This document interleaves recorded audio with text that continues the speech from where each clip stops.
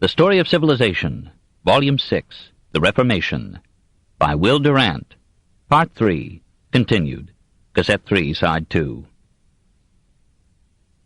Chapter 32, The Jews, 1300 to 1564. 1. The Wanderers. In his Flores Historiarum of 1228, Roger Wendover told of an Armenian archbishop who, visiting the monastery of St. Albans early in the 13th century, was asked about the story that a Jew who had talked with Christ was still alive in the Near East. The archbishop assured the monks that the story was true. His attendant added that the archbishop had dined with this immortal only a short time before leaving Armenia, that the man's name, Latin-wise, was Cartophilus, that when Jesus was leaving the tribunal of Pontius Pilate, this Cartophilus struck the Lord in the back, saying, "Go faster," and that Jesus said to him, "I go, but thou shalt tarry till I come." Other Armenians, visiting St. Albans in 1252, repeated the tale. Popular fiction expanded it, varied the name of the wanderer, and told how, every 100 years or so, he fell into a grave illness and deep coma, from which he recovered as a youth with memories still fresh of the trial, death, and resurrection of Christ. The story sank out of record for a while, but reappeared in the 16th century, and excited Europeans claimed to have seen Ahasuerus, as Der ewige Jude, or Le Juif errant, was now called, at Hamburg in 1547 and 1564, Vienna in 1599, Lübeck in 1601, Paris in 1644, Newcastle in 1790, finally in Utah in 1868. The legend of the wandering Jew was welcomed in a Europe that was losing its faith as a reassuring proof of the divinity and resurrection of Christ, and a fresh pledge of his second coming. For us, the myth is a somber symbol of a people losing its homeland in the 71st year of the Christian era, wandering for 18 centuries over 4 continents, and suffering repeated crucifixions before regaining its ancient habitation in the unstable flux of our time. The Jews of the Dispersion found least misery under the sultans in Turkey and the popes in France and Italy. Jewish minorities lived safely in Constantinople, Salonika, Asia Minor, Syria, Palestine, Arabia, Egypt, North Africa, and Moorish Spain. The Berbers gave them a reluctant toleration, yet Simon Durant led a flourishing settlement in Algeria. In Alexandria, the Jewish community, as described by Rabbi Obadiah Bertinoro in 1488, lived well, drank too much wine, sat cross-legged on carpets like the Moslems, and removed their shoes before entering the synagogue or the home of a friend. German Jews, finding refuge in Turkey, wrote back to their relatives enthusiastic descriptions of the happy conditions enjoyed there by the Jews. In Palestine, the Ottoman Pasha allowed the Jews to build a synagogue on the slope of Mount Zion. Some Western Jews made pilgrimages to Palestine, holding it good fortune to die in the Holy Land, and best of all in Jerusalem. Nevertheless, the center and zest of Jewish thought in this age were in the unforgiving West. There they were least unfortunate in enlightened Italy. In Naples they enjoyed the friendship of King Robert of Anjou. They prospered in Ancona, Ferrara, Padua, Venice, Verona, Mantua, Florence, Pisa, and other hives of the Renaissance. "Italy has many Jews," said Erasmus in 1518. "Spain hardly any Christians." Commerce and finance were respected in Italy, and the Jews who served those necessities were valued as stimulating agents in the economy. The old requirement that Jews should wear a distinguishing badge or garment was generally ignored in the peninsula. Well-to-do Jews dressed like the Italians of their class. Jewish youths attended the universities, and an increasing number of Christians studied Hebrew. Occasionally, some holy hater like St. John of Capistrano would excite his hearers to demand the full enforcement of all blue law canonical disabilities against the Jews. But though Capistrano was supported by Popes Eugenius IV and Nicholas V, the effect of his eloquence was transient in Italy. Another Franciscan friar, Bernardino of Feltre, attacked the Jews so vociferously that the civic authorities of Milan, Ferrara, and Venice ordered him to be silent or decamp.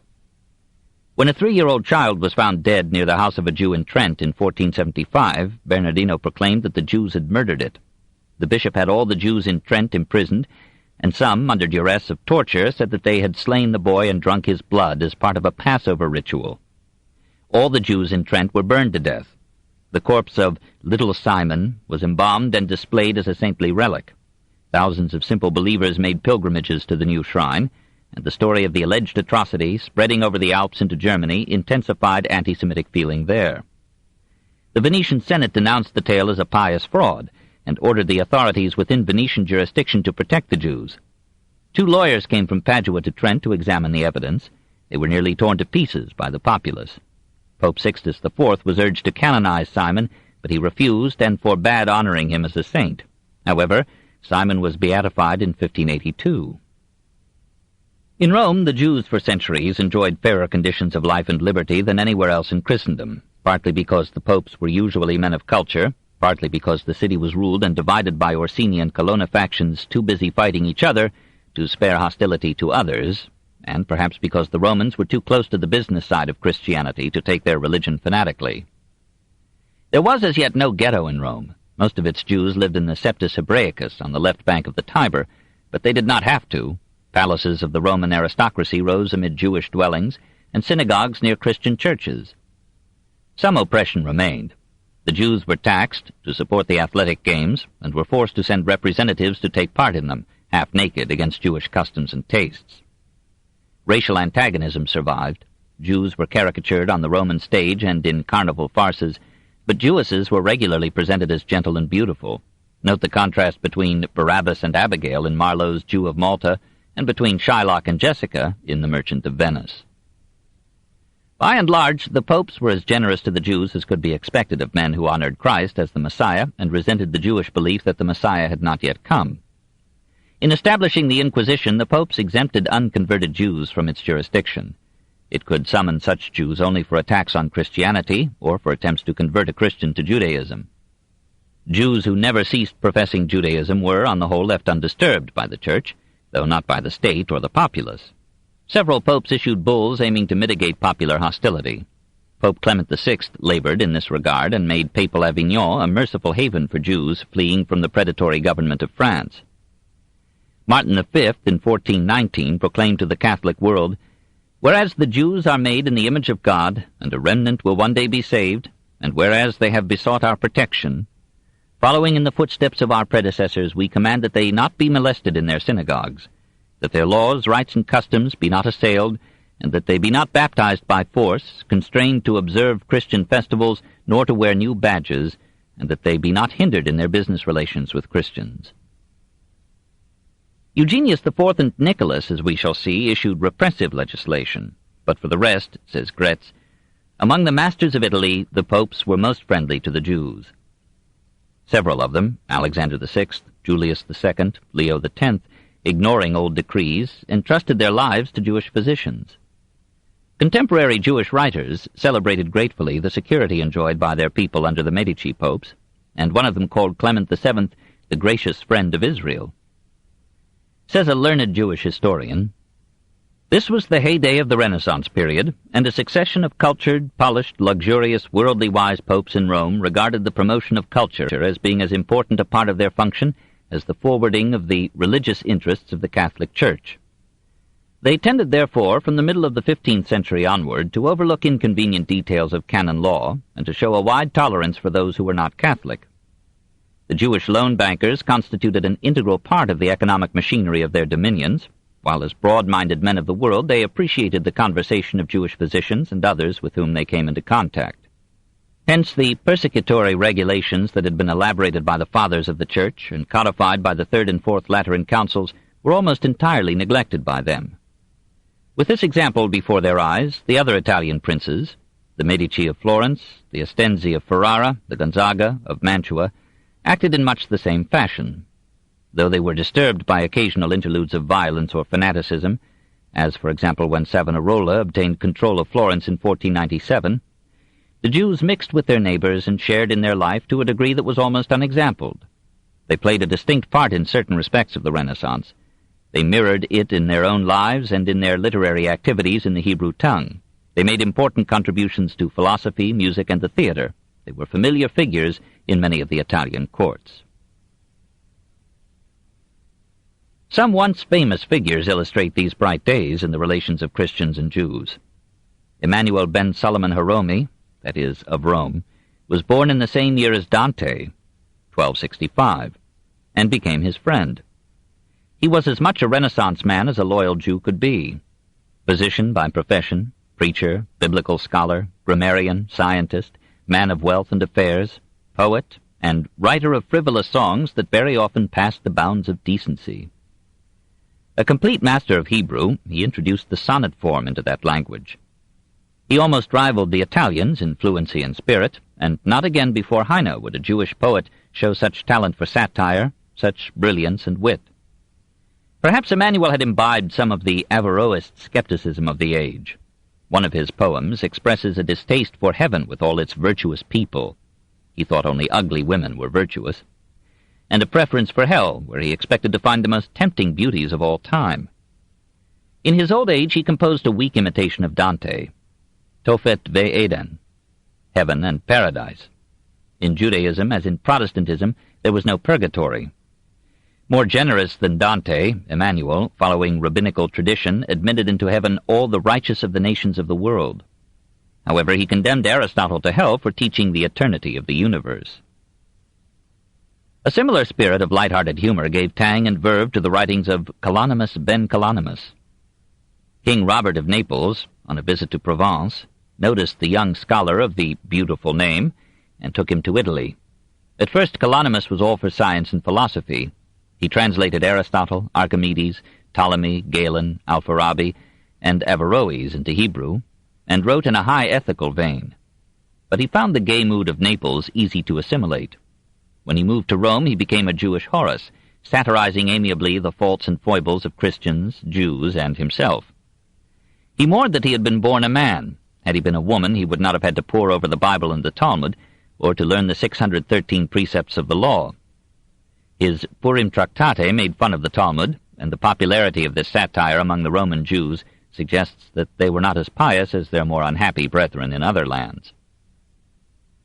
The Renaissance revived not only Greek but Hebrew studies. Cardinal Egidio di Viterbo invited Elijah Levita from Germany to Rome in 1509. For 13 years the Jewish scholar lived in the cardinal's palace as an honored guest, teaching Egidio Hebrew and receiving instruction in Greek. Through the efforts of Egidio, Reuchlin, and other Christian pupils of Jewish teachers, chairs of Hebrew were established in several Italian universities or academies. Elijah del Medico, who taught Hebrew at Padua, was so highly regarded there, despite his refusal of conversion, that when a violent controversy broke out among the Christian students over a problem in scholarship, the university authorities and the Venetian Senate appointed del Medico to arbitrate, which he did with such erudition and tact that all parties were satisfied. Pico della Mirandola invited him to teach Hebrew in Florence. There Elijah joined the humanist circle of the Medici, and we may still see him among the figures painted by Benozzo Gozzoli on the Medici palace walls. The scholar gave no encouragement to Pico's notion of finding Christian dogmas in the Kabbalah. On the contrary, he ridiculed that apocalypse as a heap of stupefying absurdities. North of the Alps, the Jews were less fortunate than in Italy. They were expelled from England in 1290, from France in 1306, from Flanders in 1370. France recalled them in 1315 on condition of giving to the king 2/3 of any money they might collect on loans made before their expulsion. When the royal profits on these operations ended, the Jews were banished again in 1321. They returned in time to be blamed for the Black Death and were again exiled in 1349. They were recalled in 1360 to lend financial aid and skill in raising sums to ransom the captured French king from England. But in 1390, an Israelite converted to Christianity mysteriously disappeared. The Jews were accused of killing him. Some tortured Jews confessed that they had advised the convert to return to Judaism. Public opinion was inflamed, and Charles VI reluctantly ordered another banishment of the harassed race. There was a substantial community of Jews in Prague. Some of them went to hear the sermons of Hus's forerunner, Milich, because he showed so much knowledge and appreciation of the Old Testament. Hus studied Hebrew, read Hebrew commentaries, and quoted Rashi and Maimonides. The Taborites, who carried Hus's reforms close to communism, called themselves the Chosen People, and gave the names Edom, Moab, and Amalek to the German provinces against which they waged war. The Hussite armies, however, were not averse to killing Jews. When they captured Prague in 1421, they gave them not the Mohammedan choice of conversion or taxation, but the simpler choice of apostasy or death. Of all the Christian states, Poland was second only to Italy in hospitality to the Jews. In 1098, 1146, and 1196, many Jews migrated from Germany to Poland to avoid death at the hands of crusaders. They were well received and prospered. By 1207, some of them owned large estates. In 1264, King Boleslav the Pious gave them a charter of civil rights. After the Black Death, more Germans moved to Poland and were welcomed by the ruling aristocracy as a progressive economic ferment in a nation still lacking a middle class. Casimir III the Great, 1333 to 1370, confirmed and extended the rights of the Polish Jews, and the Grand Duke Vitovst guaranteed these rights to the Jews of Lithuania. But in 1407, a priest told his congregation at Krakow that Jews had killed a Christian boy and had gloated over his blood. The charge provoked a massacre. Casimir IV renewed and again enlarged the liberties of the Jews in 1447. "We desire," he said, "that the Jews, whom we wish to protect in our own interest as well as in the interest of the royal exchequer, should feel comforted in our beneficent reign." The clergy denounced the king. Archbishop Olesnicki threatened him with hellfire, and John of Capistrano, coming to Poland as papal legate, delivered incendiary speeches in the marketplace of Krakow in 1453. When the king suffered defeat in war, the cry arose that he had been punished by God for favoring infidels. As he needed the support of the clergy in further war, he rescinded his charter of Jewish liberties. Pogroms occurred in 1463 and 1494. Perhaps to prevent such attacks, the Jews of Krakow were thereafter required to live in a suburb, Kazimierz.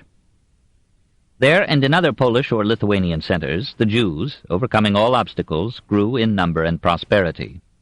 Under Sigismund I, their liberties were restored, except of residence, and they remained in favor with Sigismund II. In 1556, 3 Jews in the town of Sokachev were charged with having stabbed a consecrated host and made it bleed. They protested their innocence, but were burned at the stake by order of the Bishop of Kelm. Sigismund II denounced the accusation as a pious fraud, designed to prove to Jews and Protestants that the consecrated bread had really been changed into the body and blood of Christ. "I am shocked by this hideous villainy," said the king, "nor am I sufficiently devoid of common sense as to believe that there could be any blood in the host." But with the death of this skeptical ruler in 1572, the era of good feelings between the government and the Jews of Poland came to an end. For a time, the Jews lived peaceably in medieval Germany. They functioned actively along the great river avenues of trade, in the free cities and the ports. Even archbishops asked imperial permission to harbor Jews. By the Golden Bull of 1355, the Emperor Charles IV shared with the imperial electors the privilege of having Jews as servi camerae, servants of the chamber. That is, the electors were empowered to receive Jews into their dominions, protect them, use them, and mulct them. In Germany, as in Italy, students eager to understand the Old Testament at first hand learned Hebrew. The conflict between Reuchlin and Pfefferkorn stimulated this study, and the first complete printing of the Talmud in 1520 provided further impetus. The influence of Judaism culminated in the Reformation. Theologically, this was a reversion to the simpler creed and severer ethic of early Judaic Christianity. Protestant hostility to religious pictures and statuary was, of course, a return to the Semitic antipathy to graven images. Some Protestant sects observed Saturday as the Sabbath. The rejection of Mariolatry and the worship of saints approached the strict monotheism of the Jews, and the new ministers, accepting sex and marriage, resembled the rabbis rather than the Catholic priests.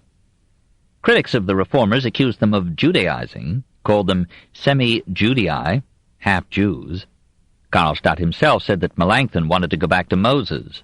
Calvin included Judaizing among the deadly sins of Servetus, and the Spaniard admitted that his Hebrew studies had influenced him in questioning the Trinitarian theology. Calvin's rule in Geneva recalled the dominance of the priesthood in ancient Israel. Zwingli was denounced as a Judaizer because he studied Hebrew with Jews and based many of his sermons and commentaries on the Hebrew text of the Old Testament. He confessed himself enchanted by the Hebrew language. "I found the holy tongue beyond all belief cultivated, graceful, and dignified. Although it is poor in the number of words, yet its lack is not felt because it makes use of its store in so manifold a fashion. Indeed, I may dare to say that if one conceives its dignity and grace, No other language expresses so much with so few words and so powerful expressions. No language is so rich in many-sided and meaningful modes of imagery. No language so delights and quickens the human heart. Luther was not so enthusiastic. "How I hate people," he complained, "who lug in so many languages as Zwingli does. He spoke Greek and Hebrew in the pulpit at Marburg." In the irritability of his senility, Luther attacked the Jews as if he had never learned anything from them. No man is a hero to his debtor. In a pamphlet concerning the Jews and their lies of 1542, he discharged a volley of arguments against the Jews, that they had refused to accept Christ as God, that their age-long sufferings proved God's hatred of them, that they were intruders in Christian lands, that they were insolent in their usurious prosperity, that the Talmud sanctioned the deception, robbery, and killing of Christians, that they poisoned springs and wells, and murdered Christian children to use their blood in Jewish rituals. We have seen, in studying his aging character, how he advised the Germans to burn down the homes of Jews, to close their synagogues and schools, to confiscate their wealth, to conscript their men and women to forced labor, and to give all Jews a choice between Christianity and having their tongues torn out. In a sermon delivered shortly before his death, he added that Jewish physicians were deliberately poisoning Christians. These utterances helped to make Protestantism, so indebted to Judaism, more anti-Semitic than official Catholicism, though not more so than the Catholic populace. They influenced the electors of Saxony and Brandenburg to expel the Jews from those territories. They set the tone in Germany for centuries and prepared its people for genocidal holocausts. 2. On the rack. Why did Christians and Jews hate each other? Doubtless a pervasive and continuing reason was a vital conflict in religious creeds. The Jews were a perennial challenge to the fundamental tenets of Christianity. This religious hostility led to a racial segregation, at first voluntary, later compulsory, issuing in the establishment of the first ghetto in 1516. The segregation accentuated differences of dress, ways, features, worship, and speech. These differences encouraged mutual distrust and fear. This fear generated hate. The Jews turned into a glory their usual exclusion from marriage with Christians. Their pride of race boasted of descent from kings who had ruled Israel 1,000 years before Christ. They scorned the Christians as superstitious polytheists, a little slow of mind, mouthing gentle hypocrisies amid merciless brutalities, worshipping a prince of peace and repeatedly waging fratricidal wars. The Christians scorned the Jews as outlandish and unprepossessing infidels. Thomas More told of a pious lady who was shocked to learn that the Virgin was a Jewess, and who confessed that thereafter she would be unable to love the Mother of God as fervently as before. The theory of the Eucharist became a tragedy for the Jews. Christians were required to believe that the priest transformed the wafer of unleavened bread into the body and blood of Christ. Some Christians, like the Lollards, doubted it. Stories of consecrated wafers bleeding at the prick of a knife or a pin could strengthen belief, and who would do so horrible a deed but a Jew?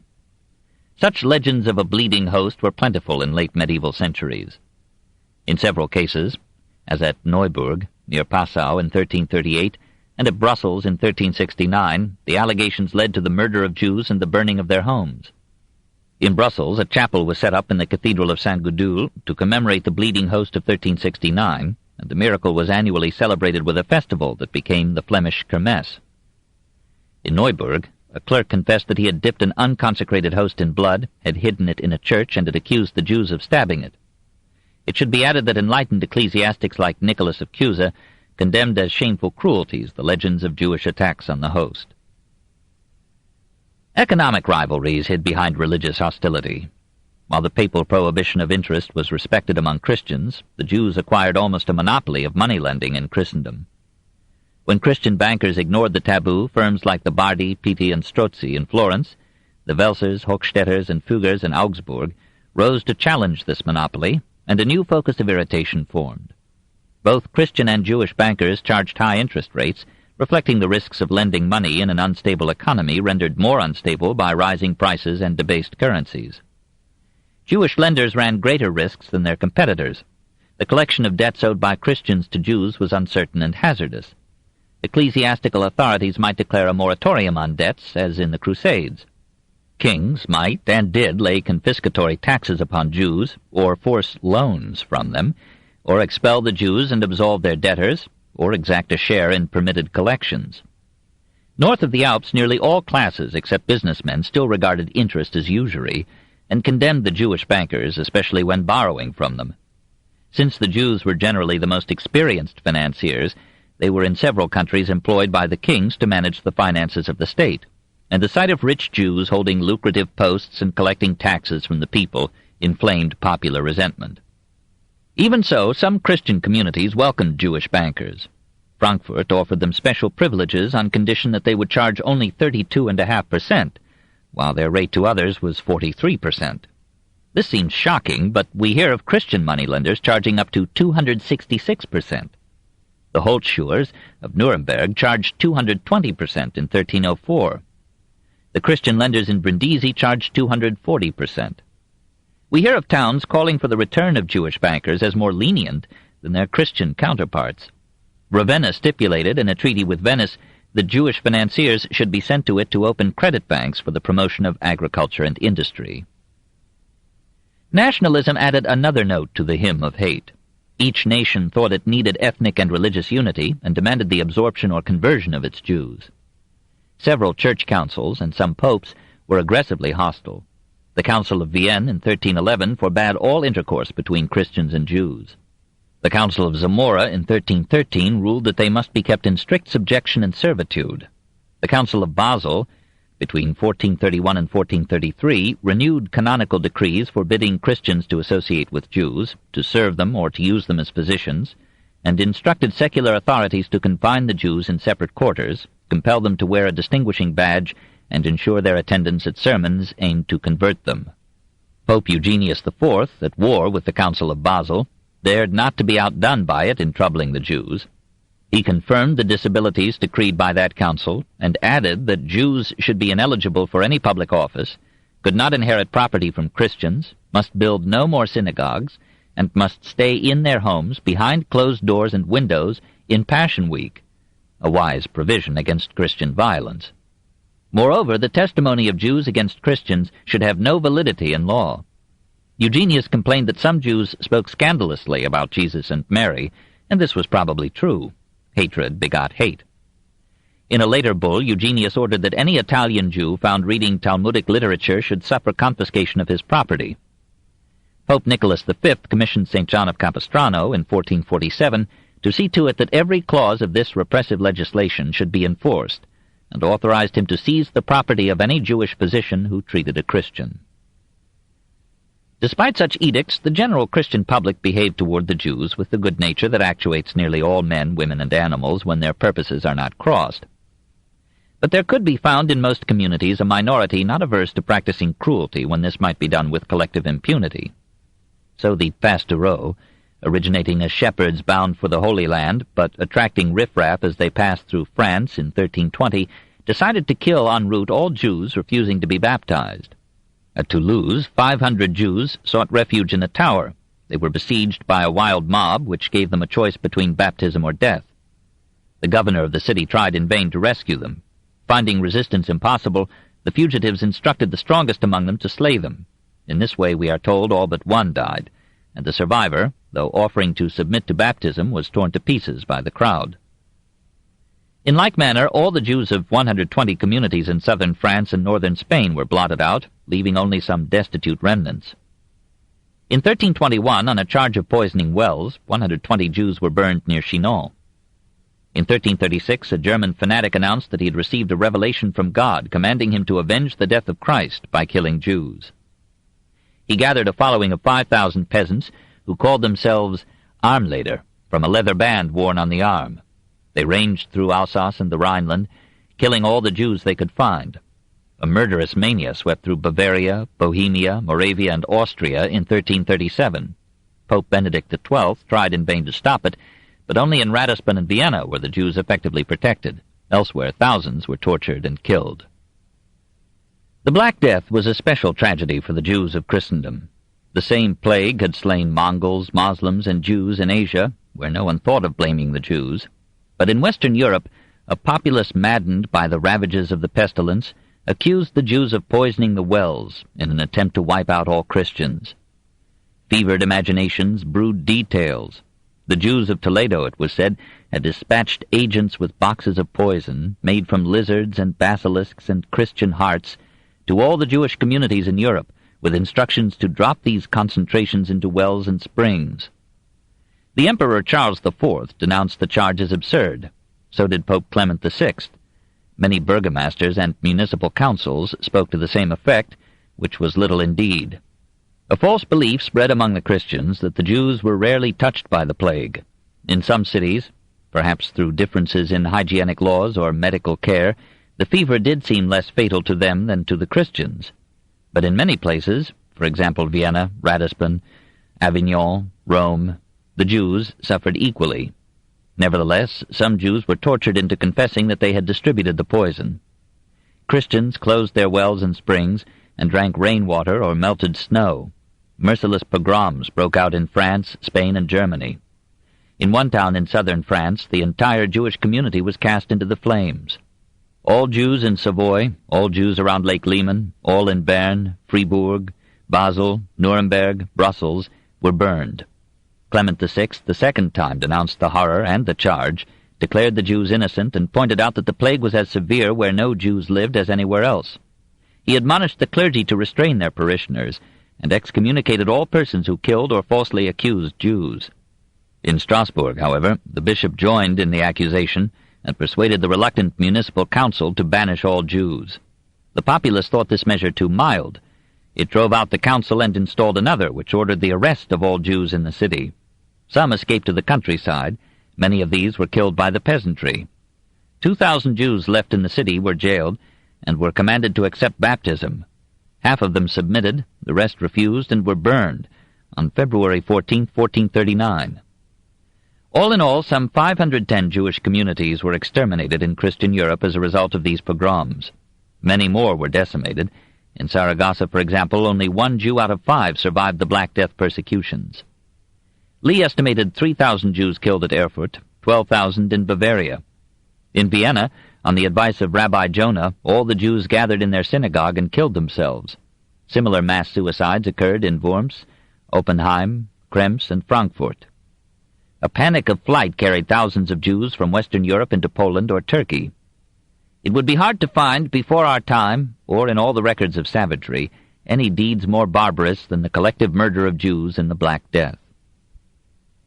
Slowly, the surviving Jews of Germany crept back to the cities that had despoiled them and rebuilt their synagogues. But they were all the more hated for having been wronged.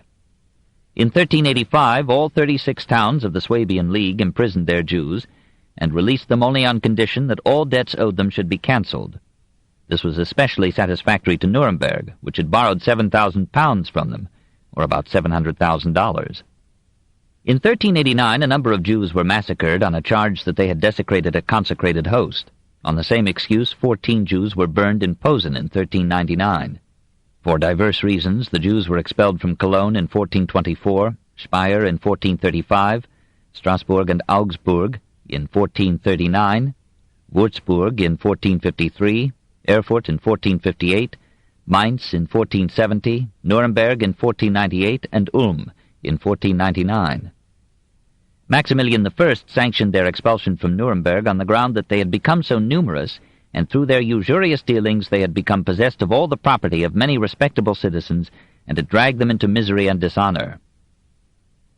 In 1446, all Jews in the Mark of Brandenburg were imprisoned, and their goods were confiscated on charges which Bishop Stephen of Brandenburg scored as a cover for greed. Those princes have acted iniquitously who, prompted by inordinate avarice and without just cause, have seized on certain Jews and thrown them into prison, and refused to make restitution of that of which they robbed them. In 1451, Cardinal Nicholas of Cusa, one of the most enlightened men of the 15th century, enforced the wearing of badges by the Jews under his jurisdiction. 2 years later, John of Capistrano began his missions as legate of Pope Nicholas V in Germany, Bohemia, Moravia, Silesia, and Poland. His powerful sermons accused the Jews of killing children and desecrating the host, charges which popes had branded as murderous superstitions. Urged on by this scourge of the Jews, the Dukes of Bavaria drove all Hebrews from their duchy. Bishop Godfrey of Würzburg, who had given them full privileges in Franconia, now banished them, and in town after town Jews were arrested, and debts due them were annulled. At Breslau, several Jews were jailed on Capistrano's demand. He himself supervised the tortures that wrung from some of them whatever he bade them confess. On the basis of these confessions, 40 Jews were burned at the stake on June 2, 1453. The remaining Jews were banished, but their children were taken from them and baptized by force. Capistrano was canonized in 1690. The tribulations of the Jews in Ratisbon illustrate the age. A converted Jew, Hans Vogel, alleged that Israel Bruna, a 75-year-old rabbi, had bought from him a Christian child and had killed it to use its blood in a Jewish ritual. The populace believed the accusation and cried out for the death penalty. The city council, to save the old man from the crowd, imprisoned him. Emperor Frederick III ordered him released. The council dared not obey, but it arrested Vogel, told him that he must die, and invited him to confess his sins. He admitted that Bruna was innocent, and the rabbi was freed. But news came to Ratisbon that Jews under torture had confessed to killing a child in Trent. Belief in Vogel's charge rose again. The council ordered the arrest of all Ratisbon Jews and the confiscation of all their goods. Frederick intervened and laid a fine of 8,000 guilders on the city. The council agreed to free the Jews if they would pay this fine and an additional 10,000 guilders, or $250,000, as bail. They answered that 18,000 guilders were more than all the property still left them. They could not possibly raise such a sum. They were kept in jail for 2 years more, and were then released on taking oath not to leave Ratisbon and not to seek revenge. The clergy, however, agitated for their expulsion and threatened with excommunication any tradesman who sold goods to Jews. By 1500 only 24 families remained, and in 1519 these were expelled. Their expulsion from Spain has been described above as vital to the history of that country. In Portugal, their crucifixion was renewed when Clement VII, at the urging of Charles V, allowed Portuguese prelates to establish the Inquisition in 1531 for the purpose of enforcing the practice of Christianity upon the Novos Cristãos, mostly Jews who had been baptized against their will. The severe code of Torquemada was adopted. Spies were set to watch the converts for any relapse into Jewish religious observances, and thousands of Jews were imprisoned. Emigration of Jews was prohibited, for their economic functions were still necessary in the Portuguese economy. To prevent flight, Christians were forbidden to buy property from Jews, and hundreds of Jews were sent to the stake for attempting to leave the country. Shocked by these procedures, and perhaps swayed by Jewish gifts, Clement abrogated the powers of the Portuguese Inquisition and ordered the release of its prisoners and the restoration of confiscated goods. His bull of October 7, 1532, laid down humane principles for dealing with the converts.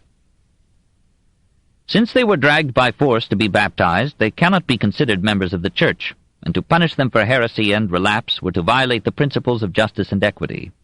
With sons and daughters of the first Marranos, the case is different.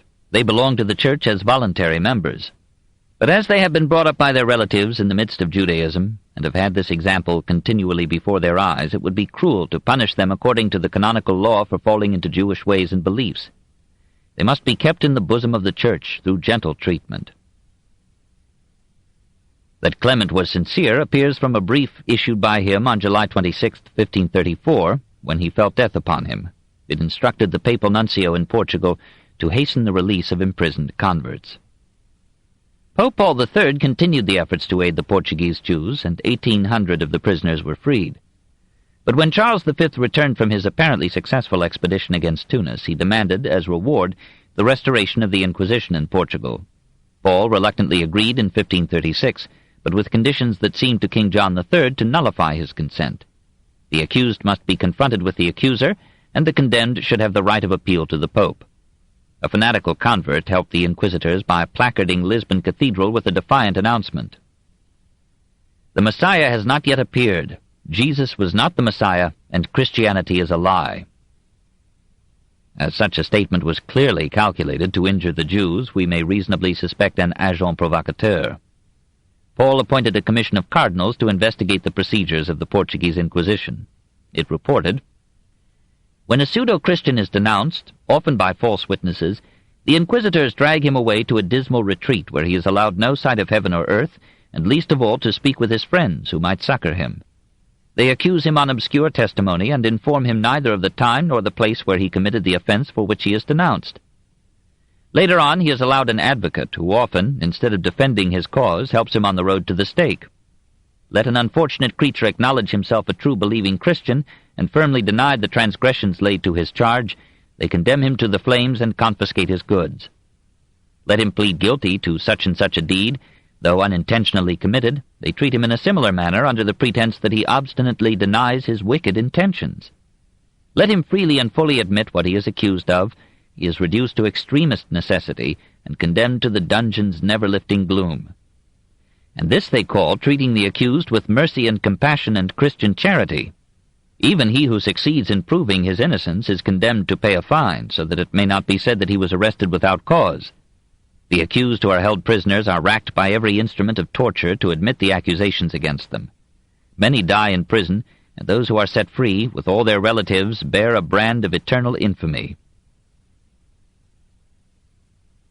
Though harassed by political developments and the danger of losing Spain and Portugal as Leo had lost Germany and Clement England, Paul did all that he could to mitigate the Inquisition.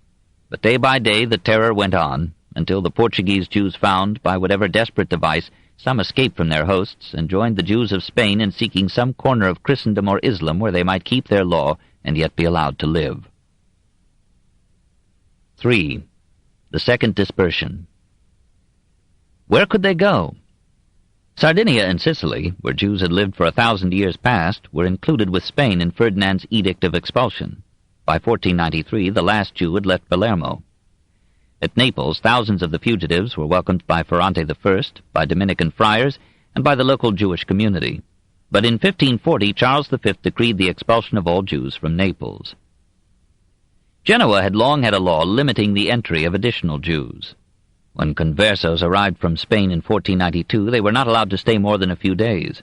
A Genoese historian described them as cadaverous, emaciated spectres with sunken eyes, differing from the dead only in retaining the power to move. Many died of starvation. Women bore dead infants. Some parents sold their children to pay for transport from Genoa. A small number of the exiles were received into Ferrara, but were required to wear a yellow badge, perhaps as a precaution against the spread of disease. Venice had long been a haven for the Jews. Efforts had been made to expel them in 1395 and 1487, but the Senate had protected them as important contributors to commerce and finance. A considerable part of the Venetian export trade was carried on by Jews, and they were active in the import of wool and silk from Spain, spices and pearls from India. For a long time they had, of their own choice, occupied the quarter named after them, the Giudecca. In 1516, after consultation with leading Jews, the Senate ordained that all Jews, except a few specially licensed, should live in a section of the city known as the ghetto, apparently from a foundry, or ghetto, existing there. The Senate ordered all Marranos or converted Jews to leave Venice.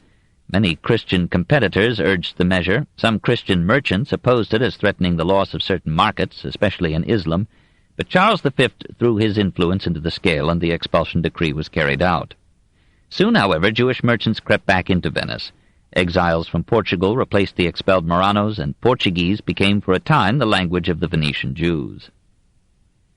Many Iberian exiles were kindly received into Rome by Pope Alexander VI and prospered under Julius II, Leo X, Clement VII, and Paul III. This book is continued on Cassette 4, Side 1.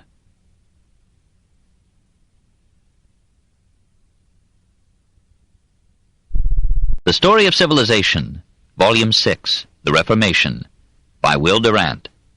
Part 3, continued, Cassette 4, Side 1. Many Iberian exiles were kindly received into Rome by Pope Alexander VI and prospered under Julius II, Leo X, Clement VII, and Paul III. Clement allowed Marranos to practice Judaism freely, holding that they were not obligated by any compulsory baptism. In Ancona, the Adriatic port of the Papal States, where the Jews were a vital element in international trade, Clement established a haven for professing Jews and guaranteed them against molestation. As to Paul III, no pope, said Cardinal Sadoleto, has ever bestowed upon Christians so many honors, such privileges and concessions as Paul has given to the Jews. They are not only assisted, but positively armed with benefits and prerogatives. A bishop complained that Marranos entering Italy soon returned to the practice of Judaism, circumcising their baptized children almost under the eye of the Pope and the populace. Under pressure of such criticism, Paul re-established the Inquisition in Rome in 1542, but he took the part of the Marranos throughout his life. His successors, caught in a reaction against the easy ways of the Renaissance, turned to a policy of making life uncomfortable for the Jews. Old canonical decrees were again enforced. Paul IV, 1555 to 1559, required every synagogue in the Papal States to contribute 10 ducats, or about $250, toward the maintenance of a house of catechumens, where Jews were to be instructed in the Christian faith. He forbade the Jews to employ Christian servants or nurses, to take Christians as medical patients, to sell Christians anything but old clothes, or to have any avoidable intercourse with Christians. They were not to use any but the Christian calendar. All synagogues in Rome were destroyed but one. No Jew might own realty. Those who had any were to sell it within 6 months. By this plan, Christians were enabled to buy 500,000 crowns, or about $12.5 million worth of Jewish property for a fifth of the actual value. All Jews remaining in Rome were now, by 1555, confined to a ghetto, where 10,000 persons had to live within a square kilometer. Several families occupied one room, and the low level of the quarter subjected it to the periodical overflow of the Tiber, making the region a plague-stricken swamp. The ghetto was surrounded by grim walls, whose gates were shut at midnight and opened at dawn, except on Sundays and Christian holy days, when they were closed all day. Outside the ghetto, the Jews were compelled to wear a distinctive garb, the men a yellow hat, the women a yellow veil or badge. Similar ghettos were established in Florence and Siena, and by papal edict in Ancona and Bologna, where it was called Inferno. Paul IV issued a secret order that all Marranos in Ancona should be cast into Inquisition prisons and their goods confiscated. 24 men and 1 woman were there burned alive as relapsed heretics in 1556, and 27 Jews were sent to the galleys for life. It was, for the Jews of Italy, a ghastly twilight to a golden age. A handful of Jewish refugees slipped into France and England, despite the excluding laws. Nearly all Germany was closed to them. Many went to Antwerp, but only a few were allowed to stay more than a month. Diogo Mendes, a Portuguese Marrano, established at Antwerp a branch of the bank that his family had founded in Lisbon. By 1532 he was so successful that the Antwerp council arrested him and 15 others on a charge of practicing Judaism. Henry VIII, who employed Mendes as a financial agent, intervened, and the 16 were released on payment of a heavy fine, the final cause of many such arrests. Other Jews passed on to Amsterdam, where they would prosper after the liberation of Holland from Spain in 1589. Those fugitives who sought asylum in regions of Islam not directly controlled by the Turkish Sultan fared little better than in Christendom. Jews trying to land at Oran, Algiers, and Buja were shot at by Moors, and several were killed.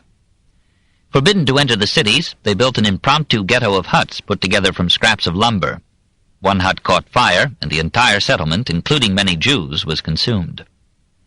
Those who went to Fez found the gates closed against them. They squatted in the fields and lived on herbs and roots. Mothers killed their infants rather than let them die of starvation. Parents sold their children for a little bread. Pestilence carried off hundreds of children and adults. Pirates raided the camp and stole children to sell them as slaves. Murderers ripped open the bodies of Jews to find jewels they were believed to have swallowed. After all these sufferings, the survivors, with incredible courage and under endless disabilities, developed new Jewish communities in Moorish North Africa.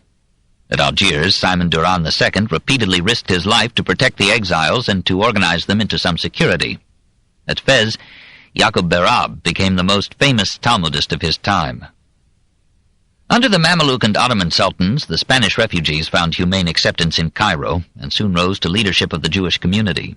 Selim I abolished the old office of Nagid, or prince, by which one rabbi had appointed all rabbis and had controlled all Jewish affairs, in Egypt. Thereafter, each Jewish community was to choose its own rabbi and manage its own internal concerns. The new rabbi of Cairo, David ibn Abi Zimra, a Spanish immigrant, ended the Seleucid method of chronology which the Jews of Asia and Africa were using, and persuaded them to adopt, as the Jews of Europe had done in the 11th century, a calendar that reckoned by the year since creation, Anno Mundi, tentatively fixed as 3761 BC.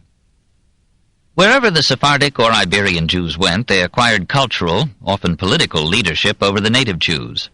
In Salonika they became, and remained till 1918, a numerical majority of the population, so that non-Spanish Jews who came to live there had to learn Spanish. Under this Jewish hegemony, Salonika was for a time the most flourishing commercial center in the eastern Mediterranean. Sultan Bajazet II welcomed Jewish exiles to Turkey, for they brought with them precisely those skills in handicrafts, trade, and medicine which were least developed among the Turks. Said Bajazet of Ferdinand the Catholic, "You call Ferdinand a wise king, who has made his country poor and enriched ours?" Like all non-Muslims in Islam, the Jews were subject to a poll or head tax, but this exempted them from military service. Most of the Turkish Jews remained poor, but many rose to wealth and influence. Soon nearly all physicians in Constantinople were Jews. Suleiman so favored his Jewish physician that he freed him and his family from all taxation. Jews rose to such prominence as diplomats under Suleiman that Christian ambassadors had to court these Jews as an approach to the Sultan. Suleiman was shocked by the oppression of the Ancona Jews under Paul IV and remonstrated against it to the Pope on March 9, 1556. He demanded the release of such Ancona Jews as were subjects of Turkey, and they were freed. Garcia Mendesia, of the Mendes banking family, after practicing philanthropy and suffering insult and injury in Antwerp, Ferrara, and Venice, finally found peace in Istanbul. The Holy Land, under Turkish rule, received again the people that had first made it holy. As Jerusalem was sacred to Christians and Muslims as well as to Jews, only a limited number of Hebrews was allowed to live there.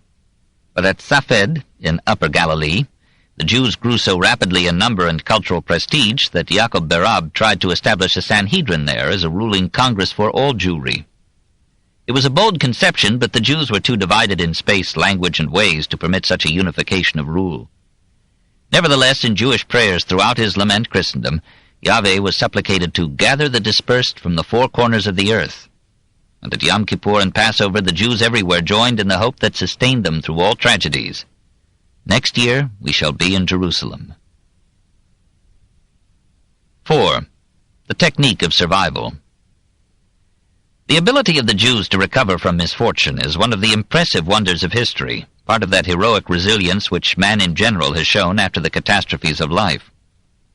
Segregation was not the worst indignity. They were happier and safer with one another than amid the hostile crowd. Poverty they could bear, since they had known it for centuries, and it was not their prerogative. Indeed, they were more likely to be proud of their occasional wealth and conscious of their immemorial indigence. The unkindest cut of all, however motived, was the badge or distinguishing garment that marked them off as the despised and rejected of men. The great historian of the Jews writes bitterly, "The Jew badge was an invitation to the gamin to insult the wearers and to bespatter them with mud. It was a suggestion to stupid mobs to fall upon them, to maltreat them, and even to kill them. And it afforded the higher class an opportunity to ostracize the Jews, to plunder them, or to exile them. Worse than this outward dishonor was the influence of the badge on the Jews themselves. They became more and more accustomed to their ignominious position, and lost all feeling of self-respect. They neglected their outward appearance.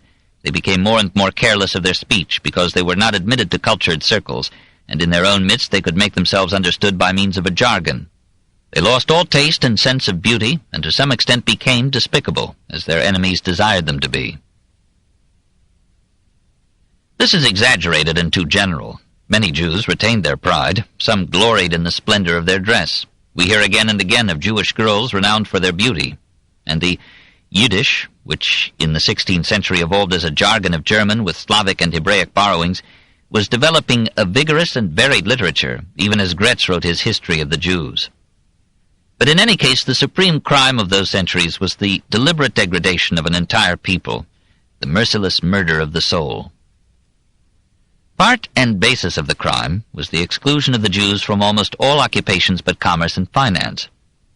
For reasons already summarized, and because a tithe of agricultural produce was demanded by the Church, Jews more and more withdrew from cultivation of the soil, and finally they were forbidden to own land.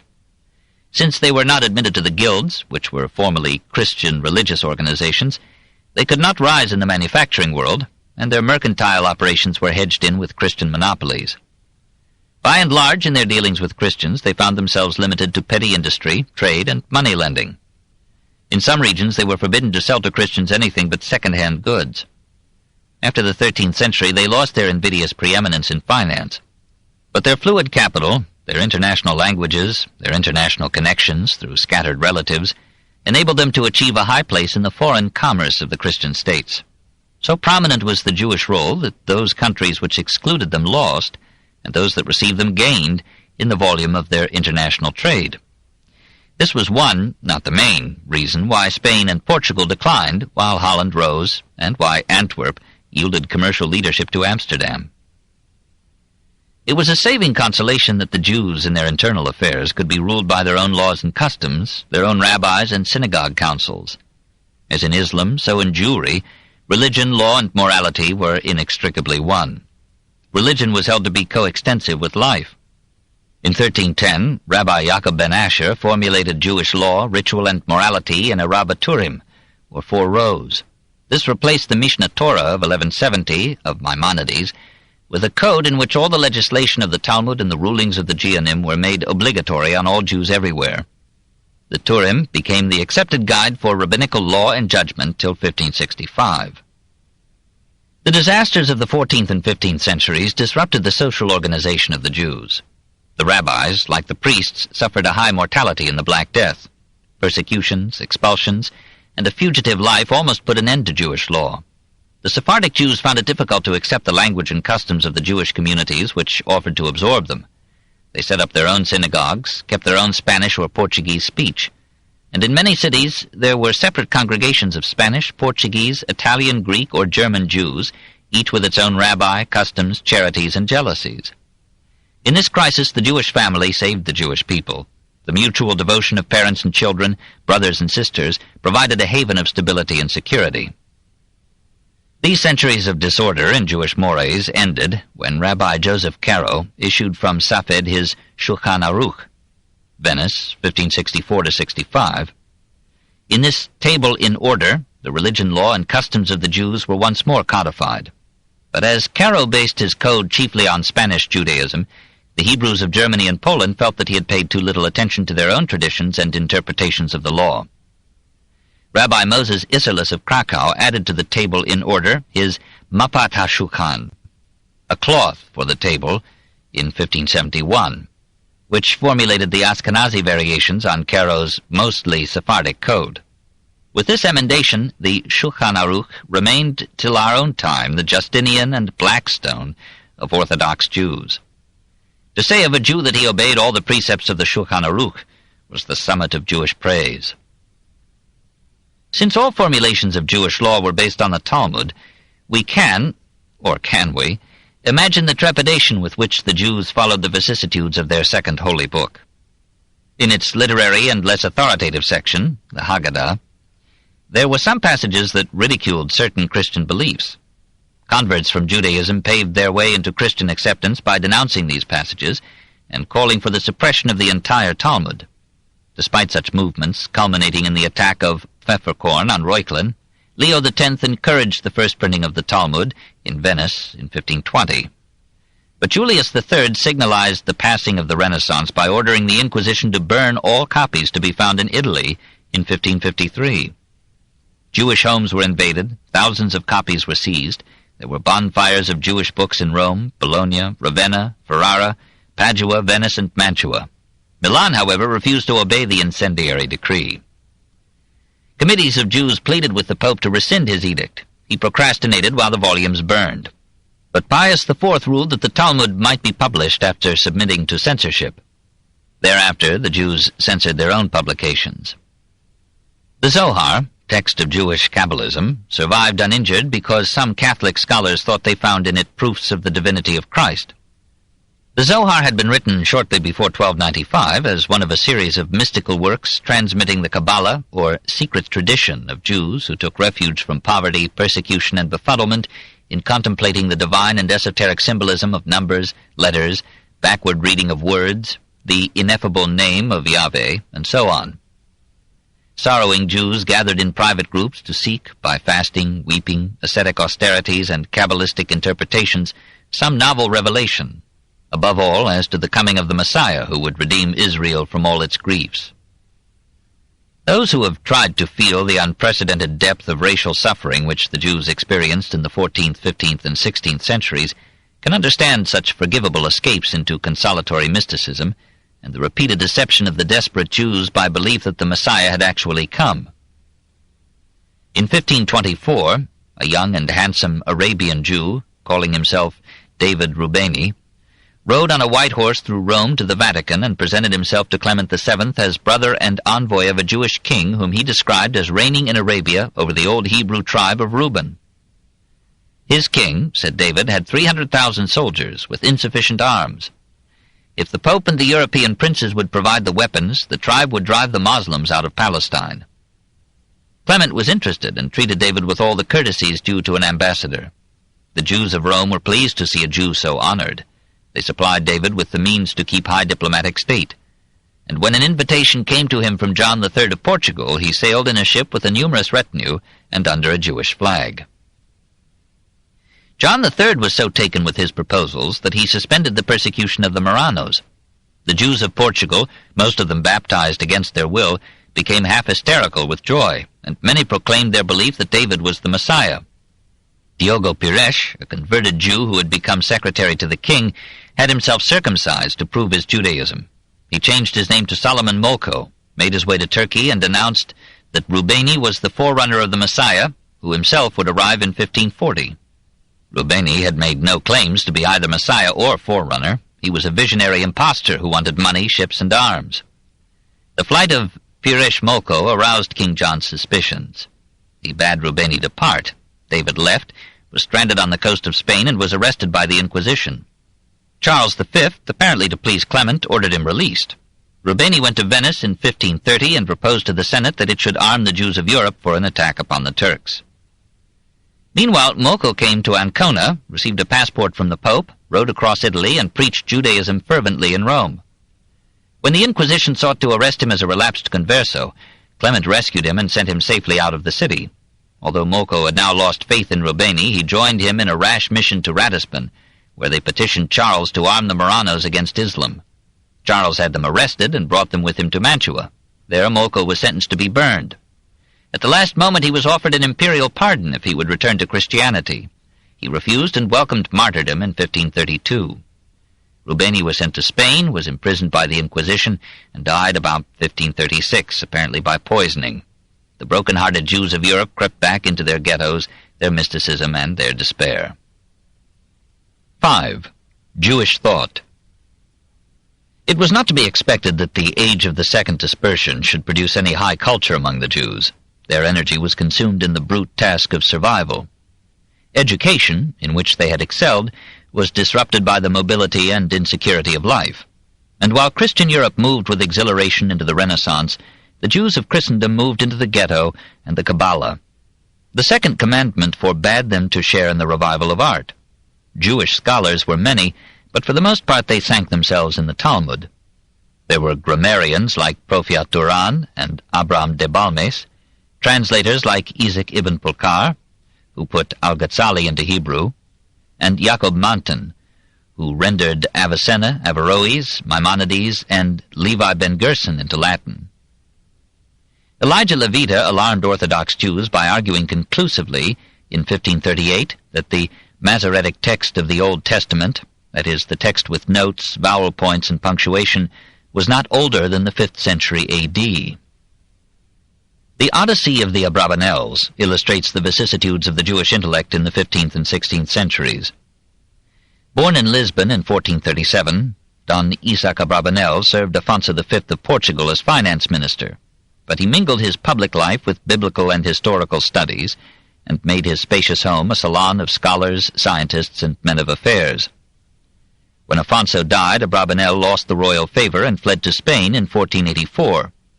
He was absorbed in writing commentaries on the historical books of the Bible when Ferdinand the Catholic called him to office, and for 8 years Isaac shared in managing the finances of Castile. He labored to avert the disaster that befell the Jews in 1492. Failing, he joined them in their melancholy exodus. At Naples he was employed by the government, but the French invaders of 1495 sacked his home, destroyed his choice library, and forced him to flee to Corfu.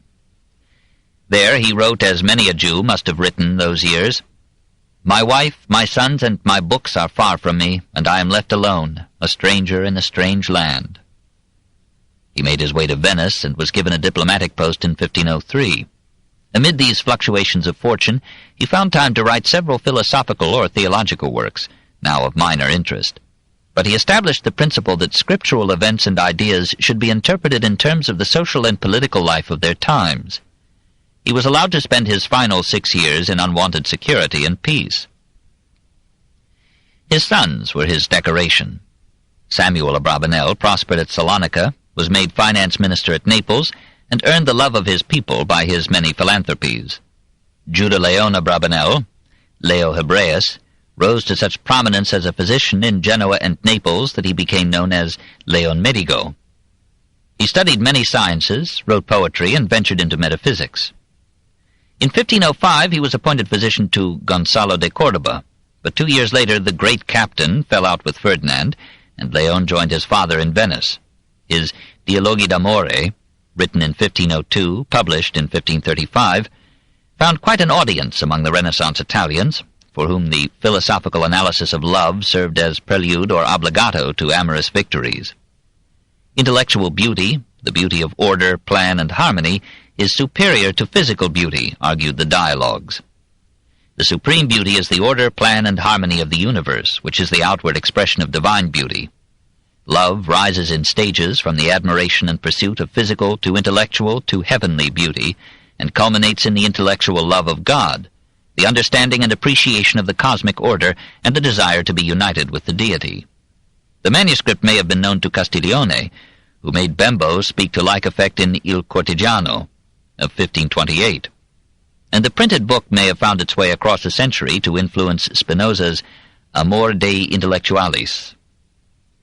To this ethereal amour, the dispersed Portuguese Jews preferred Usque's impassioned prose poem in Portuguese, Consolation for the Sorrows of Israel, Ferrara, 1553. It pictured the alternate triumphs and disasters of the Jewish nation and comforted the Jews with the assurance that they were still God's chosen people. They had been punished by God for their sins, but they were being purified by their sufferings, and no deviltry of man could cheat them of their divine destiny to happiness and glory. Jewish contributions to science inevitably slackened in this prolonged vivisection of a people. Not only did insecurity, poverty, and instability impede scientific pursuits, but one of the most respected and influential of the rabbis, Solomon ben Abraham ben Adret of Barcelona, at the very beginning of this period, in 1305, had forbidden, under penalty of excommunication, the teaching of science or philosophy to any Jew under the age of 25, on the ground that such instruction might damage religious faith. Nevertheless, Isaac Israeli the Younger of Toledo summarized the astronomy of his time in 1320 and clarified the Jewish calendar and chronology. Emmanuel Bonfils of Tarascon drew up valuable astronomical tables and anticipated exponential and decimal calculus. Abraham Crescas of Majorca, master of maps and compasses to the government of Aragon, made a Mappa Mundi in 1377, which was so widely recognized as the best world map yet made that Aragon sent it as a distinguished gift to Charles VI of France, where it is now a prized possession of the Bibliothèque Nationale. Abraham's son, Yehuda Crescas, was the first director of Henry the Navigator's nautical observatory at Sagres, and helped to chart his explorations. Pedro Nunes's Treatise on the Sphere, from 1537, opened the way for Mercator and all modern cartography, and Garcia Dorta's Colloquios dos Simples e Drogas Medicines of 1563 marked an epoch in botany and founded tropical medicine. Abraham Zacuto was the one major figure in the Jewish science of the 15th century. While teaching at Salamanca from 1473 to 1478, he compiled his Almanac Perpetuum, whose astronomical tables were used as navigational guides on the voyages of Vasco da Gama, Cabral, Albuquerque, and, after 1496, Columbus. Zacuto was among the refugees from Spain in 1492. He found temporary asylum in Portugal. He was consulted by the court in preparing da Gama's expedition to India, and the ships were equipped with his improved astrolabe. But in 1497 persecution drove him from Portugal too. For years he wandered in poverty until he settled in Tunis, and there, in his old age, he comforted himself by writing a history of his people. His pupil, Joseph Vecino, physician to John II of Portugal, was sent to chart latitudes and solar declinations along the Guinea coast, and the charts so prepared proved invaluable to da Gama. Vicino was one of the commission to which John II referred Columbus's proposals for seeking a western route to the Indies in 1484, and shared in the negative decision. Jewish physicians were still the most sought for in Europe. Harassed with religious condemnations and official restrictions, and risking their lives in treating prominent Christians, they were nevertheless the favorites of popes and kings. Their contributions to medical science were not now brilliant, except for Dorta's to tropical medicine, but Amatus Lusitanus exemplified the finest traditions of his profession and his people. Driven by the Inquisition from the Portugal whose Latin name he had taken, he lived passingly in Antwerp, Ferrara, and Rome, and settled in Ancona, circa 1549, whence he was often called to treat that same Pope Julius III who labored to destroy the Talmud. To the end of his life he was able to take oath that he had never concerned himself with compensation, had never accepted valuable presents, had served the poor without fee, had made no distinction in his practice among Christian, Jew, and Turk, and had allowed no difficulties of time or distance to interfere with devotion to his calling. His Curiationum Medicinalium Centurii Septem of 1563 gave clinical records of 700 cases that he had treated. These centuries were studied and treasured by physicians throughout Europe. The King of Poland invited Amatus to be his personal physician. Lusitanus preferred to remain in Ancona, but in 1556 he was compelled to resume his wandering when Paul IV demanded the conversion or imprisonment of all Marranos in Italy. Benadret's moratorium on science and philosophy had less effect on philosophy than on science, and less in France than in Spain. The influence of Maimonides was still strong among the Jews who managed to survive in southern France. Joseph Caspi dared to write treatises on logic and ethics for the guidance of his son, and defended the liberal philosophical tradition that had received its classical exposition in Maimonides's More Nebuchum. This approach produced a major Jewish thinker in Levi ben Gerson, known to the Christian world as Gersonides. Like most Jewish philosophers, he earned his bread by practicing medicine, and realized Hippocrates' ideal of the physician-philosopher. Born at Bagnols in 1288 in a family of scholars, he lived nearly all his life in Orange, Perpignan, and Avignon, where he worked in peace under the protection of the popes. There was hardly a science that he did not deal with, hardly a problem in philosophy that he left untouched. He was a learned Talmudist. He contributed to the mathematics of music. He wrote poetry. In mathematics and astronomy he was among the lights of the age. He anticipated in 1321 the method later formulated by Morolico in 1575 and Pascal in 1654 of finding the number of simple permutations of n objects by mathematical induction. His treatise on trigonometry paved the way for Regiomontanus, and was so widely esteemed that Pope Clement VI commissioned its translation into Latin as De Sinibus Cordis et Arcubus in 1342. He invented, or materially improved, the cross-staff for measuring the altitude of stars. This remained for 2 centuries a precious boon to navigation. He made his own astronomic observations and ably criticized the Ptolemaic system. He discussed but rejected the heliocentric hypothesis in a manner suggesting that there were quite a few adherents of it in his time. He perfected the camera obscura and used it with the cross-staff to determine more accurately the variations in the apparent diameter of the sun and moon. As Ben Gerson's science stemmed from the Arabic mathematicians and astronomers, so his philosophy was based on a critical study of the commentaries in which Averroes had expounded Aristotle. During the years 1319 to 1321, Levi composed commentaries on these commentaries, covering Aristotle's treatises on logic, physics, astronomy, meteorology, botany, zoology, psychology, and metaphysics. And to these studies he added, of course, repeated readings of Maimonides.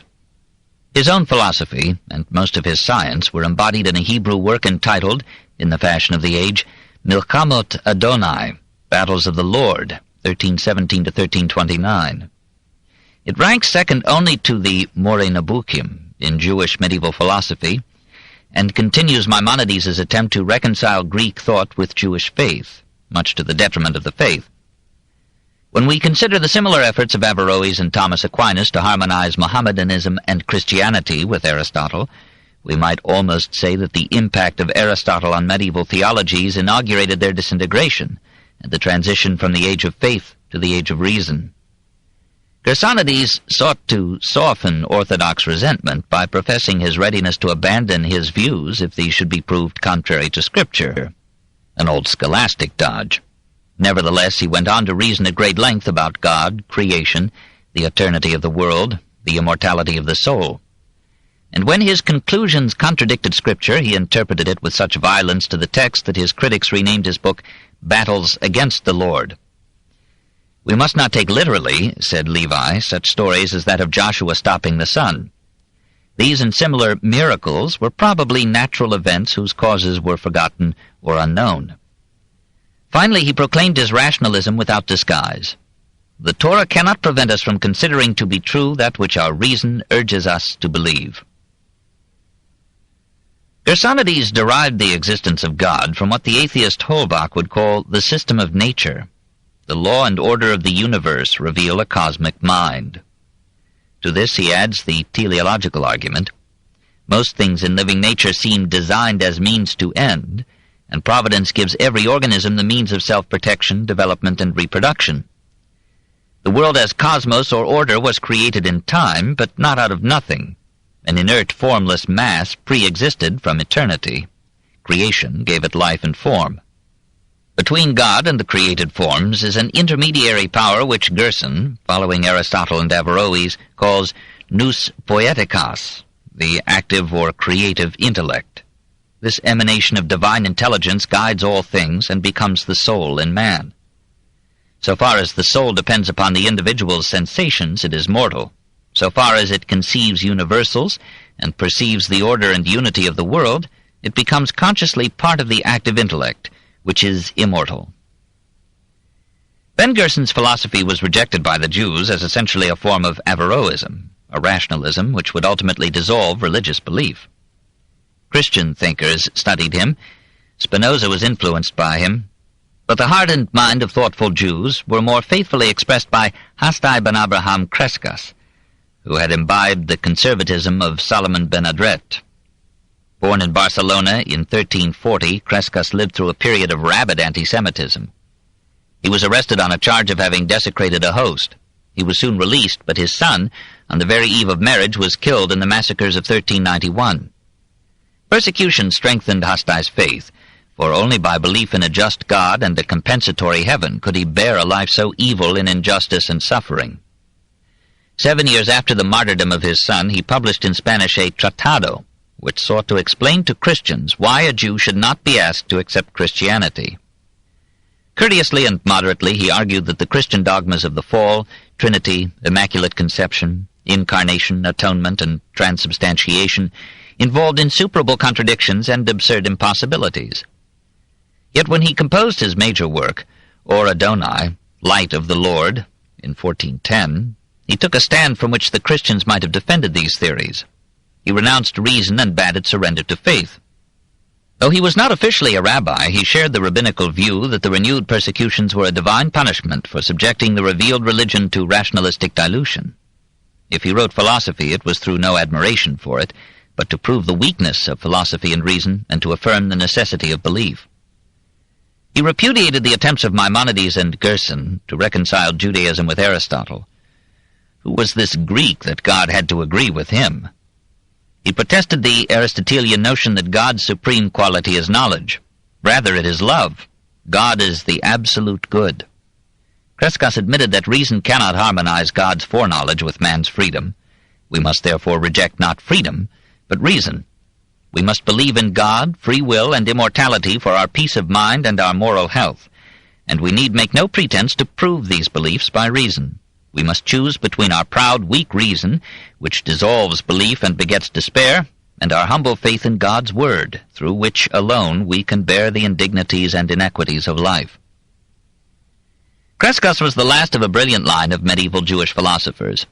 He was not at once appreciated by his people, for his pupil Joseph Albo caught the philosophical audience with his more readable Ikarim, or fundamental principles. This combined Maimonides and Crescas in an eclectic system more consonant than either with Orthodox Judaism, which was not prepared to admit the irrationality of faith. After Albo's death in 1444, the Jews retired from philosophy, almost from history till Spinoza. Massacres, dislocations, destitution, and restrictions of residence and occupation had broken their spirit, and had diminished their number to the lowest level since the fall of Jerusalem in 70 A.D. The despised and rejected of men found refuge in the sorrowing chants and comforting fellowship of the synagogue, in hopes of divine forgiveness, earthly justification, and celestial bliss.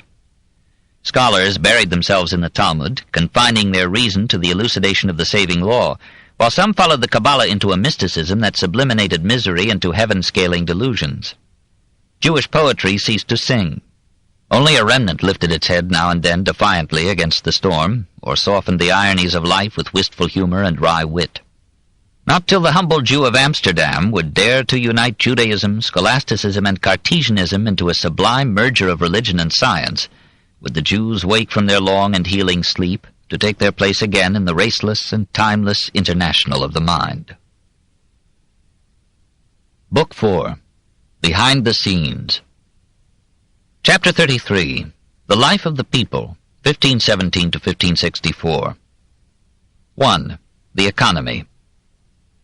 In one sense, the drama of religious, political, and martial conflict that filled the front of the 16th century was superficial, for it proceeded only by permission of a deeper drama, played behind the historic scenes or beneath the pompous stage. Man's daily and perpetual battle with the soil, the elements, poverty, and death.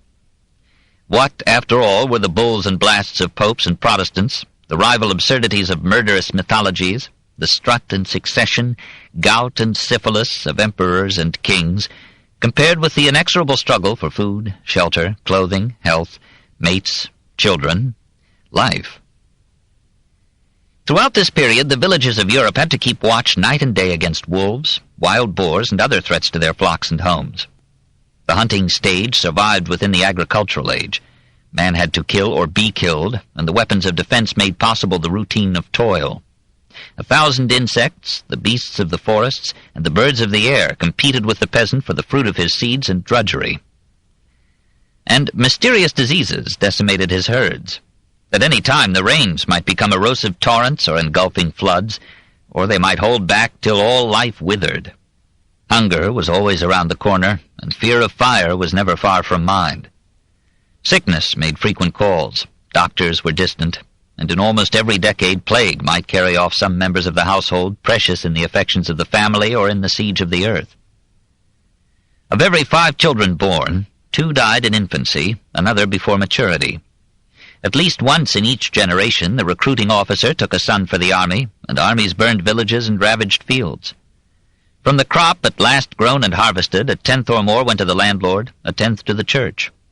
Life on the land would have been too hard for body or soul had not happiness intervened in the gaiety of children, the games of the evening home, the release of song, the amnesia of the tavern, and the half-believed, half-doubted hopes of another and more merciful world. So the food was produced that fed the barons in the castle, the kings in their courts, the priests in their pulpits, the merchants and craftsmen in the towns, the physicians, teachers, artists, poets, scientists, philosophers, and last and least, the slaves of the soil themselves. Civilization is a parasite on the man with the hoe. Agricultural science marked time. Progress in productivity came chiefly through the replacement of small holdings by large tracts. The new landowning merchants and capitalists brought into stagnant rural areas a lust for profits that increased both production and misery. Enterprising importers introduced into Europe a new fertilizer rich in phosphates and nitrogen, the guano or dung deposited by birds off the coast of Peru. Plants and shrubs from Asia or America were naturalized on the soil of Europe. The potato, the magnolia tree, the century plant, the pepper plant, the dahlia, the nasturtium. The tobacco plant was brought from Mexico to Spain in 1558. A year later, Jean Nicot, French ambassador in Lisbon, sent some seeds of it to Catherine de Médicis.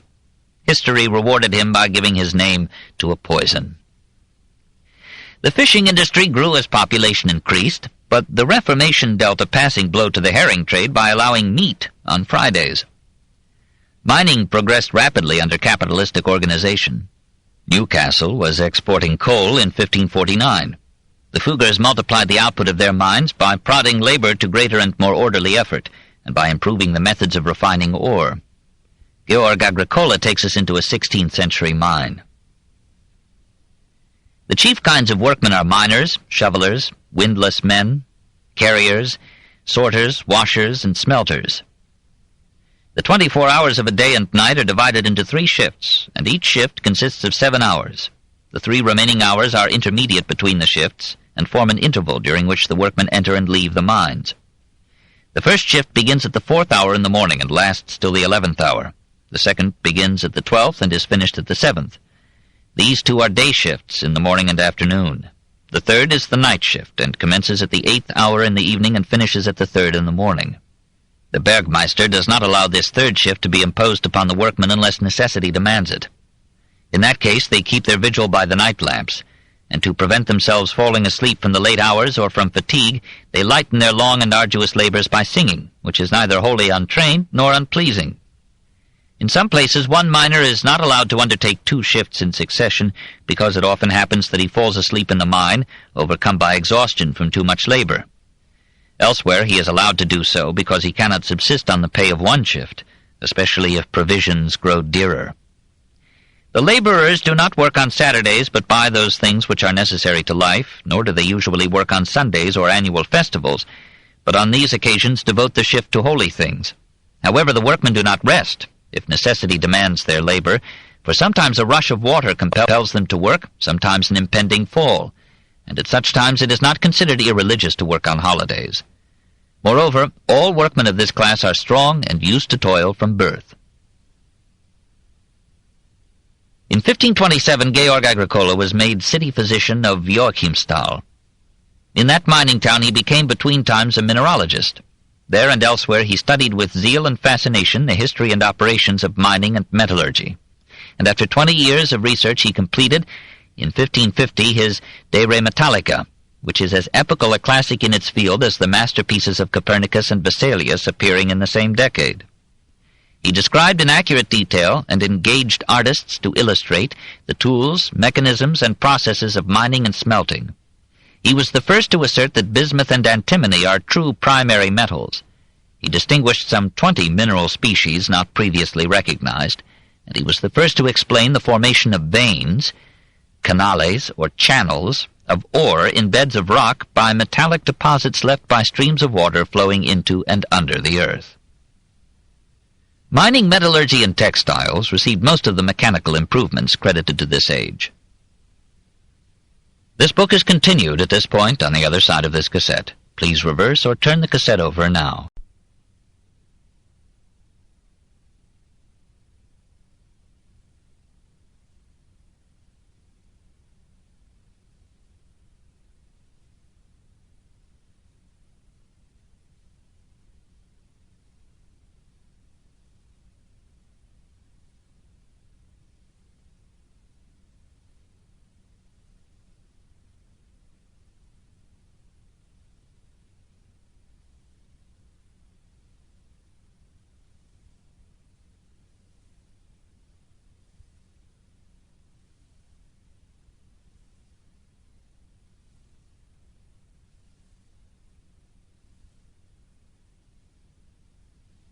The Story of Civilization, Volume 6, The Reformation, by Will Durant. Part 3, continued, Cassette 4, Side 2. Mining, metallurgy, and textiles received most of the mechanical improvements credited to this age. The earliest railways were those on which miners pulled or pushed ore carrying carts. In 1533, Johann Jürgen added to the spinning wheel, hitherto spun by hand, a treadle that spun it by foot, leaving the hands of the weaver free. Production soon doubled. Watches were improved in reliability while diminishing in size. They were engraved, chased, enameled, bejeweled. Henry VIII wore a tiny one that had to be wound only every week. However, the best watches of this period erred by some 15 minutes per day. Communication and transport limped behind commerce and industry. Postal service was gradually extended to private correspondence during the 16th century. The commercial revolution stimulated improvements in shipbuilding. Deeper and thinner keels helped stability and speed. Masts increased from 1 to 3, sails to 5 or 6. Francis I and Henry VIII ran a race not only in war and love and dress, but in shipping. Each had a grandiose vessel built to order and whim, crowded with superstructure, and flaunting the pennants of their pride.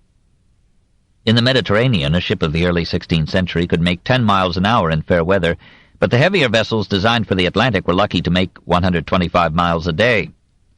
On land, the fastest travel was by the postal courier, who rode some 85 miles a day. Yet important news usually took 10 or 11 days to get from Venice to Paris or Madrid. Probably no one then appreciated the comfort of having news arrive too late for action. Land travel was mostly on horseback, hence the heavy iron tethering ring fastened to the entrance door of a house. Coaches were multiplying, but the roads were too soft for wheeled traffic. Coaches had to be equipped with 6 or more horses to drag them through the inevitable mud, and they could not expect to cover more than 20 miles a day. Litters carried by servants were still used by ladies of means, but simple people traveled on foot across the continent. Traveling was popular despite roads and inns. Erasmus thought the inns of France were tolerable, chiefly because the young waitresses giggle and play wanton tricks, and when you go away embrace you, and all for so small a price. But he denounced German innkeepers as ill-mannered, ill-tempered, dilatory, and dirty. When you have taken care of your horse, you come into the stove-room, boots, baggage, mud, and all, for that is a common room for all comers. In the stove-room you pull off your boots, put on your shoes, and, if you will, change your shirt. There one combs his head, another belches garlic, and there is as great a confusion of tongues as at the building of the Tower of Babel. In my opinion, nothing is more dangerous than for so many to draw in the same vapor, especially when their bodies are opened with the heat, not to mention the farting, the stinking breaths, and without doubt many have the Spanish, or as it is called the French pox, though it is common to all nations. If matters were really so in some inns, we can forgive a sin or two to the traveling merchants who put up at and with them in the process of binding village with village, nation with nation, in an ever-spreading economic web.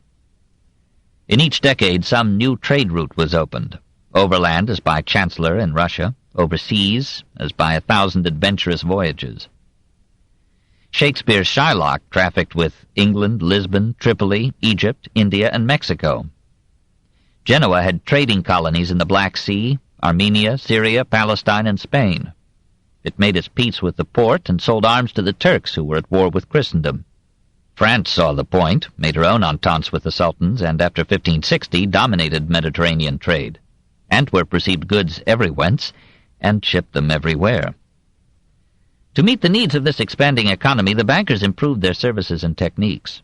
As the cost of war rose with the change from feudal levies, bringing their own bows and arrows, pikes and swords, to masses of militia or mercenaries equipped with firearms and artillery and paid by the state, the governments borrowed unprecedented sums from the bankers, and the interest they paid or failed to pay made or broke financial firms. The savings of the people were lent at interest to bankers, who wherewith financed expensive undertakings in commerce and industry. Notes of exchange replaced cumbersome transfers of currency or goods. Rates of interest varied not with the greed of the lender so much as with the reliability of the borrower. So the free cities of Germany, controlled by merchants prompt in payments, could borrow at 5%, but Francis I paid 10 and Charles V 20. Rates declined as economies were stabilized.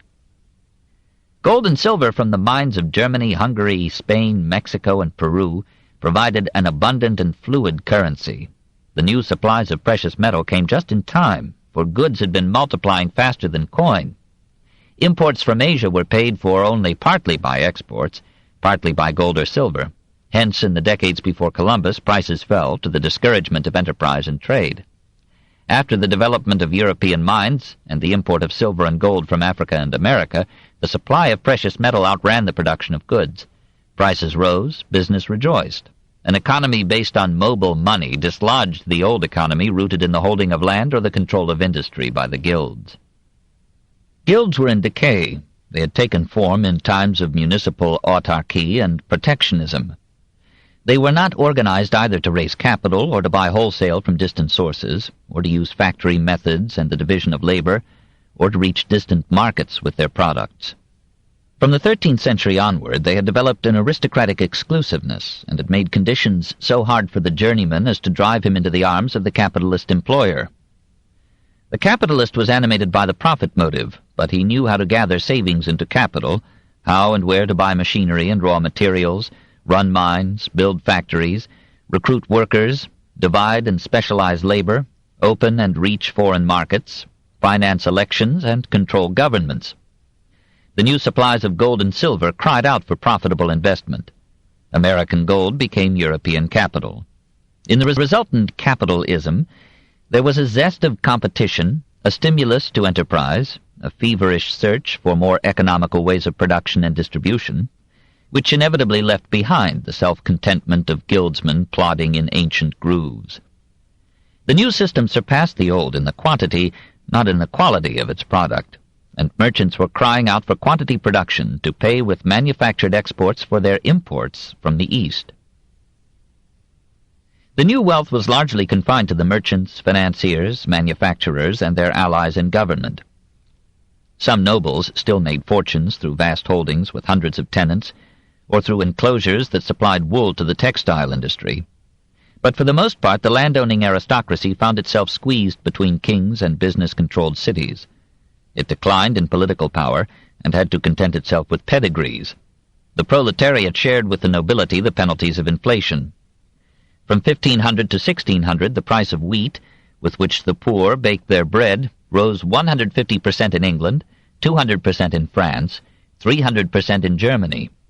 Eggs had been 4 pence for 10 dozen in England in 1300. In 1400, the same quantity cost 5 pence. In 1500, 7 pence, and in 1570, 42 pence. Wages rose, but more slowly, since they were regulated by government. In England, the law, in 1563, fixed the annual wage of a hired farmer at $12, of a farmhand at $9.50, of a manservant at $7.25. Allowing the purchasing power of these sums to have been 25 times greater in 1563 than in 1954, they come to $180 or so per year. We should note, however, that in all these cases bed and board were added to the wage. By and large, the economic changes of the 16th century left the working classes relatively poorer and politically weaker than before. Workers produced the goods that were exported to pay for imported luxuries that brightened and softened the lives of a few. The war of the classes took on a bitterness hardly known since the days of Spartacus in Rome. Let the revolt of the Comuneros in Spain, the Peasants' War in Germany, Kett's Rebellion in England, serve as evidence. Strikes were numerous, but they were suppressed by a coalition of employers and government.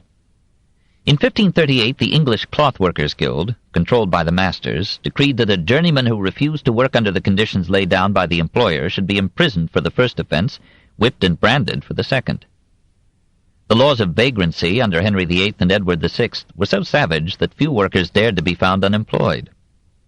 A law of 1547 enacted that an able-bodied person leaving his work and roaming the country as a vagrant should be branded on the breast with the letter V and be given as a slave for 2 years to some citizen of the neighborhood, to be fed on bread and water and small drink and refuse of meat, and if the vagrancy was repeated, the offender was to be branded on cheek or forehead with the letter S and be condemned to slavery for life.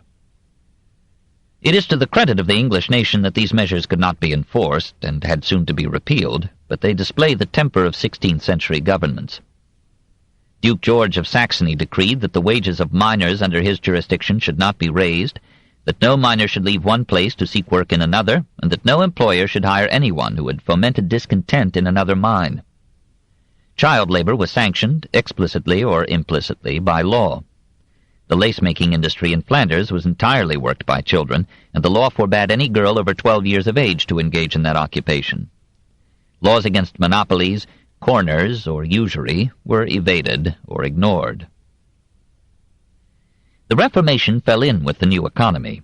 The Catholic Church was by temperament antipathetic to business. It had condemned interest, had given religious sanction to guilds, had sanctified poverty and castigated wealth, and had freed workers from toil on holy days so numerous that in 1550 there were in Catholic countries 115 non-working days in the year.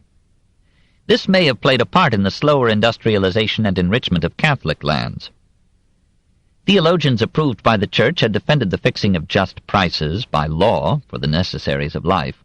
Thomas Aquinas had branded as sinful covetousness the pursuit of money beyond one's needs, and had ruled that any surplus possessions were due by natural law to the purpose of succoring the poor. Luther had shared these views. But the general development of Protestantism unconsciously cooperated with the capitalist revolution. Saints' holy days were abolished, with the resultant increase in labor and capital. The new religion found support from businessmen and returned the courtesy. Wealth was honored, thrift was lauded, work was encouraged as a virtue, interest was accepted as a legitimate reward for risking one's savings. 2. Law. It was a cruel age, and its laws corresponded to a pitiless economy, a shameful pauperism, a somber art, and a theology whose God had repudiated Christ. Among populations mostly fated to poverty here and damnation hereafter, crime was natural. Murder was plentiful in all classes. Every man of caliber dangled a dagger, and only the weakling relied on the law to redress his wrongs. Crimes of passion were as frequent in life as in Shakespeare, and any Othello who failed to slay his suspected wife was rated less than a man. Travelers took highwaymen for granted and proceeded in groups. In the cities, still unlit at night, robbers were as plentiful as prostitutes, and a man's home had to be his castle.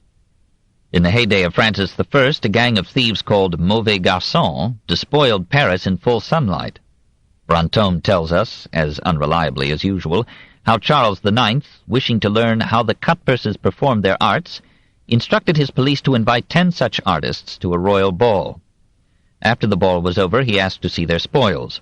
The money, jewelry, and garments unostentatiously acquired by them during the evening amounted to many thousands of dollars worth, at which the king thought he would die of laughter. He allowed them to keep the fruit of their studies, but had them enrolled in the army as better dead than alive.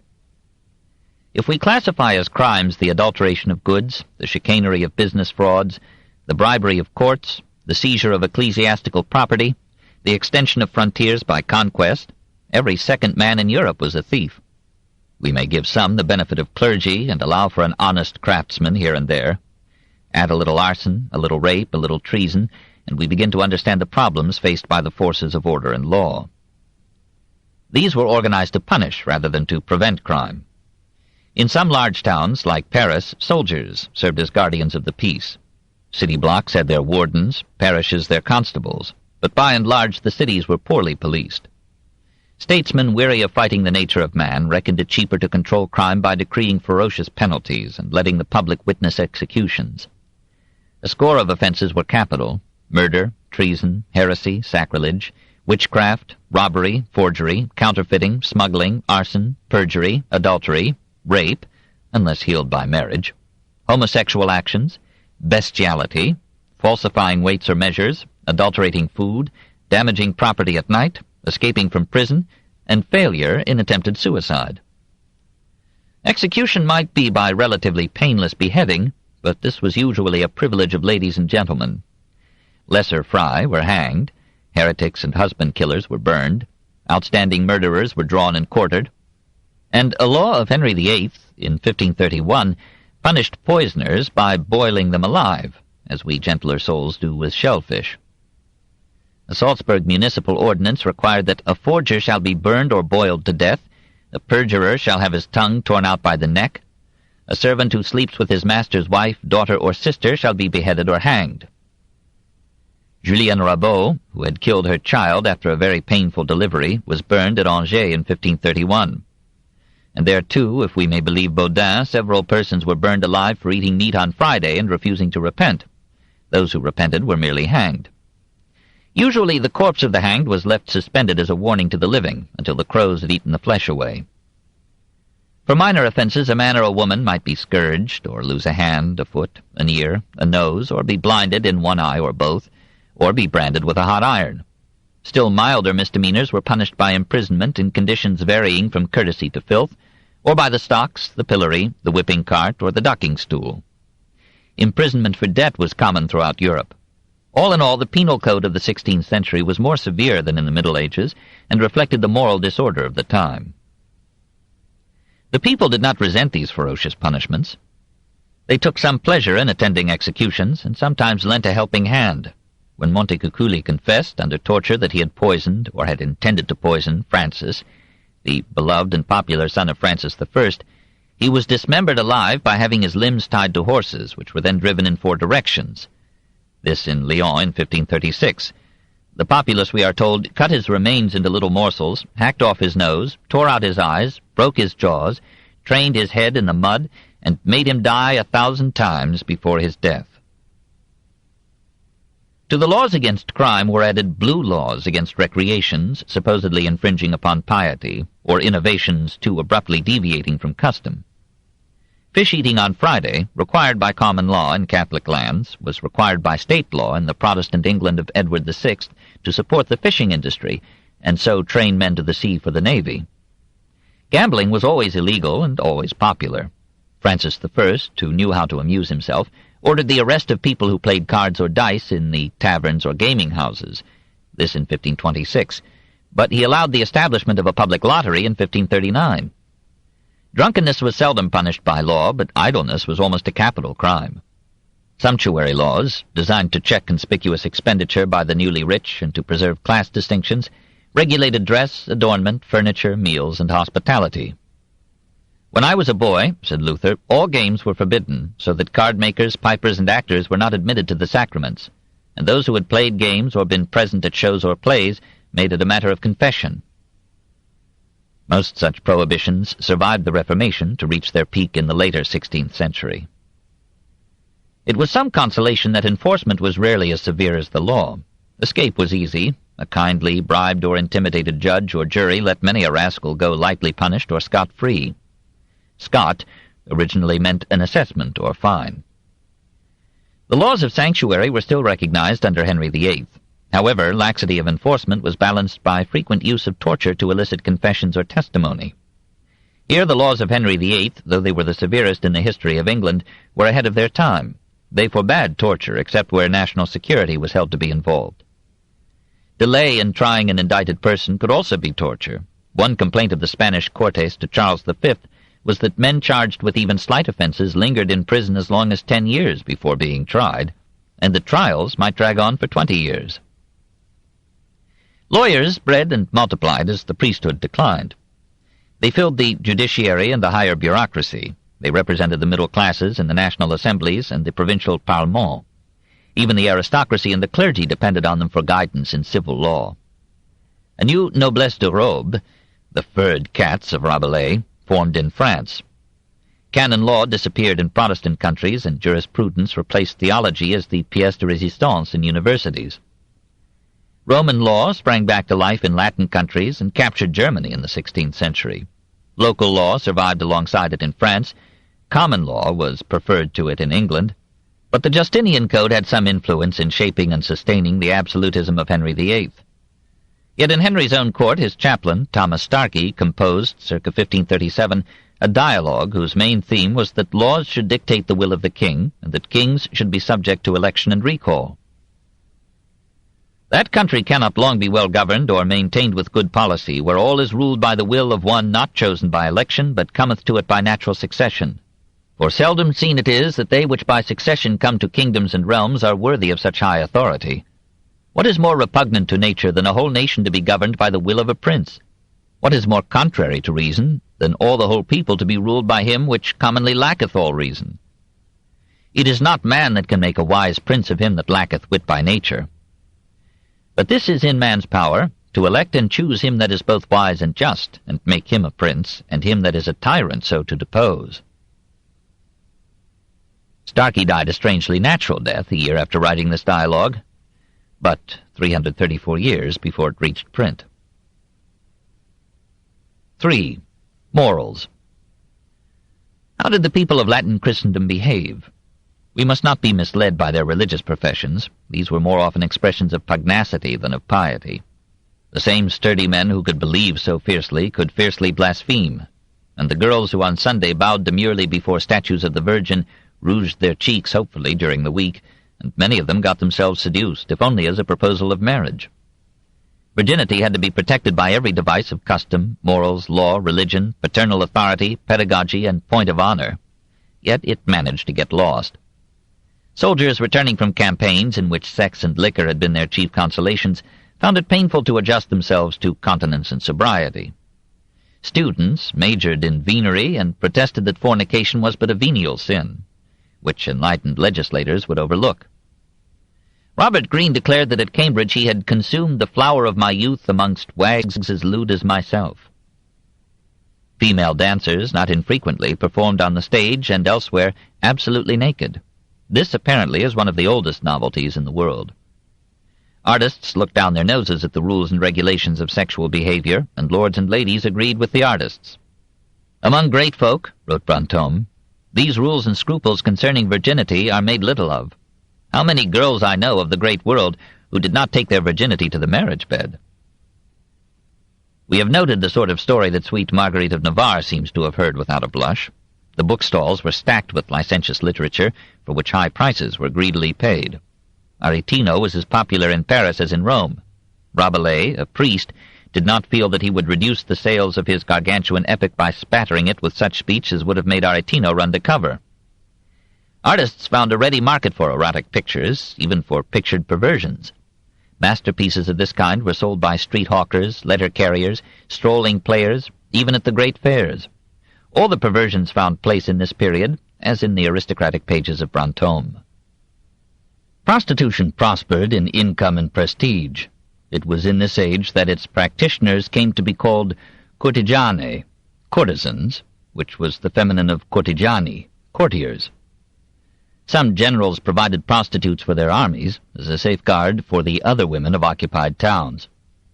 But as venereal disease grew almost to the proportions of a plague, government after government legislated against the unhappy filles de joie. Luther, while affirming the naturalness of sexual desire, labored to reduce prostitution, and under his urging many cities in Lutheran Germany made it illegal. In 1560, Michel de l'Hôpital, Chancellor of France, renewed the laws of Louis IX against the evil, and apparently his decree was enforced. Meanwhile, the absurd lust of flesh for flesh begot the hunger of soul for soul, and all the delicate embroidery of courtship and romantic love. Stolen glances, billets doux, odes and sonnets, lays and madrigals, hopeful gifts and secret trysts poured out of the coursing blood. A few refined spirits, or playful women, welcomed from Italy and Castiglione the pastime of platonic love, by which a lady and her courtier might be passionate friends but sedulously chaste. Such restraint, however, was not in the mood of the age. Men were frankly sensual, and women liked them so.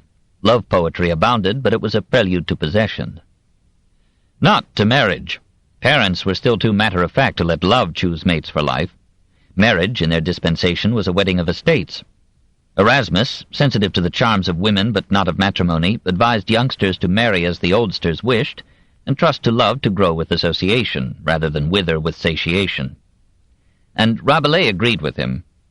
Notwithstanding these authorities, a rising number of young people, like Jeanne d'Albret, rebelled against marriages of realty. Roger Ascham, tutor to Elizabeth, mourned that our time is so far from that old discipline and obedience, as now not only young gentlemen, but even very girls, dare marry themselves in spite of father, mother, God, good order, and all. Luther was alarmed to learn that Melanchthon's son had betrothed himself without consulting his father, and that a young judge in Wittenberg had declared such a betrothal valid. This, the reformer thought, was bound to give Wittenberg a bad name. In the university, he wrote on January 22, 1544, "We have a great horde of young men from all countries, and the race of girls is getting bold, and run after the fellows into their rooms and chambers and wherever they can, and offer them their free love. And I hear that many parents have ordered their sons home, saying that we hang wives around their necks. The next Sunday I preached a strong sermon, telling men to follow the common road and manner which had been since the beginning of the world, namely, that parents should give their children to each other with prudence and goodwill, without their own preliminary engagement. Such engagements are an invention of the abominable Pope, suggested to him by the devil to destroy and tear down the power of parents given and commended to them earnestly by God." Marriage contracts could be arranged for boys and girls as young as 3 years, but these marriages could be annulled later if not consummated. The legal age for full marriage was generally 14 for boys, 12 for girls. Sexual relations after betrothal and before the wedding were condoned. Even before betrothal in Sweden and Wales, as later in some American colonies, bundling was allowed. The lovers would lie together in bed, but were admonished to keep a sheet between them. In Protestant lands, marriage ceased to be a sacrament, and by 1580 civil marriage was competing with marriage by a clergyman. Luther, Henry VIII, Erasmus, and Pope Clement VII thought bigamy permissible under certain conditions, especially as a substitute for divorce. Protestant divines moved slowly toward allowing divorce, but at first only for adultery. This offense was apparently most prevalent in France, despite the custom of killing adulterous wives. Illicit love affairs were part of the normal life of French women of good social standing. A triangular ménage like that of Henry II, Catherine de Médicis, and Diane de Poitiers was quite frequent, the legal wife de convenance accepting the situation with wry grace, as sometimes in France today. Except in aristocracies, women were goddesses before marriage and servants afterward. Wives took motherhood in their stride, gloried in their numerous children, and managed to manage their managers. They were robust creatures, accustomed to hard work from sunrise to sunset. They made most of the clothing for their families, and sometimes took in work from capitalist entrepreneurs. The loom was an essential part of the home. In England, all unmarried women were spinsters. The women of the French court were a different species, encouraged by Francis I to prettify themselves in flesh and dress, and sometimes turning national policy by the guided missiles of their charms. A feminist movement was imported into France from Italy, but rapidly faded as women perceived that their power and prominence were independent of politics and laws. Many French women of the upper class were well educated. Already in Paris and elsewhere, the French salon was taking form as rich and cultivated ladies made their homes the rendezvous of statesmen, poets, artists, scholars, prelates, and philosophers. Another group of French women, let Anne of France, Anne of Brittany, Claude, and Renée serve as instances, stood quietly virtuous amid the erotic storm. In general, the Reformation, being Teutonic, made for the patriarchal view of woman and the family. It ended her Renaissance enthronement as an exemplar of beauty and a civilizer of man. It condemned the Church's lenience with sexual diversions, and, after Luther's death, it prepared the way for the Puritanic chill. Social morality declined with the rise of commercialism and the temporary disruption of charity. The natural dishonesty of man found fresh forms and opportunities as a money economy displaced the feudal regime. The newly rich, holding securities rather than land, and seldom seeing the individuals from whose labor they benefited, had no traditions of responsibility and generosity such as had gone with landed wealth. Medieval commerce and industry had accepted moral checks in the form of guild, municipal, and ecclesiastical regulations. The new capitalism rejected these restraints and drew men into a strenuous competition that pushed aside the old codes. Commercial frauds replaced pious frauds. The pamphlet literature of the age groaned with denunciations of wholesale adulteration of food and other products. The Diet of Innsbruck in 1518 complained that importers add brick dust to ginger and mix unhealthy stuff with their pepper. Luther noted that merchants have learned the trick of placing such spices as pepper, ginger, and saffron in damp vaults to increase their weight. There is not a single article out of which they cannot make profit through false measuring, counting, or weighing, or by producing artificial colors. There is no end to their trickery. The Venetian Senate branded a shipment of English woolens as fraudulent in weight, make, and size. Charity, in the Latin countries, was still administered with medieval cheerfulness. Noble families spent a considerable part of their incomes in gifts and alms. Lyon inherited from the 15th century a complex organization of municipal charity, to which the citizens gave with open-handed generosity. In Germany and England, the hands were not so open. Luther did his manful best to re-establish the charities interrupted by the princely confiscation of monastic properties, but he confessed that his efforts failed. Under the papacy, he mourned, people were charitable and gave gladly, but now, under the dispensation of the gospel, nobody gives any longer. Everybody fleeces everybody else. Nobody will give a pfennig. Latimer gave a similar report in 1548. London was never so ill as now. In times past, when any rich man died, they would bequeath great sums towards the relief of the poor. Now charity is waxen cold. 2 Italian cities, Cardinal Pole told London, gave more alms than all England. As truth spread, concluded Froude, charity and justice languished in England. Probably it was not Protestantism, but commercialism and unbelief that diminished charity. Pauperism grew to the proportions of a social crisis. Evicted tenants, jobless journeymen, demobilized soldiers roamed the highways or littered the slums, begging and robbing to live. In Augsburg, the paupers were reckoned at a sixth of the population, in Hamburg a fifth, in London a fourth. "O merciful Lord," cried the reformer Thomas Lever, "what a number of poor, feeble, halt, blind, lame, sickly, lie and creep in the miry streets." Luther, whose heart was as kind as his tongue was harsh, was among the first to perceive that the state must take over from the Church the care and rescue of the destitute. In his address to the Christian nobility of the German nation in 1520, he proposed that every town should provide for its own poor. During his absence in the Wartburg, his radical followers organized in Wittenberg a community fund to care for orphans, dower poor girls, give scholarships to needy students, and lend money to impoverished families. In 1523, Luther drew up a regulation of a common chest, which urged that in each district the citizens and clergy should tax themselves to raise a fund from which loans were to be made, without interest, to persons in need and unable to work.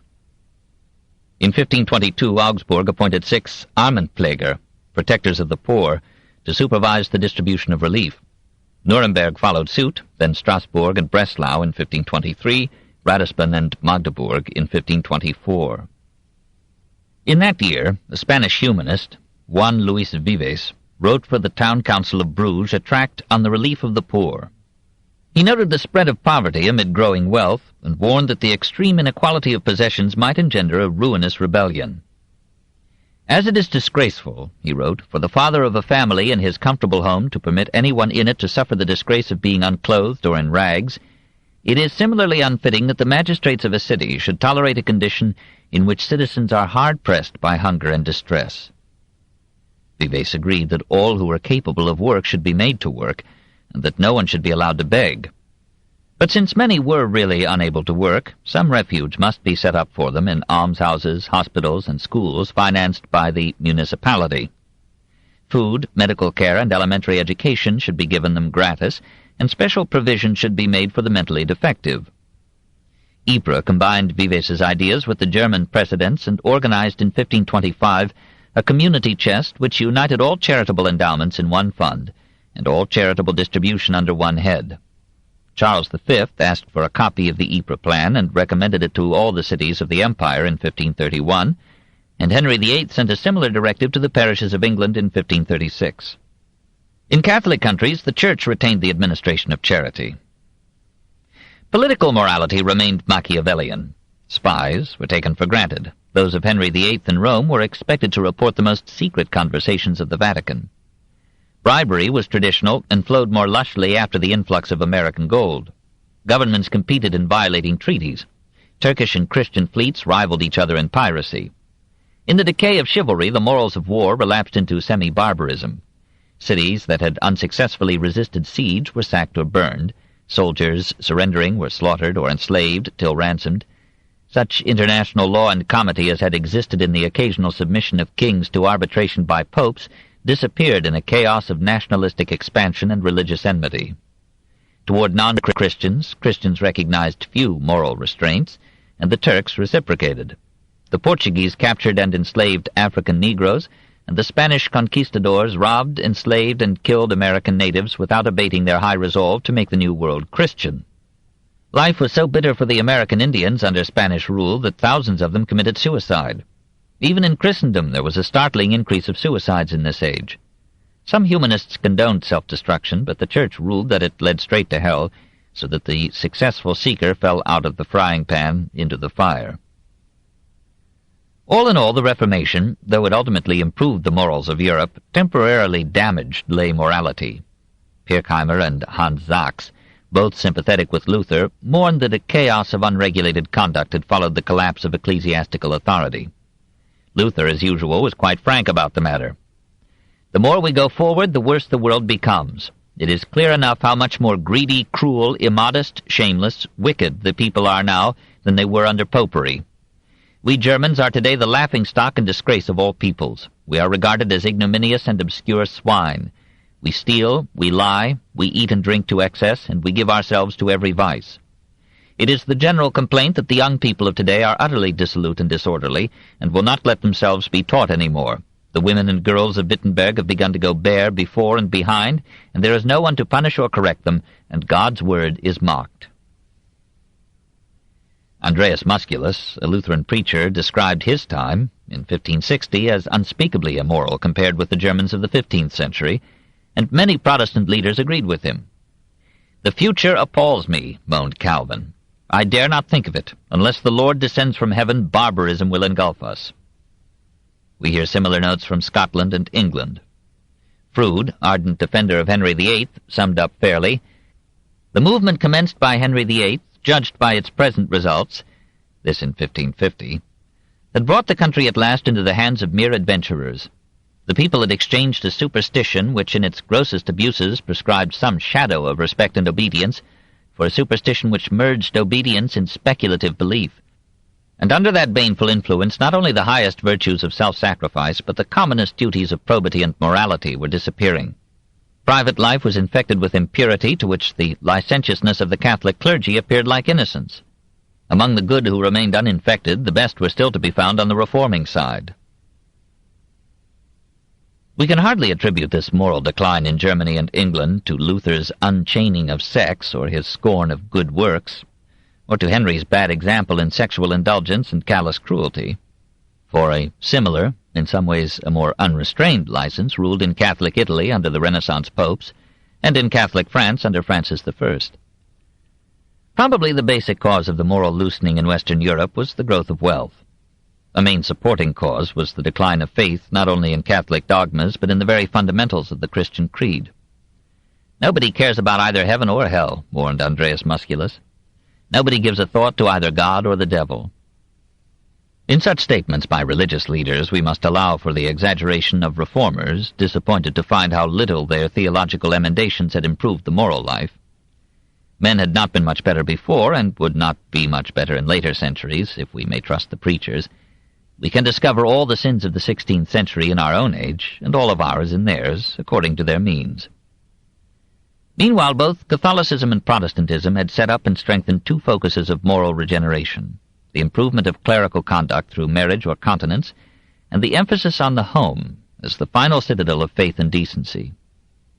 In the long run, the Reformation would really reform, even to excess, and the time would come when men and women would look back with secret envy to that 16th century when their ancestors had been so wicked and so free. 4. Manners. People, then as now, were judged more by their manners than by their morals. The world forgave more readily the sins that were committed with the least vulgarity and the greatest grace. Here, as in everything but artillery and theology, Italy led the way. Compared with the Italians, the people north of the Alps, except for a thin upper crust in France and England, were fairly uncouth. The Italians called them barbarians, and many Frenchmen, charmed with their Italian conquests in field and chamber, agreed with them. But the barbarians were eager to be civilized. French courtiers and courtesans, poets and poisoners, followed Italian models, and the English limped sedulously behind. Castiglione's Courtier of 1528 was translated into French in 1537, into English in 1561, and polite circles debated the definition of a gentleman. Manuals of manners were bestsellers. Erasmus composed one. Conversation became an art in France, as later in the Mermaid Tavern in London. The duel of repartee crossed the Alps from Italy about the same time as the art of fencing. Conversation was more polished in France than in Germany. The Germans crushed a man with humor. The French punctured him with wit. Freedom in speech was the vital medium of the age.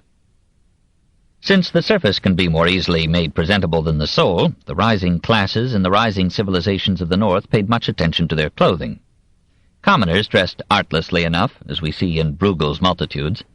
Cup-like hats, loose blouses with bulging sleeves, tight trousers reaching down to comfortable shoes, with the ungainly composition centering upon a codpiece, an insolent bag, sometimes brightly ornamented, dangling before the male crotch.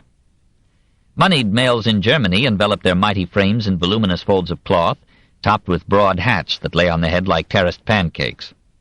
But German women were apparently forbidden to dress otherwise than as Hausfrauen or cooks. In England, too, the men wore more finery than their ladies, until Elizabeth outshone them with her 1,000 dresses. Henry VIII set a pace in extravagance of costume, prettifying his pounds with colour and ornaments and precious stuffs. The Duke of Buckingham, at the marriage of Prince Arthur to Catherine of Aragon, wore a gown wrought of needlework, says Holinshead, furred with sables and valued at £1,500, or about $150,000. Sumptuary laws forbade any man lower than a knight to ape the sartorial splendor of his betters. English women covered their forms tightly, with dresses reaching from neck to floor, and sleeves to the wrist, with a trimming of fur at edges, and broad girdles buckled with metal ornaments and carrying a pendant or a rosary. In general, they wore less jewelry than the men. Under the appreciative Francis I, French women opened their bodices, displayed swelling bosoms, and cut their gowns in the back almost to the last vertebra. If the natural bust swelled inadequately, an artificial bust was inserted under the stays. Clothing was tightened under the breasts and pinched at the waist. Sleeves billowed, hidden wires spread out the skirt at rear and hem, and high-heeled shoes compelled a prancing, airy step. Women of rank, no others, were allowed to wear a train or tail to their dresses, the nobler the longer. If nobility sufficed, it might be 7 yards long, and a maid or page would follow to hold it up. In another style, the woman would cover her neck with a fraise, or ruff, stiffly supported by wires, and men in a formal mood pilloried themselves in like contraptions. About 1535, Servetus noted that the women of Spain have a custom that would be held barbarous in France of piercing their ears and hanging gold rings in them, often set with precious stones. But by 1550, earrings were worn by the ladies of France, and even by men. Jewelry continued its immemorial sway.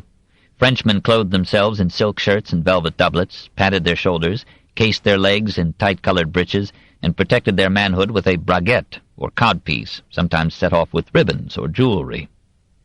Reversing the custom of the 15th century, they wore their hair short and their beards long.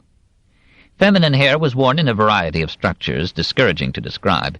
It was braided, curled, netted, filled out with switches, decked with flowers, brightened with gems, perfumed with unguents, dyed to match the fashion, and raised in towers or pyramids above the head.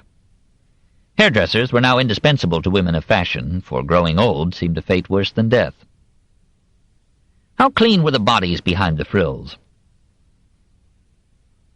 This book is continued on Cassette 5, Side 1. The Story of Civilization, Volume 6, The Reformation, by Will Durant. Part 3, continued. Cassette 5, Side 1.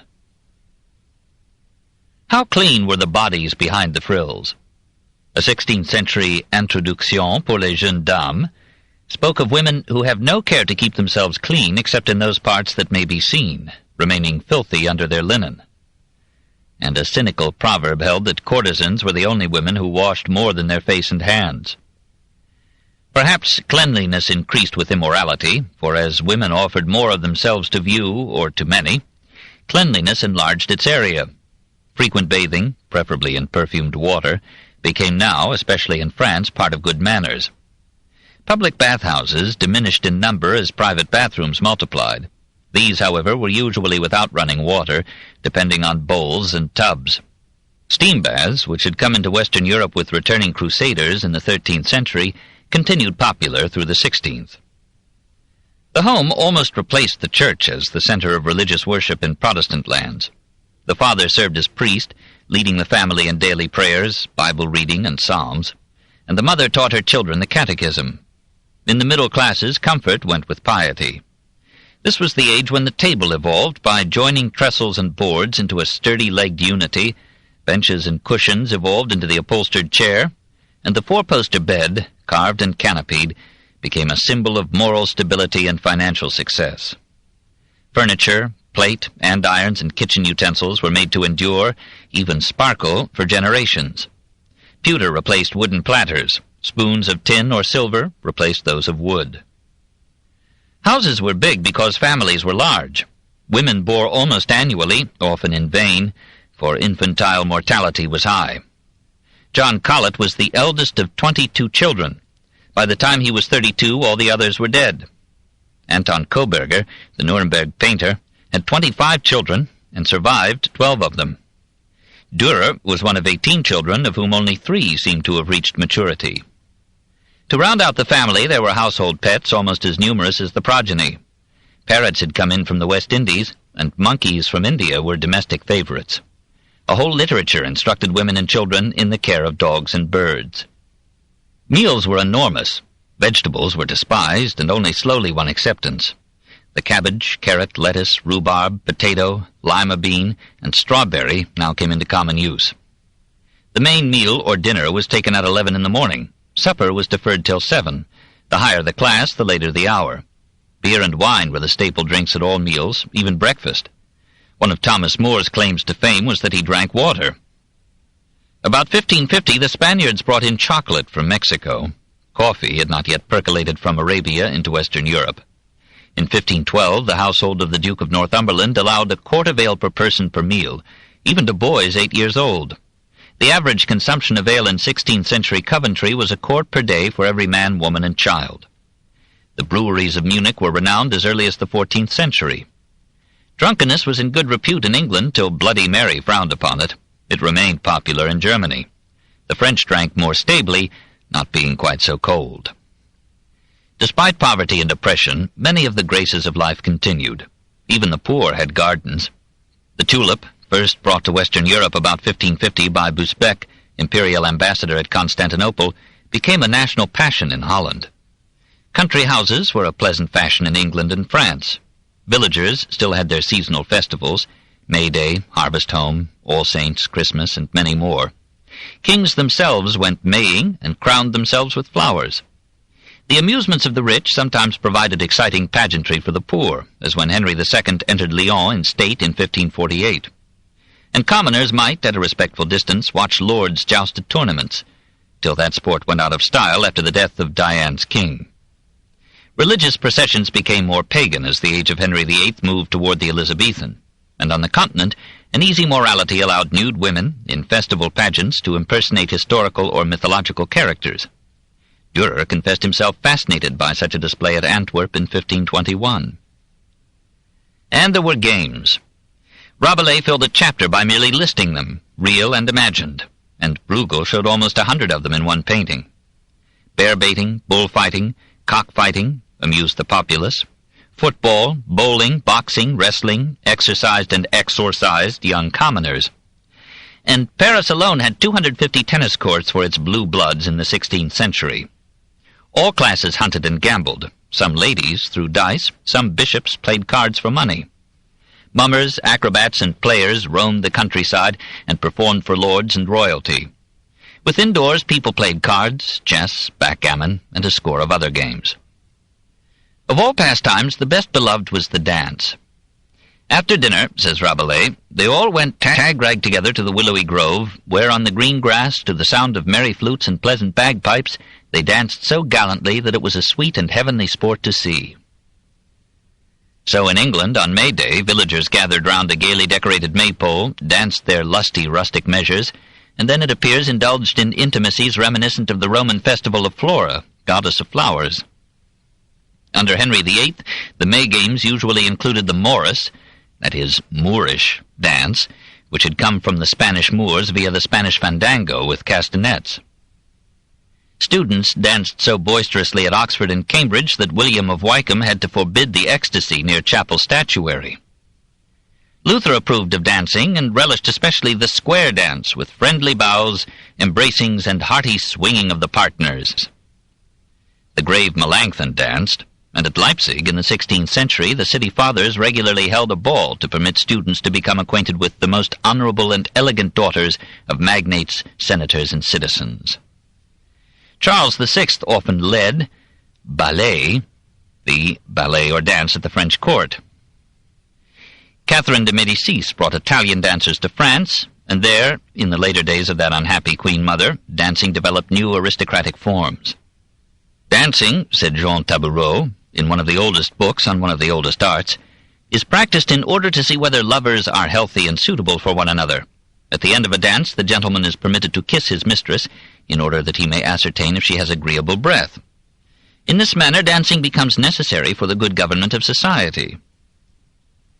It was through its accompaniment of the dance that music developed from its vocal and choral forms into the instrumental compositions that have made it the dominating art of our time. Chapter 34. Music, 1300 to 1564. 1. The instruments. The popularity of music in these centuries corrects the somber note that history tends to give them. Every now and then, through the excitement and bitterness of the religious revolution, we hear people singing. "I care nothing for the pleasures of food, gaming, and love," wrote the passionate printer Etienne Dolet. "Music alone takes me prisoner, holds me fast, dissolves me in ecstasy." From the pure note of a girl's voice or a perfect flute to the polyphonic counterpoint of Desprez or Palestrina, every nation and class redeemed with music the commercialism and theology of the age. Not only did everyone sing, Francesco Landino complained that everyone composed. Between the merry or plaintive folk songs of the village and the solemn high masses of the church, 100 forms of music lent their harmony to dances, ballets, banquets, courtships, courts, processions, pageants, plays, and prayers. The world sang. The merchants of Antwerp were escorted daily to the Bourse by a band.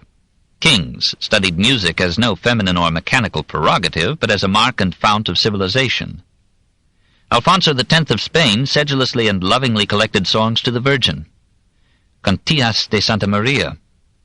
James IV of Scotland wooed Margaret Tudor with clavichord and lute.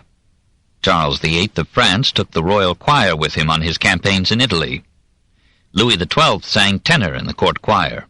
Leo X composed French chansons. Henry VIII and Francis I courted and challenged each other with rival choirs on the field of the cloth of gold. Luis Milan described Portugal in 1540 as a veritable sea of music. The court of Matthias Corvinus at Buda had a choir rated equal to the Pope's, and there was a good school of music under Sigismund II in Krakow. Germany was bursting with song in Luther's youth. "We have singers here in Heidelberg," wrote Alexander Agricola in 1484, "whose leader composes for 8 or 12 voices." At Mainz, Nuremberg, Augsburg, and elsewhere, the Meistersinger continued to adorn popular songs and biblical passages with the pomp of pedantry and the jewelry of counterpoint. The German folk songs were probably the best in Europe. Everywhere music was the prod of piety and the lure of love. Although nearly all music in this age was vocal, the accompanying instruments were as diverse as a modern orchestra. There were string instruments like psalteries, harps, dulcimers, shawms, lutes, and viols, wind instruments like flutes, oboes, bassoons, trumpets, trombones, cornets, and bagpipes, percussion instruments like drums, bells, clappers, cymbals, and castanets, keyboard instruments like organs, clavichords, harpsichords, spinets, virginals. There were many more, and of many there were fascinating variants in place and time. Every educated home had one or more musical instruments, and some homes had special cabinets to hold them. Often they were works of art, fondly carved or fancifully formed, and they were handed down as treasures and memories from generation to generation. Some organs were as elaborately designed as Gothic cathedral fronts. So the men who built the organs for the Sebaldeskirche and the Lorenzkirche in Nuremberg became immortal for a century. The organ was the chief but not the only instrument used in churches. Flutes, pipes, drums, trombones, even kettle drums might add their incongruous summons to adoration. The favorite accompaniment for the single voice was the lute. Like all string instruments, it had an Asiatic origin. It came into Spain with the Moors, and there, as the vihuela, it rose to the dignity of a solo instrument, for which the earliest known purely instrumental music was composed. Usually its body was made of wood and ivory, and shaped like a pear. Its belly was pierced with holes in the pattern of a rose. It had 6, sometimes 12 pairs of strings, which were plucked by the fingers. Its neck was divided by frets of brass into a measured scale, and its peg box was turned back from the neck. When a pretty girl held a lute in her lap, strummed its strings, and added her voice to its tones, Cupid could save an arrow. However, it was difficult to keep the lute in tune, for the constant pull of the strings tended to warp the frame, and one wit said of an old lutenist that 60 of his 80 years had been spent in tuning his instrument. The viol differed from the lute in having its strings stretched over a bridge and played by a bow, but the principle was the same.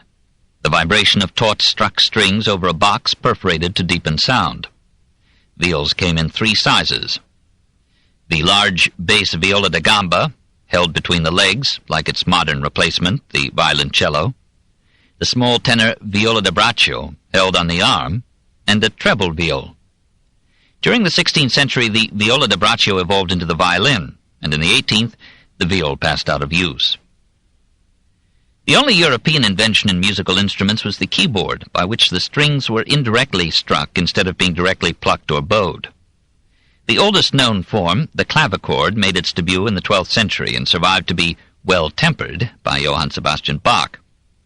The oldest extant example, from 1537, is in the Metropolitan Museum in New York. In the 15th century, a sturdier variant took form in the harpsichord. This allowed modifications of tone through differences of pressure. Sometimes a second keyboard extended the gamut, and stops and couplers offered new marvels of sound. The spinet and virginal were Italian and English variants of the harpsichord. These keyboard instruments, like the viol and the lute, were prized for their beauty as well as their tone, and formed a graceful element of decoration in well-to-do homes. As instruments improved in range and quality of tone and in complexity of operation, more and more training and skill were required to play them successfully. An audience grew for performances of one or more instruments without voices, and virtuosos appeared for the organ and the lute. Konrad Paumann, who died in 1473, the blind organist of Nuremberg, traveled from court to court giving recitals whose excellence knighted him. Such developments encouraged the composition of music for instruments alone. Till the 15th century, nearly all instrumental music had apparently been intended to accompany voices or dances, but in that century several paintings show musicians playing with no visible singing or dancing. The oldest surviving music for instruments alone is the Fundamentum Organisandi, from 1452, of Konrad Paumann, which was composed primarily as a guide to organ playing, but contained also a number of pieces for solo performance. Ottaviano de Petrucci's application of movable metal types to the printing of music in 1501 lowered the cost of publishing instrumental and other compositions. Music written for dances lent itself to independent presentation, hence the influence of dance forms on instrumental music. The suite of movements composed for a succession of dances led to the symphony and the chamber music quartet, whose parts sometimes retained dance names. The lute, viol, organ, and harpsichord were favored for solo or orchestral performances. Alberto da Ripa achieved such fame as a lutenist at the court of Francis I and Henry II that when he died in 1551, the poets of France warbled dirges to his remains. 2. The Flemish Ascendancy, 1430 to 1590. The songs and dances of the people were the perennial fountain from which non-ecclesiastical forms of music took their origin, moods, and themes. And even masses might stem from such ditties as Adieu mes amours. The chanson of France ranged from the lilting lays of street singers and the ballads of troubadours to the intricate polyphonic chants of Guillaume de Machaut and Josquin des Prés. Machaut, circa 1300 to 1377, was the lord of that Ars Nova which Philippe de Vitry had expounded in 1325, music using binary rhythms in addition to the triple rhythms sanctioned by the Ars Antiqua and the Church. Machaut was a poet, a scholar, a musician, a canon of Reims Cathedral, probably also a man of ardor, for he wrote some amorous lyrics whose warmth has not yet cooled. He excelled in a dozen musical forms, ballads, roundels, virelays, motets, masses. To him we trace the oldest polyphonic mass composed by one man. Though an ecclesiastic, he shared in the movement to secularize polyphonic music, to lead it from the orthodox rhythms of the motet and the high mass to the freer, more flexible cantilena of secular song. In those centuries, the English were musical. They did not rival the Italians in melody, who has, nor the Flemings in polyphony, but their songs now and then touched a strain of tenderness and delicacy equaled only in the profoundest French chanson. English singers were acclaimed at the Council of Constance, and in that generation Henry V, hero of Agincourt, composed a mass whose Gloria and Sanctus are still preserved. The compositions of John Dunstable, circa 1370 to 1453, were sung from Scotland to Rome, and played a part in forming the style of the Flemish school. As Flanders had set the pace in painting in the 15th century, so it was there, in a milieu of prosperous and art-loving nobles and burghers, that music had one of its most exuberant periods. Today, wrote Johannes Ververa, about 1490, we have blossoming forth, quite apart from a large number of famous singers, an almost unlimited number of composers, whose works excel in pleasant sound. I never hear or look at their compositions without rejoicing in them. Contemporaries would probably have ranked Dufay, Ockeghem, and Desprez quite on a par with Jan van Eyck, Klaus Sluter, and Rogier van der Weyden in the hierarchy of genius and beneficence. Here, in Flemish polyphony, Western Europe lived the last phase of the Gothic spirit in art. Religious devotion tempered with secular gaiety, forms firm in base and structure, fragile and delicate in development and ornament. Even Italy, so hostile to Gothic, joined Western Europe in acknowledging the supremacy of Flemish music, and in seeking maestri from Flanders for episcopal choirs and princely courts. Emperor Maximilian I, enchanted by the music of Brussels, formed a choir in Vienna on Flemish models. Charles V took Flemish musicians to Spain. Archduke Ferdinand took some to Austria, Christian II others to Denmark. The fountain of music, said the Venetian Cavallo, is in the Netherlands. Through this Flemish ascendancy, professional music escaped the narrowing nationalism of the age. Guillaume Dufay led the way. Born in Hainaut, circa 1399, trained as a boy chorister in the Cathedral of Cambrai, he was called to Rome to sing in the Sistine Chapel. Then, back in Cambrai, he raised its choir to international renown. The masses that he composed there were sung in all the musical centers of Latin Christendom. Those that survive sound heavy and slow, to ears alert to the light celerity of modern life, yet they may have fitted well in stately cathedrals or solemn papal choirs. More to our mood is a polyphonic song of mellifluous melancholy, Le jour s'endort, the day is going to sleep.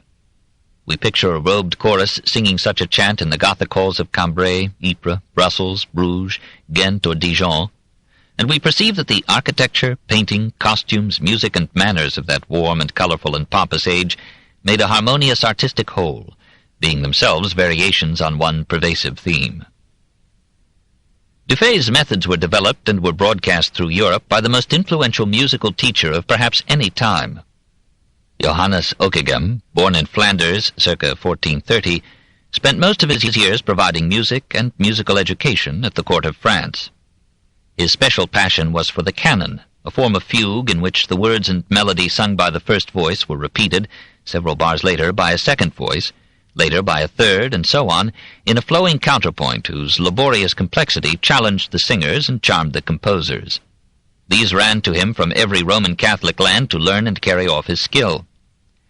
Through his pupils, wrote an old historian, the art of contrapuntal and canonical polyphony was transplanted into all countries, and he must be regarded, for it can be proved by stylistic genealogy, as the founder of all schools from his own to the present age.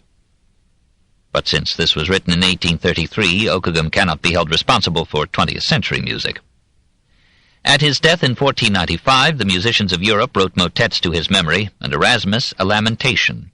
The names of even the immortals are writ in water. His pupils became the musical leaders of the next generation. Coming from Hainaut to Paris, Josquin des Prés spent years studying with Ockeghem, then served as Maestro di Cappella, master of the chapel choir, in Florence, Milan, and Ferrara. For Duke Ercole I, he wrote a miserere that soon resounded throughout Western Europe. After 6 years in the Sistine Chapel choir, he returned to Paris in 1494 to serve as maître de chapelle for Louis XII. One of his noblest works was his Déploration de Jean Ockeghem, a dirge for his dead teacher. For a time he followed him in composing masses and motets in canonic style, piling voice upon voice in almost mathematical problems of sequence and harmony. When his skill was complete and his supremacy in art music was unquestioned, he tired of technique and wrote motets, hymns, and secular songs in a simpler harmonic style, in which the music followed and illuminated the words instead of torturing them on a protean canon or stretching a syllable into a song. When both teacher and pupil were gone, it became customary to call Ockeghem the Donatello, Desprez the Michelangelo of musical art. The French court cultivated music as the finest flower of wealth and power. A lovely tapestry dated about 1500, and now in the Musée des Gobelins at Paris, pictures 4 women, 3 youths, and a bald monk grouped in a garden around a fountain. One lad is playing a lute, a girl plays a viol, a staid lady plays a portable organ. French poets intended their lyrics to be sung. An Académie du Palais devoted itself to promoting the union between music and poetry. And even now, one without the other seems incomplete. Clément Jeanquin, a pupil of Desprez, excelled in descriptive chanson. His Chant de l'Alouette, or Song of the Lark, from 1521, still warbles over several continents. Spanish music reflected the piety and gallantry of the people. Cross-fertilized by Arabic, Italian, Provençal, French, and Flemish influences, this art ranged from melancholy Morisco monodies to stately polyphonic masses in the Flemish style. One of the greatest composers of the 16th century, Cristobal Morales, carried polyphony to high excellence and transmitted his art to his more famous pupil, Tomás Luis de Victoria. By contrast, the Arabic heritage produced just the strains to fit the lute. Luis de Milan and Miguel de Fuenlana composed for the vihuela and performed on it songs that rivaled the German leader in range and power. The conquest of Italy by Flemish musicians continued to the rise of Palestrina. Heinrich Isaac, after absorbing the contrapuntal art in Flanders, was brought to Florence by Lorenzo de' Medici to teach Il Magnifico's children. He stayed there 14 years and composed music for Lorenzo's songs. Disturbed by the French invasion of Italy, he passed into the service of Maximilian I at Innsbruck, where he shared in giving form to the leader. In 1502 he returned to Italy, pensioned by the emperor and his former pupil Leo X. His masses, motets, and songs, above all his Choralis Constantinus, 58 4-part settings for the offices of the Mass throughout the religious year, were ranked with the highest music of the age. Orlando di Lasso brought the Flemish school to its culmination and illustrated, in his triumphant career, the geographical range and rising social status of Renaissance musicians. As a boy chorister in his native Hainaut, he so fascinated his hearers that he was twice abducted by those who hoped to profit from his voice. Finally, in his 15th year, possibly around 1545, his parents allowed Ferdinand Gonzaga to take him to Italy. At the age of 23 he became choirmaster in the church of St. John Lateran in Rome. In 1555 he settled in Antwerp and published his first book of Italian madrigals, secular lyrics dressed in all the frills of Flemish counterpoint. In the same year he issued a miscellany of villanelles, songs of Neapolitan origin, French chansons, and 4 religious motets. This collection well reflected the judicious oscillation of de Lasso's life between profane enjoyment and melodious penitence. We get a glimpse of his environment at Antwerp in the dedication of a motet to Cardinal Pole and another to Cardinal Granville, minister to Philip II in the Netherlands. Probably it was Granville who arranged the young composer's engagement to assist in directing the ducal choir at Munich in 1556. Orlando came to like Bavaria as much as Italy, took his wife from one as he had taken his name from the other, and served the Bavarian dukes till his death. This happy Mozart of the 16th century doubled the 626 compositions of his counterpart.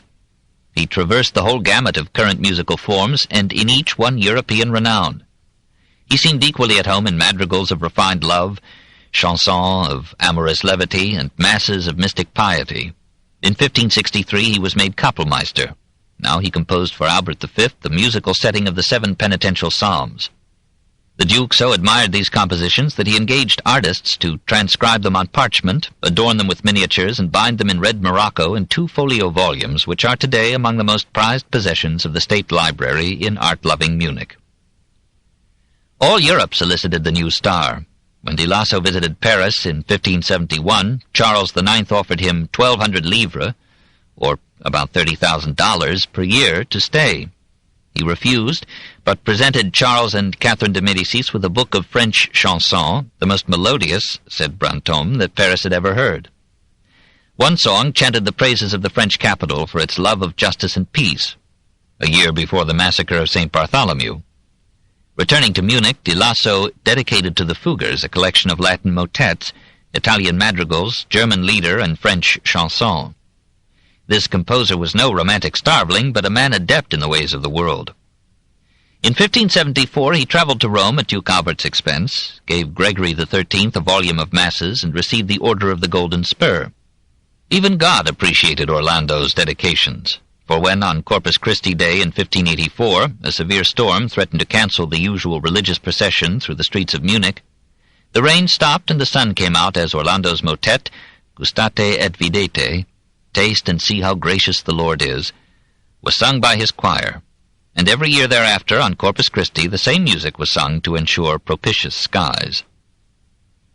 In 1585 de Lasso, aging and repentant, published his fifth book of madrigals, in which he applied the form to spiritual themes. These are among his most moving compositions. 5 years later his mind began to fail. He could no longer recognize his wife, and talked of almost nothing but death, the Last Judgment, and an increase in salary. He received the increase, and died triumphant and insane in 1594. 3. Music and the Reformation. The Reformation was a revolution in music as well as in theology, ritual, ethics, and art.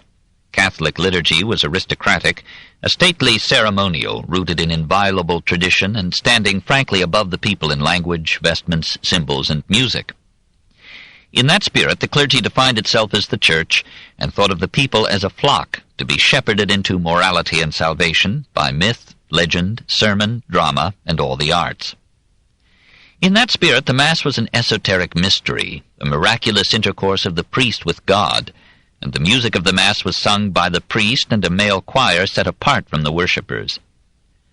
But in the Reformation, the middle classes asserted themselves. The people became the Church, the clergy became their ministers, the language of the service was to be the vernacular of the nation, the music was to be intelligible, and in it the congregation would take an active, finally a leading, role. Luther loved music, appreciated polyphony and counterpoint, and wrote enthusiastically in 1538, "When natural music is sharpened and polished by art, then one begins to see with amazement the great and perfect wisdom of God in his wonderful work of music, where one voice takes a simple part, and around it sing 3, 4, or 5 other voices, leaping, springing round about, marvelously gracing the simple part, like a square dance in heaven. He who does not find this an inexpressible miracle of the Lord is truly a clod, and is not worthy to be considered a man." At the same time, he aspired to a religious music that would move the people by its fusion of faith with song. In 1524 he collaborated with Johann Walter, Kapellmeister to the Elector Frederick the Wise, to produce the first Protestant hymnal, which was expanded and improved through many editions. The words were taken partly from Catholic hymns, partly from the songs of the Meistersinger, partly from Luther's own roughly poetic pen, partly from folk songs transformed to religious themes. "The devil," said Luther, "has no right to all the good tunes." Some of the music was composed by Luther, some by Walter, some was adapted from current Catholic settings. Lutheran churches continued for almost a century to include polyphonic masses in their ritual. But gradually Latin was replaced by the vernacular, the role of the Mass was reduced, singing by the congregation was extended, and the chants of the choir moved away from counterpoint to an easier harmonic form in which the music sought to follow and interpret the words. From the choir music composed by Luther and his aides to accompany the recitation of gospel narratives came the noble Protestant church music of the 18th century, culminating in the oratorios of Handel and the Masses, oratorios, and chorales of Johann Sebastian Bach. Not all the founders of Protestantism were so favorable to music as Luther. Zwingli, though himself a musician, excluded music altogether from the religious service, and Calvin forbade any church music except unisonal singing by the congregation. But he allowed polyphonic song in the home, and his Huguenot followers in France took part of their strength and courage from family singing of hymns and psalms set to music for several voices. When Clément Marot translated the Psalms into French verse, Calvin so liked the result that he condoned the polyphonic settings arranged by Claude Goudimel, and the fact that this Protestant composer was slain in the massacre of St. Bartholomew made his Psalter a doubly holy book. A century after Marot, a Catholic bishop expressed his envy of the role these translations and settings had played in the French Reformation. To know these psalms by heart is, among the Huguenots, a sign of the communion to which they belong. And in the towns in which they are most numerous, the airs may be heard coming from the mouths of artisans, and in the country from those of tillers of the soil. the democratization of religious music marked the lands of the Reformation, covering the darkness of the creed with the releasing joy of song. 4. Palestrina, 1526 to 1594. The Catholic Church remained the chief patron of music, as of the other arts. North of the Alps, Catholic music proceeded along the lines set by the Flemish school. This tradition was confirmed by Isaac in Austria and by De Lasso in Bavaria. One of Luther's most generous letters was addressed in 1530 to Ludwig Senfl, complimenting him on the music he was composing at Munich and praising the Catholic dukes there because they cultivate and honor music. The choir of the Sistine Chapel was still the model on which kings and princes established their chapels in the 14th and 15th centuries. Even among Protestants, the highest form of musical composition was the Mass, and the crowning glory of a Mass was to be sung by the papal choir. The supreme ambition of a singer was to join that choir, which was therefore able to include the best male voices in Western Europe. Castrati, then called eunuchi, were first admitted to the Sistine choir about 1550. Soon afterward, some appeared at the Bavarian court. The emasculation was performed on consenting boys who were persuaded that their soprano voices would be a greater asset to them than fertility, a vulgar virtue generally supplied beyond demand. Like any old and complex institution which has so much to lose by an unsuccessful innovation, the Church was conservative, even more in ritual than in creed. Composers, on the contrary, were weary of old modes, as they have been in all ages, and experiment was to them the life of their art. All through these centuries, the Church struggled to prevent the artificiality of the Ars Nova and the subtlety of Flemish counterpoint from weakening the dignity and grandeur of the High Mass. In 1322, Pope John XXII issued a stern decree against musical novelties and decoration, and ordered that the music of the Mass should keep to unisonal plain song, the Gregorian chant as its foundation, and permit only such harmony as would be intelligible to worshippers, and would deepen rather than distract piety. The order was obeyed for a century. Then it was evaded by having some of the performers sing the bass part an octave higher than written. This faux bourdon, false bass, became a favorite ruse in France. Complexities in mass music developed again. 5, 6, or 8 parts were sung in fugue and counterpoint, in which the words of the liturgy ran upon one another's heels in professional confusion, or were drowned in musical flourishes, sometimes inserted by the singers ad libitum. The custom of adapting popular tunes into a mass led even to the intrusion of profane words into the sacred text. Some masses came to be known from their secular sources, like the Mass of Farewell My Loves, or the Mass in the Shadow of the Bush.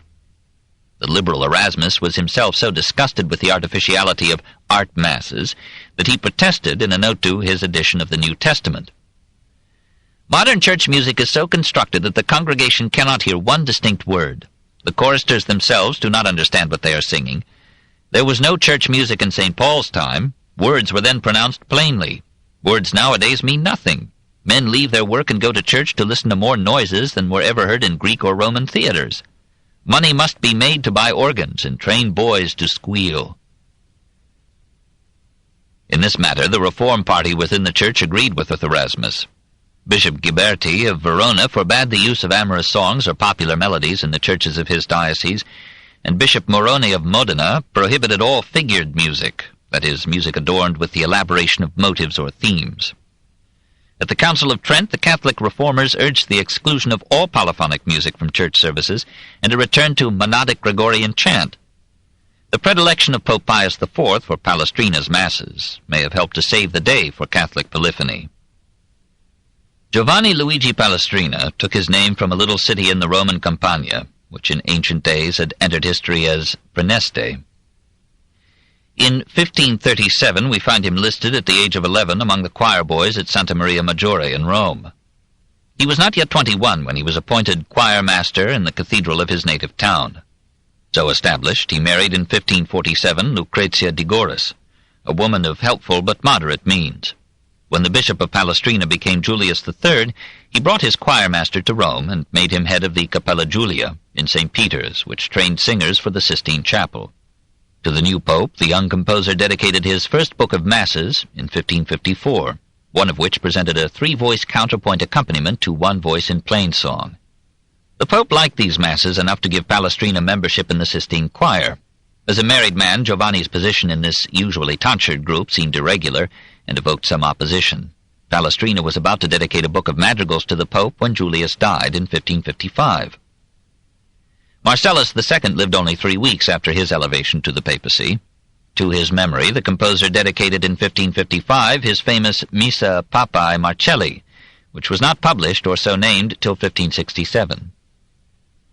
Pope Paul IV, the man of inflexible and Puritan principles, dismissed the 3 married members from the Sistine Choir, allotting each a small pension. Palestrina was soon made choirmaster at St. John Lateran, but this position, though it buttered his bread, offered no patronage to cover the expense of publishing musical compositions. With the accession of Pius IV in 1559, papal favor returned. Pius was impressed by the improperia that Palestrina wrote for the Good Friday service, and from that time his composition became a regular part of that ritual in the Sistine Chapel. Palestrina's marriage still excluded him from the Sistine Choir, but his status rose with his appointment in 1561 as choirmaster at Santa Maria Maggiore. A year later, the reassembled Council of Trent took up the problem of adjusting church music to the new spirit of reform. The extreme proposal to forbid polyphony altogether was rejected.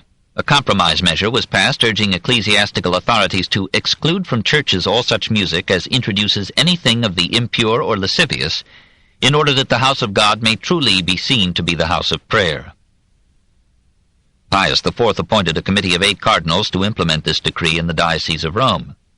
A pleasant story relates that the commission was on the verge of banning polyphonic music when one member, Cardinal Charles Borromeo, appealed to Palestrina to compose a mass that would show the full congruity of polyphony and piety. That Palestrina wrote, and a choir sang for the commission 3 masses, one of them the Missa Papae Marcelli, and that the profound union of religious elevation and chastened musical artistry in these masses saved polyphony from condemnation. However, the Mass of Pope Marcellus was already 10 years old, and the only known connection of Palestrina with this commission is its extension of his pension. We may nonetheless believe that the music which Palestrina had presented in the choirs of Rome, by its fidelity to the words, its avoidance of secular motives, and the subordination of musical art to religious intent, played a part in leading the committee to sanction polyphonic music.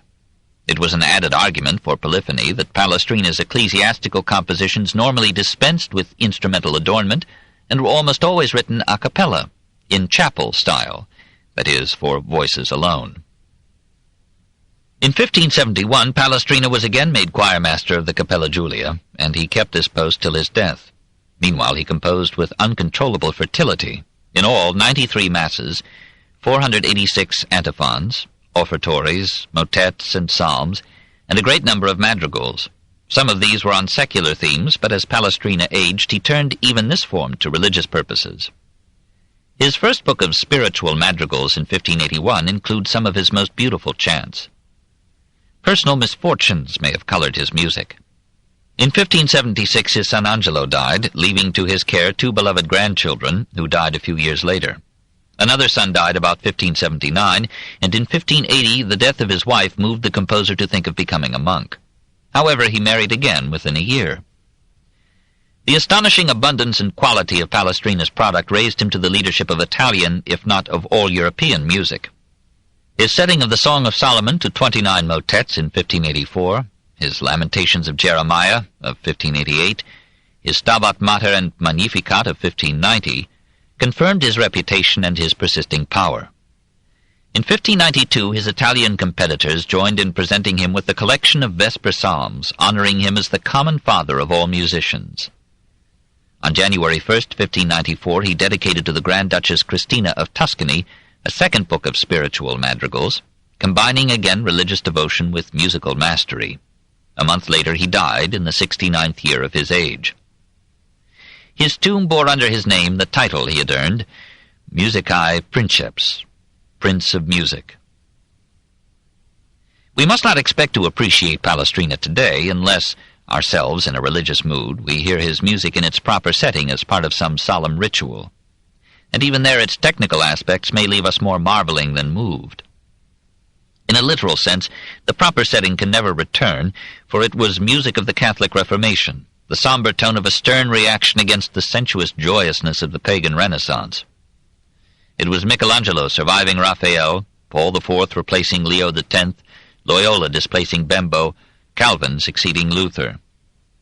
Our current preferences are a transient and fallible norm, and an individual's taste, especially if he be lacking in technical competence, in mysticism, and a sense of sin, is a narrow base on which to rest a standard of judgment in music or theology. But we can all agree that Palestrina carried to its completion the religious polyphony of his day.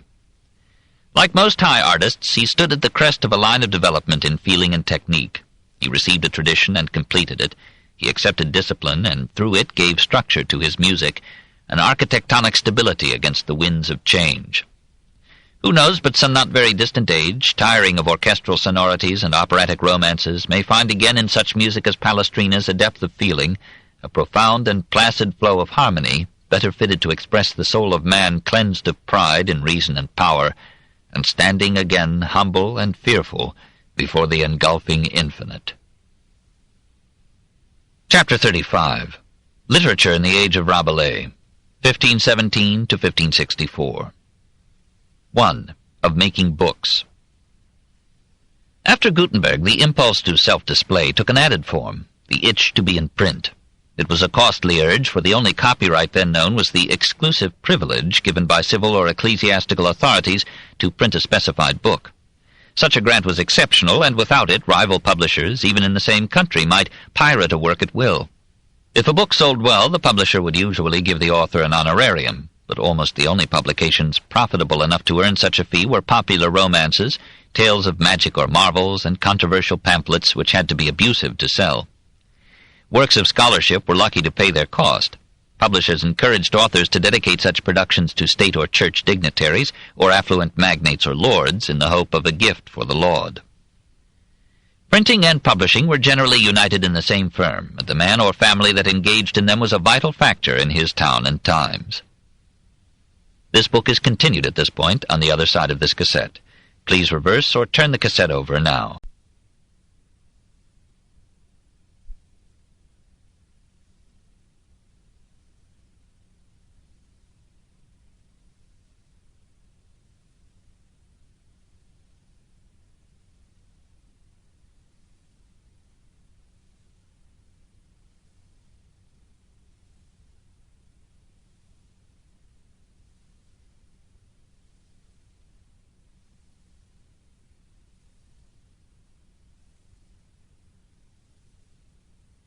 The Story of Civilization, Volume 6, The Reformation, by Will Durant, Part 3, continued, Cassette 5, Side 2. Printing and publishing were generally united in the same firm, and the man or family that engaged in them was a vital factor in his town and times. Fame through printing alone was rare. Claude Garamond of Paris managed it by discarding the Gothic type that German printers had adopted from manuscript lettering, and designing, circa 1540, a Roman type based on the Carolingian minuscule script of the 9th century as developed by Italian humanists and the Aldine Press. Italian, French, and English printers chose this Roman form. The Germans clung to Gothic till the 19th century. Some styles of type still bear Garamond's name. Germany led the world in publishing. There were active firms in Basel, Strasbourg, Augsburg, Nuremberg, Wittenberg, Cologne, Leipzig, Frankfurt, and Magdeburg. Twice a year, publishers and booksellers met at the Frankfurt Fair, bought and sold books, and exchanged ideas. One Frankfurt printer issued the first newspaper in 1548, a sheet distributed at the fair and reporting recent events. Antwerp became a publishing centre when Christopher Plantin turned his bindery into a print shop in 1555. 2 years later, he sent 1,200 volumes to the Frankfurt Fair. In France, the hub of the book trade was Lyon. 200 printing establishments made the city challenge Paris as the intellectual capital of the land. Etienne Dolet, printer and humanist, was the firebrand of Lyon. Born in Orléans, schooled in Paris, he fell in love with Cicero. "I approve only of Christ and Tully." Hearing that thought was exceptionally free at Padua, he hurried there and exchanged irreverent epigrams with skeptical Averroists. At Toulouse he became the soul of a free-thinking band that laughed at papists and Lutherans alike. Banished, he went to Lyon and made a name for himself with poems and articles, but he killed a painter in an argument and fled to Paris, where Marguerite of Navarre won him a pardon from the king.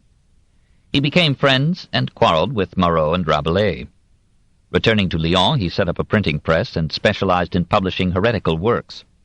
The Inquisition summoned him, tried him, imprisoned him.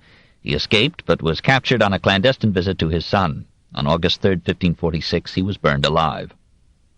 The most distinguished of French publishers were the Etiennes, a dynasty as persistent in printing as the Fugers in finance.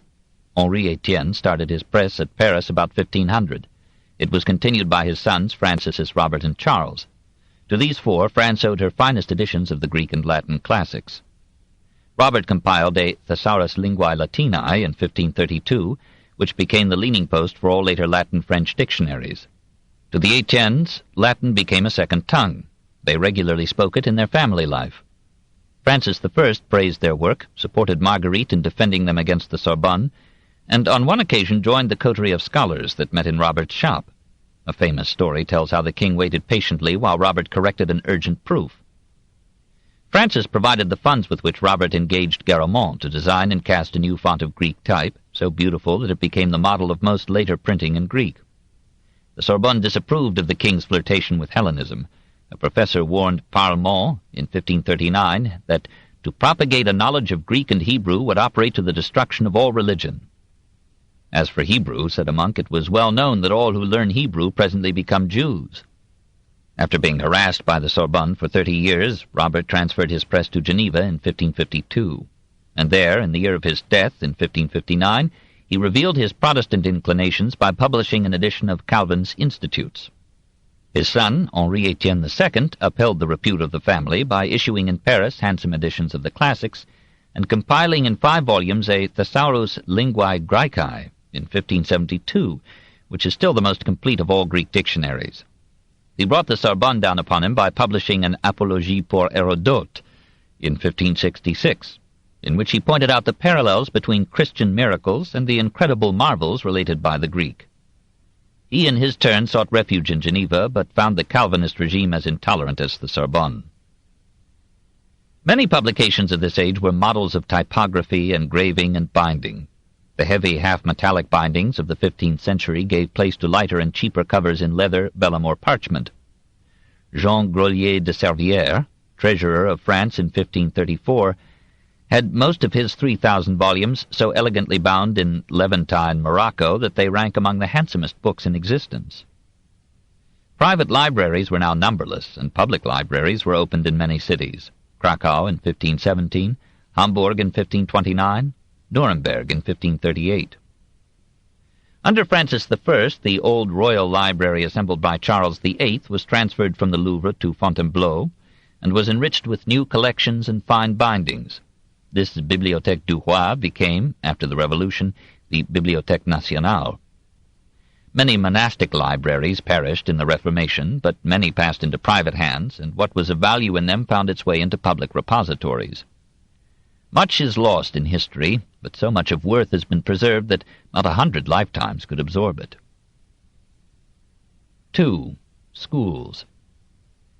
It was natural that the Revolution should for a time disrupt the educational system of Western Europe, for that system was almost wholly a service of the Church, and the influence of the Orthodox clergy could not be successfully challenged without breaking their control of education.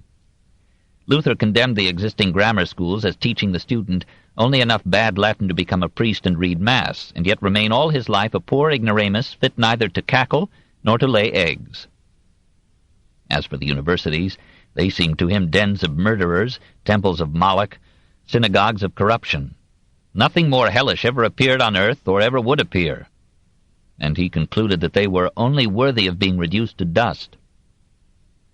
Melanchthon agreed with him on the ground that the universities were turning students into pagans.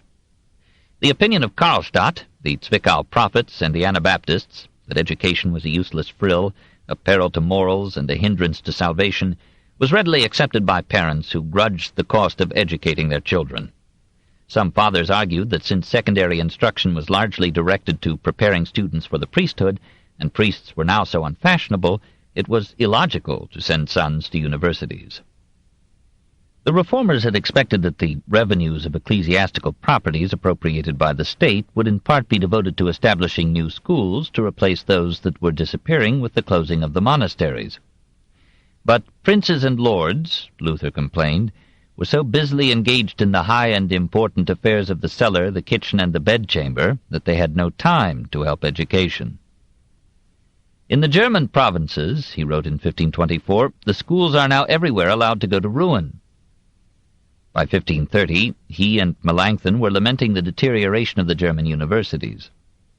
At Erfurt, the enrollment fell from 311 in 1520 to 120 in 1521 to 34 in 1524. At Rostock, from 300 in 1517 to 15 in 1525. At Heidelberg, in that year, there were more professors than students, and in 1526 only 5 scholars enrolled at the University of Basel. Luther and Melanchthon labored to repair the damage. In an epistle to the burgomasters in 1524, Luther appealed to secular authorities to establish schools. In 1530, far ahead of his time, he proposed that elementary education should be made compulsory and be provided at public expense. To the universities, gradually reconstituted under Protestant auspices, he recommended a curriculum centered on the Bible, but also teaching Latin, Greek, Hebrew, German, law, medicine, history, and poets and orators, heathen or Christian. Melanchthon made the revival of education a main task of his life. Under his leadership and stimulus, many new schools were opened. By the end of the 16th century, there were 300 in Germany. He drew up a Schulplan in 1527 for the organization of schools and universities. He wrote textbooks of Latin and Greek grammar, of rhetoric, logic, psychology, ethics, and theology, and he trained thousands of teachers for the new institutions. His country gratefully named him Praeceptor Germaniae, the educator of Germany.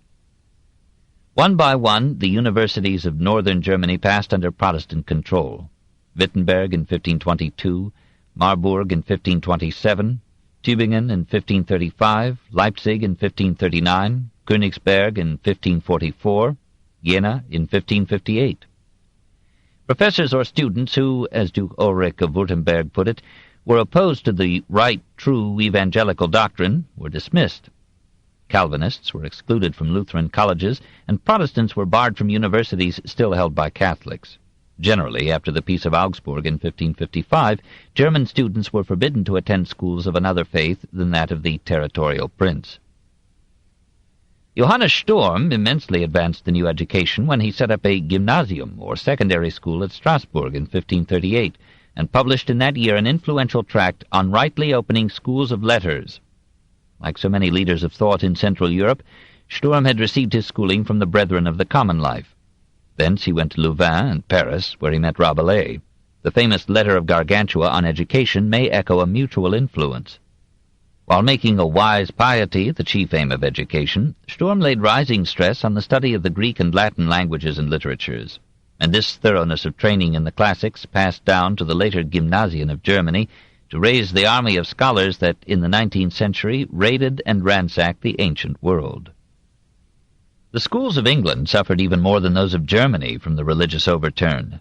Cathedral, monastic, guild, and chantry schools melted away in the heat of the attack upon ecclesiastical abuses and wealth. Most university students had been sent up by those schools.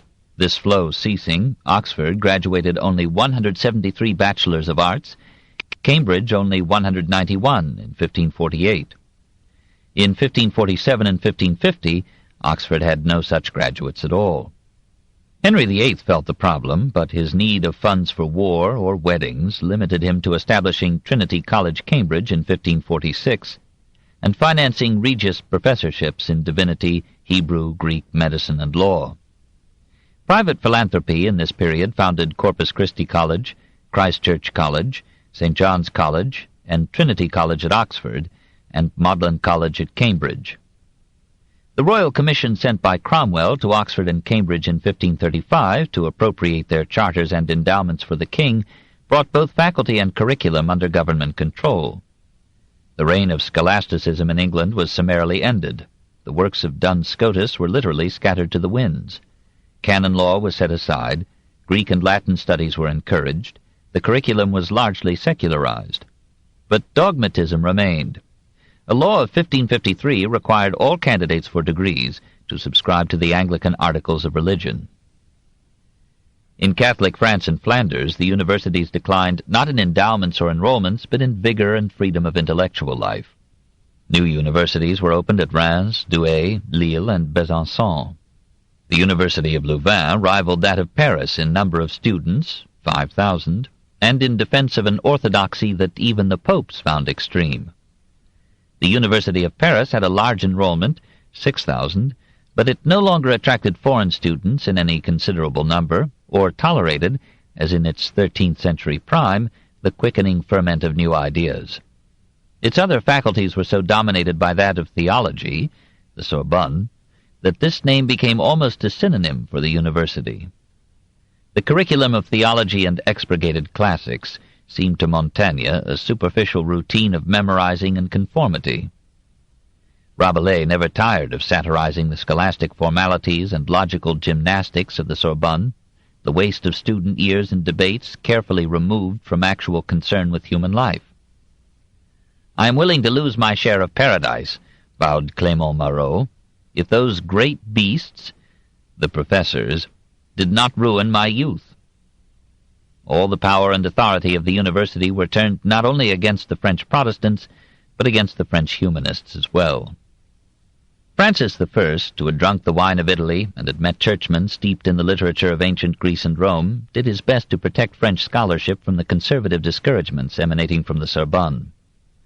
Urged on by Guillaume Boudet, Cardinal Jean du Bellay, and the indefatigable Marguerite, he provided funds to establish, in 1529, independently of the university, a school devoted predominantly to humanistic studies.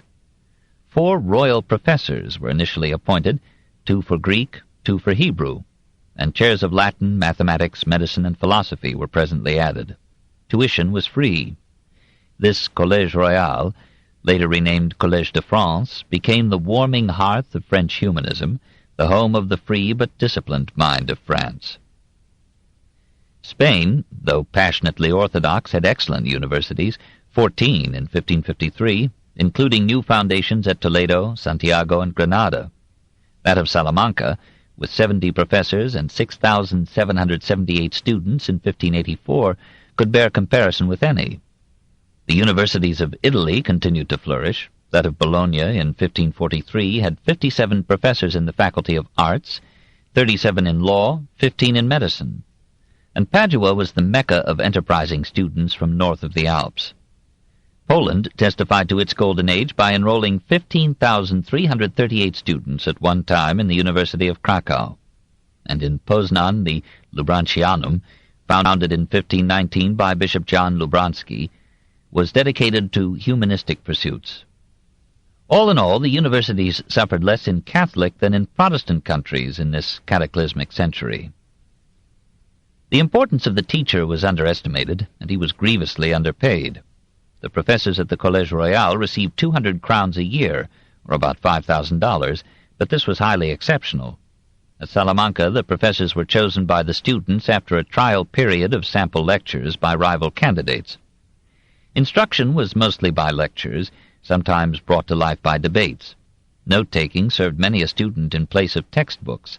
Dictionaries were rare. Laboratories were practically unknown except to alchemists.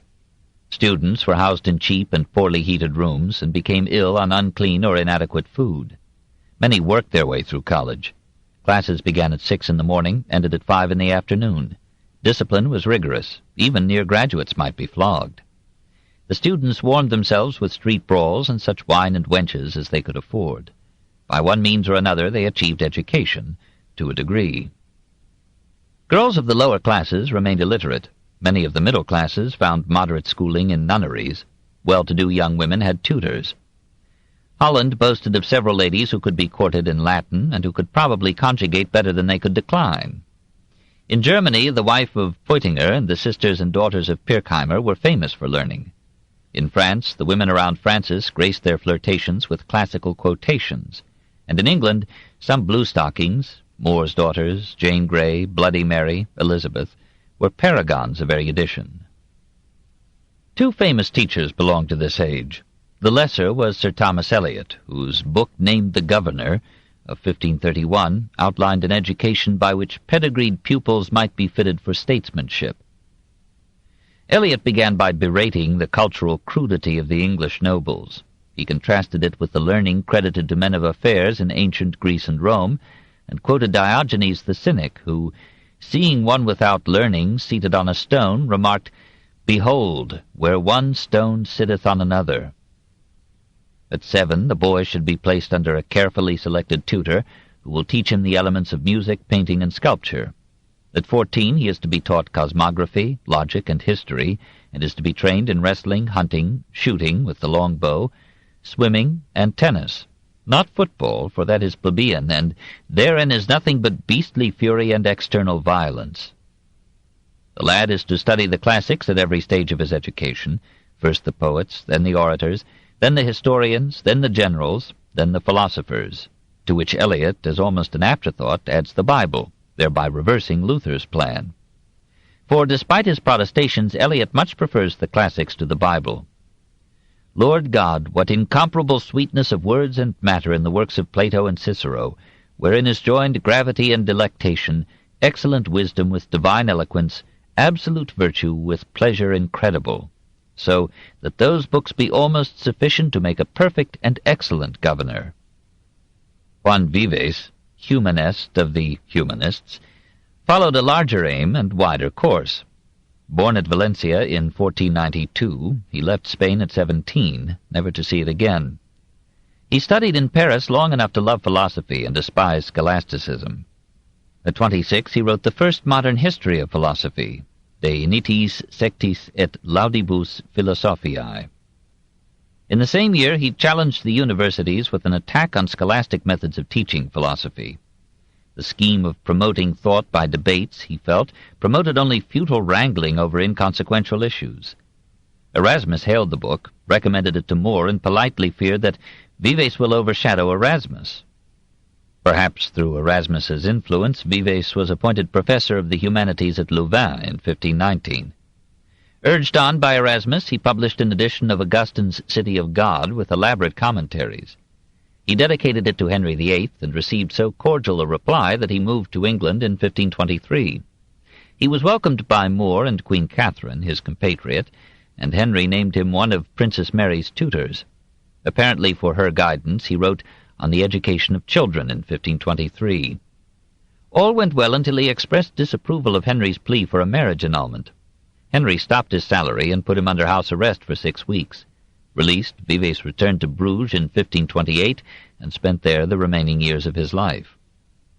Still idealistic at 37, he dedicated to Charles V an Erasmian appeal for an international court of arbitration as a substitute for war.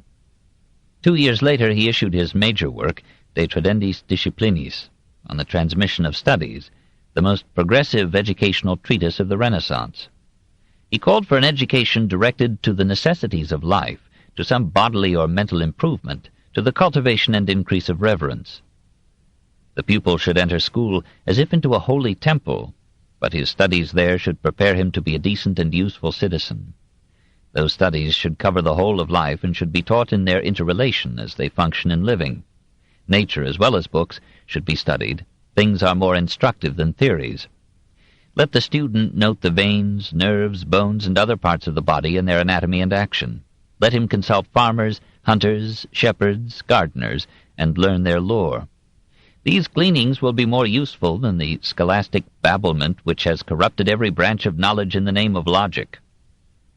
The classics, expurgated for youth, should remain a vital part of the curriculum, but modern history and geography are to be studied too.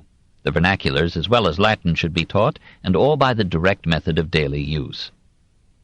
Vives was so far ahead of his time that it lost sight of him and let him die in poverty. He remained a Catholic to the end. 3. Scholars. The distinctive task of the universities, the academies, and the humanists in the Renaissance was to gather, translate, and transmit the old world of Greece and Rome to the young world of modern Europe. The task was grandly accomplished, and the classic revelation was complete. 2 men remain to be commemorated as oracles of this revelation. Guillaume Boudet, after living 62 years in hopes of making Paris the heir of Italian humanism, came into his own when Francis founded the Collège Royal. He began his adult studies with law, and for almost a decade he buried himself in the Pandects of Justinian. To understand these texts better, Latin in language but Byzantine in bearings, he took up Greek with John Lascaris, and so devotedly that his teacher, departing, bequeathed to him his precious library of Greek books. When at 41 Boudet published Annotationes in 24 Libros Pandectarum, in 1508, the Digest of Justinian, for the first time in Renaissance jurisprudence, was studied in itself and its environment, instead of being displaced by the commentaries of the glossators. 6 years later he issued another monument of recondite research, De Asse et Partibus, on its surface a discussion of ancient coins and measures, but actually an exhaustive consideration of classical literature in relation to economic life. Still more impressive were his Commentarii Linguae Graecae of 1529, a work loosely ordered but so rich in lexicographic information and illumination that it placed Boudet at the head of all European Hellenists. Rabelais sent him a letter of homage. Erasmus paid him the compliment of jealousy. Erasmus was a man of the world to whom scholarship was only a part of life, but to Boudet scholarship and life were one. "It is philology," he wrote, "that has so long been my companion, my associate, my mistress, bound to me by every tie of affection. But I have been forced to loosen the bonds of a love so devouring that I found it destructive to my health." He mourned that he had to steal time from his studies to eat and sleep. In moments of distraction he married and begot 11 children. Jean Clouet's portrait of him, in the Metropolitan Museum of Art in New York, shows him in a pessimistic mood, but Francis I must have found some warmth in him, for he made him librarian at Fontainebleau, and liked to have the old scholar near him, even on tours. On one of these Boudet caught a fever. He left precise instructions for an unceremonious funeral, and quietly passed away in 1540. The Collège de France is his monument. Paris had not yet in his time absorbed the intellectual life of France. Humanism had a dozen French hearths, Bourges, Bordeaux, Toulouse, Montpellier, and above all Lyon, where love and humanism, ladies and literature, made a delightful mixture. And in Agen, where no one would have looked for an emperor, Julius Caesar Scaliger ruled imperiously over the philological scene after Boudet's death. Born probably at Padua in 1484, he came to Agen at 41, and lived there till his death in 1558. Every scholar feared him, for he had a masterly command of vituperative Latin. He made a name for himself by attacking Erasmus for belittling the Ciceronians, sticklers for a precise Ciceronian Latin. He criticized Rabelais, then criticized Dolay for criticizing Rabelais.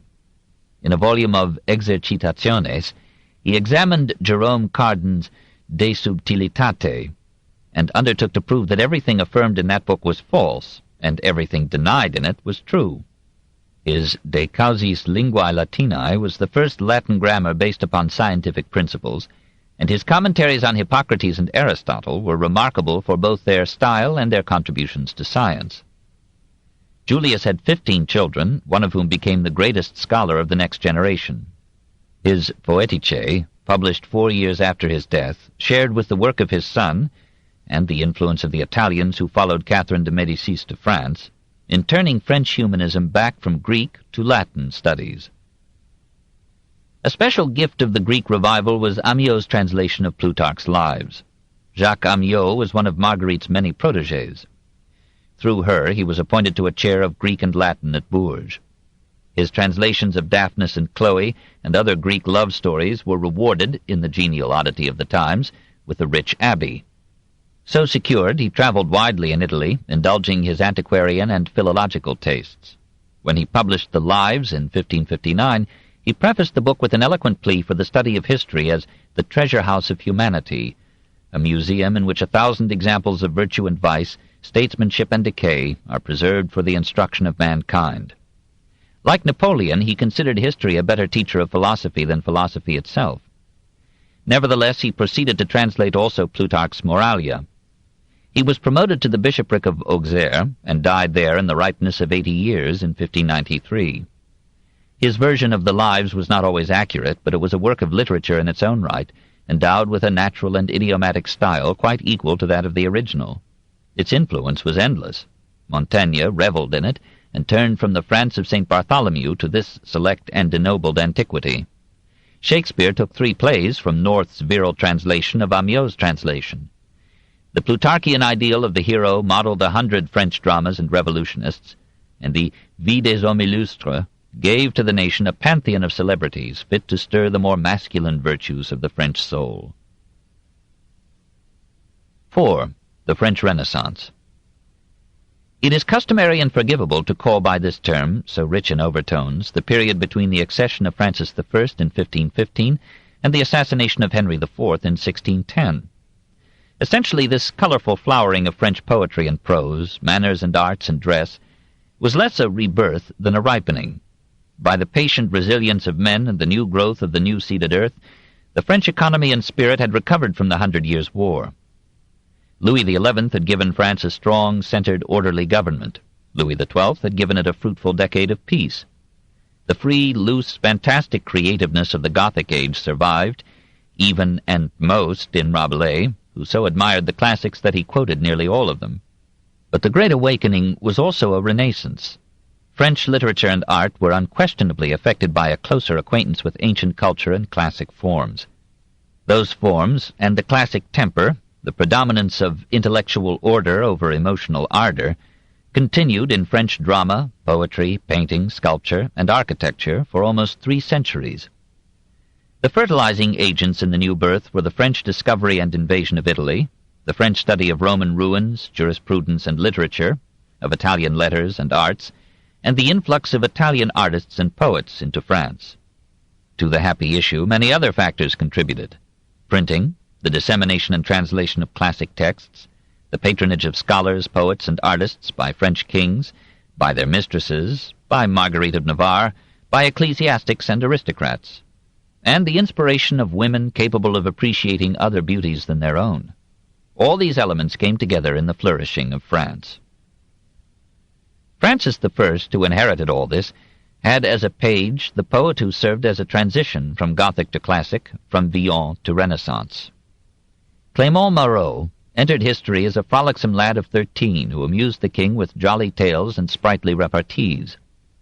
Some years later Francis smiled upon the youth's adventures and quarrels with all the ladies of Paris, for he agreed with Marot that they were very charming indeed. La Françoise est entière et sans rampeur. Plaisir l'amène, au profit ne regarde. Conclusion, qui en parle ou broucarde, Françoise son chef-d'œuvre de nature. The Frenchwoman is flawless and complete. Pleasure leads her. She does not look for profit. To conclude, whatever anyone may say to ridicule them, Frenchwomen are nature's masterpiece.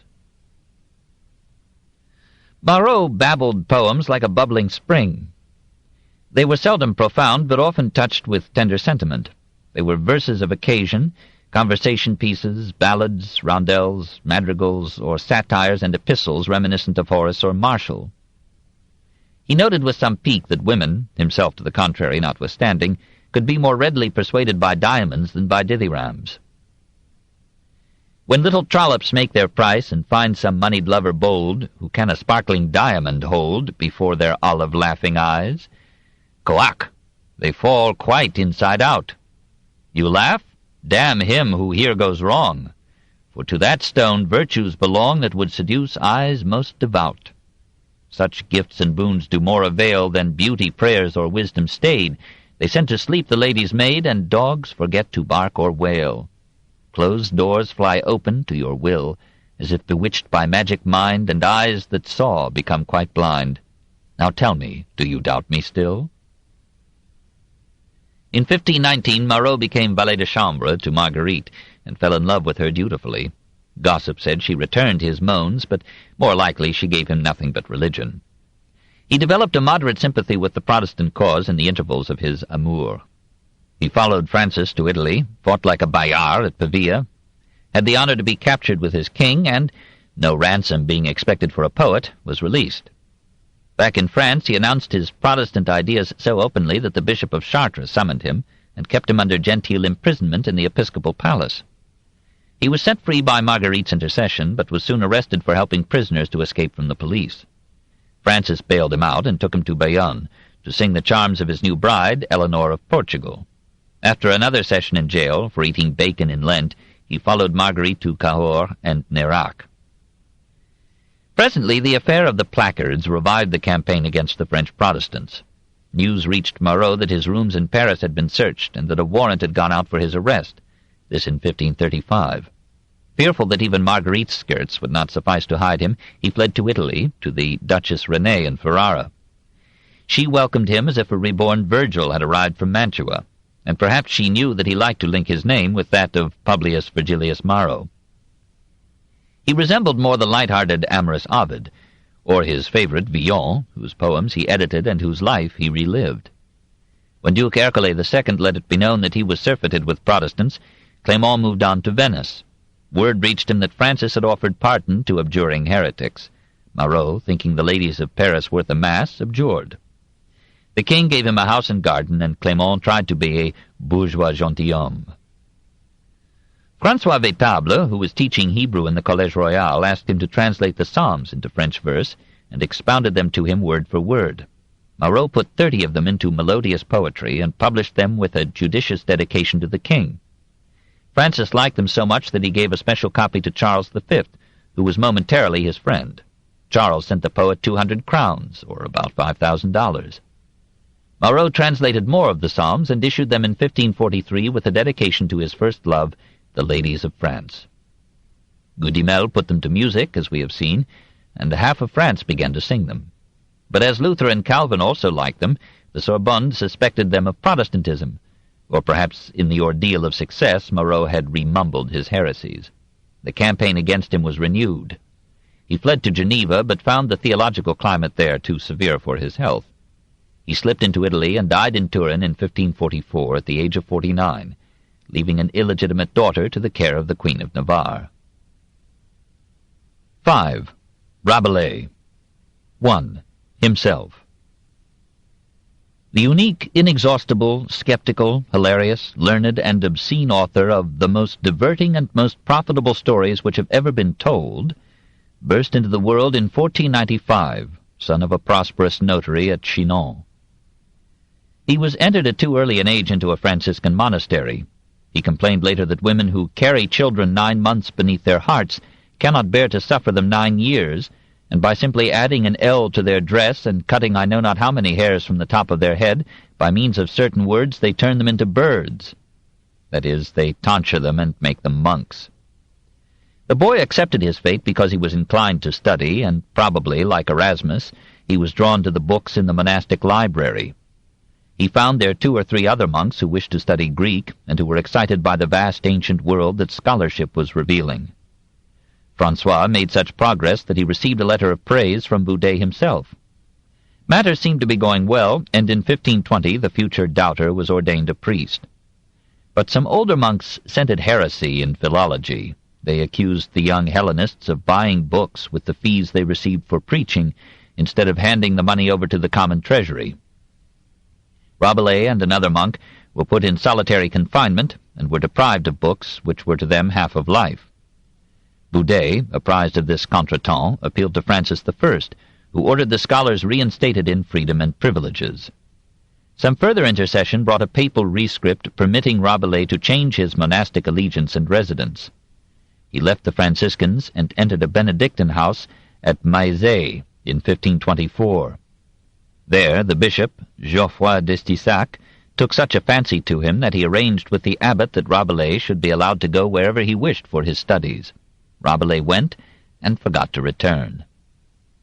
After sampling several universities, he entered the School of Medicine at Montpellier in 1530. He must have had some prior instruction, for he received the degree of Bachelor of Medicine in 1531. For reasons unknown, he did not proceed to earn the doctorate, but resumed his wandering until, in 1532, he settled down in Lyon. Like Servetus, he combined the practice of medicine with scholarly pursuits. He served as editorial aide to the printer Sebastian Griffius, edited several Greek texts, translated the aphorisms of Hippocrates into Latin, and was willingly caught in the humanistic stream then in full flow at Lyon. On November 30th, 1532, he dispatched a copy of Josephus to Erasmus with a letter of adulation, strange in a man of 37, but savouring of that enthusiastic age. Georges d'Armagnac recently sent me Flavius Josephus's history, and asked me to send it to you. I have eagerly seized this opportunity, O humanest of fathers, to prove to you by grateful homage my profound respect for you and my filial piety. My father, did I say? I should call you mother, did your indulgence allow it. All that we know of mothers, who nourish the fruit of their wombs before seeing it, before even knowing what it will be, who protect it, who shelter it against the inclemency of the air, that you have done for me whose face was not known to you, and whose obscure name could not impress you. You have brought me up, you have fed me at the chaste breasts of your divine knowledge. All that I am worth, I owe to you alone. If I did not publish it aloud, I should be the most ungrateful of men. Salutations once more, beloved father, honor of your country, support of letters, unconquerable champion of truth. In that same November, 1532, we find Rabelais a physician in the Hôtel Dieu, or city hospital of Lyon, with a salary of 40 livres, or $1,000 a year. But we must not think of him as a typical scholar or physician. It is true that his learning was varied and immense. Like Shakespeare, he seems to have had professional knowledge in a dozen fields: law, medicine, literature, theology, cookery, history, botany, astronomy, mythology. He refers to 100 classic legends, quotes half 100 classic authors. Sometimes he parades his erudition amateurishly. He was so busy living that he had no time to achieve meticulous accuracy in his scholarship. The editions that he prepared were not models of careful detail.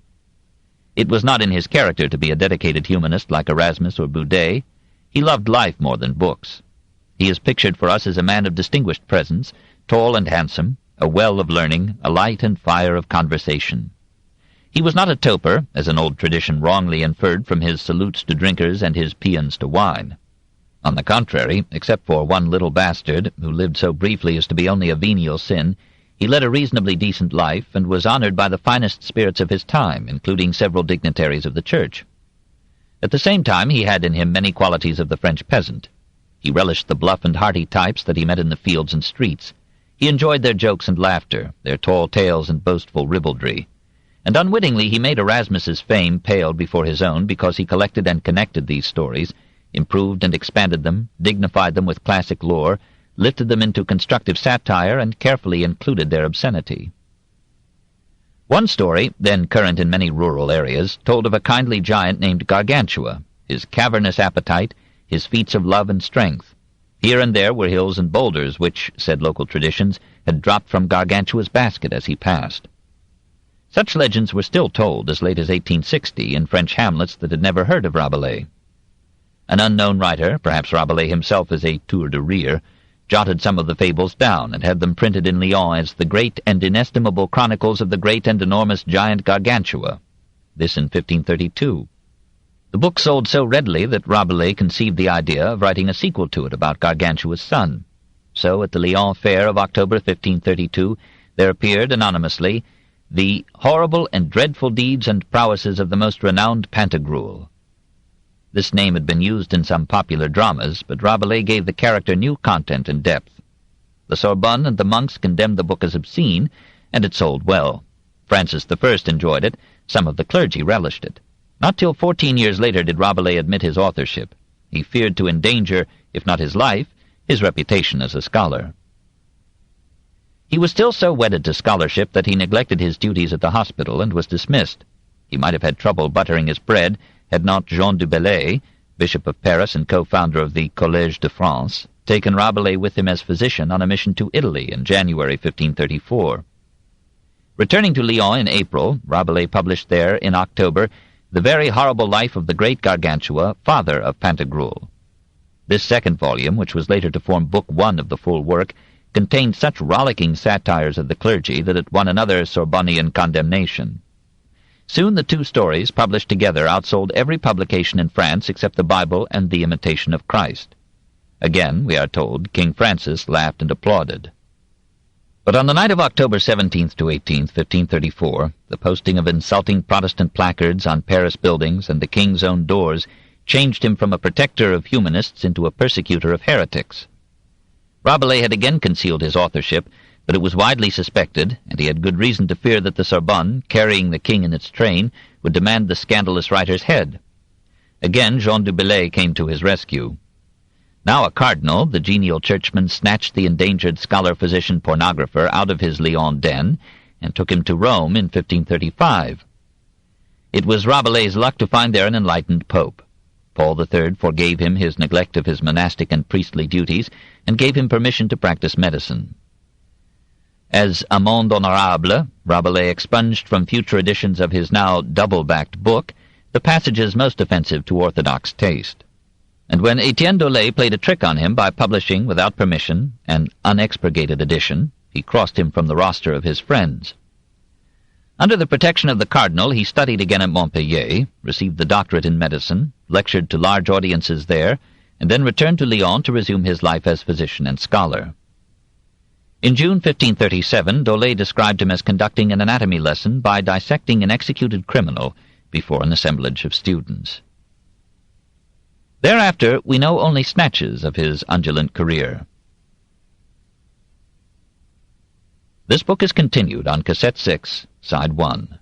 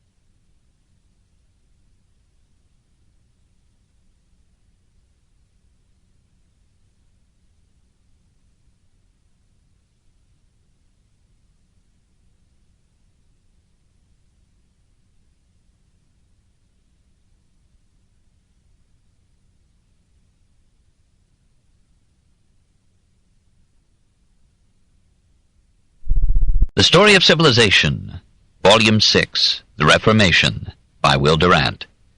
Part 3, continued. Cassette 6, Side 1. Thereafter we know only snatches of his undulant career. He was in the suite of the king at the historic meeting of Francis I and Charles V in Aigues-Mortes in July 1538. 2 years later we find him at Turin as physician to Guillaume de Bellay, brother to the cardinal, and now French ambassador to Savoy. About this time, spies found in Rabelais' correspondence some items that raised a flurry in Paris. He hurried to the capital, faced the matter out bravely, and was exonerated by the king in 1541. Despite renewed condemnations of Gargantua and Pantagruel by the Sorbonne, Francis gave the harassed author a minor post in the government as Maître des Requêtes, Commissioner of Petitions, and official permission to publish Book 2 of Pantagruel, which Rabelais gratefully dedicated to Marguerite of Navarre. The volume aroused such commotion among the theologians that Rabelais judged it discreet to take refuge in Metz, then part of the Empire. There he served for a year as physician in the city hospital from 1546 to 1547. In 1548 he thought it safe to return to Lyon, and in 1549 to Paris. Finally, his ecclesiastical protectors secured his appointment in 1551 as parish priest of Meudon, just southwest of the capital, and the hunted, aging gadfly resumed his sacerdotal robes. Apparently he delegated the duties of his benefice to subordinates and confined himself to using the income. So far as we know, he was still curé of Meudon when, a bit anomalously, he published what is now Book 4 of his work in 1552. This was dedicated to Odet, Cardinal de Chatillon, presumably with permission. Evidently there were then in France high churchmen of the learning and lenience of the Italian Renaissance cardinals. Nevertheless, the book was denounced by the Sorbonne, and its sale was forbidden by the Parlement. Francis I and Marguerite were now dead, and Rabelais found no favor with the sombre Henry II. He absented himself for a while from Paris, but soon returned. There, after a long illness, he died on April 9, 1553. An old story tells how, when he was asked on his deathbed where he expected to go, he answered, "Je vais chercher un grand peut-être," I go to seek a great perhaps. Alas, it is a legend. 2. Gargantua. The prologue to Book 1, originally Book 2, gives at once the taste and smell of the whole. Most noble and illustrious drinkers, and you thrice precious pockified blades, for to you and none else do I dedicate my writings, to abide the outside of Socrates and esteemed of him by his external appearance, you would not have given the peel of an onion for him. You, my good disciples, and some other jolly fools of ease and leisure, reading the pleasant titles of some books of our invention, are too ready to judge that there is nothing in them but jests, mockeries, lascivious discourse, and recreative lies. But in the perusal of this treatise you shall find a doctrine of a more profound and abstract consideration, as well as in what concerneth our religion, as matters of public state and life economical. A certain addle-headed coxcomb saith ill of my books, but a bren for him. Frolic now, my lads, cheer up your hearts and joyfully read. Pull away supernaculum. This is Urquhart's famous translation, which sometimes overdoes the original, but it is here quite faithful to it, even with pithy words now no longer permitted in learned discourse. In these 2 paragraphs we have Rabelais' spirit and aim, serious satire clothed in neck-saving buffoonery, and sometimes smeared with unfumigated smut. We proceed at our own risk, thankful that the printed word does not smell, and trusting to find some diamonds in the dunghill. Gargantua begins with a peerless genealogy, scriptural in form. The father of the giant was Grangousier, king of Utopia. The mother was Gargamel. She bore him for 11 months, and when her pains began, their friends gathered for a merry bout of wine, alleging that nature abhors a vacuum. On with a sheep's courage, the proud father tells his wife painlessly. Dispatch this boy, and we will speedily fall to work making another. For a moment she wishes him the fate of Abelard. He proposes to accomplish this forthwith, but she changes her mind. The unborn Gargantua, finding the usual outlet of maternity blocked by an untimely astringent, entered the vena cava of Gargamel, climbed through her diaphragm and neck, and issued forth by the left ear. As soon as he was born, he cried out, so loudly that 2 counties heard him, "A boire, a boire, a boire! Drink, drink, drink!" 17,913 cans of milk were set aside for his nourishment, but he early showed a preference for wine. When it came time to educate the young giant and make him fit to succeed to the throne, he received as tutor Maître Jobelin, who made a dolt of him by stuffing his memory with dead facts and befuddling his reason with scholastic argument. Driven to a desperate expedient, Gargamel turned the boy over to the humanist Ponocrates. Teacher and pupil went off to Paris to get the latest education. Gargantua rode on a tremendous mare, whose swishing tail cut down vast forests as she proceeded. Hence, part of France is a plain. Arrived in Paris, Gargantua alighted on a tower of Notre Dame. He took a fancy to the bells and purloined them to hang them about his horse's neck. Ponocrates began the re-education of the spoiled giant by giving him an enormous purgative to cleanse the bowels and the brain, which are near allied. So purified, Gargantua became enamored of education. He began zealously to train at once his body, his mind, and his character. He studied the Bible, the classics, and the arts. He learned to play the lute and the virginal and to enjoy music. He ran, jumped, wrestled, climbed, and swam. He practiced riding, jousting, and the skills needed in war. He hunted to develop his courage, and to develop his lungs he shouted so that all Paris heard him. He visited metalworkers, stone-cutters, goldsmiths, alchemists, weavers, watchmakers, printers, dyers, and, giving them somewhat to drink, studied their crafts. He took part every day in some useful physical work, and sometimes he went to a lecture, or a trial, or to the sermons of evangelical preachers. A Protestant touch. Amid all this education, Gargantua was suddenly called back to his father's realm, for another king, Picrochole, had declared war on Grangousier. Why? Rabelais steals a story from Plutarch's Life of Pyrrhus and tells how Picrochole's generals boasted of the lands they would conquer under his leadership. France, Spain, Portugal, Algeria, Italy, Sicily, Crete, Cyprus, Rhodes, Greece, Jerusalem. Picrochole rejoices and swells, but an old philosopher asks him, "What shall be the end of so many labors and crosses?" "When we return," answers Picrochole, "we shall sit down, rest, and be merry." "But," suggests the philosopher, "if by chance we should never come back, for the voyage is long and dangerous, Were it not better for us to take our rest now?" "Enough!" cried Picrochole. "Go forward, I fear nothing. He that loves me, follow me." Gargantua's horse almost wins the war against Picrochole by drowning thousands of the enemy with one simple easement.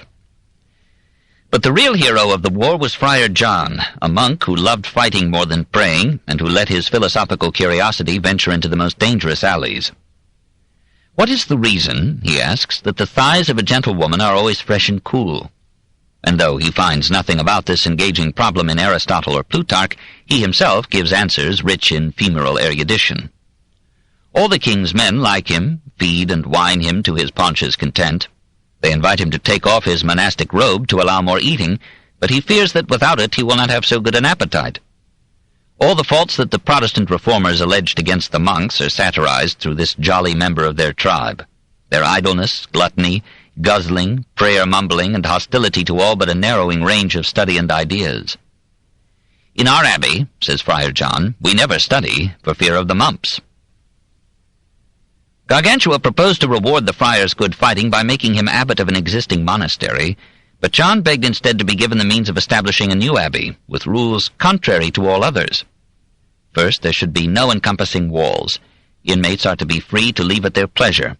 Second, there is to be no exclusion of women.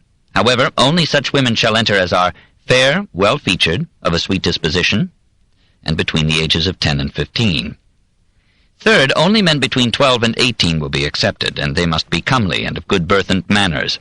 No sots or bigots may apply, no beggars, lawyers, judges, scribes, usurers, gold graspers, or snivelling hypocrites. Fourth, no vows of chastity, poverty, or obedience. The members may marry, enjoy wealth, and in all matters be free. The abbey is to be called Telem, or what you will, and its sole rule will be fais ce que vous voudras, do what you wish. For men that are free, well-born, well-bred, and conversant in honest companies have naturally an instinct and spur that prompteth them to virtuous actions and withdraws them from vice, and this instinct is called honor. Gargantua provided the funds for this aristocratic anarchism, and the abbey rose according to specifications which Rabelais gave in such detail that architects have made drawings of it. He provided for it a library, a theatre, a swimming pool, a tennis court, a football field, a chapel, a garden, a hunting park, orchards, stables, and 9,332 rooms. It was an American hotel in vacation land. Rabelais forgot to provide a kitchen, or to explain who would do the menial work in this paradise. 3. Pantagruel. After Gargantua had succeeded his father as king, he took his turn at procreation and pedagogy. At the age of 440 years, he begot Pantagruel on Badabec, who died in giving birth. Whereat Gargantua wept like a cow for his wife, and laughed like a calf over his robust son. Pantagruel grew up to Brobdingnagian proportions. In one of his meals he inadvertently swallowed a man, who had to be excavated by a mining operation in the young giant's digestive tract. When Pantagruel went to Paris for his higher schooling, Gargantua sent him a letter redolent of the Renaissance.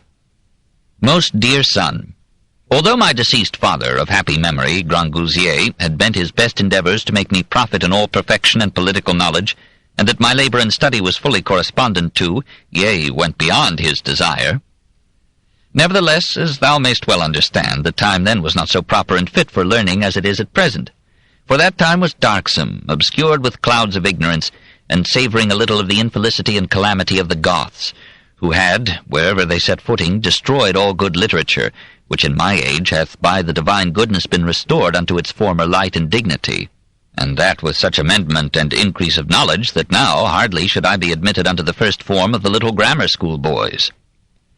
Now the minds of men are qualified with all manner of discipline, and the old sciences revived which for many ages were extinct. Now the learned languages are to their pristine purity restored, viz. Greek, without which a man may be ashamed to account himself a scholar, Hebrew, Arabic, Chaldean, and Latin. Printing likewise is now in use, so elegant and so correct that better cannot be imagined. I intend that thou learn the languages perfectly. Let there be no history which thou shalt not have ready in thy memory. Of the liberal arts of geometry, arithmetic, and music, I gave thee some taste when thou wert yet little. Proceed further in them. As for astronomy, study all the rules thereof. Let pass, nevertheless, astrology, as being nothing else but plain cheats and vanities. As for the civil law, of that I would have thee to know the texts by heart, and then to confer them with philosophy. The works of nature I would have thee study exactly.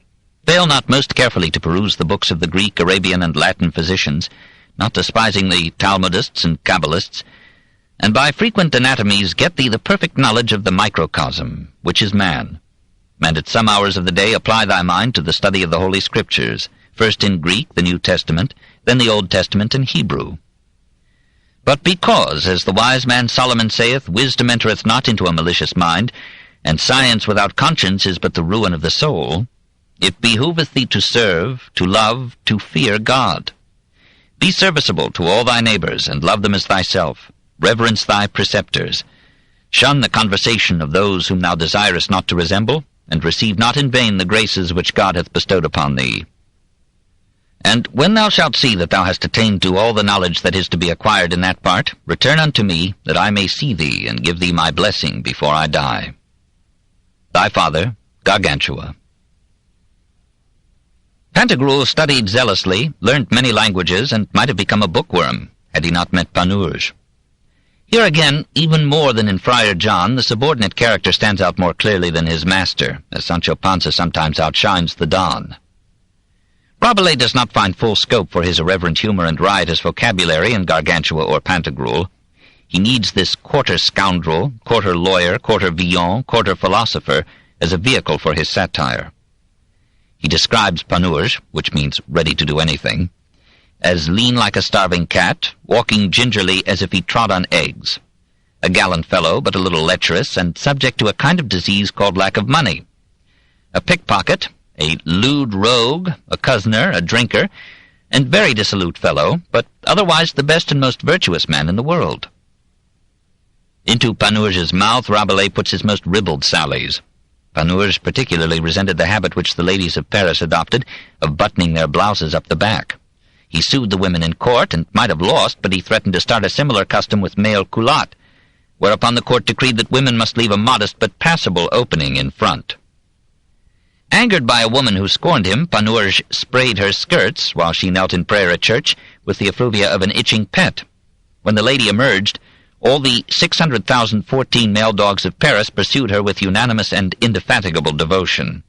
Pantagruel, himself a very mannerly prince, takes to this rascal as a relief from philosophy, and invites him on every expedition. As the story rollicks on into Book 3, Panurge debates with himself and others whether he should marry. He lists the arguments pro and con through 100 pages, some sparkling, many wearisome, but in those pages we meet the man who married a dumb wife, and the renowned jurist Bridlegoose, who arrives at his soundest judgments by throwing dice.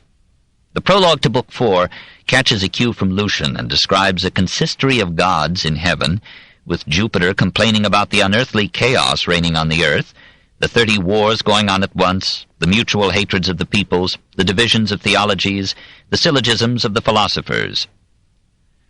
What shall we do with this Rameau and Galland, who together are setting all Paris by the ears? Priapus counsels him to turn those two Pierres into stones, or Pierre. Here Rabelais steals a pun from Scripture. Returning to earth, he records in Books 4 and 5 the long Gulliverian voyages of Pantagruel, Panurge, Friar John, and a royal utopian fleet to find the temple of the Holy Bottle, and to ask whether Panurge should marry.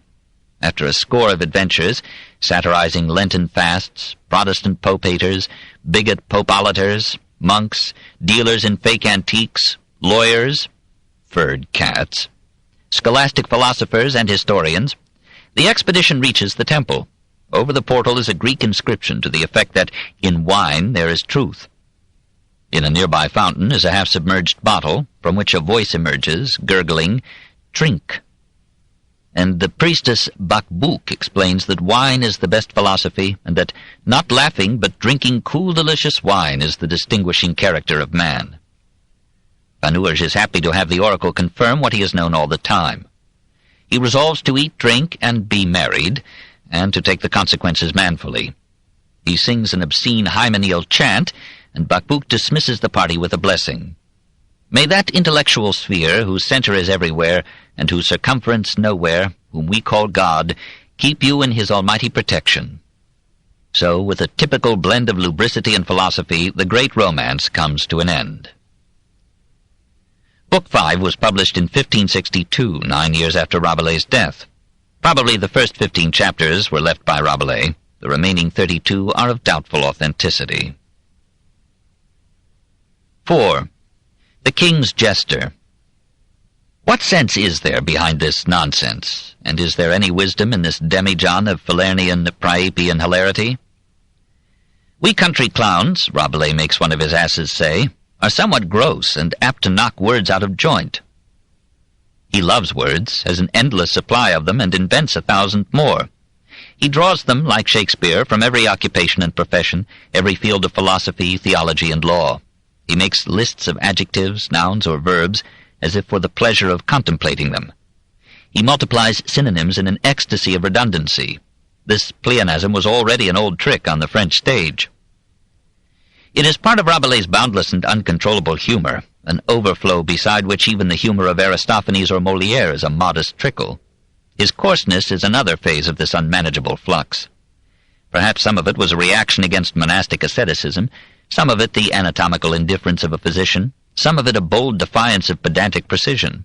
Much of it was in the manner of the age. Undoubtedly, Rabelais carries it to excess. After a dozen pages of urogenital, excretory, and gaseous details, we weary and turn away. Another generation of classic influence would be needed to tame such volcanic exuberance into disciplined form. We forgive these faults because Rabelais' style runs away with us, as with him.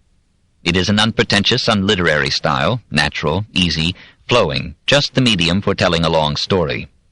The secret of his verve is imagination plus energy plus clarity. He sees 1,000 things unobserved by most of us, notes innumerable quirks of dress and conduct and speech, unites them fantastically, and sets the mixtures chasing one another over the sportive page.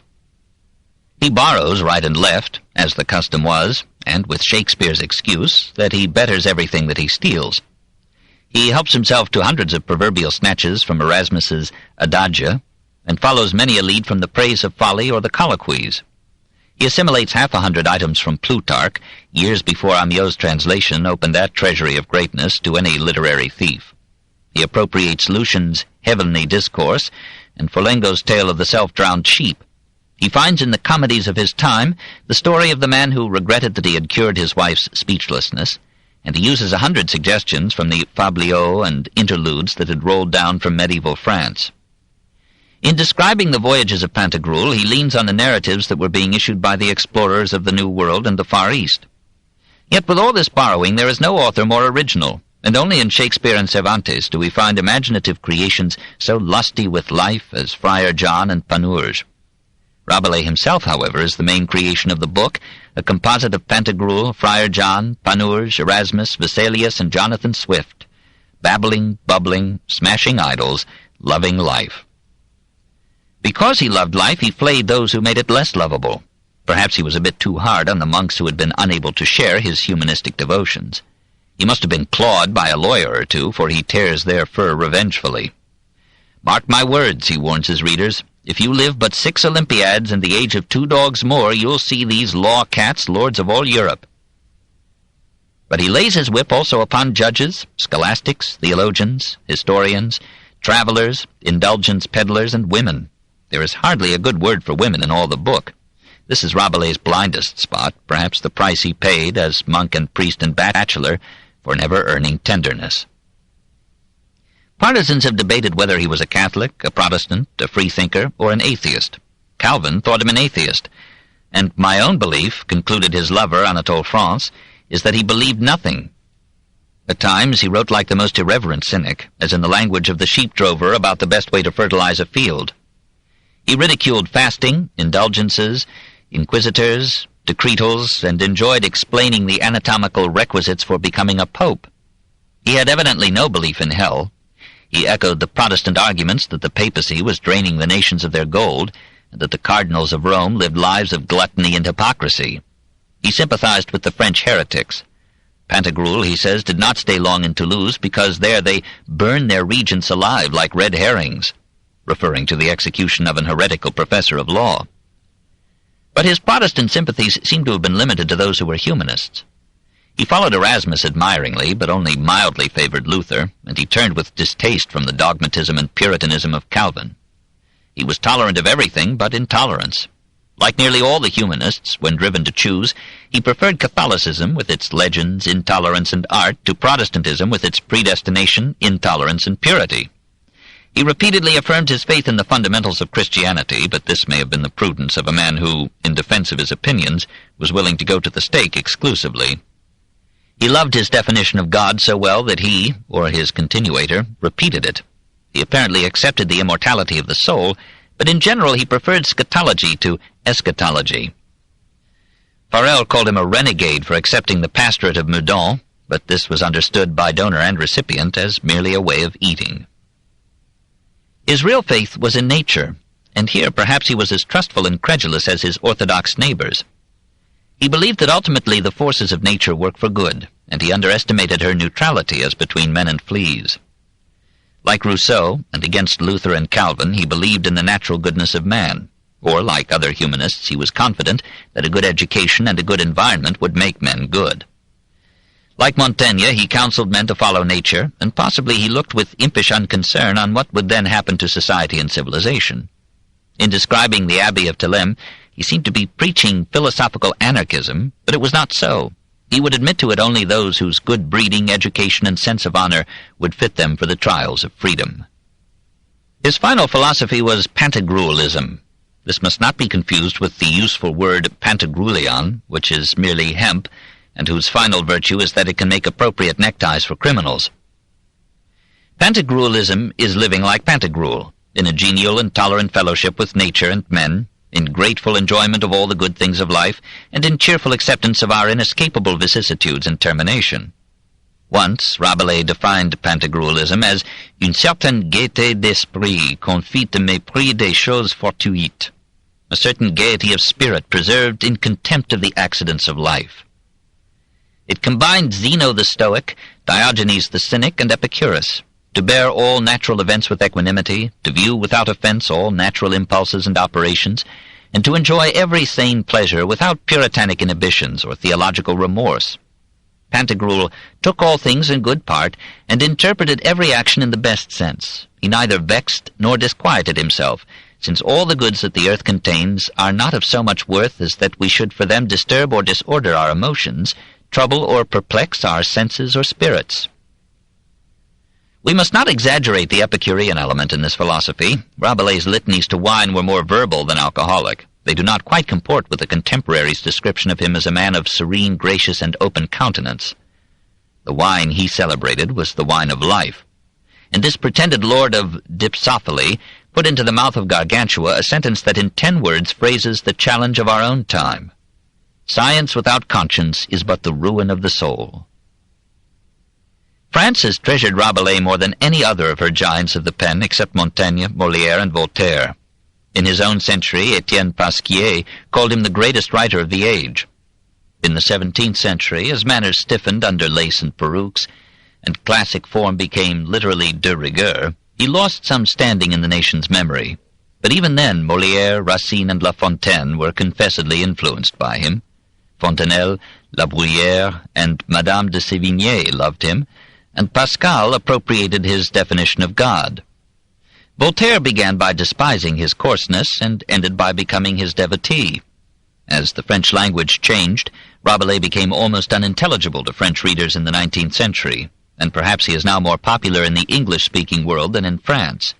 For in 1653 and 1693, Sir Thomas Urquhart published a translation of Books 1 and 3 into virile English as exuberant as the original. Peter de Matteux completed the version in 1708. And by the work of these men, Gargantua and Pantagruel became an English classic. Swift stole from it as if by right of clergy, and Sterne must have found in it some leaven for his wit. It is among the books that belong to the literature not of a country, but of the world. 6. Ronsard and the Pléiade. Meanwhile, a veritable flood of poetry was pouring over France. We know some 200 French poets in the reigns of Francis and his sons. and these were no vapid mourners in an unheeding wilderness. They were warriors in a literary battle. Form versus content, Ronsard versus Rabelais, that determined the character of French literature till the Revolution. A complex ecstasy inspired them. They longed to rival the Greeks and Romans in purity of style and perfection of form, and the Italian sonneteers in grace of speech and imagery. Nevertheless, they were resolved to write not in Latin, like the scholars who were instructing and exciting them, but in their native French.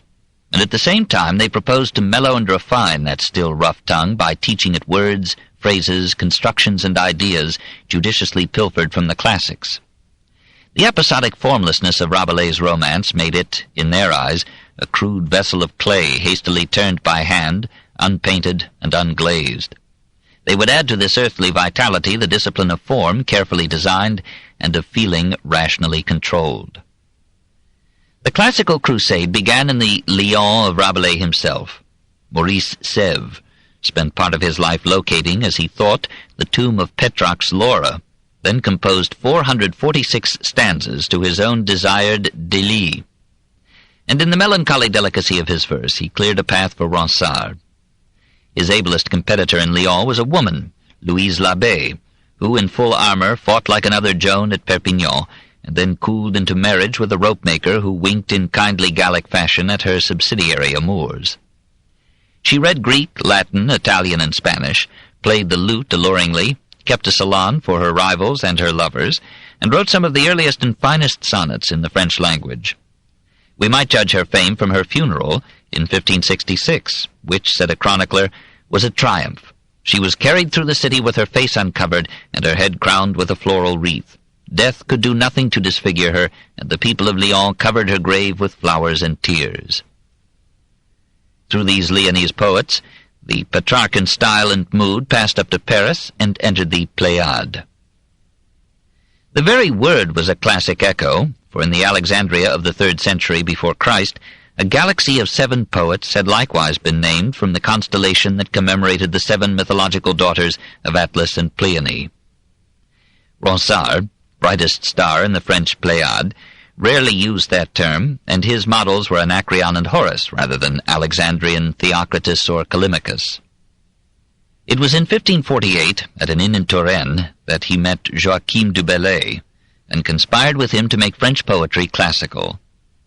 They won to their enterprise 4 other young poets, Antoine de Baïf, Rémy Belleau, Étienne Jodel, and Pontus de Thiard.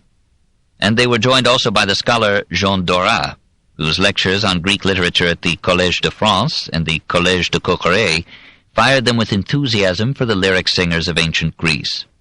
They called themselves La Brigade, and vowed to rescue the French muse from the coarse hands of Jean de Meung and Rabelais, and the loose measures of Villon and Marot. They turned their noses from the riotous language and privy wisdom of Gargantua and Pantagruel. They found no classic restraint in those jumbled verbs and adjectives, those coprophilic ecstasies, no feeling for beauty of form in woman, nature, or art.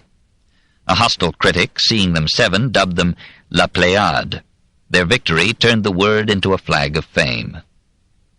In 1549, Du Bellay proclaimed the linguistic program of the Brigade in a Défense et illustration de la langue françoise. By défense, he meant that the French language could be enabled to express all that the classic tongues had uttered.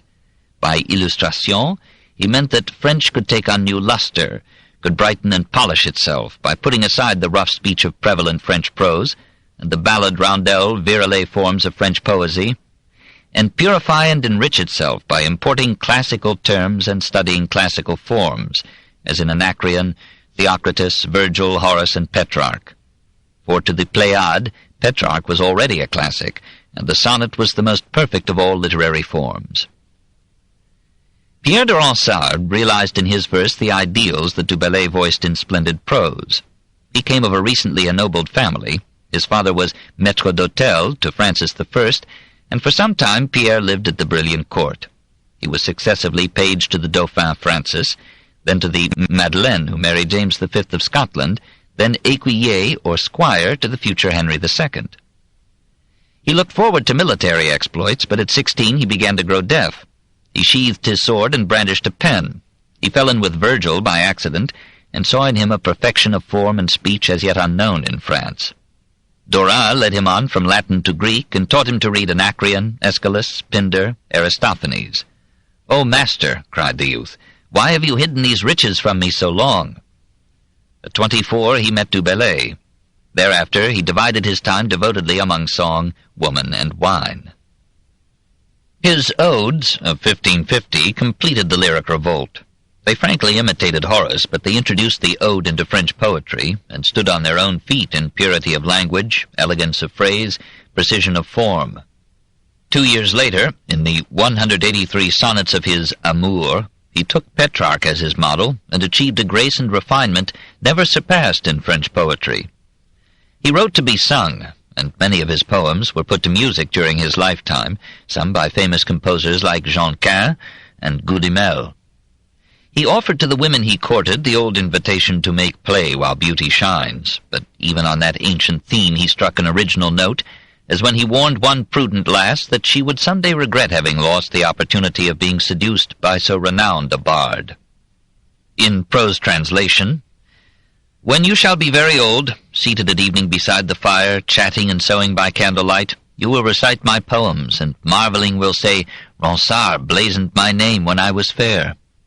Then no one of your helpers, though half lulled to sleep by the murmur of their looms, but hearing these words will rouse themselves at the sound of my name, blessing your fate to have such deathless praise. I shall be then beneath the earth, a phantom without bones. I shall be taking my repose beneath the shade of myrtle trees.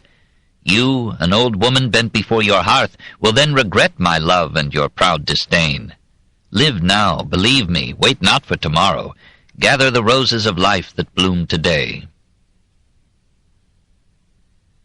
The exaltation of style suited well the court of Catherine de Médicis, who had brought to France an Italian retinue bearing Petrarch in their books. The new poet, hard of hearing but proud of carriage, with martial figure, golden hair and beard, and the face of Praxiteles' Hermes, became a favorite of Catherine, Henry II, Mary Stuart, even of Elizabeth of England, who, as his 17th cousin, sent him a diamond ring. The Greco-Roman mythology of the Pléiade was welcomed. When the poets talked of Olympus, the court acknowledged the compliment. Henry became Jupiter, Catherine, Juno, Diane, Diana, and the sculpture of Goujon confirmed the comparison. When Henry died, Charles IX continued to befriend Ronsard, not quite to good result, for the young monarch wanted an epic about France to match the Aeneid. "I can give death," wrote the royal simpleton, "but you can give immortality." Ronsard began a Franciade, but found his muse too short of breath for so long a run. Soon he gave up the pretense and returned to lyrics and love. He passed peacefully into old age, protected from the noise of the world, safely conservative in politics and religion, revered by younger minstrels, and respected by all but death. It came in 1585. He was buried at Tours, but Paris gave him an Olympian funeral, in which all the notables of the capital marched to hear a bishop intone an oraison funèbre. The poets who called him prince produced many volumes of verse, delicate but dead. Most of them, like the master, were pagans who at their ease professed Catholic orthodoxy and scorned the moralistic Huguenots. However poor these poets might be in pocket, they were aristocrats in pride, sometimes in blood, and they wrote for a circle that had the leisure to relish form. Rabelais returned their hostility by ridiculing their pedantry, their servile imitation of Greek and Roman meters, phrases, and epithets, their thin echoes of ancient themes and Petrarchan conceits and laments. In that conflict between naturalism and classicism, the fate of French literature was decided. The poets and tragic dramatists of France would choose the straight and narrow path of perfect structure and chiseled grace. The prose writers would aim to please by force of substance alone. Hence, French poetry before the Revolution is untranslatable. The vase of form cannot be shattered and then be refashioned in an alien mold. In 19th century France, the two streams met, the half-truths merged, content married form, and French prose became supreme. 7. Wyatt and Surrey. Not as a flood, but as a river flowing through many outlets to the sea, the influence of Italy passed through France and reached England. The scholarship of one generation inspired the literature of the next. The divine revelation of ancient Greece and Rome became the Bible of the Renaissance. In 1486 the plays of Plautus were staged in Italy, and soon thereafter at the rival courts of Francis I and Henry VIII. In 1508, Bibiena's Calandra began the vernacular classic comedy in Italy. In 1552, Jodel's Cléopâtre Captive began the vernacular classic tragedy in France. In 1553, Nicholas Udall produced the first English comedy in classical form. Ralph Royster Doyster, said a critic, smelt of Plautus.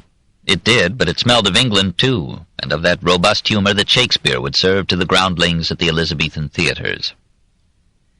The Italian influence appeared brightest in the poetry of the Tudor reigns.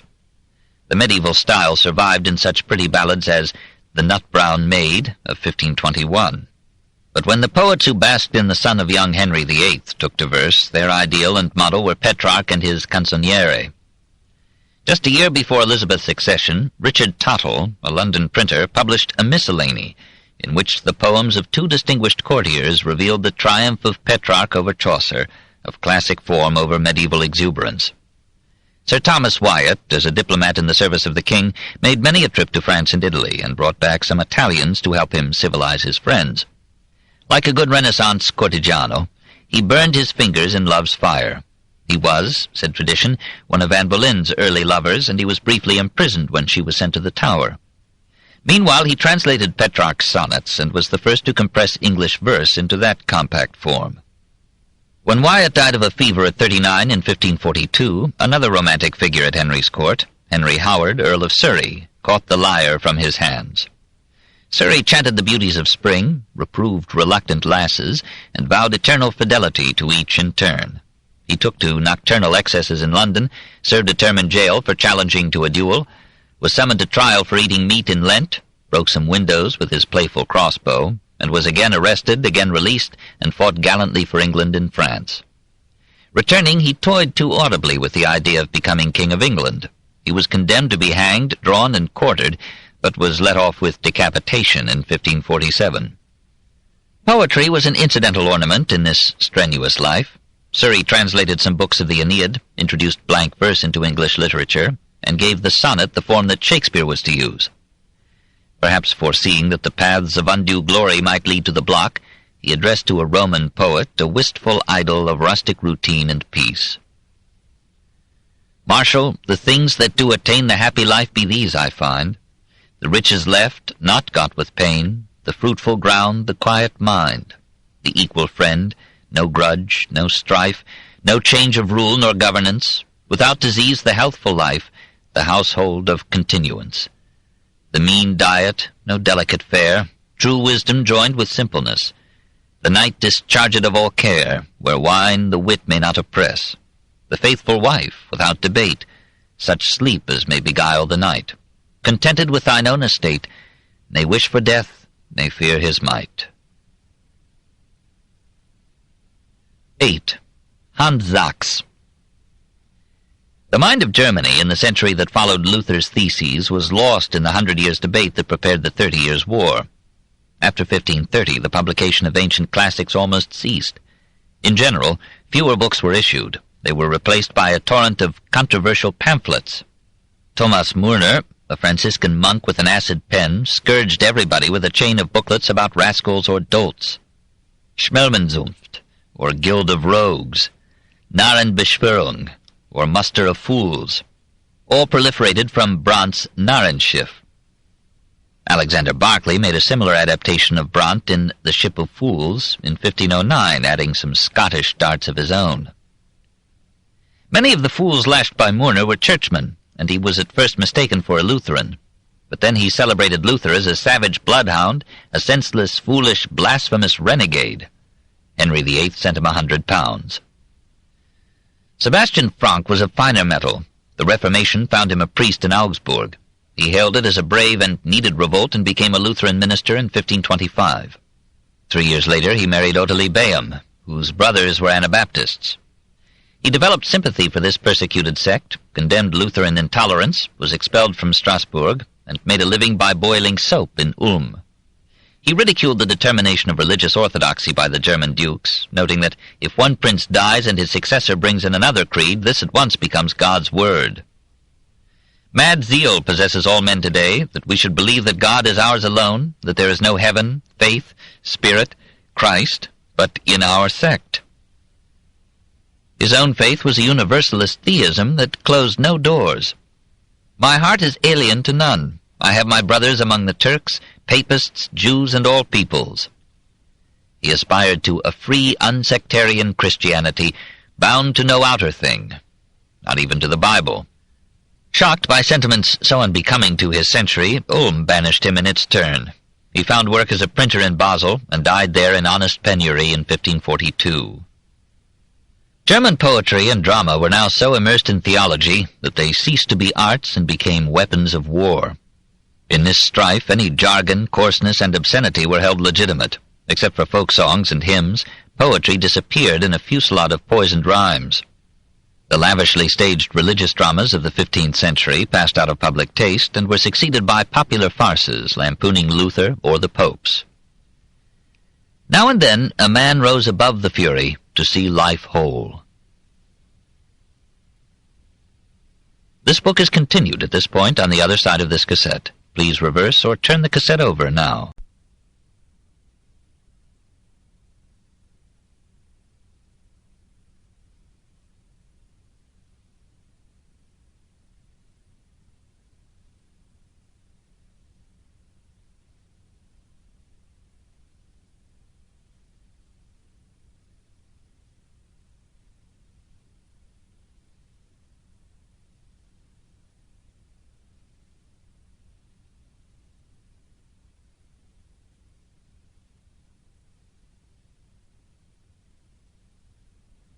The Story of Civilization, Volume 6, The Reformation, by Will Durant, Part 3, continued, Cassette 6, Side 2.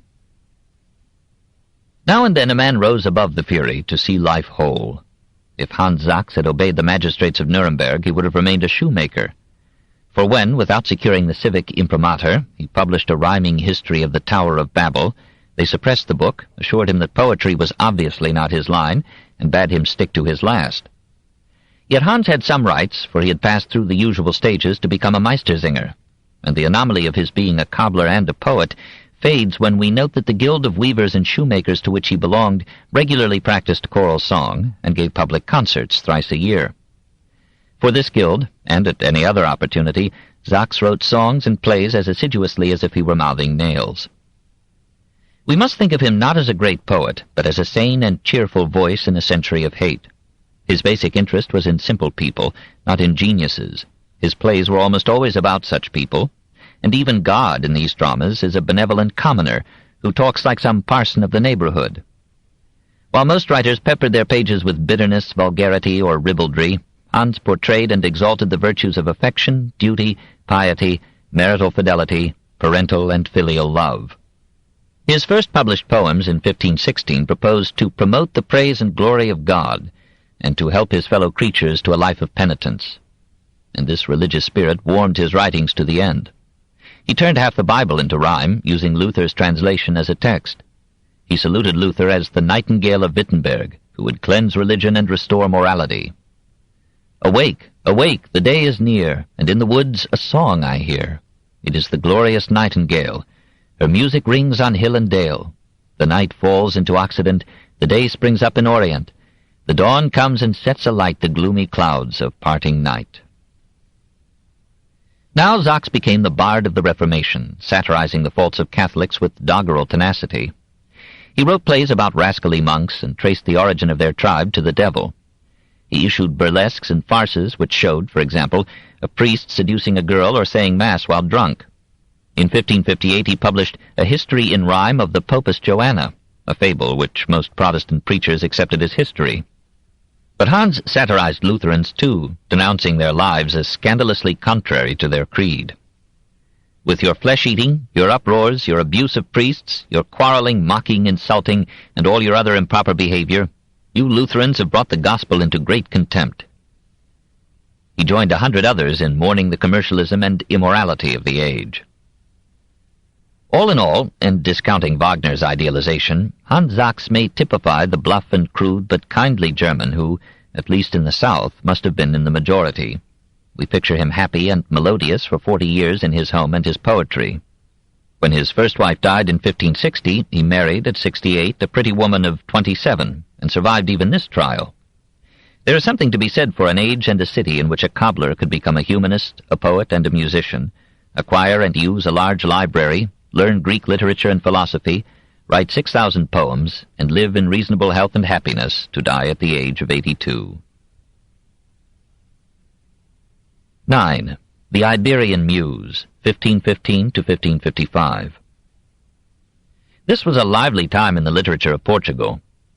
The exciting stimulus of the explorations, the spreading wealth of expanding commerce, the influence of Italy, the humanists at Coimbra and Lisbon, the patronage of a cultivated court, joined in an efflorescence that would soon culminate in the Lusiads of Camões in 1572.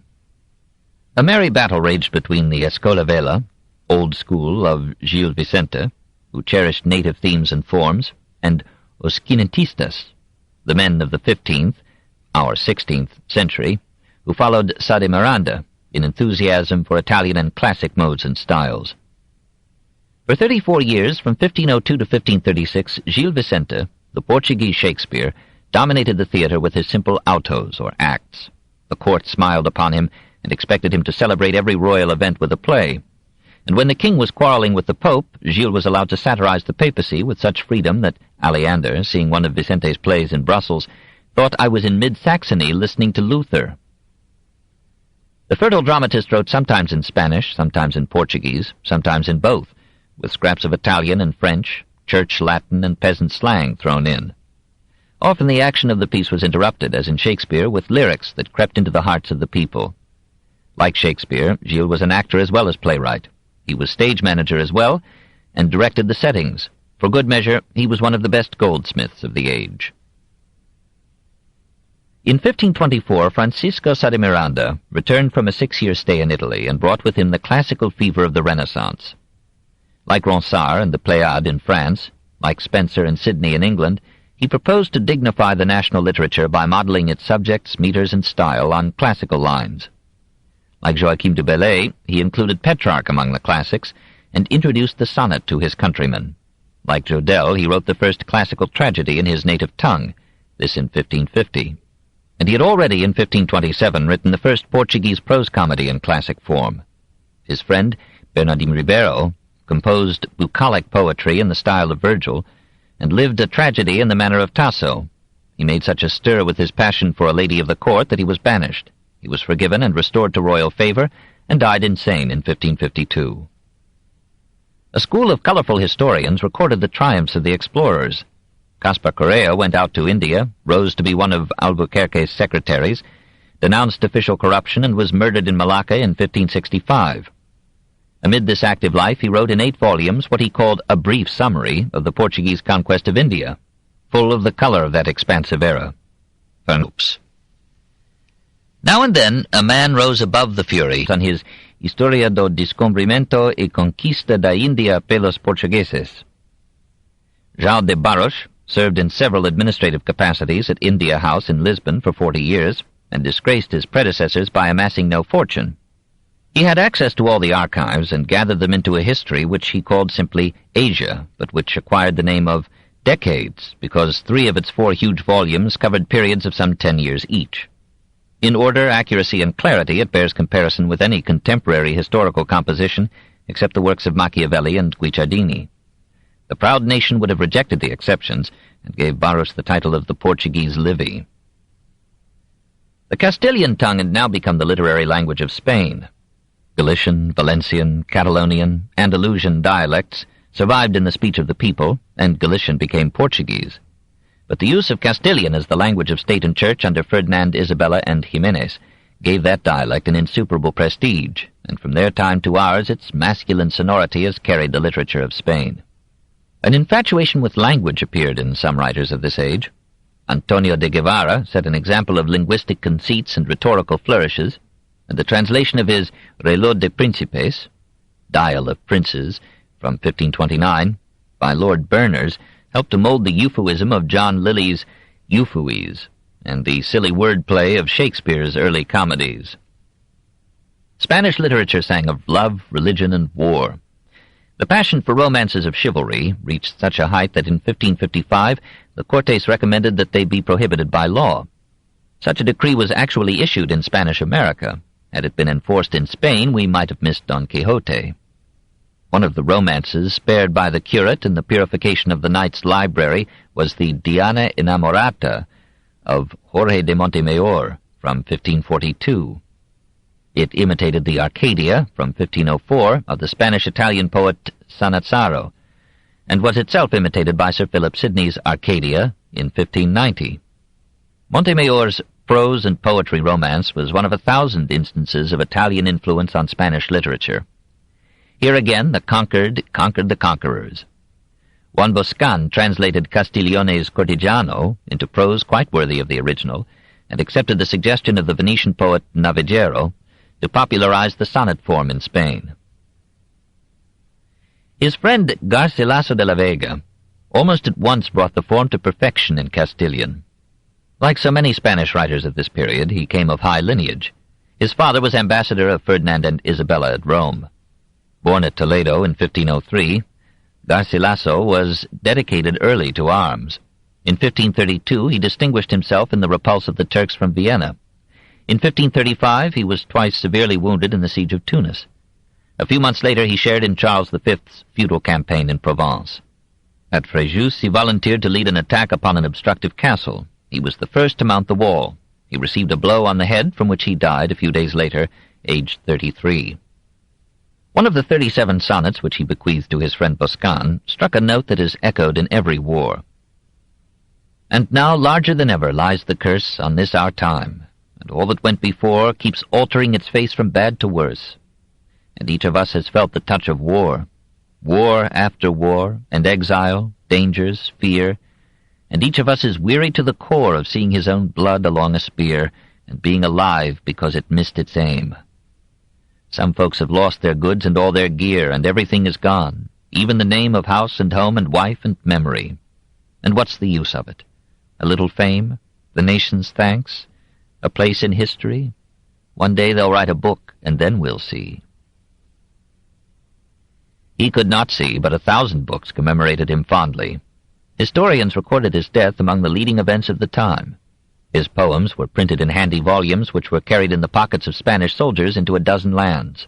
Spanish lutenists put his lyrics to music as madrigals for the vihuela, and dramatists turned his eclogues into plays.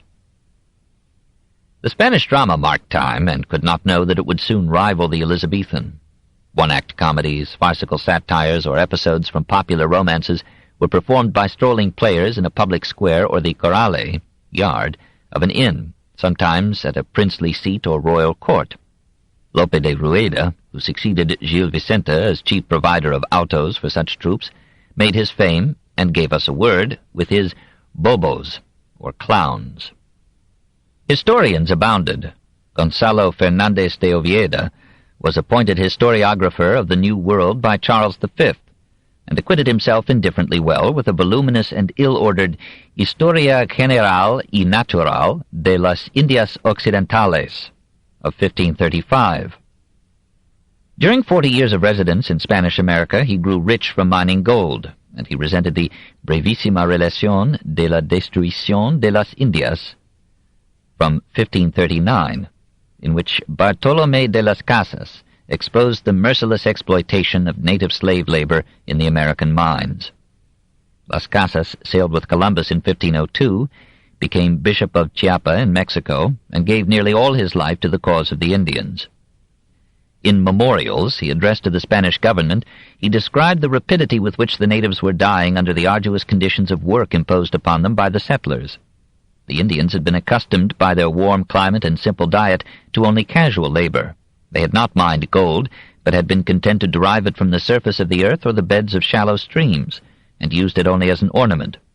Las Casas calculated that the native population of the Indies had been reduced from 12 million, doubtless too high a guess, to 14,000 in 38 years. Dominican and Jesuit missionaries joined with Las Casas in protesting against Indian slavery, and Isabella repeatedly denounced it. Ferdinand and Jimenez prescribed semi-humane conditions for the conscription of Indian labor, but while these gentlemen were engrossed in European politics, their instructions for the treatment of the natives were mostly ignored. A minor debate concerned the conquest of Mexico. Francisco López de Gómara gave a very Cortesian account of that rape. Bernal Díaz del Castillo, in protest, composed, around 1568, his Historia Verdadera de la Conquista de la Nueva España, which, while giving due praise to Cortés, condemned him for taking all the honors and profits of the conquest, leaving little for such brave soldiers as Bernal. It is a fascinating book, full of the lust of action, the joy of victory, and honest amazement at the wealth and splendor of Aztec Mexico. When I beheld the scenes that were around me, I thought within myself that this was the garden of the world. And then he adds, all is destroyed. The most mature Spanish history, and the most famous Spanish novel of this period, have been attributed to the same man. Diego Hurtado de Mendoza was born at Granada some 11 years after its conquest by Ferdinand. His father had won laurels in the siege, and had been made governor of the city after its fall. Educated at Salamanca, Bologna, and Padua, Mendoza acquired a wide culture in Latin, Greek, and Arabic, in philosophy and law. He collected classic texts with the zeal of a Renaissance prince, and when Suleiman the Magnificent bade him name his reward for certain good offices he had performed for the Porte, he asked only for some Greek manuscripts. He rose to high place in the diplomatic service of Charles V at Venice, Rome, and the Council of Trent. Rebuked by Paul III for conveying some harsh message from Charles to the Pope, he answered with all the pride of a Spanish grandee, I am a cavalier, my father was one before me, and as such it is my duty to fulfill the commands of my royal master, without any fear of your holiness, so long as I observe due reverence to the vice-regent of Christ. I am minister to the King of Spain, safe as his representative even from your holiness's displeasure. Recent research questions Mendoza's authorship of the first picaresque novel in European literature, The Life and Adventures of Lazarillo de Tormes. Though not printed till 1553, it had probably been written many years before. That a scion of a family only less noble than the king's should make a thief his hero would be startling. More so that a man originally intended for the priesthood should include in his story such sharp satires of the clergy that the Inquisition forbade any further printing of the book until it had been expurgated of all offense. Lazarillo is a waif who, as guide to a blind beggar, acquires the tricks of petty larceny and rises to higher crimes as servant to a priest, a friar, a chaplain, a bailiff, a seller of indulgences. Even the worldly wise young thief is impressed with some of the marvels arranged by the indulgence peddler in promoting his wares. I must confess that I, amongst many others, was deceived at the time, and thought my master a miracle of sanctity. This rollicking narrative set the gusto picaresco, or style of the rogue, in fiction. It evoked innumerable imitations, culminating in the most renowned of picaresque romances, the Gil Blas, written between 1715 and 1735, of Alain Le Sage.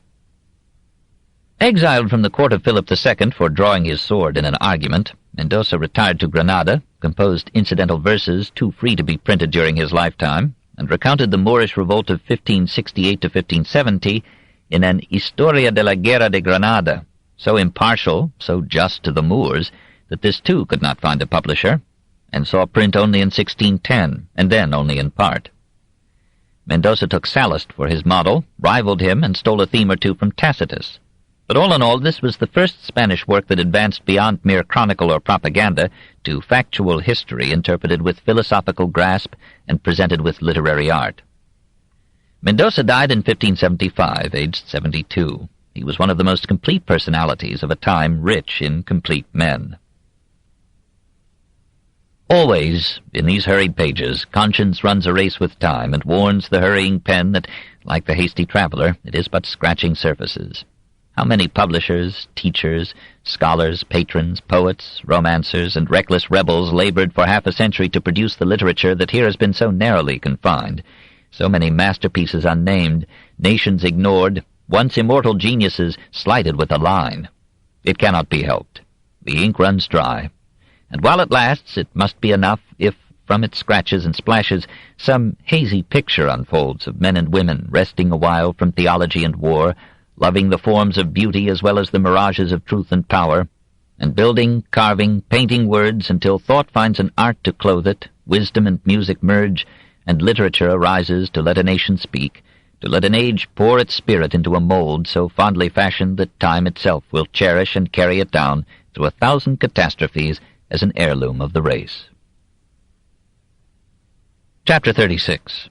Art in the Age of Holbein, 1517 to 1564. 1. Art, the Reformation, and the Renaissance.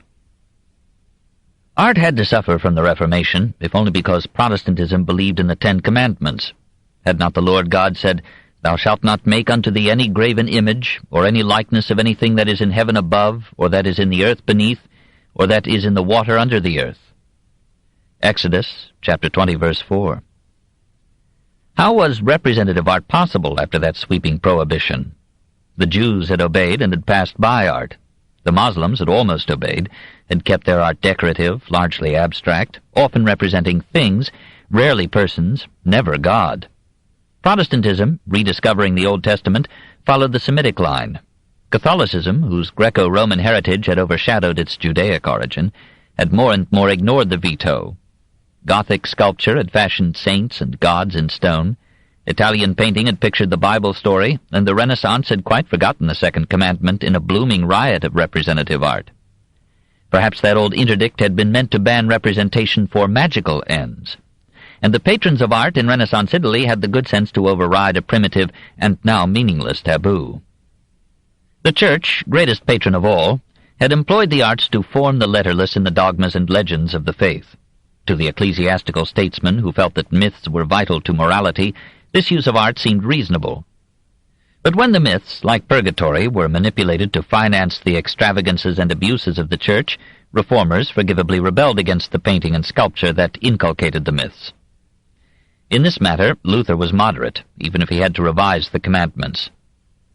"I do not hold that the gospel should destroy all the arts, as certain superstitious folk believe. On the contrary, I would fain see all arts serving him who hath created them and given them to us.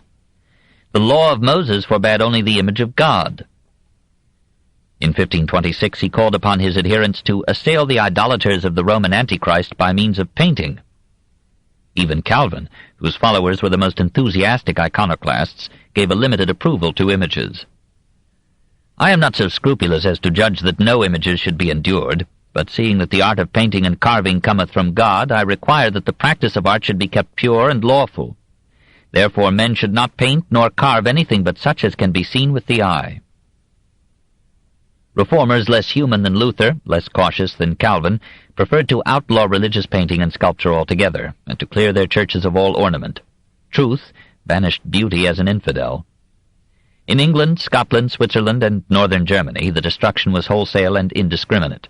In France, the Huguenots melted down the reliquaries, shrines, and other vessels found in the churches that came into their power. We should have to recapture the ardor of men risking their lives to reform religion before we could understand the angry passion that in moments of victory destroyed the images that had contributed to their subjection.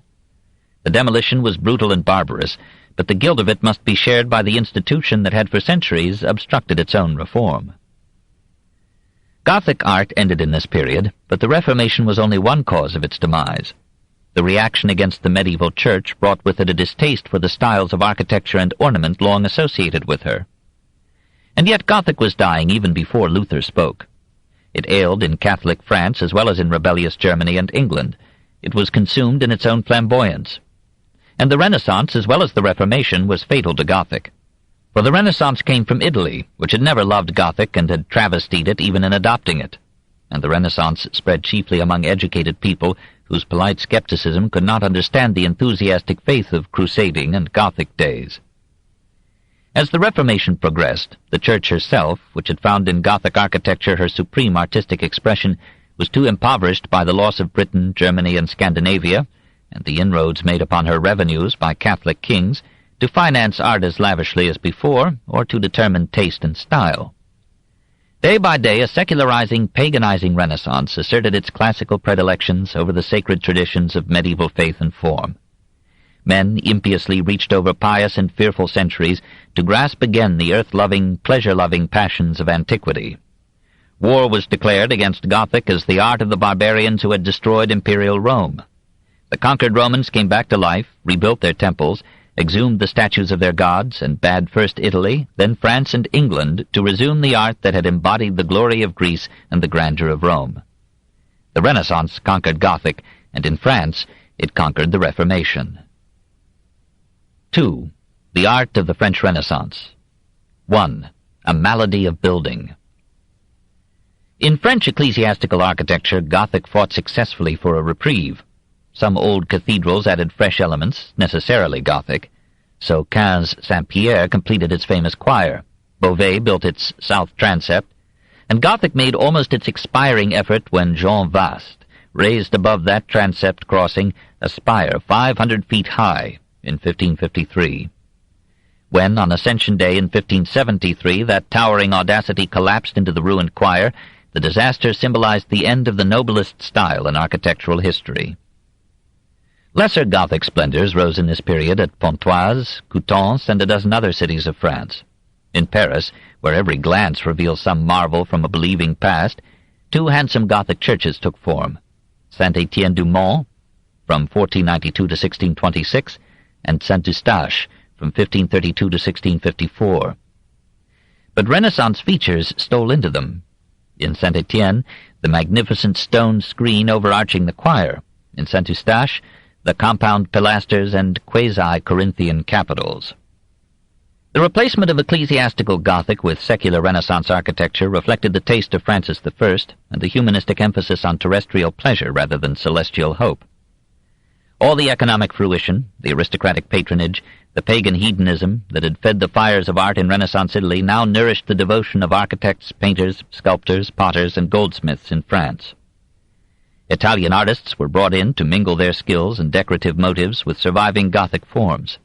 Not only in Paris, but at Fontainebleau, Moulins, Tours, Bourges, Angers, Lyon, Dijon, Avignon, and Aix-en-Provence, the brilliance of Italian design, the realism of Flemish painting, and the taste and bisexual grace of the French aristocracy combined to produce in France an art that challenged and inherited the Italian supremacy.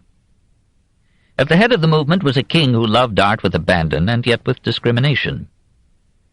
The light-hearted, smiling spirit of Francis I wrote itself into the architecture of the reign. Osez, he told his artists, dare, and he let them experiment as even Italy had not allowed.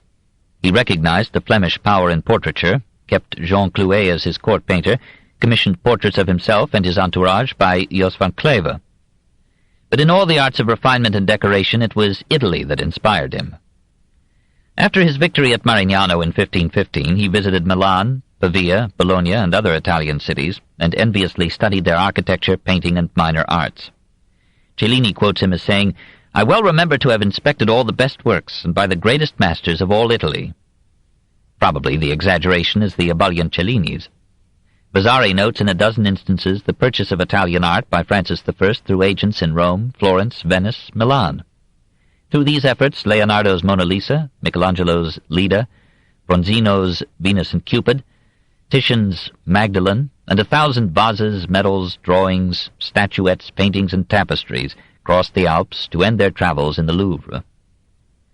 The enthusiastic monarch, if he could have had his way, would have imported all the best artists of Italy. Money was to be lavished temptingly. "I will choke you with gold," he promised Cellini. Benvenuto came and stayed intermittently between 1541 and 1545, long enough to confirm French goldsmithery in a tradition of exquisite design and technique. Domenico Barnabé Boccadoro had come to France under Charles VIII. Francis employed him to design a new Hôtel de Ville for Paris in 1532. Nearly a century passed before it was finished. The Commune of 1871 burned it down. It was rebuilt to Boccadoro's plan. Leonardo came in his old age in 1516. All the world of French art and pedigree worshipped him, but we know of no work done by him in France. Andrea del Sarto came in 1518 and soon fled. Giovanni Battista il Rosso was lured from Florence in 1530 and stayed in France till his suicide. Giulio Romano received urgent invitations but was charmed by Mantua. However, he sent his most brilliant assistant, Francesco Primaticcio, in 1532. Francesco Pellegrino came, and Giacomo da Vignola, and Niccolo dell'Abate, and Sebastiano Serlio, and perhaps a dozen more. At the same time, French artists were encouraged to go to Italy and study the palaces of Florence, Ferrara, and Milan, and the new St. Peter's rising in Rome. Not since the conquest of ancient Rome by Greek art and thought had there been so rich a transfusion of cultural blood. Native and Flemish artists resented the Italian seduction, and for half a century, between 1498 and 1545, the history of French architecture was a royal battle between a Gothic style affectionately rooted in the soil and Italian modes seeping into France in the wake of conquered conquerors. The struggle pictured itself in stone in the chateaux of the Loire. There, Gothic still had the upper hand, and Gallic master-masons dominated the design. A feudal castle within a protective moat, with fortress-like towers rising at the corners in majestic verticality, spacious mullioned windows to invite the sun, and sloping roofs to shed the snow, and dormer windows peering out like monocles from the roofs. But the Italian invaders were allowed to depress the pointed arch back into the older rounded form, to arrange the facades in tiers of rectangular windows buttressed with pilasters and crowned with pediments, and to decorate the interiors with classic columns, capitals, friezes, mouldings, roundels, arabesques, and sculptured cornucopias of plants, flowers, fruits, animals, imperial busts, and mythical divinities. Theoretically, the two styles, Gothic and classical, were incongruous, their fusion by French discrimination and taste into a harmonious beauty shared in making France the Hellas of the modern world. A fever of building, une maladie de bâtir, a wondering general called it, now seized upon France, or Francis. To the old chateau at Blois, he added, between 1515 and 1519, for Queen Claude, a north wing whose architect was a Frenchman, Jacques Sourdeau, but whose style was quite Renaissance. Finding it inconvenient to build a stairway within the addition, Sourdeau designed one of the architectural cynosures of the age, an external spiral staircase rising in an octagonal tower through 3 stages to an elegant gallery projecting from the roof, each stage richly adorned with a sculptured balcony. After the death of his burdened queen, Francis turned his architectural passion to Chambord, 3 miles south of the Loire, 10 northeast of Blois. There the Dukes of Orléans had built a hunting lodge. Francis replaced this, between 1526 and 1544, with a predominantly Gothic chateau, so vast, with its 440 rooms and stables for 1,200 horses, that it required the labor of 1,800 workmen through 12 years.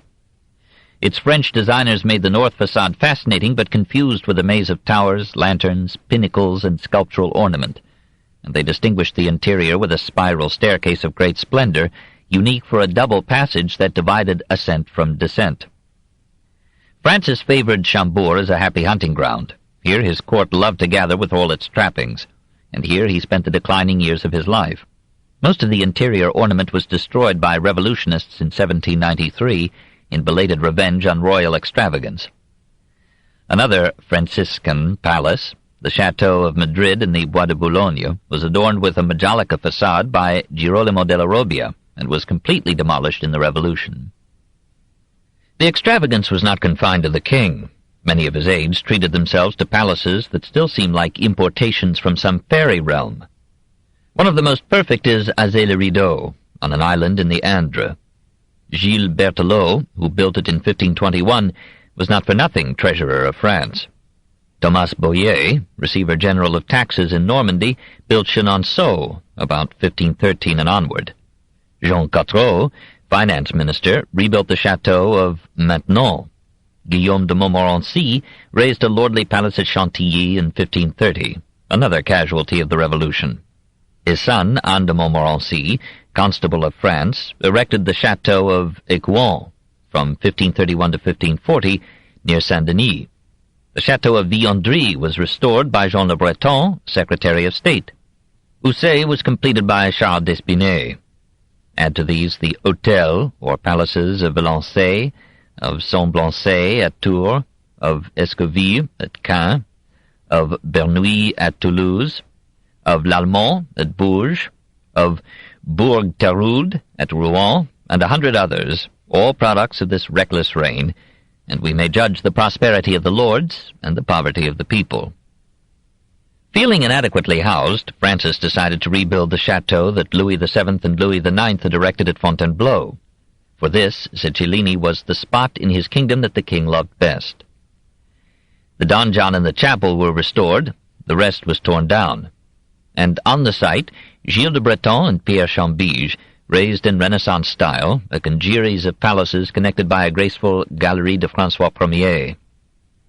The exterior was not attractive. Perhaps the king, like the merchant princes of Florence, thought a pretentious facade so near the city might draw an evil eye from the populace. He kept his aesthetic flair for the interior, and there he relied upon Italians raised in the decorative tradition of Raphael and Giulio Romano. For 10 years, from 1531 to 1541, Il Rosso, so named from his ruddy face, worked on the adornment of the gallery of Francis I. Vasari describes the artist, then 37, as a man of fine presence, grave and gracious speech, an accomplished musician, a well-versed philosopher, and an excellent architect as well as a sculptor and painter. Such were the undivided men of that expansive age.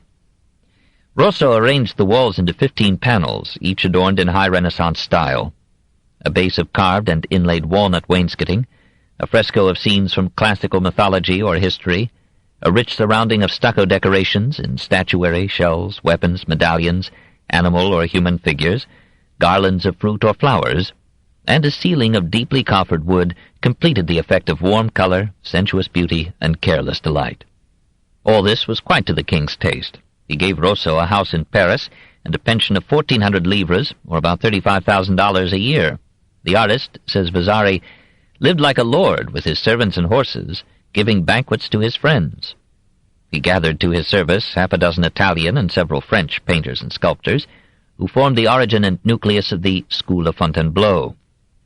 At the height of his success and splendor, his Italian temper ended his career. He accused one of his aides, Francesco Pellegrino, of robbing him. Pellegrino, after suffering much torture, was found to be innocent. Rosso, in shame and remorse, swallowed poison and died in agony at the age of 46. This in 1541. Francis mourned him, but he had already found in Primaticcio an artist capable of continuing Rosso's work in the same style of voluptuous imagination.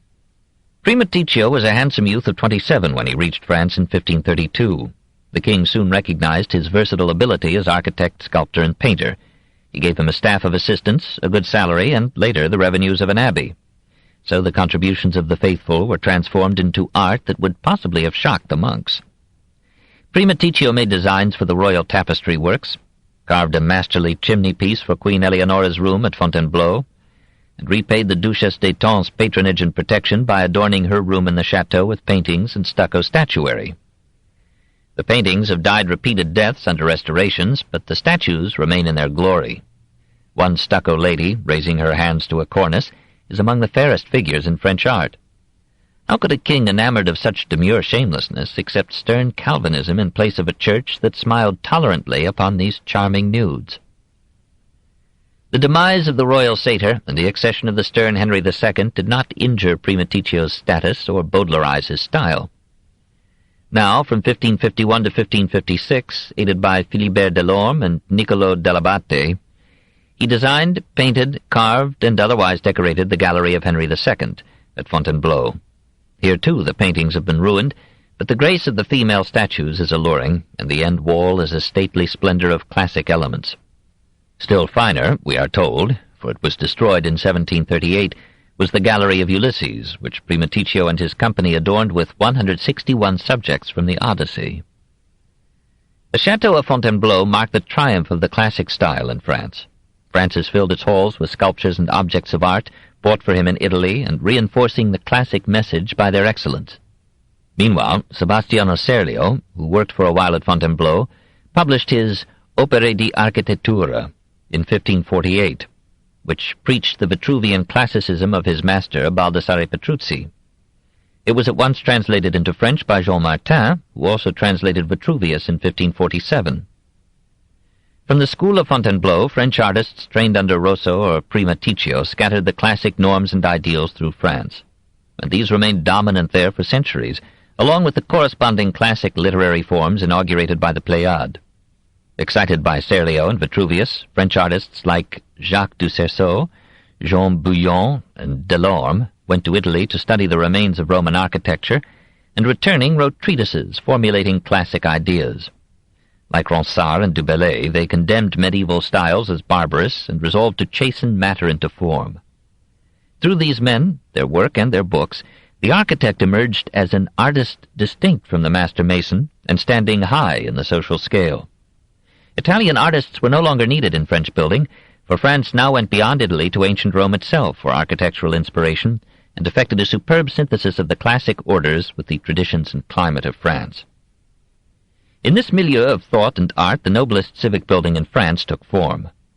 Viewing the Louvre today from the left bank of the Seine, or standing in its majestic courts, or wandering day after day through this treasure house of the world, the spirit shrinks with awe at the immensity of the monument. If, in some universal devastation, only one building might be spared, we should choose this.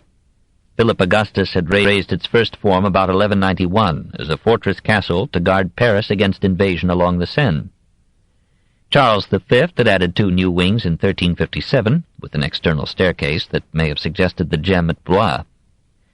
Finding this medieval structure, half palace and half prison, inadequate for his residence and entertaining, Francis had it torn down and commissioned Pierre Lescaut, in 1546, to raise in its place a chateau fit for a French Renaissance king. When, a year later, Francis died, Henry II bade the enterprise go on. Lescaut was a noble and a priest, Sieur de Clagny, Abbé of Clermont, Canon of Notre-Dame, painter, sculptor, architect. It was he who designed the rude loft in the church of Saint-Germain-l'Auxerrois, destroyed in 1745, and the palace that is now the Hôtel Carnavalet. In both of these tasks he enlisted the aid of his friend, Jean Goujon, for decorative sculpture, and when work on the new Louvre had made some progress, he called upon Goujon to come and adorn it. In 1548, Lescaut raised the western wing of the palaces that now enclose the Cour Carrée, or square court of the Louvre. The style of the Italian Renaissance dictated the facade from ground to roof, exclusively, as Rabelais might say. 3 tiers of rectangular windows, the tiers separated by marble cornices, the windows separated by classic columns. 3 porches, sustained by elegant classic pillars. Only the sloping roof was French, and there too the mouldings were of classic grace. The general aspect would have been too severe had not Goujon inserted statues in the niches of the porticos, and carved exquisite reliefs in the pediments and beneath the cornices, and crowned the central projection with the emblem of Henry and Diana. Within this Lescaut wing, Goujon built the Salle des Caryatides, 4 stately females upholding a gallery for musicians, and it was again Goujon who decorated the vault of the great staircase that led to the royal chamber where slept the kings of France from Henry IV to Louis XIV. The work on the Louvre continued under Charles IX, Henry IV, Louis XIII and XIV, Napoleon I and III, always faithful to the style set by Lescaut and Goujon. Until today, the spreading edifice is the congealed essence of 350 years of a civilization that ground the toil of the people into the splendors of art. Would the Louvre have been possible if the aristocracy had been just? For Henry II and Diane de Poitiers, Philibert Delorme created architectural Edens. As a youth, Philibert studied and measured the remains of classic Rome. He loved them, but back in France he announced that henceforth French architecture must be French. His spirit of classic idolatry and French patriotism was precisely the program of the Pléiade. He designed the horseshoe stairway in the Cour des Adieux at Fontainebleau, and the fireplace and coffered ceiling in the gallery of Henry II.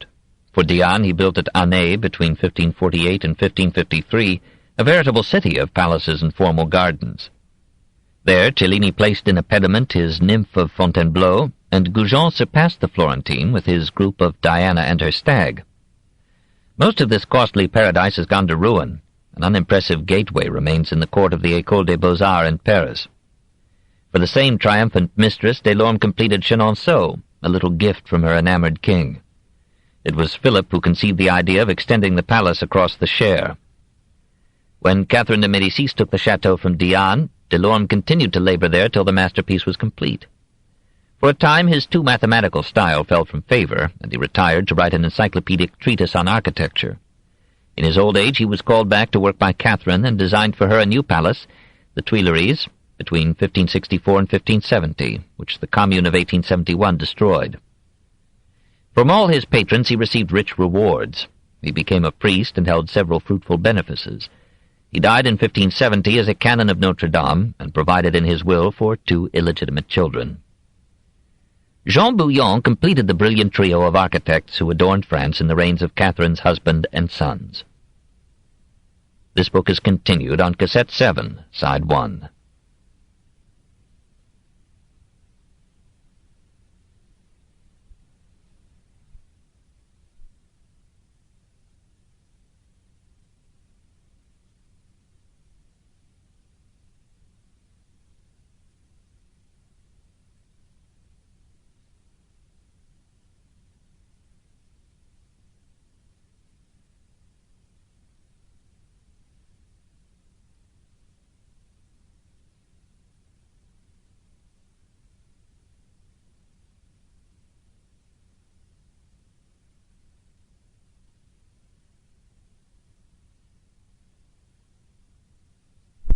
The Story of Civilization, Volume 6, The Reformation, by Will Durant.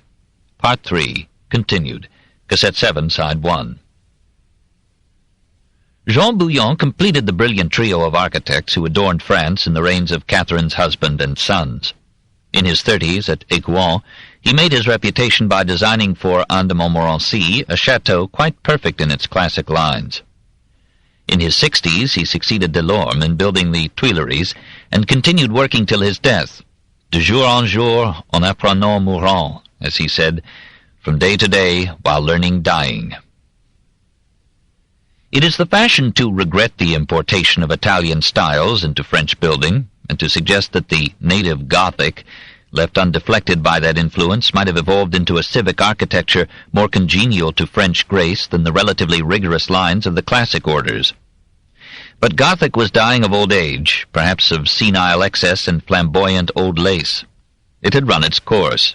The Greek emphasis on restraint, simplicity, stability, and clear structural lines was well suited to temper French exuberance into disciplined maturity. Some medieval quaintness was sacrificed, but that too had had its day, and it seems picturesque precisely because it died. As French Renaissance architecture developed its own national character, mingling dormer windows and sloping roofs with columns, capitals, and pediments, it gave France for 3 centuries a style of building that was the envy of Western Europe. And now that it too is passing away, we perceive that it was beautiful. 2. The Ancillary Arts. 1,000 artisans adorned French life in this vivacious age of François Ier and Henri II. Woodworkers carved the choir stalls of Beauvais, Amiens, Auch, and Brou, and dared to decorate Gothic structures with a Renaissance play of fauns, sibyls, bacchantes, satyrs, even, now and then, a Venus, a Cupid, a Ganymede. Or they made, for our mad pursuit, tables, chairs, frames, prie-dieu, bedsteads, and cabinets, carving them with perhaps a plethora of ornament, and sometimes inlaying them with metal, ivory, or precious stones. The metalworkers, now at the crest of their excellence, glorified utensils and weapons with damascening or engraving, and designed grills, poems in iron tracery, for chapels, sanctuaries, gardens, and tombs, or made such hinges as those on the west doors of Notre Dame, so beautiful that piety ascribed them to angelic hands. Cellini, who had little praise left for others after meeting his own needs, confessed that in making church plate, or such domestic plate as Jean Duret engraved for Henry II, the French goldsmiths had attained a degree of perfection nowhere else to be found. The stained glass in Margaret of Austria's chapel at Brou, or in Saint-Étienne's at Beauvais, or in Saint-Étienne-du-Mont at Paris, proclaimed a glory not yet departed. At Fontainebleau, Francis established a factory in which tapestries were woven in one piece, instead of being made, as before, in separate sections, then sewn together. And gold and silver threads were mingled opulently with dyed silk and wool. After 1530, the patterns and subjects of French tapestry ceased to be Gothic and chivalric, and followed Renaissance designs and themes from Italy. Renaissance motives dominated ceramics in the Majolica of Lyon, the faience of southern France, the enamels of Limoges. Léonard Limousin and others painted, with brilliant fused enamel colors, elegant forms of plants and animals, gods and men, on copper basins, vases, ewers, cups, salt cellars, and other lowly utensils raised to works of art. Here, too, Francis took a hand, made Léonard head of the Royal Manufactory of Enamels at Limoges and crowned him with the title of Valet de Chambre du Roi. Léonard specialized in painting portraits in enamel on copper plates.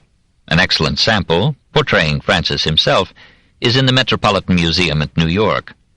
Many more are in the Apollo Gallery of the Louvre, quietly attesting a golden day. Portraiture was a fully developed art in France before the Italians came. Which of the Italians in France could have bettered the portrait of Guillaume de Montmorency, painted by an anonymous master about 1520, and now in the Lyon Museum? Voilà un homme. This is no pictorial compliment, it is a man. Rosso, Primaticcio, Dell'Abate, and others in the school of Fontainebleau brought to France what they had learned from Raphael, Perino del Vaga, Giovanni da Udine, or Giulio Romano, in decorating pilasters, cornices, ceilings, with grotesques or playful figures of cherubs, children, spirals, arabesques, and plants. An unnamed member of the school painted the Diane de Poitiers, now in the Worcester, Massachusetts Museum, sitting at her toilette, dressed in a diadem. After 1545, many Flemish painters, including Brueghel the Elder, came to France to study the work at Fontainebleau, but their own style was too deeply rooted to yield to the Italian influence. The realistic vigor of their portraiture prevailed over the feminine grace of the heirs of Raphael. One Flemish family in France almost constituted a school by itself. Jean Clouet was attached to the court of Francis at Tours and Paris. All the world knows the portrait he painted of the king about 1525, now in the Louvre. Proud, conceited, happy royalty just before a fall. Jean's son, François Clouet, succeeded him as court painter, and recorded the dignitaries of 4 reigns in chalk or oil. His Henry II surpasses his father's Francis I.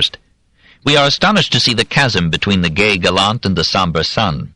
We can understand how this man could sanction the Chambre Ardente for the persecution of heresy, though we do not see in the almost Borgian face any hint of his lasting devotion to Diane. For a time, Cornet de Lion, operating a rival atelier, challenged the Clouets in such portraits as that of Maréchal Bonnivet, lover of Marguerite.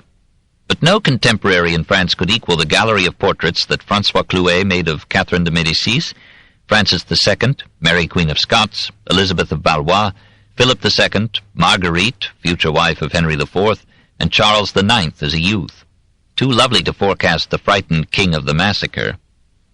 Flemish realism and veracity are in these portraits tempered with French delicacy, precision, and vivacity. The tone is subdued, the line is accurate and confident, the elements of a complex character are caught and unified. Only Holbein's England would enjoy such a colorful historian. Sculpture was a handmaiden to architecture, and yet it was the sculptors who made the architecture brilliant. Now, indeed, French sculpture poured forth masterpieces only second to those that Michelangelo and others were then cutting out of Carrara. Lordly tombs were modeled, of Louis XII and Anne of Brittany by Giovanni di Giusto Betti at Saint-Denis, of 2 cardinals of Amboise by Roland Leroux and Jean Goujon at Rouen, and of Louis de Brezé, Diane's husband, in the same cathedral of uncertain authorship. The Rouen tombs seem too ornate to befit mortality, but the cardinals are almost revived as unidealized strong administrators to whom religion was an incident in statesmanship. Francis I, his wife Claude, and his daughter Charlotte were buried in Saint-Denis in a tomb of Renaissance style designed by Delorme, with superb sculptures by Pierre Bontemps. Nearby is a little chef-d'oeuvre by Bontemps, a funerary urn for the heart of the king. French sculptors no longer needed Italian tutelage to inherit the classic art of Rome. Jean Goujon inherited at least the classic grace. We hear of him first in 1540, listed as a stone-cutter and mason in Rouen.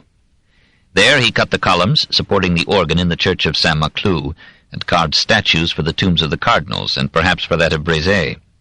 He adorned the rood screen in the church of Saint-Germain-l'Auxerrois, with sculptures now partially preserved in the Louvre, and recalling Hellenistic reliefs in the rhythmic elegance of their lines.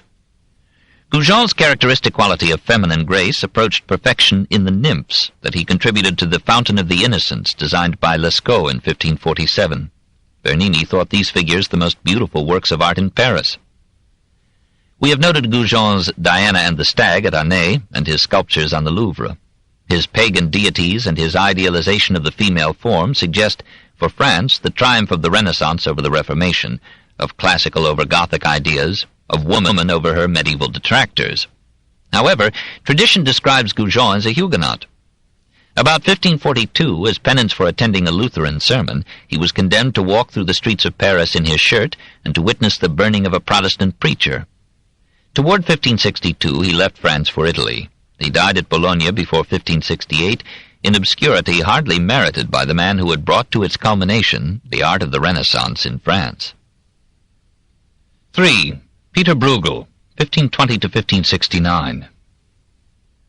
Except for Brueghel and tapestry, this was a fallow age in lowland art. Painting fluctuated between emulation of the Italians, in refined technique, rich coloring, classic mythology, nude women, and Roman architectural backgrounds, and the native flair for realistic portrayal of eminent persons and ordinary things. Patronage came not only from the court, the church, and the aristocracy, but increasingly from rich merchants who offered their stout forms and overflowing jowls to the admiration of posterity, and liked to see reflected in painting the domestic scenes and rural landscapes of their actual life. A sense of humor, sometimes of the grotesque, replaced the lofty mood of the Italian masters. Michelangelo criticized what seemed to him a lack of discrimination and nobility in Flemish art. They paint in Flanders only to deceive the external eye, things that gladden you, the grass of the fields, the shadows of the trees and bridges and rivers, and little objects here and there, without care in selecting and rejecting.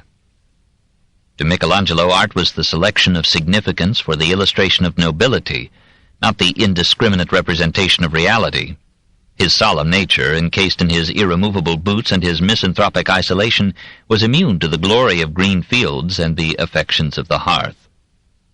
For our part, we make a grateful bow to Joachim Patinier, if only for the Leonardesque landscape in his St. Jerome, to Jos van Cleve for his lovely portrait of Eleanor of Portugal, to Bernard van Orly for his Holy Family in the Prado, his tapestry designs, and his stained glass in Brussels Saint Gudule, to Lucas van Leyden for crowding so many masterly engravings and woodcuts into his 39 years, to Jan van Scorel for the Magdalene cherishing the vase of ointments from which she had bathed the feet of Christ, and to Antonis More for his forceful portraits of Alva, Cardinal Granville, Philip II, Mary Tudor, and, not least, himself.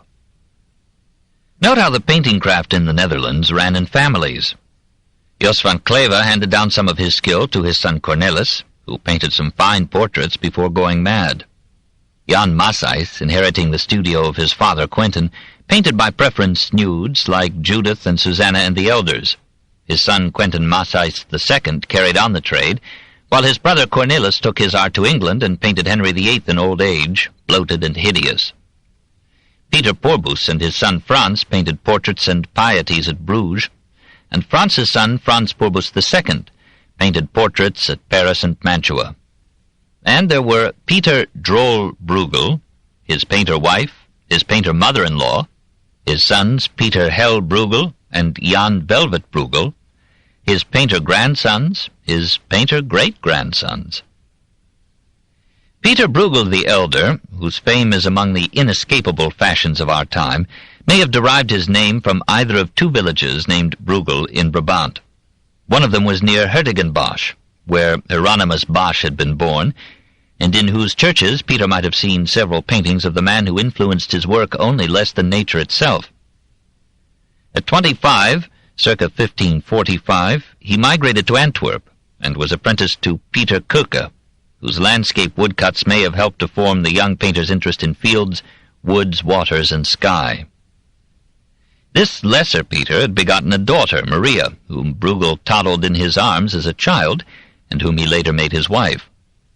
In 1552 he followed the current custom of his craft and went to study painting in Italy.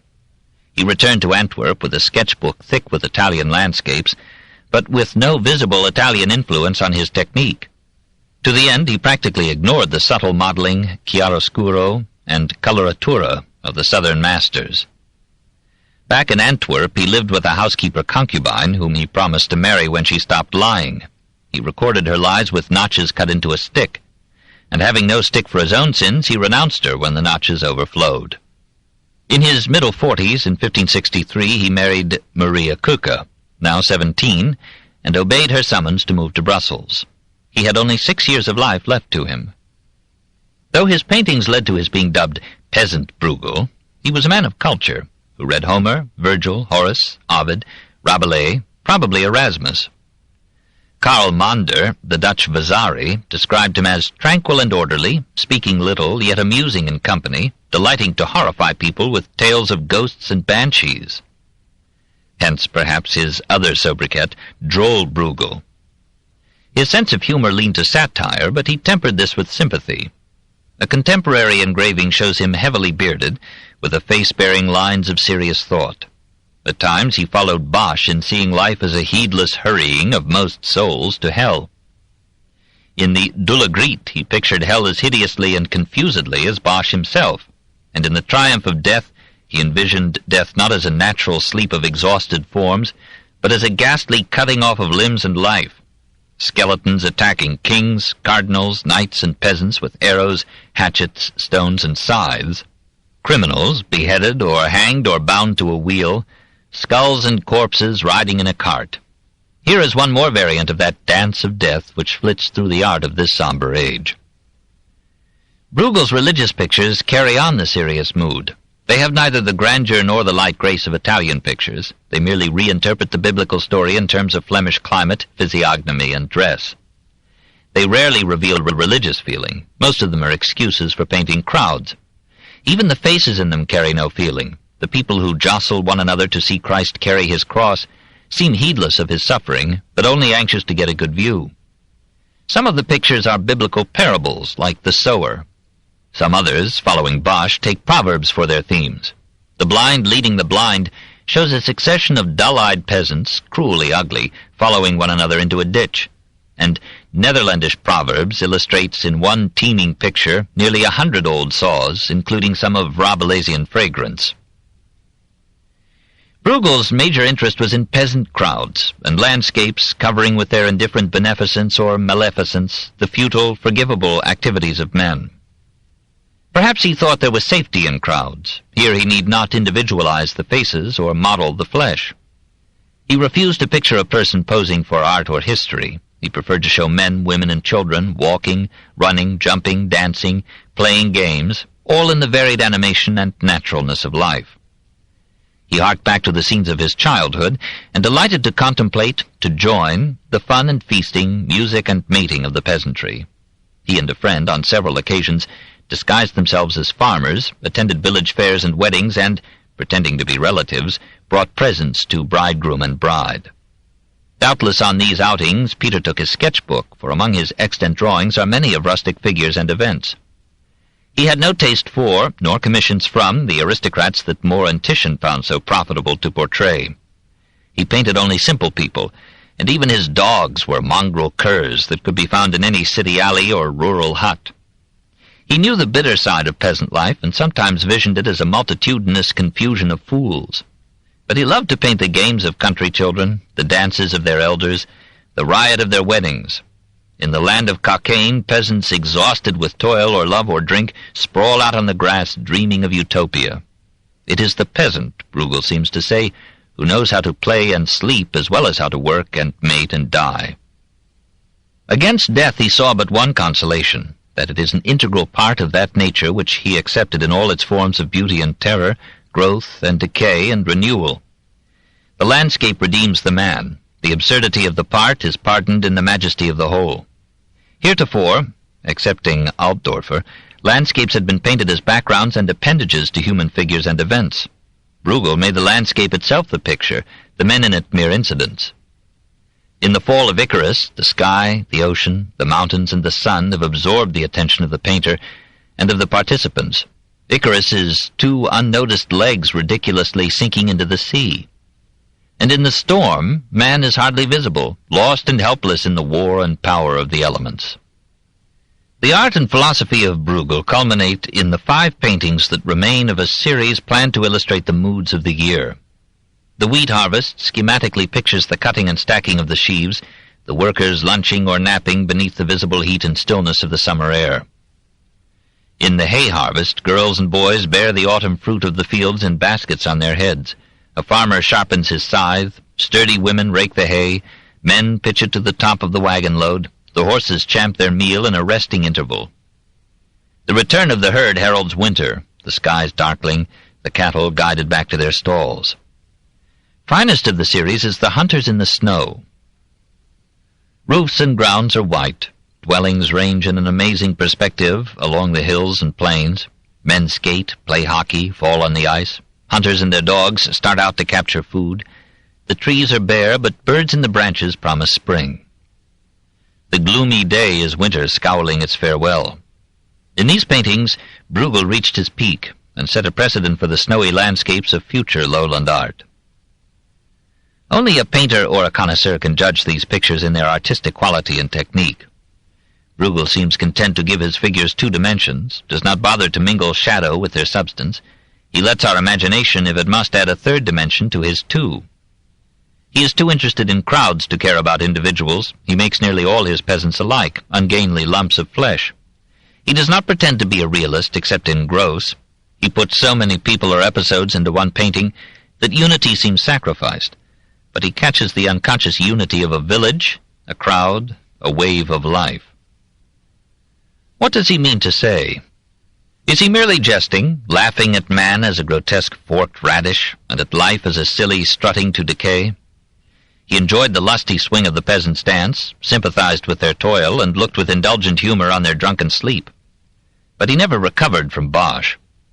Like that unsaintly Jerome, he took sardonic pleasure in depicting the bitter side of the human comedy, the cripples and criminals, the defeated or obscene, the inexorable victory of death. He seems to have searched for ugly peasants. He caricatures them, never lets them smile or laugh. If he gives their crude faces any expression, it is one of dull indifference, of sensitivity beaten out by the blows of life. He was impressed and hurt by the apathy with which the fortunate bear the misery of the unfortunate, the haste and relief with which the living forget the dead. He was oppressed by the vast perspective of nature, that immensity of sky under which all human events seem drowned in insignificance, and virtue and vice, growth and decay, nobility and ignominy alike seem lost in a vast and indiscriminate futility, and man is swallowed up in the landscape of the world. We do not know if this was Brueghel's real philosophy or merely the playfulness of his art, nor do we know why he gave up the battle so soon, dying at 49 in 1569. Perhaps more years would have softened his wrath. He bequeathed to his wife an ambiguous picture, The Merry Way to the Gallows, a masterly composition in fresh greens and distant blues, peasants dancing near the village gibbet, and perched on this, a magpie, emblem of a chattering tongue. 4. Cranach and the Germans. German ecclesiastical architecture went in hiding during the Reformation. No new churches were raised to art as well as piety. Many churches were left unfinished. Many were pulled down, and princely castles were put together with their stones. Protestant churches dedicated themselves to a stern simplicity. Catholic churches, as if in defiance, ran to excessive ornament, while the Renaissance moved into the Baroque. Civic and palace architecture replaced cathedrals as dukes replaced bishops and the state enveloped the church. Some picturesque civic structures of this period were casualties of the Second World War. The Althaus in Brunswick, the House of the Butchers' Guild at Hildesheim, the Renaissance-style Rathaus or Town Hall of Nijmegen. The most pretentious architecture of this and the next age took the form of immense castles for the territorial princes. Dresden Castle, which cost the people 100,000 florins, or about $2.5 million. The palace of Duke Christopher at Stuttgart, so lavish in fixtures and furniture that the city magistrates warned the Duke that the luxury of his court was scandalously in contrast with the poverty of his people. And the vast Heidelberg Castle, begun in the 13th century, rebuilt in Renaissance fashion between 1556 and 1563, and partly destroyed in the Second World War. The art crafts retained their excellence in the service of princes, nobles, merchants, and financiers. Cabinet makers, woodcutters, ivory cutters, engravers, miniaturists, textile workers, iron workers, potters, goldsmiths, armorers, jewelers, all had the old medieval skills, though they tended to sacrifice taste and form to complexity of ornament. Many painters drew designs for woodcuts as carefully as if they were making portraits of kings. And woodcutters like Hans Lützeberger of Basel labored with the devotion of a Dürer. The goldsmiths of Nuremberg, Munich, and Vienna were at the top of their line. Wenzel Janitzer might have challenged Cellini. About 1547, German artists began to paint glass with enamel colors. In this way, vessels and windows took on crude but rich designs, and the prosperous bourgeois could have his likeness fused into the window panes of his home. German sculptors kept their preference for metal statuary and reliefs. The sons of Pieter Vischer carried on his craft. Pieter the Younger cast a bronze plaque of Orpheus and Eurydice. Hans designed a handsome Apollo fountain for the court of the Nuremberg town hall. Paul is usually credited with a pretty figure in wood known as the Nuremberg Madonna. Peter Flüttner of Nuremberg cast excellent reliefs of Envy, Justice, Saturn, and the Muse of Dance. One of the most delightful objects in the Louvre is a bust by Joachim Deschler of Otto Heinrich, Count Palatine, 6.5 inches high and nearly as wide in its corpulence, with a face formed by years of bon appetit. This is German humor at its broadest. The glory of German art continued to be in painting.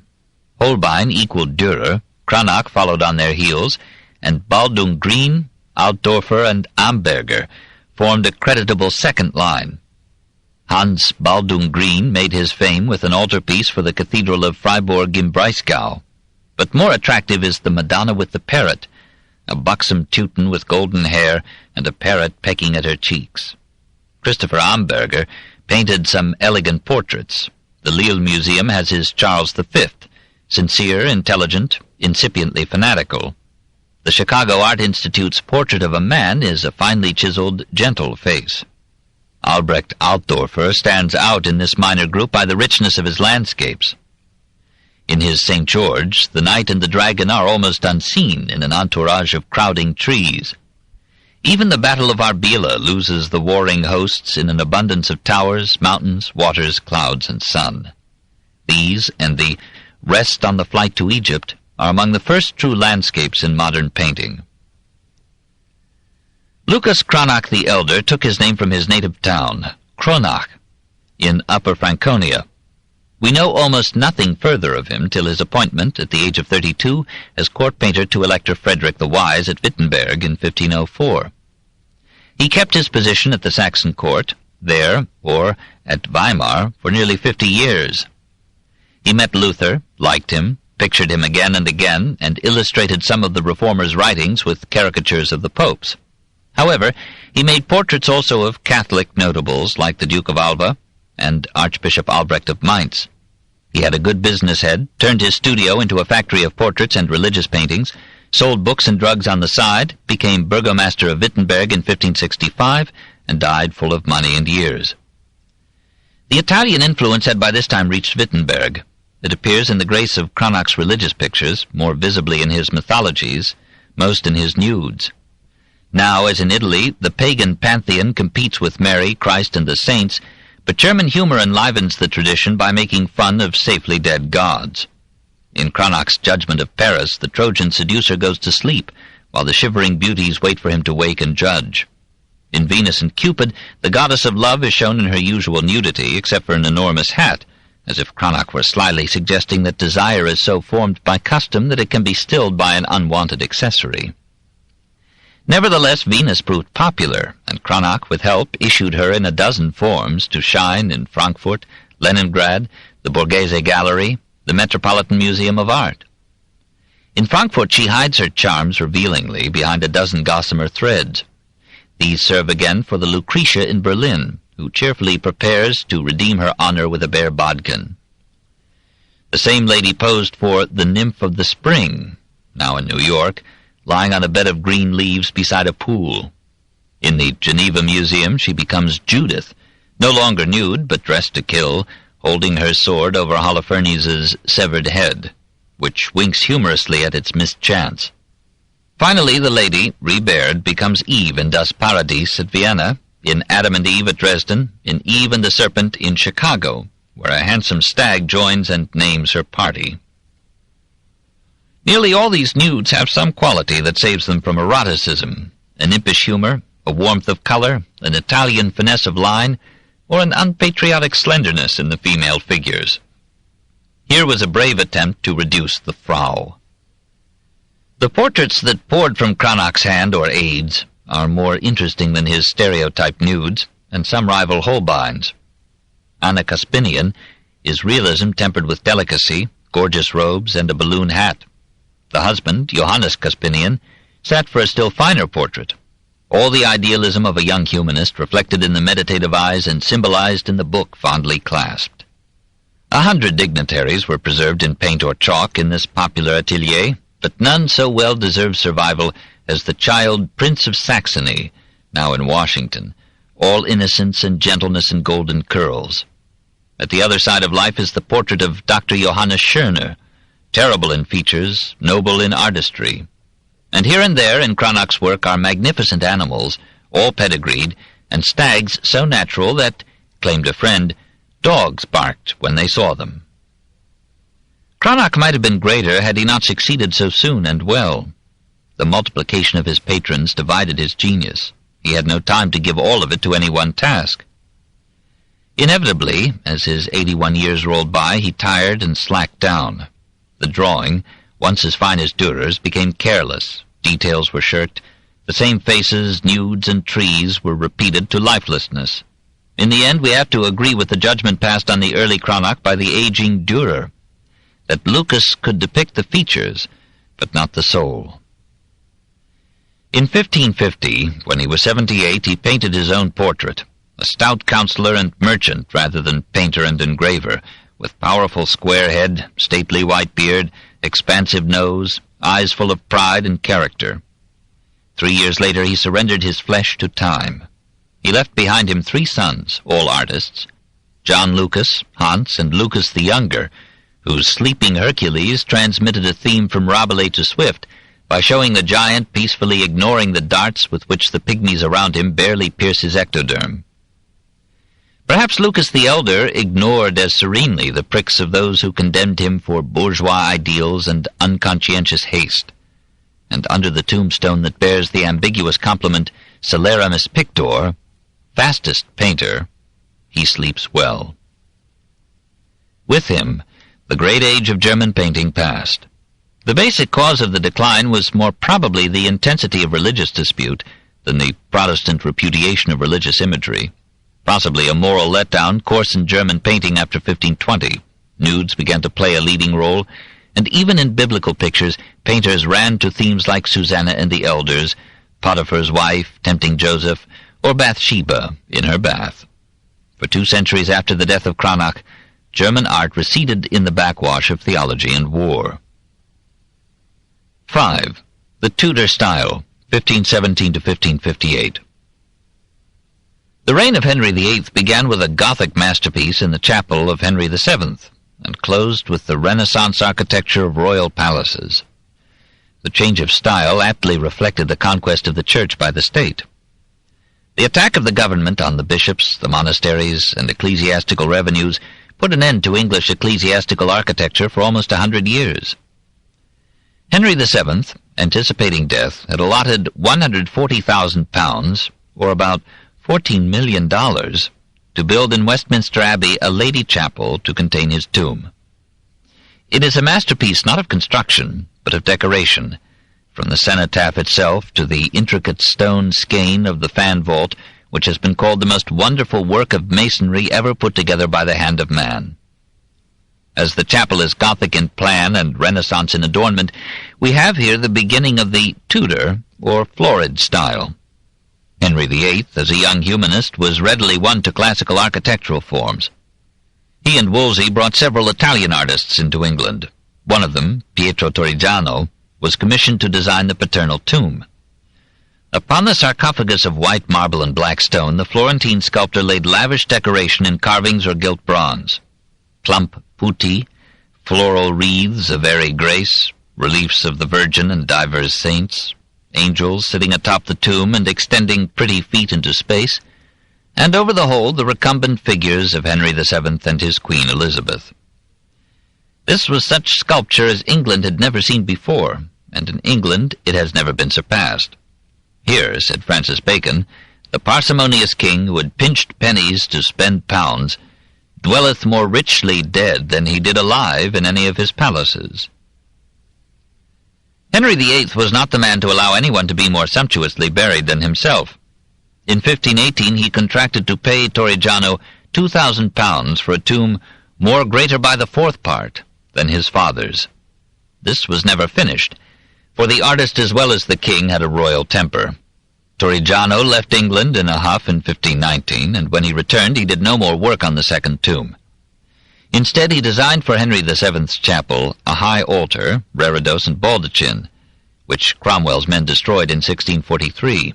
In 1521 Torrigiano departed for Spain.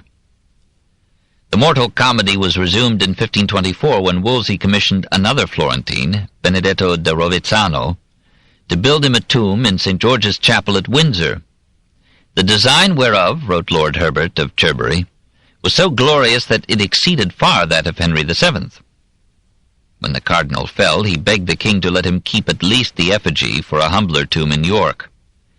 Henry refused and confiscated the whole as a receptacle for himself.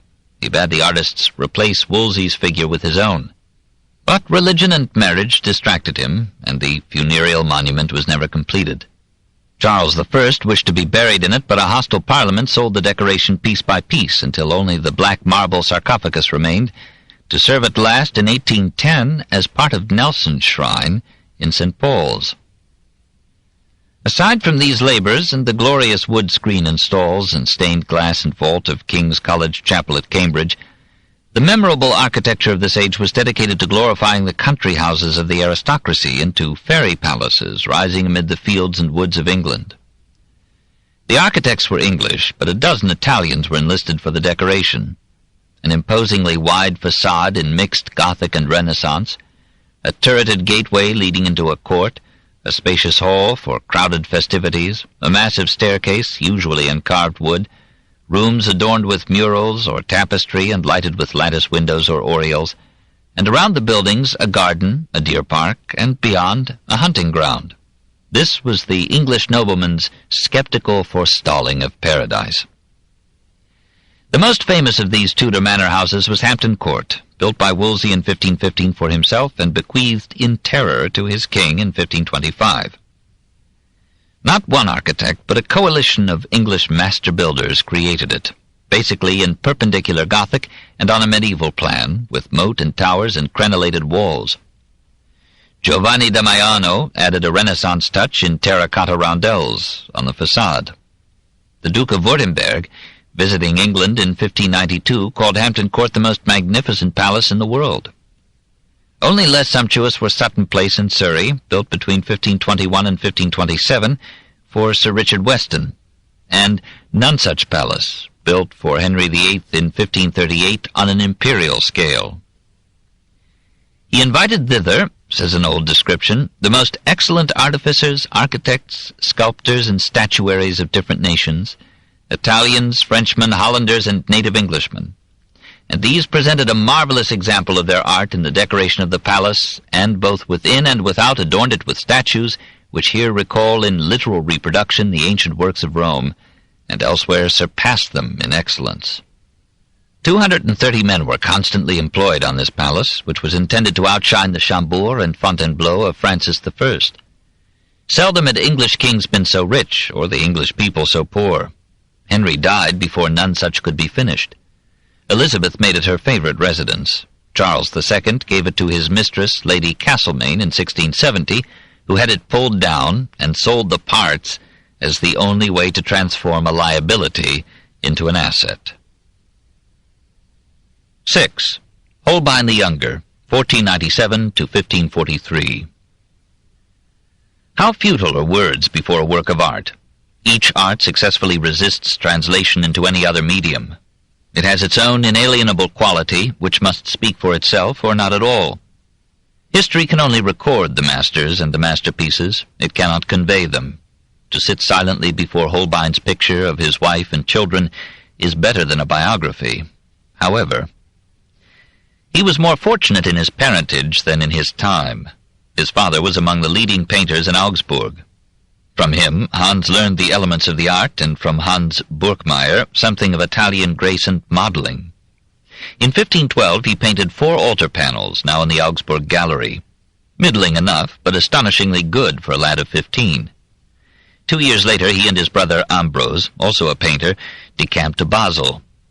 Perhaps the father had insisted too much on his own, still Gothic style. Perhaps there was not enough educated money in Augsburg to support more than a few artists. In any case, youth and genius seldom love home. In Basel, the lads discovered that freedom is a trial. Hans illustrated various volumes, including Erasmus's Praise of Folly. He did some rough painter's work, made a signboard for a schoolmaster, and decorated a tabletop with lively incidents from the story of St. Nobody, that handy nonentity who was charged with every anonymous mischief, and never said a word in his own defense. The skill shown in this work earned Hans a fruitful commission, to paint portraits of the burgomaster Jacob Meyer and his wife in 1517. The fame of these portraits travelled. Jacob Hertenstein called Holbein to Lucerne, and there Hans frescoed the facade and walls of the patron's home, and painted that portrait of Benedict Hertenstein, which is now in the Metropolitan Museum in New York. From Lucerne he may have passed into Italy. His work henceforth revealed Italian influence in anatomical accuracy, architectural backgrounds, and the management of light. When he returned to Basel, aged 22, he set up his own studio and married a widow in 1519. In that year his brother died, and in 1524 their father. German realism mingled with Romanesque architecture and classic ornament in the religious pictures that Holbein now produced. Startling is the realism, echoing Montaigne, of Christ in the tomb, the body all bone and skin, the eyes ghastly open, the hair disheveled, the mouth agape in a last effort to breathe. This seems irrevocable death, and no wonder Dostoevsky said the picture could destroy a man's religious faith. About this time Holbein painted murals for the hall of the Grand Council in Basel. The councillors were pleased, and one of them commissioned him to provide an altarpiece for a Carthusian monastery. This Passion of Christ suffered in the iconoclastic riots of 1529, but 2 shutters were saved and were presented to the cathedral at Freiburg im Breisgau. They borrow much from Baldung Green, but they have their own power in the remarkable play of the light that emanates from the child.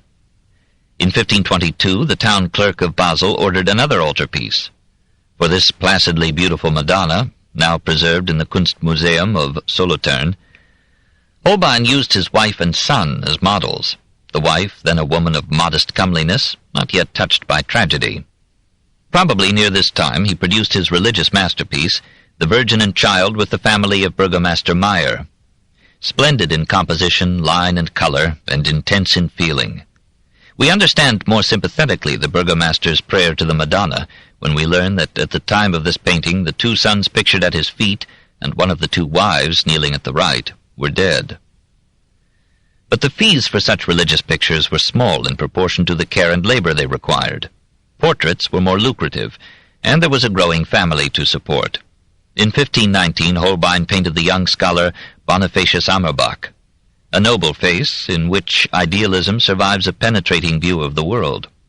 About 1522 he painted the great printer Froben, a man dedicated, disturbed, creatively worn out by life. Through Froben, Holbein came to know Erasmus, and in 1523 he painted 2 of his many portraits of the saddened humanist. In the 3/4 portrait, in the Earl of Radnor's collection at Salisbury, the artist, now in the fullness of his powers, caught the soul of a man who had lived too long. Illness and Luther had deepened the lines in the face, the melancholy in the eyes. The profile in the Basel Kunstsammlung shows him calmer and more alive, the nose advancing to battle like a gladiator's sword. Perhaps the manuscript under the pen is a draft of the De Libero Arbitrio of 1524, with which he was entering the lists against Luther. Probably in 1524 Holbein painted Erasmus again, in the best portrait of all, which hangs in the Louvre. Seeing that profound and chastened face, one thinks of Nizar's perceptive comment, that Erasmus was one of those whose glory it has been to understand much and to affirm little. About 1523 Holbein painted himself, now 26 and seemingly prosperous, but the cold glance suggests some fighting resentment of life's buffetings. Tradition discredits him with a moderate addiction to drink and women, and represents him as unhappy with his wife. Apparently he shared some Lutheran views. His woodcuts of the Dance of Death, circa 1525, satirized the clergy, but even the clergy did that in those days. The series showed death dogging the steps of every man, woman, or class. Adam, Eve, the emperor, a noble, a physician, a monk, a priest, a pope, a millionaire, an astrologer, a duchess, a jester, a gambler, a thief, all en route to the Last Judgment. It is as powerful a work as any of Dürer's in this medium. Aside from this masterpiece of drawing and the Meyer Madonna, Holbein is without visible piety. Perhaps he imbibed some skepticism from Erasmus and the Basel humanists. He was more interested in anatomy than in religion. The Reformation, though he presumably favored it, ruined his market in Basel. This book is continued at this point on the other side of this cassette. Please reverse or turn the cassette over now.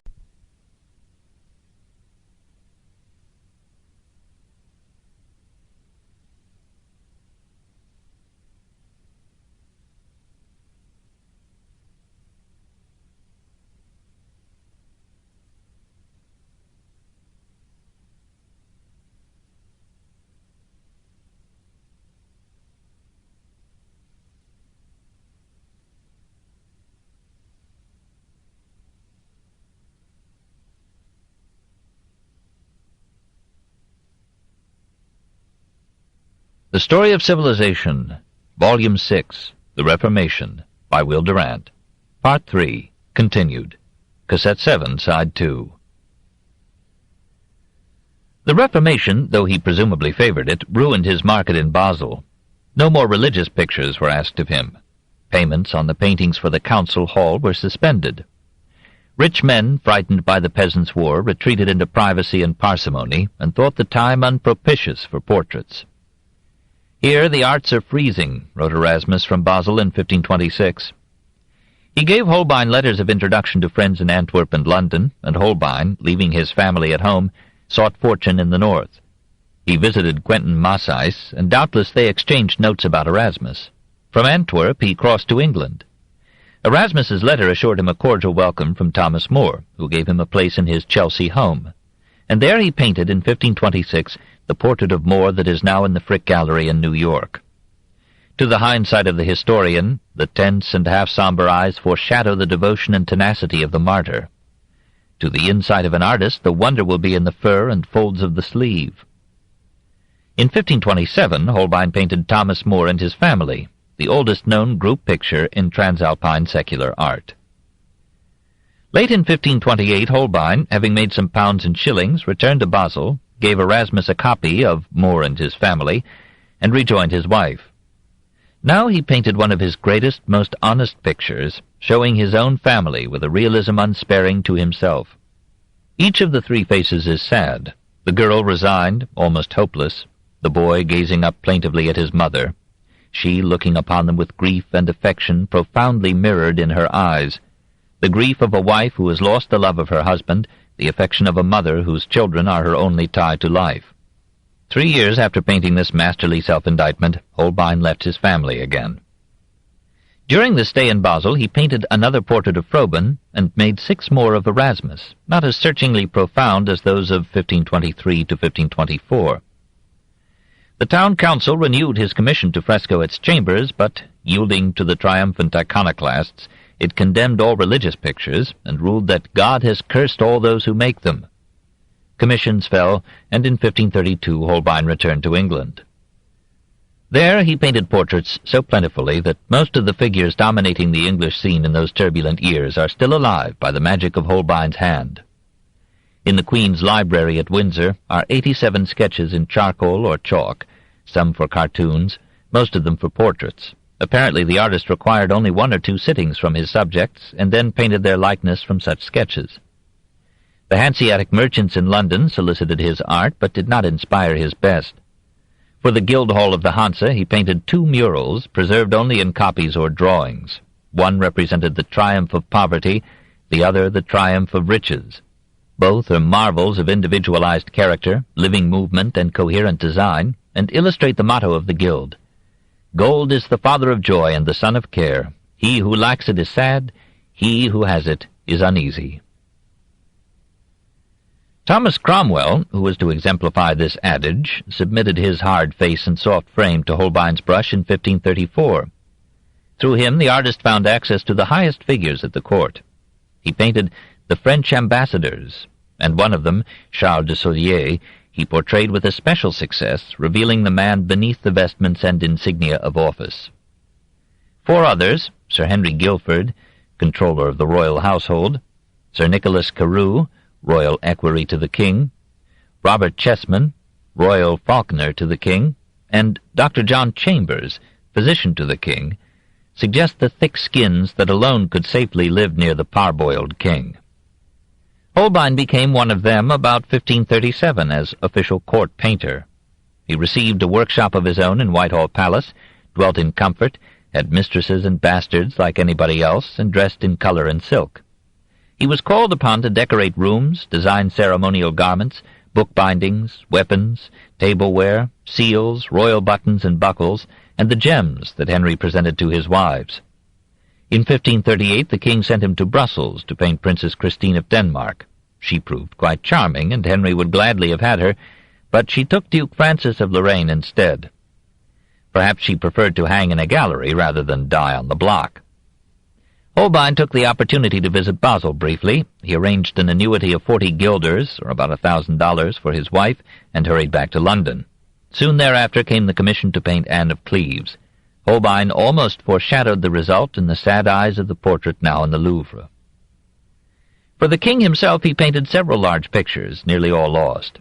One survives in the Barber Surgeons' Hall in London, Henry VIII granting a charter of incorporation to the Barber Surgeons' Company.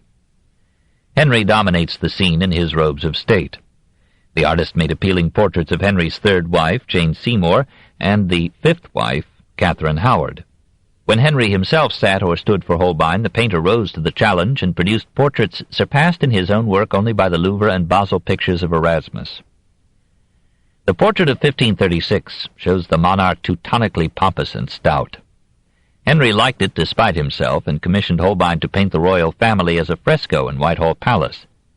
This mural was destroyed by fire in 1698, but a copy made in 1667 for Charles II reveals a masterly design. At the upper left, Henry VII, pious and modest. Lower, his son, brandishing the symbols of power and spreading his legs like a colossus. At the right, his mother and his 3rd wife. And in the center, a marble monument retailing in Latin the virtues of the kings. The figure of Henry VIII was elaborated with such realism that a legend arose about persons entering the room and mistaking the portrait for the living king. In 1540, Holbein painted a still more imposing Henry VIII in wedding dress. Finally, in 1542, he displayed Henry in the deterioration of mind and body. Nemesis here worked leisurely, lengthening the revenge of the gods from clean or sudden death to prolonged and ignominious decay. 2 lovely pictures redeem the royal gallery, one of Prince Edward at the age of 2, all innocence, the other of Edward aged 6, in the Metropolitan Museum of Art. This second portrait is a delight to behold. We may judge the art of Holbein when we see him, within a year or two, portray unflinchingly the obese pride of the father, and then catch, with such mysterious skill, the guileless kindliness of the son. At 45 in 1542, the artist pictured himself again, and with the same objectivity with which he had depicted the king, a suspicious, pugnacious fellow with carelessly kept graying hair and beard, and once more in 1543 in a roundel showing him in a gentler mood. In that year, plague came to London and chose him as one of its victims. Technically, he was one of the supreme painters. He saw meticulously, and so portrayed. Every line, color, or attitude, every incidence or variation of light that could reveal significance was caught and pinned down upon the paper, linen, wood, or wall. What accuracy in line, what depth and smoothness and warmth in color, what skill in ordering details into a unified composition. But in many of the portraits, where the object was not the subject but the fee, we missed the sympathy that could see and feel with a man's secret soul. We find it in the Louvre and Basel Erasmus, and in the picture of his family. We miss, except in the Meyer Madonna, the idealism that ennobled the realism in the Van Eyck's Adoration of the Lamb. His indifference to religion kept him short of the grandeur of Grunewald, and marked him off from Dürer, who always had one foot in the Middle Ages. Holbein was neither Renaissance like Titian, nor Reformation like Cranach. He was German, Dutch, Flemish, English, matter-of-fact and practical sense. Perhaps his success prevented the effective entry of Italian pictorial principles and finesse into England. After him, Puritanism triumphed over the Elizabethan passion, and English painting languished till Hogarth came. At the same time, the glory departed from German painting. A flood of barbarism would have to pass over Central Europe before the sense of beauty would find voice there again. 7. Art in Spain and Portugal, 1515 to 1555. Despite El Greco and Velázquez, Cervantes and Calderón, Spain never had a Renaissance in the rich Italian sense. Her far-won wealth gave new ornaments to her Christian culture, it offered productive rewards to native genius in literature and art, but it did not flow into any exciting recapture, as in Italy and France, of that pagan civilization which had adorned the Mediterranean world before and after Christ, and which had begotten Seneca, Lucan, Martial, Quintilian, Trajan, and Hadrian on the soil of Spain itself. The remembrance of that classic era had been deeply overladen by the long struggle of Spanish Christianity with the Moors. All the glorious memories were of that protracted victory, and the faith that had won it became inseparable from the proud remembrance. While everywhere else in Europe the state was humiliating the Church, in Spain the ecclesiastical organization grew stronger with the generations. It challenged and ignored the papacy, even when Spaniards ruled the Vatican. It survived the pious absolutism of Ferdinand and Charles V and Philip II, and then dominated every aspect of Spanish life. The Church in Spain was almost the sole patron of the arts. Therefore it called the tune, named the themes, and made art, like philosophy, the handmaiden of theology. The Spanish Inquisition appointed inspectors to outlaw nudity, immodesty, paganism, or heresy in art, to specify the manner of treating sacred subjects in sculpture and painting, and to direct Spanish art toward the transmission and confirmation of the faith. And yet Italian influence was pouring into Spain. The rise of Spaniards to the papacy, the conquest of Naples and Milan by Spanish kings, the campaigns of Spanish armies and the missions of Spanish statesmen and churchmen in Italy, the busy trade between Spanish and Italian ports, the visits of Spanish artists like Forment and the Berruguetes to Italy, of Italian artists like Torrigiano and Leone Leoni to Spain. All these factors affected Spanish art in methods, ornament, and style, hardly in spirit or theme, more in painting than in sculpture, and in architecture least. The cathedrals dominated the landscape and the towns as the faith dominated life. Traveling in Spain is a pilgrimage from one to another of these mighty fanes. Their awesome immensity, their wealth of interior ornament, the dim-lit silence of their naves, the devoted stonework of their cloisters, accentuate the simplicity and poverty of the picturesque tiled dwellings that huddle below, looking up to them as the promise of a better world. The Gothic style still ruled in the giant cathedrals that rose above Salamanca in 1513 and Segovia in 1522. But at Granada, Diego de Siloé, architect son of a Gothic sculptor, designed the interior of the cathedral with classic columns and capitals, and crowned the Gothic plan with a classic dome in 1525. The style of the Italian Renaissance completely dislodged Gothic in the palace of Charles V at Granada. Charles had reproved the Bishop of Cordova for spoiling the great mosque by building within its 850 pillars a Christian church, but he sinned almost as grievously when he tore down some halls and courts of the Alhambra to make room for a structure whose stern mass and dull symmetry might have passed without offense amid kindred buildings in Rome, but proved strikingly out of harmony with the frail elegance and gay diversity of the Moorish citadel. Something of the Moor's flair for architectural decoration appeared in the Plateresque style that marked chiefly the civil architecture of this reign.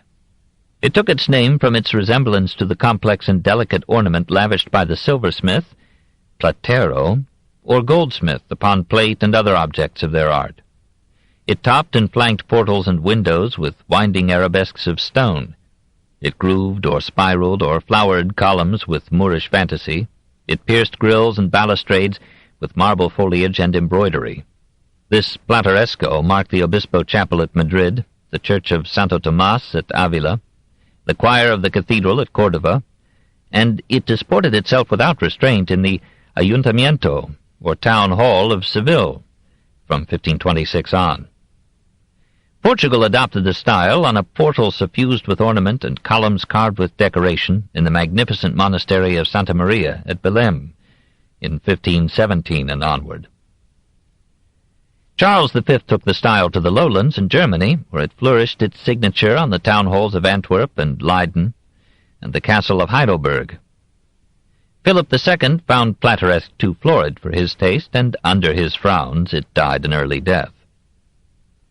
Spanish sculpture yielded more readily than architecture to the swelling Italian tide. Pietro Torrigiano, after breaking Michelangelo's nose in Florence and bearding Henry VIII in London, settled in Seville in 1521, and modeled in terracotta an ungainly St. Jerome, which Goya mistakenly judged to be the supreme work of modern sculpture. Feeling poorly paid for a statue of the Virgin, Torrigiano smashed it to bits, was arrested by the Inquisition, and died in its jails. Damian Forment, returning to Aragon from Italy, carried the spirit of the Renaissance on his chisel and in his boasts. He called himself the rival of Phidias and Praxiteles, and was accepted at his own estimate. The ecclesiastical authorities allowed him to carve likenesses of himself and his wife on the base of the reredos that he made for the Abbey of Monte Aragon. For the church of Nuestra Senora del Pilar at Saragossa, he cut in alabaster a spacious retable in bas-relief, combining Gothic with Renaissance elements, painting with sculpture, color with form. To another retable in the Cathedral of Huesca, Forment devoted the last 13 years of his life, from 1520 to 1533.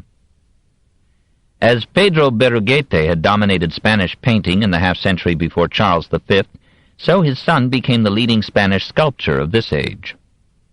Alonso learned the art of color from his father, then went to Italy and worked with Raphael in painting, with Bramante and Michelangelo in statuary.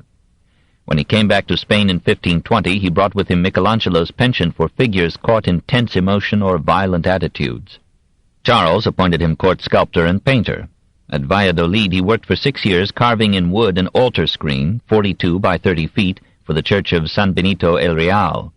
Only fragments remain, chiefly a San Sebastian, vividly colored, with blood pouring from the wounds. In 1535 he joined with his chief rival, Felipe de Borgoña, to carve choir stalls in the Toledo Cathedral. Here, too, the Michelangelesque manner swayed his hand, and presaged Baroque in Spain. When he neared 80, he was commissioned to erect in the Hospital of St. John at Toledo a monument to its founder, Cardinal Juan de Tavera. He took his son Alonso as helper, created one of the chefs-d'oeuvre of Spanish sculpture, and died in the attempt in his 75th year in 1561.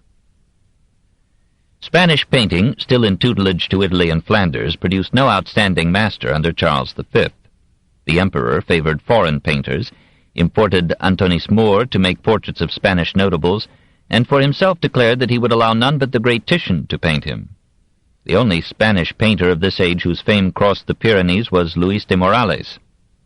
The first 50 years of his life were spent in the poverty and obscurity of Badajoz, painting for churches and chapels in the province of Estremadura. He was 54 when Philip II bade him come and paint in the Escorial in 1564. He presented himself in magnificent array, which the king thought unbecoming in an artist, but Philip softened when he learned that Louis had spent his life savings to attire himself fitly for an audience with his majesty. Morales's Christ carrying the cross did not strike the royal fancy, and he returned to Badajoz and penury.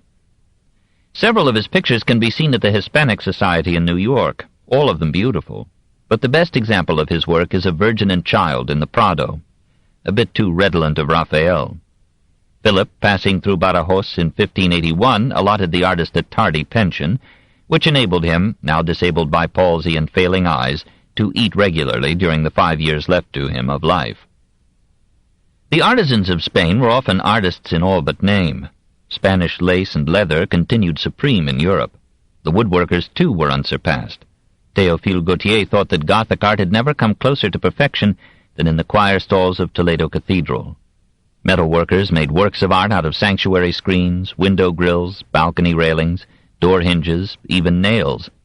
Goldsmiths and silversmiths transformed some of the precious metals flowing in from America into ornaments for princes and vessels for the church. Famous were the custodias they made in filigree silver or gold to hold the consecrated host.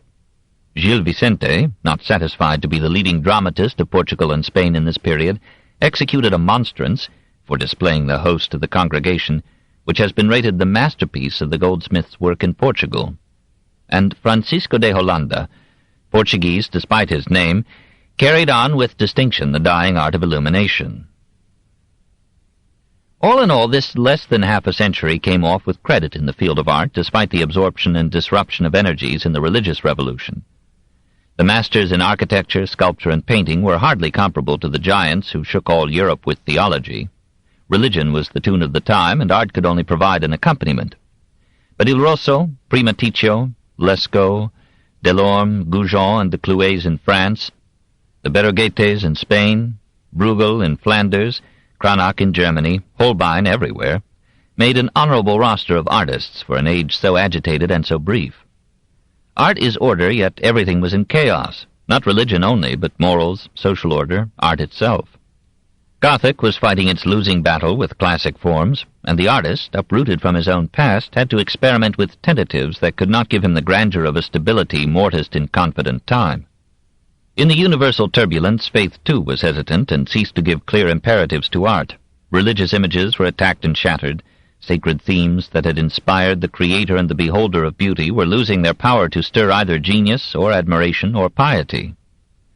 And in science, the greatest revolution of all was deposing the earth from its theological throne, and losing in the endless void the little globe, whose divine visitation had formed the medieval mind and generated medieval art. When would stability come again? Chapter 37. Science in the Age of Copernicus, 1517 to 1565. 1. The Cult of the Occult. It is remarkable that this age, so absorbed in theology and scholarship, should have produced two men of the highest standing in the history of science, Copernicus and Vesalius, and curious that the books that contained their lifeblood should have appeared in one Annus Mirabilis, 1543. Some conditions favored science. The discovery of America and the exploration of Asia, the demands of industry and the extension of commerce, turned up knowledge that often contradicted traditional beliefs and encouraged fresh thought. Translations from Greek and Arabic, the printing of Apollonius's Conics in 1537 and the Greek text of Archimedes in 1544 stimulated mathematics and physics. But many travelers were liars or careless. Printing spread nonsense more widely than knowledge, and scientific instruments, though numerous, were almost primitive. The microscope, the telescope, the thermometer, the barometer, the micrometer, the microchronometer were still in the future. The Renaissance was enamored of literature and style, politely interested in philosophy, almost indifferent to science. The Renaissance popes were not hostile to science. Leo X and Clement VII listened with open minds to Copernican ideas, and Paul III received without trembling the dedication of Copernicus's world-shaking Book of Revolutions. But the reaction under Paul IV, the development of the Inquisition in Italy, and the dogmatic decrees of the Council of Trent made scientific studies increasingly difficult and dangerous after 1555. Protestantism could not favor science, for it based itself on an infallible Bible. Luther rejected the Copernican astronomy because the Bible told of Joshua commanding the sun, not the earth, to stand still. Melanchthon was inclined to science. He studied mathematics, physics, astronomy, and medicine, and lectured on the history of mathematics in antiquity. But his broad spirit was overwhelmed by the forceful nature of his master, and by the predominance of a narrowed Lutheranism after Luther's death. Calvin had little use for science, Knox none. A discouraging milieu of occultism continued to surround, confuse, and sometimes, as in Cardan and Paracelsus, threaten the sanity of the would-be scientist. Hermetic lore from Egypt, mystical Pythagoreanism and Neoplatonism from Greece, the Kabbalah from Judaism, bemused 1,000 groping minds. Legends and miracles infested historiography, and travelers told of fire-breathing dragons and rope-climbing fakirs. Almost any unusual event in public or private life was interpreted as contrived by God or Satan for the warning or edification, the temptation or ruination of man. Many believed that comets and meteors were fireballs hurled by an angry deity. Cheap literature entered every literate home with assurances that baser metals could be turned into gold. And, says a contemporary report, all the tailors, shoemakers, servants, and maids who hear and read about these things give all the coins they can spare to perambulating and fraudulent practitioners of such arts. At a trial in England in 1549, William Wycherley, a conjurer, said there were 500 like him in the island. Itinerant students in Germany sold magical protections against witches and devils. Charms and talismans guaranteed to divert musket balls were popular with soldiers. The Mass itself was often used as a charm to bring rain or sunshine, or victory in war. Prayers for rain were common and sometimes seemed too successful, in which cases the church bells were rung to warn the heavens to stop. In 1526 to 1531, the monks of Troyes formally excommunicated the caterpillars that were plaguing the crops, but added that the interdict would be effective only for lands whose peasants had paid their church tithes. Perhaps more events were ascribed to Satan than to God.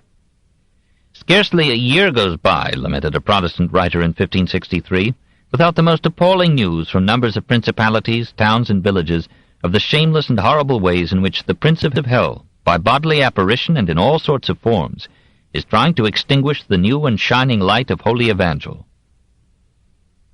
Luther joined the commonalty in attributing most diseases to demons entering the body, which, after all, is not altogether unlike our current theory.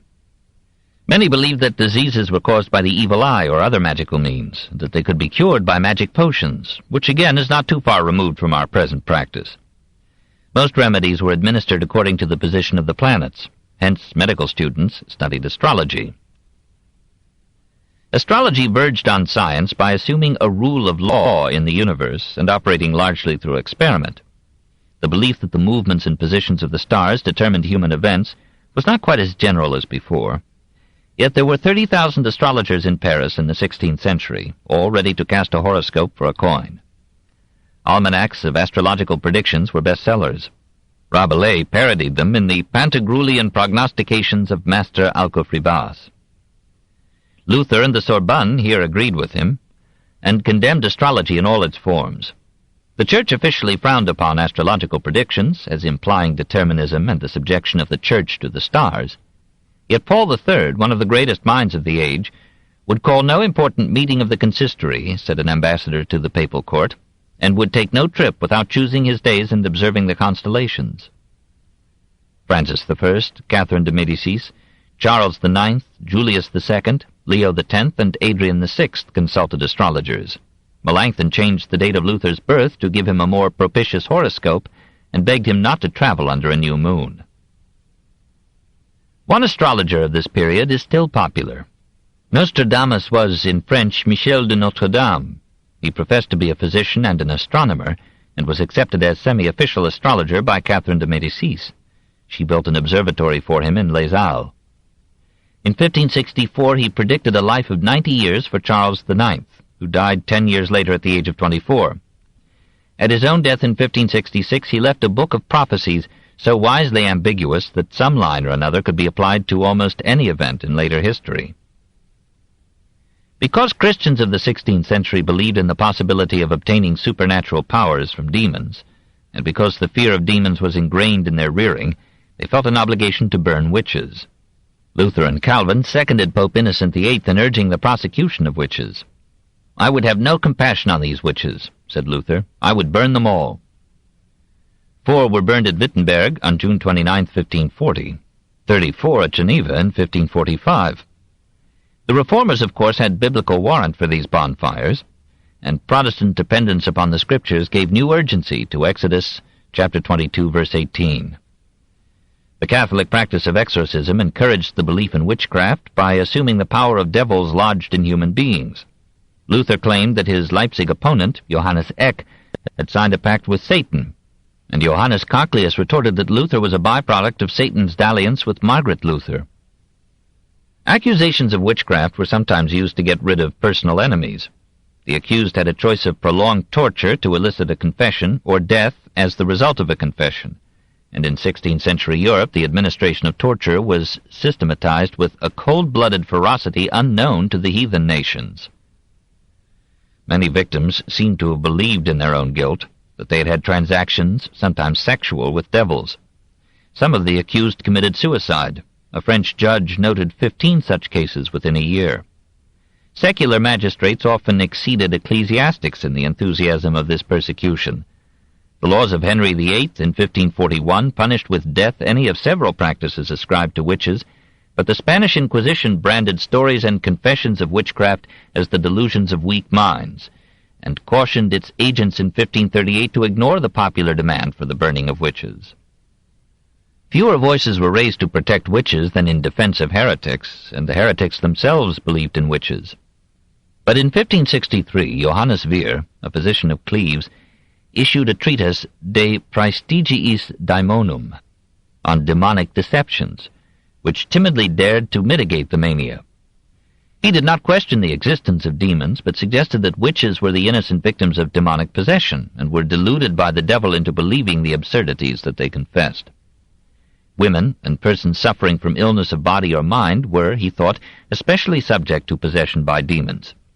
He concluded that witchcraft was not a crime but a disease, and he appealed to the princes of Europe to stop the execution of these helpless women. A few years later, Vir replaced himself in his time by writing a detailed description of hell, its leaders, its organization, and its operation. The spirit of the age spoke in the story of Faust. We first hear of Georg Faust in 1507, in a letter of Johannes Trithemius, who calls him a mountebank, and then in 1513 when Mucianus Rufus accords him no gentler term.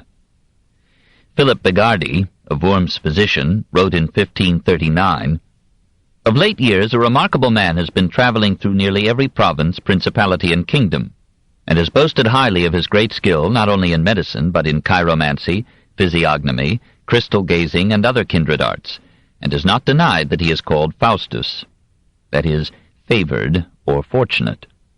The historic Faust seems to have died in 1539, by the devil wringing his neck," said Melanchthon. 4 years later, the legend of Faust as in league with the devil made its appearance in the Sermones Conviviales of Johannes Gast, a Protestant pastor at Basel. Two old notions combined to transform the historical charlatan into a figure of legend, drama, and art: that man might obtain magic powers by compacts with Satan, and that secular learning is an insolent conceit likely to lead a man to hell. In one phase, the legend was supposed to be a Catholic caricature of Luther. In a deeper view, it expressed the religious repudiation of profane knowledge, as opposed to a humble acceptance of the Bible as in itself sufficient erudition and truth. Goethe repudiated the repudiation and allowed the hunger for knowledge to purify itself by its application to the common good. The legend of Faust came to bitter life in Henry Cornelius Agrippa.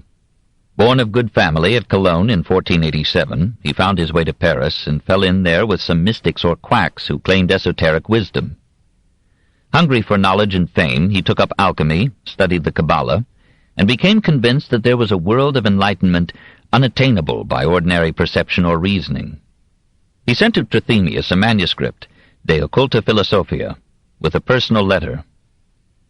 "I wondered much, and indeed felt indignant, that up to this time no one had arisen to vindicate so sublime and sacred a study from the accusation of impiety.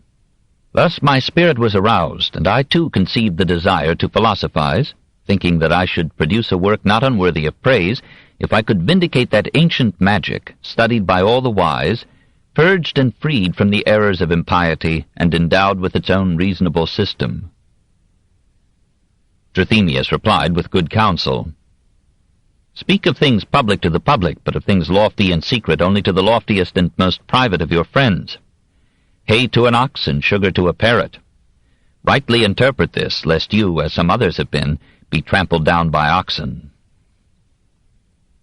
Whether through caution or lack of a publisher, Agrippa refrained for 20 years from sending his book through the press. The Emperor Maximilian summoned him to war in Italy. He gave a good account of himself on the battlefield, but took occasion to lecture on Plato at the University of Pisa and to receive degrees in law and medicine at Pavia. He was appointed town advocate at Metz in 1518, and soon lost that position by interfering with the prosecution of a young woman accused of witchcraft. He procured her release from the Inquisition, but he thought it wise then to change his habitat, this in 1519. For 2 years he served Louise of Savoy as physician. However, he entered into so many disputes that she stopped his salary. He moved to Antwerp with his second wife and his children, was made historiographer and court librarian to the Regent Margaret of Austria, and managed to eat regularly. Now he composed his most important work, De Incertitudine et Vanitate Scientiarum. He published it in 1530, and then, strangely enough, issued his youthful De Occulta Philosophia, with a preface disclaiming continued belief in the mystic abracadabra there detailed. The two books together offended all the cognizant world. The occult philosophy urged that as the human soul pervades and governs the body, so the spiritus mundi pervades and governs the universe. That this great reservoir of soul force can be tapped by a mind morally purified and patiently instructed in Magian ways. So reinforced, the mind can discover the hidden qualities of objects, numbers, letters, words, can penetrate the secrets of the stars, and can gain mastery over the forces of the earth and the demons of the air. The book circulated widely, and its many posthumous editions led to legends about Agrippa's compact with a devil, who accompanied him in the guise of his dog, and enabled him to fly over the globe and sleep in the moon. The vicissitudes of life abated Agrippa's claims on supersensual experience. He learned that no magic or alchemy could feed his family or keep him out of jail for debt. He turned in angry disillusionment upon the pursuit of knowledge, and wrote at the age of 39 on the uncertainty and vanity of the sciences, the most skeptical book of the 16th century before Montaigne. "I well perceive," ran his exordium, "what a bloody battle I have to fight. First of all, the lousy grammarians will make a stir, and peevish poets, trifle-selling historians, blustering orators, obstinate logicians, fatal astrologers, monstrous magicians, contentious philosophers. All knowledge is uncertain, all science is vain, and to know nothing is the happiest life." It was knowledge that destroyed the happiness of Adam and Eve. It was Socrates' confession of ignorance that brought him content and fame. All sciences are only the ordinances and opinions of men, as injurious as profitable, as pestilent as wholesome, as ill as good, in no part perfect, but doubtful and full of error and contention. Agrippa begins his devastation with the alphabet, and upbraids it for its bewildering inconsistencies of pronunciation. He laughs at the grammarians, whose exceptions are more numerous than their rules, and who are repeatedly outvoted by the people. Poets are madmen. No one well in his wits can write poetry. Most history is a fable, not une fable convenue, as Voltaire would mistakenly call it, but an ever-changing fable which each historian and generation transforms anew. Oratory is the seduction of the mind by eloquence into error. Occultism is a sham. His own book about it, Agrippa now warns, was false, or if you will, lying. If formerly he practiced astrology, magic, divination, alchemy, and other such nesciences, it was mostly through the importunate solicitation of patrons demanding esoteric knowledge and able to pay. The Kabbalah is nothing else but a pestilent superstition. As for the philosophers, the self-cancelling diversity of their opinions puts them out of court. We may leave them to refute one another. So far as philosophy seeks to deduce morality from reason, it is stultified by the irrational contrariety of morals in place and time. Whereof it cometh to pass that which at one time was vice, another time is accounted virtue, and that which in one place is virtue, in another is vice. The arts and occupations are as vitiated as the sciences, with falsehood and vanity. Every court is a school of corrupt customs, and a refuge of detestable wickedness. Trade is treachery. Treasurers are thieves. Their hands are sticky with bird-lime, their fingers end in hooks. War is the slaughter of many in the sport of the few. Medicine is a certain art of manslaughter, and often there is more danger in the physician and the medicine than in the sickness itself. What is the upshot of all this? If science is transient opinion and philosophy is the vain speculation of mental maggots on the nature of the infinite, what shall a man live by? Only by the word of God as revealed in the Bible. This has an evangelical ring, and indeed, scattered among Agrippa's doubts are sundry affirmations of reform. He rejects the temporal power of the popes and even their spiritual authority when this contravenes Scripture. He denounces the Inquisition as persuading men not with reason and Scripture, but with fire and faggots. He wishes the Church would spend less on cathedrals and more on charity. But he goes beyond the Reformers when he admits that the authors of the Old and the New Testament were liable to error. Christ alone is always right and true. Him only should we trust. In him is the last refuge of the mind and the soul. Agrippa enjoyed the furor caused by this rampage, but he paid for the pleasure through his remaining years. Charles V demanded that he recant his criticism of the Church. When he refused, his salary was cut short. Imprisoned for debt, he laid responsibility on the emperor, who was behind in payments to his court historiographer. Cardinal Campeggio and the Bishop of Liège secured his release, but Charles banished him from imperial territory in 1531. Agrippa moved to Lyon, where, says an uncertain tradition, he was again imprisoned for debt. Set free, he passed on to Grenoble, and there, aged 48, he died. Probably he had a share in forming the skepticism of Montaigne, but his only popular book was on the occultism that he had renounced.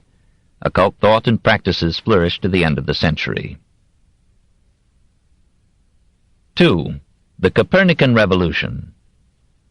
Mathematical advances that now seem trivial sharpened the tools of calculation in this age. Michael Stiefel's Arithmetica Integra of 1544 introduced our plus and minus signs, and Robert Record's Whetstone of Wit in 1557 first used our equals sign in print. The once famous arithmetics of Adam Riese persuaded Germany to pass from reckoning with counters to written computation. Johannes Werner published in 1522 the first modern treatise on conic sections, and Georg Rheticus, besides serving as midwife to Copernicus, carried on the work of Regiomontanus in trigonometry. Astronomy had at its disposal better calculations than instruments. On the basis of these calculations, some astrologers predicted a second deluge for February 11, 1524, when Jupiter and Saturn would join in Pisces. Thereupon, Toulouse built an ark of refuge, and cautious families stored food on mountain-tops. Most of the astronomical instruments were of medieval origin: celestial and terrestrial spheres, Jacob's staff, an astrolabe, an armillary sphere, quadrants, cylinders, clocks, compasses, and several other devices, but no telescope and no photography. With this equipment, Copernicus moved the earth. Nikolai Kopernik, as Poland calls him, Niklas Kopernik, as Germany calls him, Nicolaus Copernicus, as scholars call him, was born in 1473 at Thorn, or Toren, on the Vistula in West Prussia, which 7 years before had been ceded to Poland by the Teutonic Knights. He was a Prussian in space, a Pole in time. His mother came of a prosperous Prussian family. His father hailed from Krakow, settled in Thorn, and dealt in copper. When the father died in 1483, the mother's brother, Lucas Vatselrode, Prince Bishop of Ermland, took charge of the children. Nicolaus was sent at 18 to the University of Krakow to prepare for the priesthood. Not liking the scholasticism that had there suppressed humanism, he persuaded his uncle to let him study in Italy. The uncle had him appointed a canon of the cathedral at Frauenburg in Polish East Prussia, and gave him leave of absence for 3 years. At the University of Bologna, between 1497 and 1500, Copernicus studied mathematics, physics, and astronomy. One of his teachers, Domenico de Novara, once a pupil of Regiomontanus, criticized the Ptolemaic system as absurdly complex, and introduced his students to ancient Greek astronomers who had questioned the immobility and central position of the earth. Philolaus, the Pythagorean, in the 5th century before Christ, had held that the earth and the other planets moved around Hestia, a central fire invisible to us because all known parts of the earth are turned away from it. Cicero quoted Hicetus of Syracuse, also of the 5th century before Christ, as believing that the sun, the moon, and the stars stood still, and that their apparent motion was due to the axial rotation of the earth. Archimedes and Plutarch reported that Aristarchus of Samos, 310 to 230 BC, had suggested the revolution of the earth around the sun, had been accused of impiety, and had withdrawn the suggestion. According to Plutarch, Seleucus of Babylonia had revived the idea in the 2nd century before Christ. This heliocentric view might have triumphed in antiquity had not Claudius Ptolemy of Alexandria, in the 2nd century of our era, restated the geocentric theory with such force and learning that hardly anyone thereafter dared to challenge it. Ptolemy himself had ruled that in seeking to explain phenomena, science should adopt the simplest possible hypothesis consistent with accepted observations. Yet Ptolemy, like Hipparchus before him, to explain the apparent motion of the planets, had been compelled by the geocentric theory to assume a bewildering complexity of epicycles and eccentrics. Could any simpler hypothesis be found? Nicole Orem, 1330 to 1382, and The Story of Civilization, Volume 6, The Reformation, by Will Durant. Part 3, continued. Cassette 8, Side 1. Copernicus felt that the heliocentric theory could save the appearances, explain the observed phenomena, more compactly than the Ptolemaic view. In 1500, now 27, he went to Rome, presumably for the Jubilee, and gave lectures there in which, a tradition reports, he tentatively propounded the motion of the earth. Meanwhile, his leave of absence expired, and he returned to his duties as canon in Frauenburg. But geocentric mathematics confused his prayers. He begged permission to resume his studies in Italy, proposing now to take up medicine and canon law, which to his superiors seemed more to the point than astronomy. Before the 15th century ended, he was back in Italy. He received the degree of law at Ferrara in 1503, apparently took no degree in medicine, and again reconciled himself to Frauenburg. Soon his uncle, probably to give him time for further study, appropriated him as secretary and physician in 1506. And for 6 years Copernicus lived in the episcopal castle at Heilsberg. There he worked out the basic mathematics of his theory and formulated it in manuscript. When the kindly bishop died, Copernicus resumed his place in Frauenburg. He continued to practice medicine, treating the poor without charge. He represented the cathedral chapter on diplomatic missions, and prepared for King Sigismund I of Poland a plan for reforming the Prussian currency. In one of many learned essays on finance, he stated what was later to be known as Gresham's law. Bad money drives the old better money away. That is, when a government issues a debased coinage, the good coins are hoarded or exported and disappear from circulation, the bad coins are offered as taxes, and the king is paid in his own coin. But amid these diverse concerns, Copernicus continued his astronomic researches. His geographical location was unpropitious. Frauenburg was near the Baltic and was half the time shrouded in mists or clouds. He envied Claudius Ptolemy, for whom the skies were more cheerful, where the Nile does not breathe fogs as does our Vistula. Nature has denied us that comfort, that calm air. No wonder Copernicus almost worshipped the sun. His astronomical observations were neither numerous nor precise, but they were not vital to his purpose. He used for the most part the astronomic data transmitted by Ptolemy, and proposed to prove that all received observations accorded best with the heliocentric view. About 1514, he summarized his conclusions in a little commentary. It was not printed during his lifetime, but he sent out some manuscript copies as trial balloons. He stated his conclusions with a matter-of-fact simplicity, as if it were not the greatest revolution in Christian history. 1. There is no one center of all the celestial circles or spheres. 2. The center of the earth is not the center of the universe, but only of gravity and of the lunar sphere. 3. All the spheres, planets, revolve about the sun as their midpoint, and therefore the sun is the center of the universe. 4. The ratio of the earth's distance from the sun to the height of the firmament is so much smaller than the ratio of the earth's radius to its distance from the sun, that the distance from the earth to the sun is imperceptible in comparison with the height of the firmament. 5.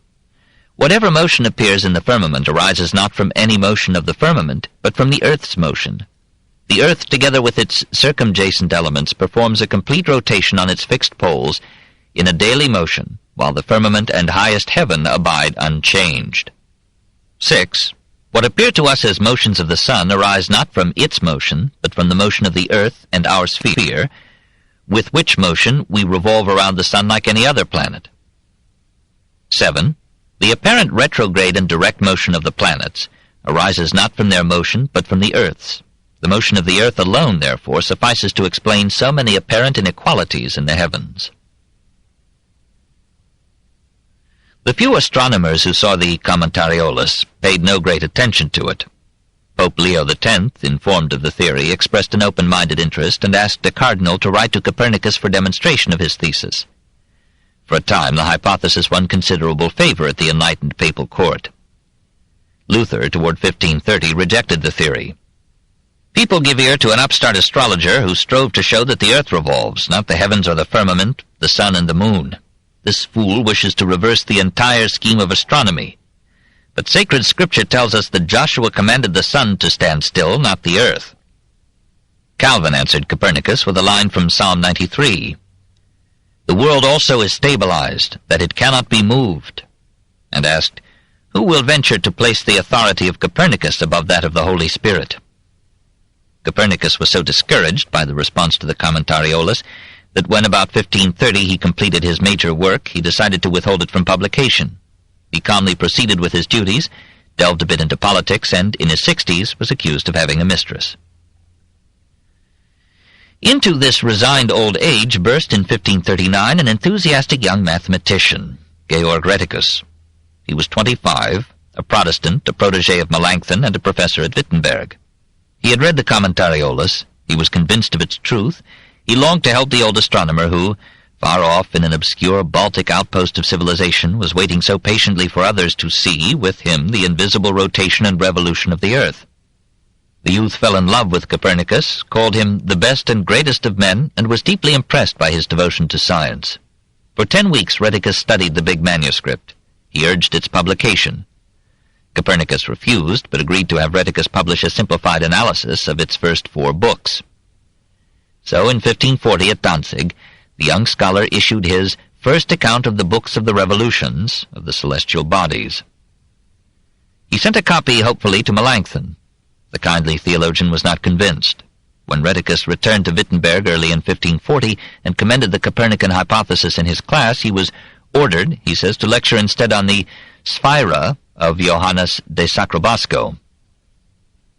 On October 16, 1541, Melanchthon wrote to a friend, "Some think it a distinguished achievement to construct such a crazy thing as that Prussian astronomer who moves the earth and fixes the sun.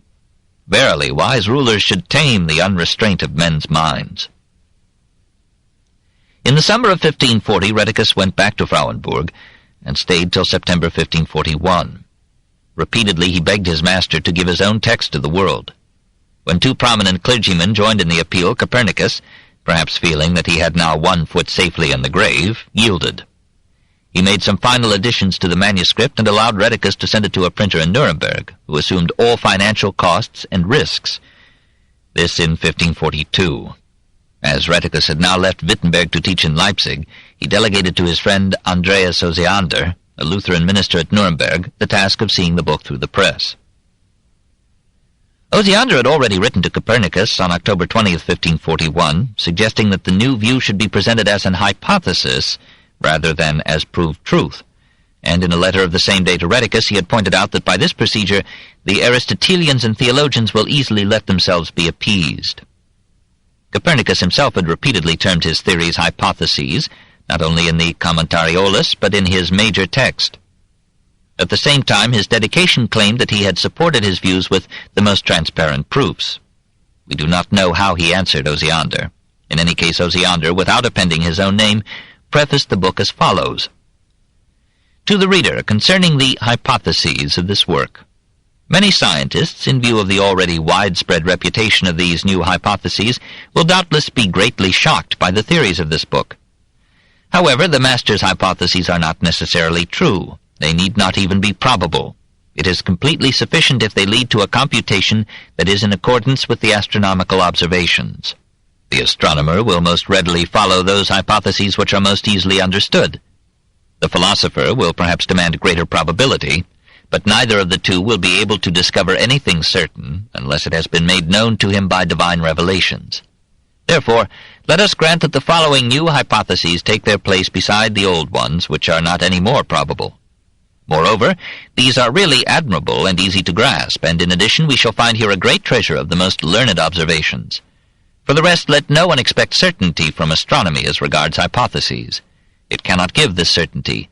He who takes everything that is worked out for other purposes as truth would leave this science probably more ignorant than when he came to it. This preface has often been condemned as an insolent interpolation. Copernicus may have resented it, for the old man, having lived with his theory for 30 years, had come to feel it as part of his life and blood, and as a description of the actual facts of the universe.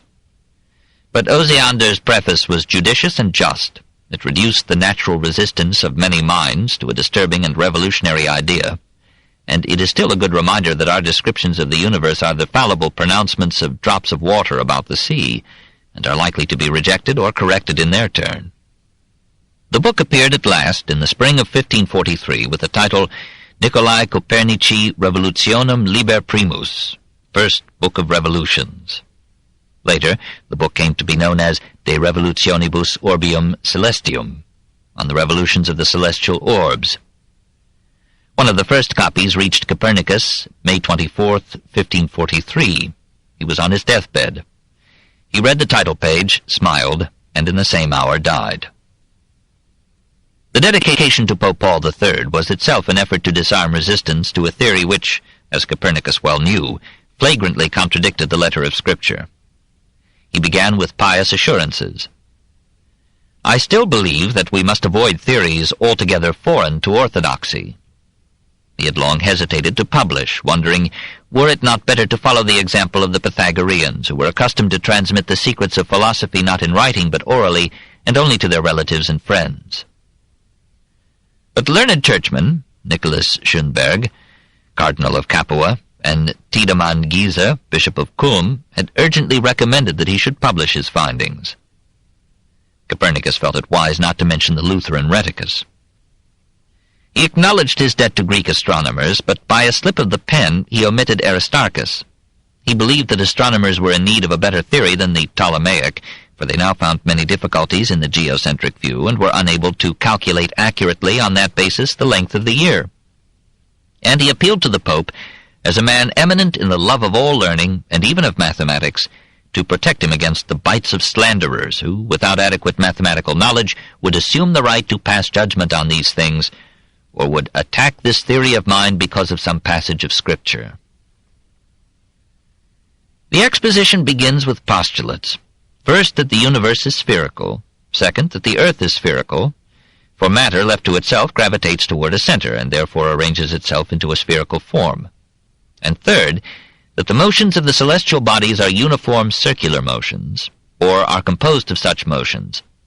For the circle is the most perfect form, and the intellect shrinks with horror from the supposition that the celestial motions are not uniform. Reason in thought would be impossible unless there were reason in the behavior of the objects of thought. Copernicus notes the relativity of motion. All change in position which is seen is due to motion either of the observer or of the thing looked at, or to changes in the position of both, provided that these are different. For when things are moved equally relatively to the same things, no motion is perceived as between the object seen and the observer. So the apparent daily rotation of the planets about the Earth could be explained as due to a daily rotation of the Earth on its axis. And the apparent annual movement of the Sun around the Earth can be explained by supposing the Earth to move annually around the Sun. Copernicus anticipates objections. Ptolemy had argued that the clouds and surface objects of a rotating Earth would fly off and be left behind. Copernicus answered that this objection would hold still more against the revolution of the major planets around the Earth, since their great distances would imply vast orbits and extreme speeds. Ptolemy had further held that an object propelled directly upward from a rotating Earth would not fall back to its point of origin.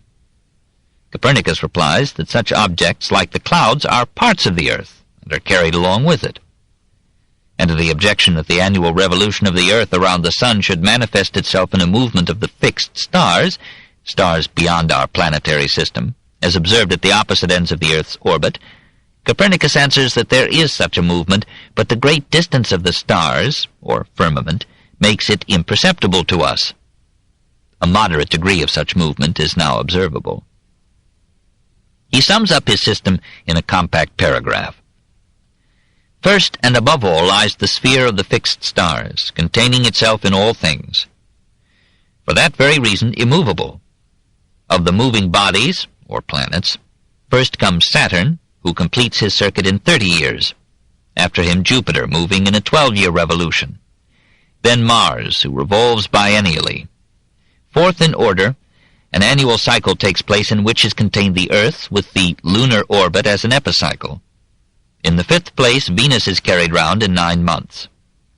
Then Mercury holds the sixth place, circulating in the space of 80 days. In the middle of all dwells the Sun. Not ineptly, some call it the lamp of the universe, others its mind, and others again its ruler. Rightly, inasmuch as the Sun, sitting on a royal throne, governs the circumambient family of the stars. We find, therefore, under this orderly arrangement, a wonderful symmetry in the universe, and a definite relation of harmony in the motion and magnitude of the orbs, of a kind it is not possible to obtain in any other way. Generally, an advance in human theory carries with it many remnants of the theory displaced. Copernicus based his conceptions on observations handed down by Ptolemy, and he retained much of the Ptolemaic celestial machinery of spheres, epicycles, and eccentrics. The rejection of these would wait for Kepler. Most eccentric of all was Copernicus's calculation that the Sun was not quite at the center of the Earth's orbit. The center of the universe, he reckoned, would be 3 sun diameters away from the Sun, and the centers of the planetary orbits were likewise outside the Sun and not at all identical. Copernicus transferred from the Earth to the Sun 2 ideas now rejected: that the Sun is the approximate center of the universe, and that it is at rest. He thought of the Earth as having not only an axial rotation and an orbital revolution, but a third motion, which he supposed necessary to explain the inclination of the Earth's axis and the precession of the equinoxes. Consequently, we must not smile in hindsight at those who took so long to adopt the Copernican system. They were required not only to set the Earth turning and hurtling in space at an alarming speed, contrary to the direct evidence of the senses, but to accept a mathematical maze only slightly less bewildering than Ptolemy's. Not until Kepler, Galileo, and Newton should work out the mechanism of the new theory to greater simplicity and accuracy would it appear clearly superior to the old. And even then we should have to say of the Sun what Galileo may have said of the Earth, eppur si muove. Meanwhile, Tycho Brahe rejected the heliocentric hypothesis on the ground that Copernicus had not convincingly answered Ptolemy's objections. More surprising than such a rejection is the relative celerity with which the new system was accepted by astronomers like Rheticus, Osiander, John Field, Thomas Digges, and Erasmus Reinhold, whose Prutenic tables of celestial motions from 1551 was in large part based on Copernicus. The Catholic Church raised no objection to the new theory so long as it represented itself as an hypothesis. But the Inquisition struck back mercilessly when Giordano Bruno assumed the hypothesis to be a certainty and made explicit its consequences for religion. In 1616, the Congregation of the Index forbade the reading of De Revolutionibus until corrected. In 1620, it allowed Catholics to read editions from which 9 sentences had been removed that represented the theory to be a fact. The book disappeared from the revised Index of 1758, but the prohibition was not explicitly rescinded till 1828. The geocentric theory had fitted reasonably well a theology which supposed that all things had been created for the use of man. But now men felt tossed about on a minor planet whose history was reduced to a mere local item in the news of the universe. What could heaven mean when up and down had lost all sense, when each would become the other in half a day? No attack on Christianity, wrote Jerome Wolff to Tycho Brahe in 1575, is more dangerous than the infinite size and depth of the heavens, though Copernicus had not taught the infinity of the universe. When men stopped to ponder the implications of the new system, they must have wondered at the assumption that the creator of this immense and orderly cosmos had sent his Son to die on this middling planet. All the lovely poetry of Christianity seemed to go up in smoke, as Goethe was to put it, at the touch of the Polish clergyman. The heliocentric astronomy compelled men to reconceive God in less provincial, less anthropomorphic terms. It gave theology the strongest challenge in the history of religion. Hence the Copernican revolution was far profounder than the Reformation. It made the differences between Catholic and Protestant dogmas seem trivial. It pointed beyond the Reformation to the Enlightenment, from Erasmus and Luther to Voltaire, and even beyond Voltaire to the pessimistic agnosticism of a 19th century that would add the Darwinian to the Copernican catastrophe. There was but one protection against such men, and that was that only a small minority in any generation would recognize the implications of their thought. The sun will rise and set when Copernicus has been forgotten. In 1581, Bishop Cromer raised a monument to Copernicus against the inner wall of Frauenburg Cathedral, next to the canon's grave. In 1746, the monument was removed to make place for a statue of Bishop Zembeck. Who was he? Who knows? 3. Magellan and the discovery of the Earth. The exploration of the Earth progressed more rapidly than the charting of the skies, and with almost as disturbing influences on religion and philosophy. Geology advanced least, for the biblical theory of creation was put beyond question by belief in its divine authorship. If a wrong opinion should obtain regarding the creation as described in Genesis, said the Italian-English reformer Pieter Brueghel, all the promises of Christ fall into nothing, and all the life of our religion would be lost. Aside from Leonardo's scattered suggestions, the most significant work in geology in the first half of the 16th century was done by Georg Agricola. Note this passage from De Ortu et Causis Subterraneorum, Basel, 1546, on the origin of mountains. Mountains and hills are produced by two forces, one of which is the power of water, the other the strength of the wind. We must add the fire in the interior of the earth, for the torrents first of all wash out the soft earth, next carry away the harder earth, and then roll down the rocks, and thus in a few years they excavate the plains or slopes. By such excavation to a great depth through many ages there arises an immense eminence. Streams and rivers effect the same result by their rushing and washing. For this reason they are frequently seen flowing either between very high mountains, which they have created, or close by the shore which borders them. The wind produces hills and mountains in two ways. Either it violently moves and agitates the sand, or also when, after having been driven into the hidden recesses of the earth, it struggles to burst out. Agricola's De Natura Fossilium of 1546 was the first systematic treatise on mineralogy. His De Re Metallica included the first systematic stratigraphy, and gave, as we have seen, the first explanation of ore deposits. Ethnography produced two major works, the Cosmographia Universalis of 1544 by Sebastian Münster, and the Descriptio Africae from 1550 of Leo Africanus. Al-Hassan ibn Muhammad al-Wazan was a Moor from Granada. He traveled through Africa and south to the Sudan with the avidity of Ibn Battuta. He was captured by Christian pirates and sent to Rome as a present to Leo X, who, impressed by his scholarly attainments, freed and pensioned him. He responded by accepting Christianity and Leo's name. During the next 30 years, he composed his book, first in Arabic, then in Italian. Before it came from the press, he returned to Tunis, and there he died in 1552, apparently in the faith of his fathers. It was an exciting age for geography. Reports poured in from missionaries, conquistadores, navigators, travelers, adding immensely to Europe's knowledge of the globe. The Spanish, who in this period conquered Mexico, California, Central America, and Peru, were first of all adventurers, tired of poverty and routine at home, and facing with pleasure the perils of distant and alien lands.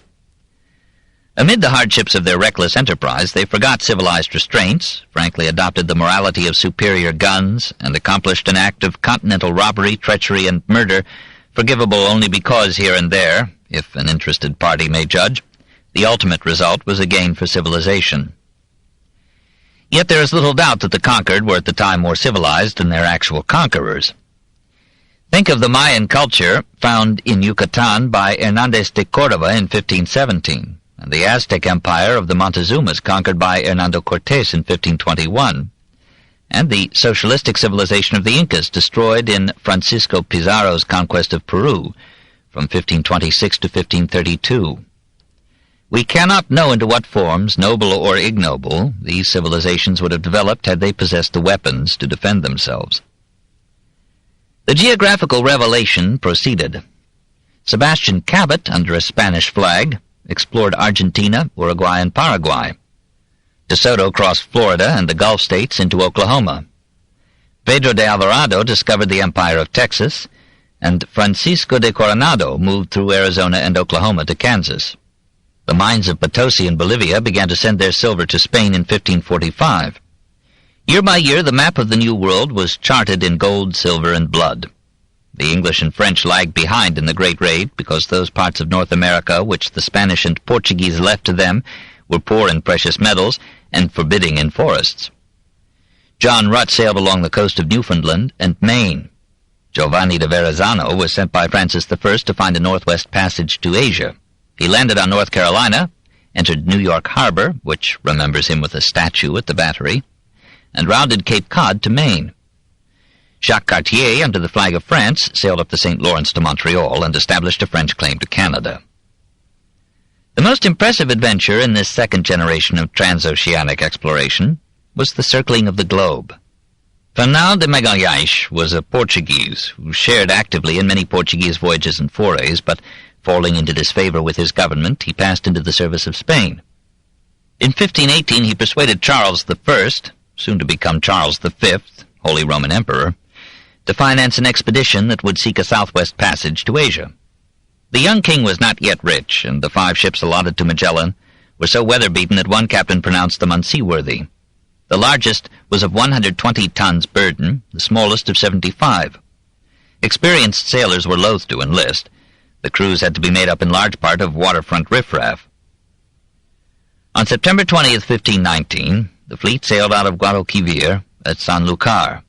It had the advantage of sailing from summer in the North Atlantic into summer in the South Atlantic. But in March 1520, winter came, and the vessels were anchored while the crews spent 5 weary months in Patagonia. The giant natives, averaging over 6 feet in height, gave the comparatively short Spaniards a condescending friendliness. Nevertheless, the hardships were so endless that 3 of the 5 crews mutinied, and Magellan had to wage war against his own men to compel their continuance in the enterprise. One ship stole away and returned to Spain. Another was shattered on a reef. In August 1520, the voyage was resumed, and every bay was eagerly looked into as possibly the mouth of a transcontinental waterway. On November 28th, the search succeeded. The reduced fleet entered the straits that bear Magellan's name. 38 days were spent in the 320-mile passage from sea to sea. Then began a dreary crossing of the seemingly endless Pacific. In 98 days, only 2 small islands were seen. Provisions ran dangerously low, and scurvy plagued the crews. On March 6, 1521, they touched at Guam, but the natives were so hostile that Magellan sailed on. On April 6, they reached the Philippines. On the 7th, they landed on the island of Cebu. There, Magellan, to assure supplies, agreed to support the local ruler against neighboring enemies. He took part in an expedition against the island of Mactan and was killed in battle there on April 27, 1521.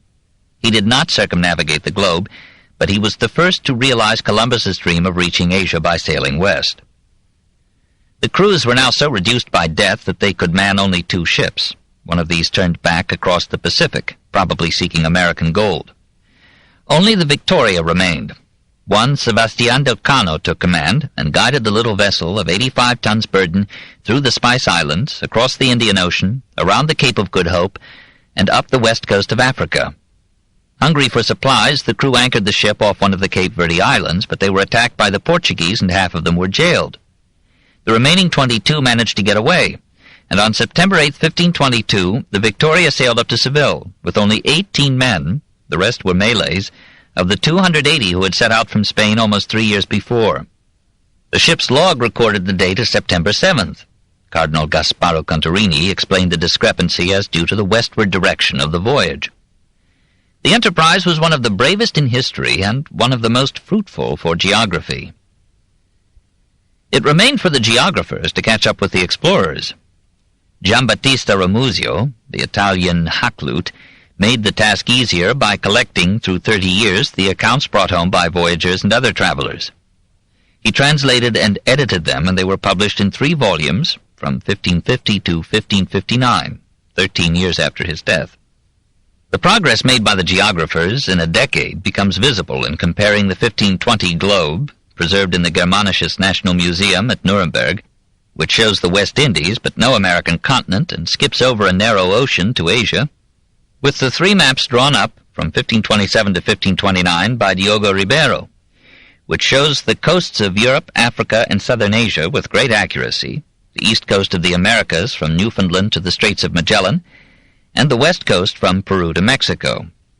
Probably copied from Ribeiro is the beautiful Ramusio map, Venice, 1534, of the Americas in the New York Public Library. In the same alma mater is an early and faulty map by Gerhardus Mercator from 1538, in which North and South America were first so named. Mercator's projection belongs to 1569. Peter Appian in 1524 furthered the science by attempting to reduce geographical distances to precise measurements. The effects of these explorations were felt in every phase of European life.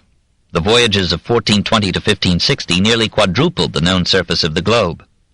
New fauna and flora, gems and minerals, foods and drugs, enlarged the botany, zoology, geology, menu, and pharmacopoeia of Europe. People wondered how representatives of all the new species had found room in Noah's Ark. Literature was transformed. The old tales of chivalry gave way to stories of travel or adventure in distant lands. The search for gold replaced the quest of the Holy Grail in unconscious symbolism of the modern mood. The greatest commercial revolution in history, before the maturing of the airplane, opened the Atlantic and other oceans to European trade and left the Mediterranean in a commercial, soon, therefore in a cultural, backwater. The Renaissance moved from Italy to the Atlantic states. Europe, possessing better ships and guns, a hardier, more acquisitive and adventurous population, conquered, sometimes colonized, one after another of the newly discovered lands. Native populations were put to unwontedly steady and arduous work producing goods for Europe. Slavery became an established institution. The almost smallest continent became the richest. That Europeanization of the globe began which has been so sharply reversed in our time. The mind of Western man was powerfully stimulated by the distance, immensity, and variety of the new lands. Part of Montaigne's skepticism would root in the fascination of exotic ways and faiths. Customs and morals took on a geographical relativity that sapped old dogmas and certainties. Christianity itself had to be viewed in a new perspective as the religion of a minor continent amid a world of rival creeds. As humanism had discovered a world before Christ and Copernicus had exposed the astronomic insignificance of the earth, so exploration and commerce that followed it revealed vast realms beyond and ignoring Christianity. The authority of Aristotle and the other Greeks was damaged when it appeared how little of the planet they had known. The Renaissance idolatry of the Greeks declined, and man, swelling with Renaissance pride at his new discoveries, prepared to forget his lessened astronomic size in the expansion of his knowledge and his trade. Modern science and philosophy rose and undertook the epical task of reconceiving the world. 4. The resurrection of biology. The biological sciences, which had hardly made any progress since the Greeks, now came back to life. Botany struggled to free itself from pharmacy and stand on its own feet. It succeeded, but inevitably its masters were still medical men. Otto Brunfels, city physician at Bern, began the movement with his Herbarum Vivae Icones, living pictures of plants, from 1530 to 1536.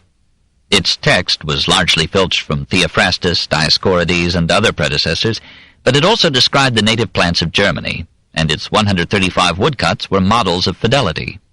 Euritius Cordus, city physician to Bremen, set up the first botanical garden north of the Alps in 1530, attempted an independent summary of the nascent science in his Botanologicon of 1534, and then returned to his medical medium in his Liber de Urinis.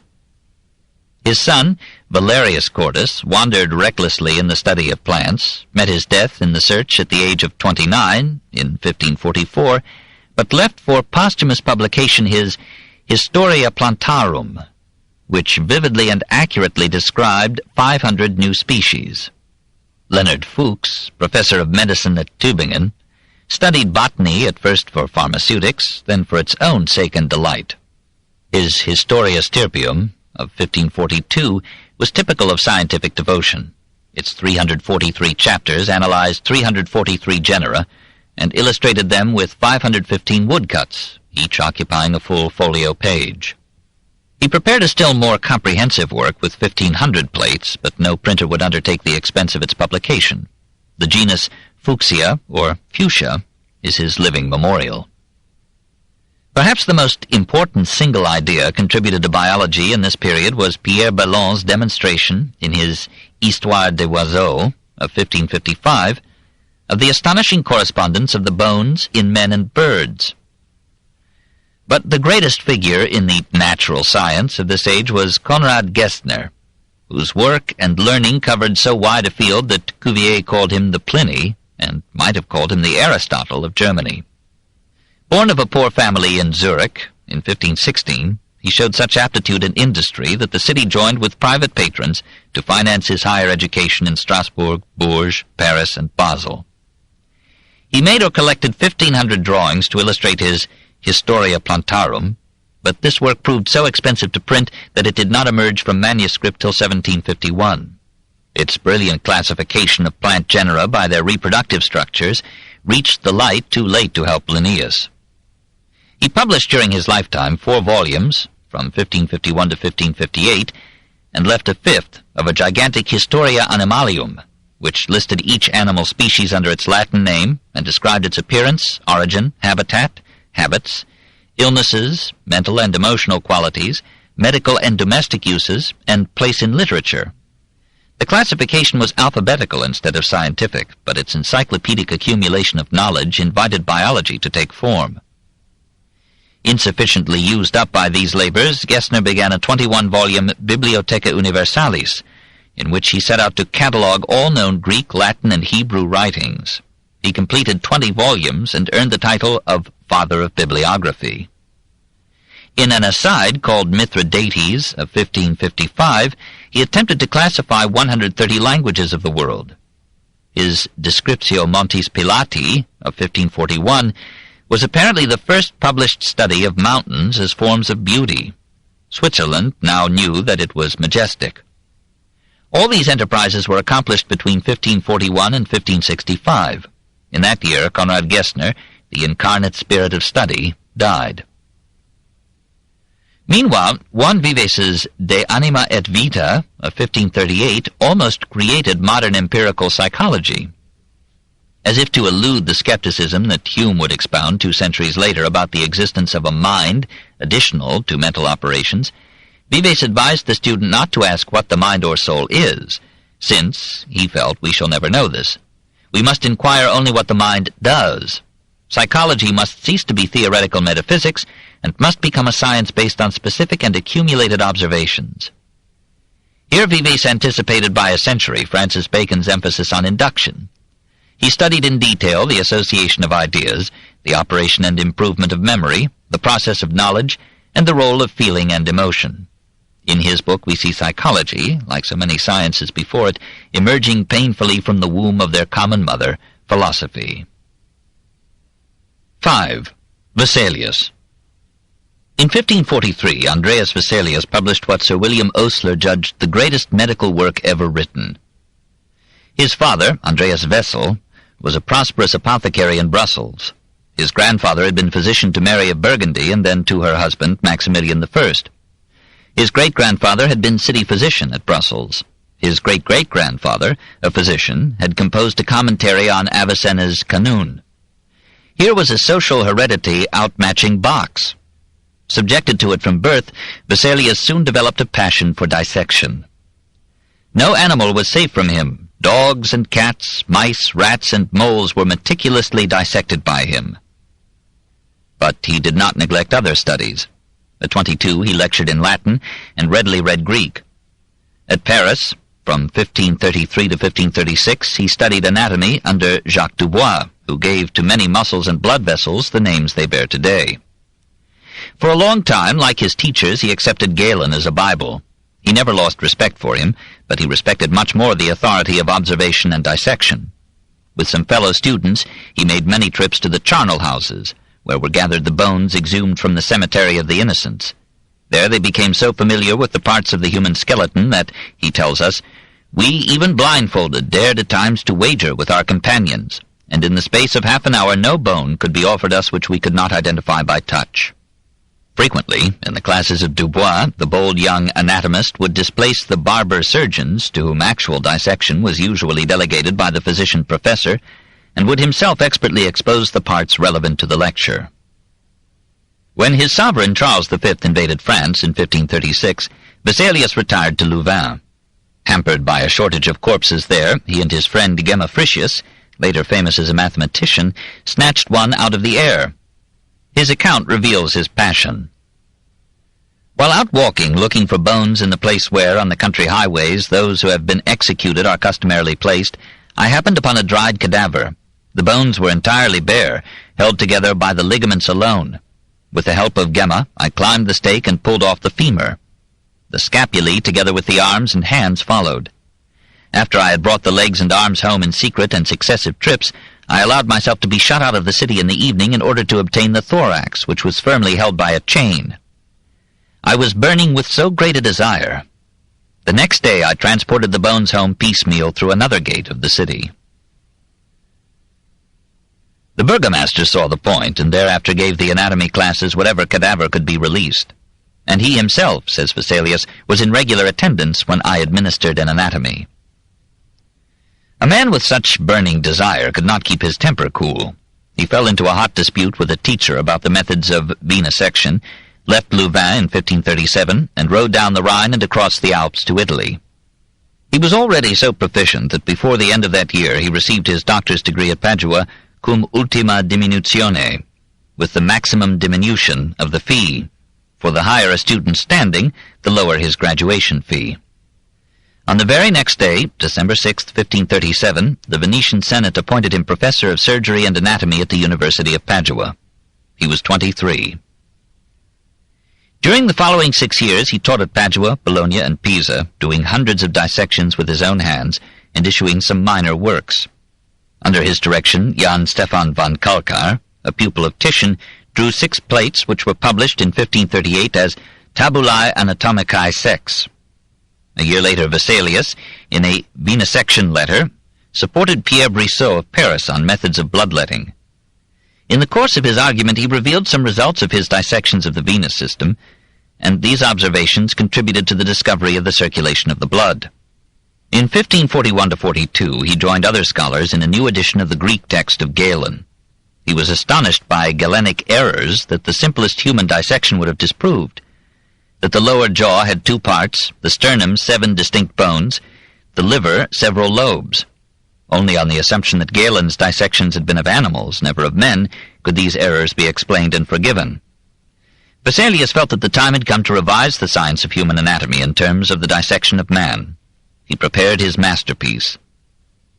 When Johannes Operinus printed at Basel in 1543 the De Humani Corporis Fabrica, on the structure of the human body, a large folio of 663 pages, what must have struck the reader at once was the title page, an engraving worthy of Dürer, which pictured Vesalius demonstrating the anatomy of an opened arm with 100 students looking on.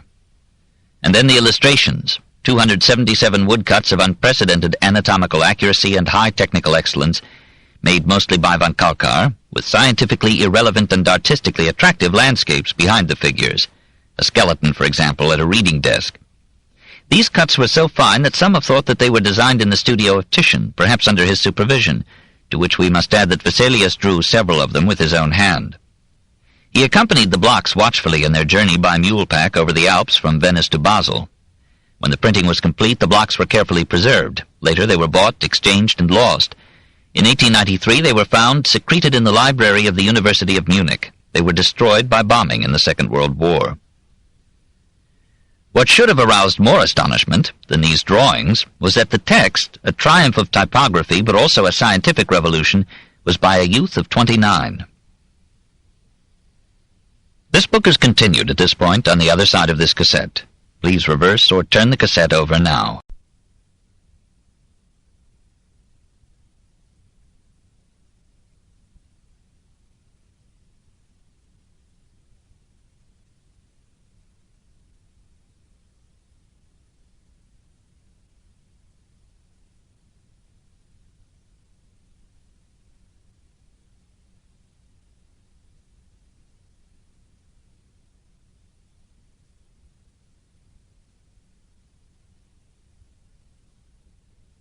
The Story of Civilization, Volume 6, The Reformation, by Will Durant, Part 3, continued, Cassette 8, Side 2.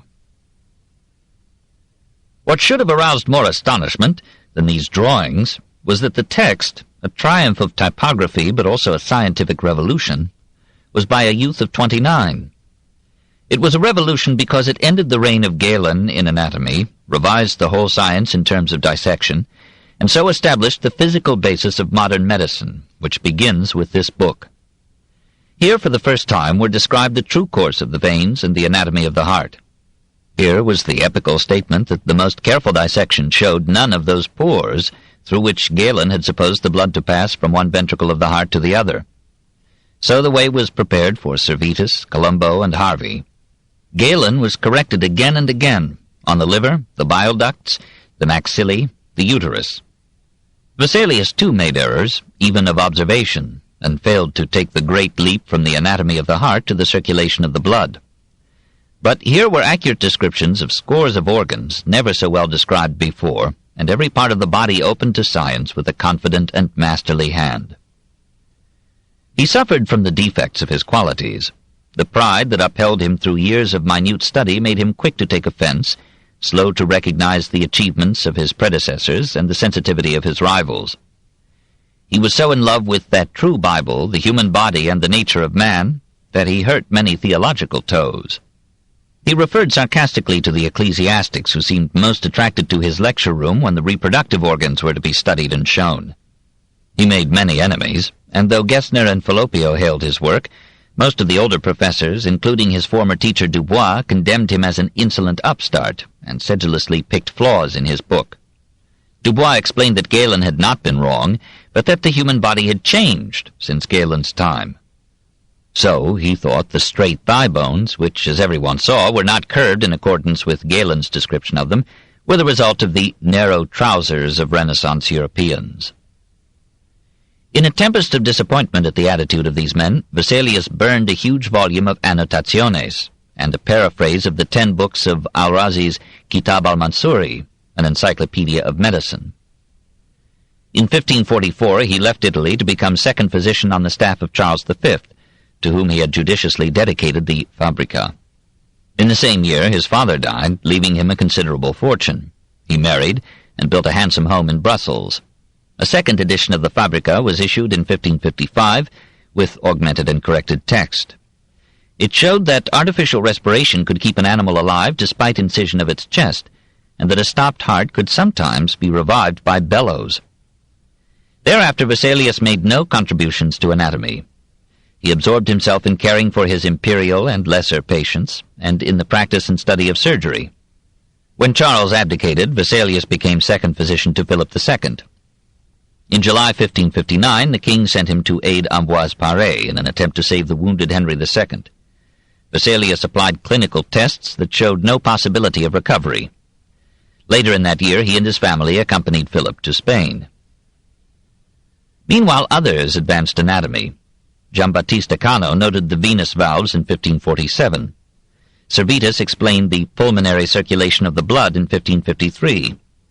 Realdo Colombo made the same discovery in 1558 and proved it by experimenting on the living heart. But another 70 years passed before Harvey's epical description of the course of the blood from heart to lungs, to heart to arteries, to veins, to heart. The Arab physician Ibn al-Nafis had anticipated Servetus in 1285, and the tradition of his doctrine may have carried down into the Spain of Servetus's youth. Vesalius had some adventures left to him. The native physicians at the Spanish court made it a point of honor to disregard his diagnoses. When Don Carlos, Philip's only son, suffered concussion of the brain from a fall in 1562, Vesalius recommended trepanning. The advice was rejected, and the youth neared death. Relics and charms were applied to the wound, and pious people flogged themselves to persuade heaven to effect some miraculous cure, to no avail. Finally, Vesalius insisted on opening the skull. It was done, and a large quantity of pus was drawn off. The prince soon improved, and 8 days after the operation, Philip II attended a solemn procession of thanksgiving to God. 2 years later, Vesalius left Spain, for reasons still in dispute. Ambroise Paré told of an anatomist who brought most of Spain down upon his head by opening the body of a woman supposedly dead from strangulation of the uterus. At a further stroke of the surgeon's knife, said Paré, the woman came suddenly back to life, which struck such admiration and horror into the hearts of all her friends that they accounted the physician, before of good fame and report, as infamous and detestable. Relatives do not always appreciate such unexpected recoveries. Therefore, continued the Huguenot surgeon, he thought there was no better way for him, if he would live safe, than to forsake the country. Hubert Languet, another Huguenot, told a similar story circa 1579, named the physician as Vesalius, and claimed that Vesalius, by dissecting a living person, had become liable to the Inquisition, which he escaped by promising to make a penitential pilgrimage to Palestine. No contemporary source mentions the incident, and Catholic historians reject it as a fable. Perhaps Vesalius was just tired of Spain. He returned to Italy, sailed from Venice in April 1564, and apparently reached Jerusalem. On the way back he suffered shipwreck and died of exposure, far from any friend, on the island of Zante off the west coast of Greece, on October 15, 1564. He was 50 years old. In that same year Michelangelo died, and Shakespeare was born. The splendor that had shone for a century in Italy was passing to the north. 6. The rise of surgery. Despite the advances of anatomy, the science and art of medicine were still in leading strings to Greek and Arabic authorities. The evidence of the senses hardly availed against the word of Galen or Avicenna. Even Vesalius, when his dissections disproved Galen, said, "I could hardly believe my eyes." Editions or translations of Galen or Hippocrates, while spreading old knowledge, discouraged new experiments, very much as the efforts of Petrarch and Ronsard to write Virgilian epics diverted and injured their natural genius. When Linacre founded what was later named the Royal College of Physicians in 1518, its principal texts were his translations of Galen. Therapy benefited from new drugs brought to Europe. Cinchona, ipecacuanha, and rhubarb from America, ginger and benzoin from Sumatra, cloves from the Moluccas, aloes from Cochin China, camphor and cinnabar from China, and the development widened the use of native plants. Valerius Cordus compiled the first German pharmacopoeia in 1546. The treatment of syphilis with infusions of gaiac wood from the West Indies was so popular that the Fuggers made another fortune by securing from their debtor, Charles V, a monopoly on its sale in his realms. The poverty and uncleanliness of the masses kept diseases always ahead of cures. Open heaps of refuse or dung poisoned the air, and sometimes littered the streets. Paris had a system of sewers, which Henry II proposed to empty into the Seine. The municipal authorities dissuaded him by explaining that the river was the sole drinking water that half the people had. Sewer commissions were set up in England in 1532, but as late as 1844 there were only 2 English towns where refuse was removed at public expense from the slums. Epidemics were less virulent than in the Middle Ages, but they sufficed, along with high puerperal and infantile mortality, to keep the population almost stationary. Plagues swept through Germany and France repeatedly between 1500 and 1568. Typhus fever spread in England in 1422, 1577, and 1586 through the migrations of lice. The sweating sickness, probably a form of influenza, ravaged England in 1528, 1529, 1551, 1578, Germany in 1543-45, France in 1550-51. Hamburg and Aachen, we are told, each lost 1,000 souls to it within a few days. Influenza was ascribed to celestial influences, hence its name. The bubonic plague reappeared in Germany in 1562, taking 9,000 of the 40,000 inhabitants of Nuremberg, though we may suspect all plague statistics as exaggerations. Brighter sides of the picture are the fading out of leprosy and such mental disorders as St. Vitus's dance. Medical practice progressed more slowly than medical knowledge. Quacks still abounded. Despite some restrictive laws, it was easy to practice medicine without a degree. Most babies were eased into the world by midwives. Specialism had hardly begun. Dentistry was not separated from medicine or surgery. Barber surgeons extracted teeth and replaced them with ivory substitutes. Nearly all physicians, Vesalius was one of the exceptions, left surgery to barber surgeons, who, however, must not be thought of as barbers. Many of them were men of training and skill. Ambroise Paré began as a barber's apprentice and rose to be surgeon to kings. Born in 1517 at Bourg-Gerson in Maine, he made his way to Paris and set up his barber's stall in the Place Saint-Michel. During the War of 1536 he served as a regimental surgeon. In treating soldiers he accepted the prevailing theory that gunshot wounds were poisonous, and, like Vesalius, he followed the current practice of cauterizing them with boiling elder oil, which turned pain into agony.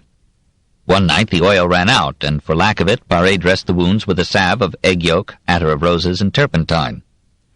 On the morrow he wrote, "Last night I could hardly sleep for continually thinking about the wounded men whose hurts I had not been able to cauterize.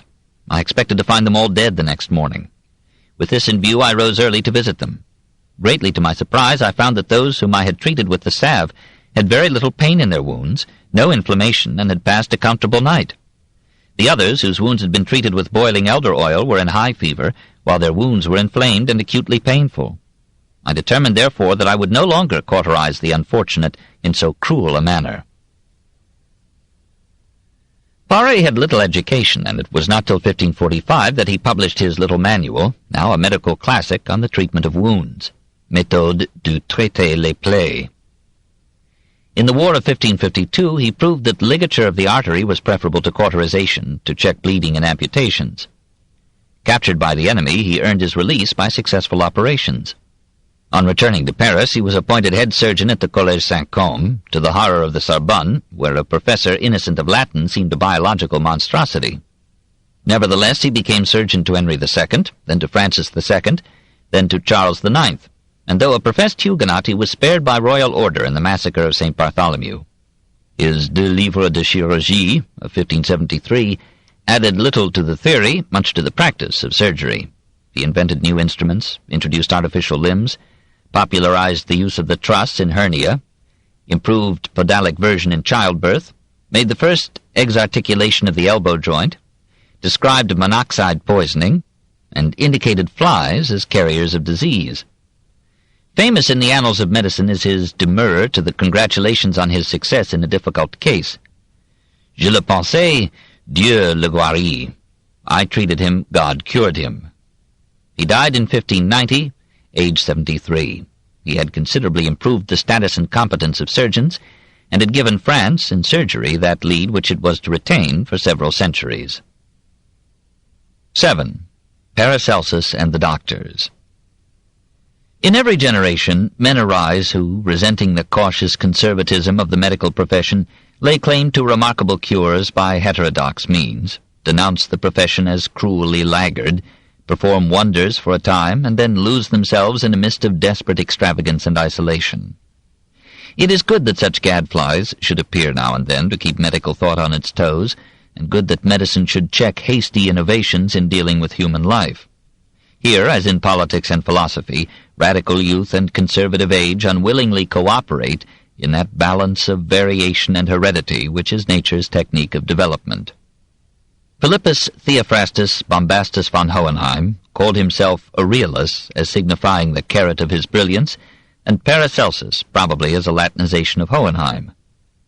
His father, Wilhelm Bombast von Hohenheim, was the illegitimate son of a hot-tempered Swabian noble. Left to shift for himself, Wilhelm practiced medicine among poor villagers near Einsiedeln in Switzerland, and married Elsa Oxner, an innkeeper's daughter and nurse's aide, who soon afterward developed a manic-depressive condition. This ambivalent ancestry may have inclined Philip to instability and to a resentful sense of capacities inadequately nurtured by his environment. Born in 1493, he grew up amid his father's patients and perhaps in undue familiarity with inns, whose unbuttoned life remained always to his taste.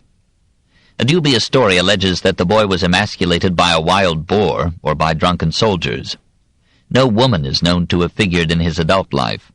When he was 9, his mother drowned herself. Probably for that reason, father and son moved to Villach in Tyrol. There, says tradition, Wilhelm taught in a school of mines and dabbled in alchemy. Certainly there were mines nearby and a smelter, and it is likely that Philip learned there some of the chemistry with which he was to revolutionize therapy. At the age of 14, he went off to study at Heidelberg. The restlessness of his nature showed now in his quick passage from one university to another: Freiburg, Ingolstadt, Cologne, Tübingen, Vienna, Erfurt, Finally, from 1513 to 1515, Ferrara, though such scholastic peregrination was frequent in the Middle Ages. In 1515, without having won a degree, Philip, now Paracelsus, took service as a barber surgeon in the army of Charles I of Spain. The campaign over, he resumed his footloose life. If we may believe him, he practiced medicine in Granada, Lisbon, England, Denmark, Prussia, Poland, Lithuania, Hungary, and other lands. He was in Salzburg during the Peasants' War of 1525, treated their wounds, and sympathized with their aims. He had a socialist spell. He denounced money, interest, merchants, and advocated communism in land and trade, and equal remuneration for all. In his first book, Archidoxa, the Arch Wisdom, 1524, he rejected theology and lauded scientific experiment. Arrested after the failure of the peasants' revolt, he was saved from the gallows by evidence that he had never taken up arms, but he was banished from Salzburg and left in haste. In 1527 he was at Strasbourg, practicing surgery and lecturing to barber surgeons. His doctrine was a confusion of sense and nonsense, magic and medicine, though God knows how the future will describe our current certainties. He rejected astrology, then accepted it. He would not give an enema when the moon was in the wrong phase. He laughed at the divining rod, but claimed to have transmuted metals into gold. Animated, like the young Agrippa, by a thirst for knowledge, he sought anxiously the philosopher's stone, that is, some universal formula that would explain the universe. He wrote credulously about gnomes, asbestos salamanders, and signatures, the treatment of diseased organs with drugs resembling them in color or form. He was not above using magical incantations and amulets as cures, perhaps as suggestive medicine. But this same man, dripping with the delusions of his time, boldly advanced the application of chemistry to medicine. Sometimes he spoke like a materialist. Man derives from matter, and matter is the whole universe. Man is to the universe as microcosm to macrocosm. Both are composed of the same elements, basically salts, sulfur, and mercury, and the apparently lifeless metals and minerals are instinct with life. Chemotherapy is the use of the macrocosm to cure the microcosm. Man is, in body, a chemical compound. Sickness is a disharmony not of Galen's humors, but of the chemical constituents of the body. Here was the first modern theory of metabolism. By and large, the therapy of the age depended for its drugs on the plant and animal world. Paracelsus, deep in alchemy, stressed the curative possibilities of inorganic materials. He made mercury, lead, sulfur, iron, arsenic, copper sulfate, and potassium sulfate parts of the pharmacopoeia. He spread the use of chemical tinctures and extracts. He was the first to make that tincture of opium, which we call laudanum. He encouraged the use of mineral baths and explained their diverse properties and effects. He noted the occupational and geographical factors in disease, studied fibroid phthisis in minors, and first linked cretinism with endemic goiter. He advanced the understanding of epilepsy and related paralysis and speech disturbances to injuries of the head.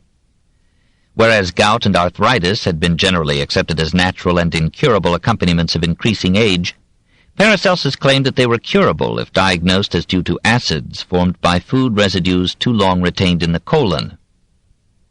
All diseases can be traced to a coagulation of undigested matter in the bowels.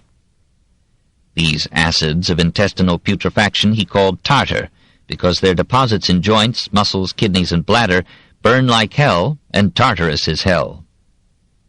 Doctors boast of their knowledge of anatomy, he said, but they fail to see the tartar sticking to their teeth. And the word stuck. He proposed to check the formation of such deposits in the body by a healthy diet, tonics, and improved elimination. He tried to mollify the deposits by using laurel oil and resin compounds, and in extreme cases he advocated surgery to allow the accretions to escape or be removed. He claimed to have cured many cases of gout by these methods, and some physicians in our time believe they have made cures by following Paracelsus's diagnosis. News of cures accomplished by Paracelsus in Strasbourg reached Basel. There the famous printer Froben was suffering acute pain in his right foot. The doctors advised amputation. Froben invited Paracelsus to come to Basel and diagnose the case. Paracelsus came and effected a cure without use of the knife. Erasmus, then living with Froben and many ailments, consulted Paracelsus, who prescribed for him. We do not know with what success. In any case, these famous patients gave the young doctor new fame, and a strange medley of circumstances brought him close to that university professorship which he coveted. At this time the Protestants were in a majority in the city council of Basel.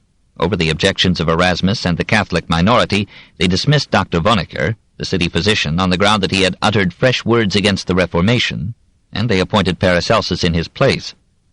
The council and Paracelsus assumed that the appointment carried with it the right to teach in the university, but the faculty condemned the appointment and, knowing the weakness of Paracelsus in anatomy, proposed a public examination of his fitness.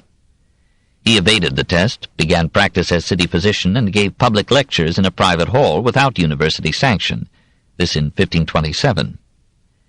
He gathered students by a characteristic invitation. Theophrastus Bombast of Hohenheim, doctor of both medicines and professor, greetings to the students of medicine. Of all disciplines, medicine alone is recognized as a sacred art. Yet few doctors today practice it with success, and therefore the time has come to bring it back to its former dignity, to cleanse it from the leaven of the barbarians, and to purge their errors. We shall do so not by strictly adhering to the rules of the ancients, but by exclusively studying nature and using the experience which we have gained in long years of practice. Who does not know that most contemporary doctors fail because they slavishly abide by the precepts of Avicenna, Galen, and Hippocrates? This may lead to splendid titles, but does not make a true doctor. What a doctor needs is not eloquence or knowledge of language and of books, but profound knowledge of nature and her works. Thanks to the liberal allowance the gentlemen of Basel have granted for that purpose, I shall explain the textbooks which I have written on surgery and pathology every day for 2 hours as an introduction to my healing methods. I do not compile these from excerpts of Hippocrates or Galen. In ceaseless toil I created them anew upon the foundations of experience, the supreme teacher of all things. If I want to improve anything, I shall not do so by quoting authorities, but by experiment and by reasoning thereupon. If, therefore, dear reader, you should feel the impulse to enter into these divine mysteries, if, within a brief lapse of time, you should want to fathom the depths of medicine, then come to me at Basel. Basel, June 5th, 1527. 30 students registered for the course. At its opening, Paracelsus appeared in the customary professorial robe, but at once he cast it aside and stood forth in the rough garb and sooty leather apron of the alchemist. His lectures on medicine were given in a Latin form prepared by his secretary Operinus, who later printed Vesalius's Fabrica. On surgery he spoke in German. This was a further shock to the orthodox physicians, but hardly so disturbing as when Paracelsus proposed that no pharmacist should act in collusion with any doctor. As if to signalize his scorn of traditional medicine, he merrily threw into a bonfire, lit by students to celebrate St. John's Day, June 24, 1527, a recent medical text, probably the Summa Jacobii. I threw into St. John's fire, he said, the Summa of the books, so that all the misfortunes might go up in the air with the smoke. Thus the realm of medicine has been purged. Men compared the gesture with Luther's burning of a papal bull. Paracelsus's life in Basel was as heterodox as his lectures. The 2 years I passed in his company, said Operinus, he spent in drinking and gluttony day and night. He was a spendthrift, so that sometimes he had not a penny left. Every month he had a new coat made for him and gave away his old one to the first comer, but usually it was so dirty that I never wanted one. Heinrich Bullinger gave a similar picture of Paracelsus as a hard drinker and an extremely dirty, unclean man. But Operinus testified to remarkable cures performed by his master. In curing ulcers he almost did miracles in cases which had been given up by others. The profession disowned him as a degreeless quack, a reckless empiric, incapable of dissection and ignorant of anatomy. He opposed dissection on the ground that the organs could be understood only in their united and normal functioning in the living organism. He returned the scorn of the doctors in the liveliest Billingsgate. He laughed at their barbarous prescriptions, their silk shirts, finger rings, sleek gloves, and haughty gait. He challenged them to come out of the classrooms into the chemical laboratory, to put on aprons, soil their hands with the elements, and bending over furnaces learn the secrets of nature by experiment and the sweat of their brows. He made up for his lack of a degree by taking such titles as Prince of Philosophy and Medicine, Doctor of both Medicines, that is, physician and surgeon, and propagator of philosophy, and he salved the wounds of his vanity with the confidence of his claims. "All shall follow me," he wrote, "and the monarchy of medicine shall be mine. All the universities and all the old writers put together are less talented than my ass." Rejected by others, he took as his motto, "Alterius non sit qui sus esse potest." Let him not belong to another who can be his own. History rebuked his boasts by making his family name Bombast a common noun. Whether through collusion with the university faculty or in a spontaneous revolt of students against a dogmatic teacher, an anonymous Basel wit composed and prominently exposed a lampoon in dog Latin, purporting to be written by Galen himself from Hades against his detractor, whom he called Cacophrastus, dung speaker. It made great fun of Paracelsus's mystical terminology, called him a madman, and suggested that he hang himself. Unable to find the culprit, Paracelsus asked the town council to question the students one by one and to punish the guilty. The council ignored the request. About this time, a canon of the Basel Cathedral offered 100 guilders to anyone who would cure him of his disease.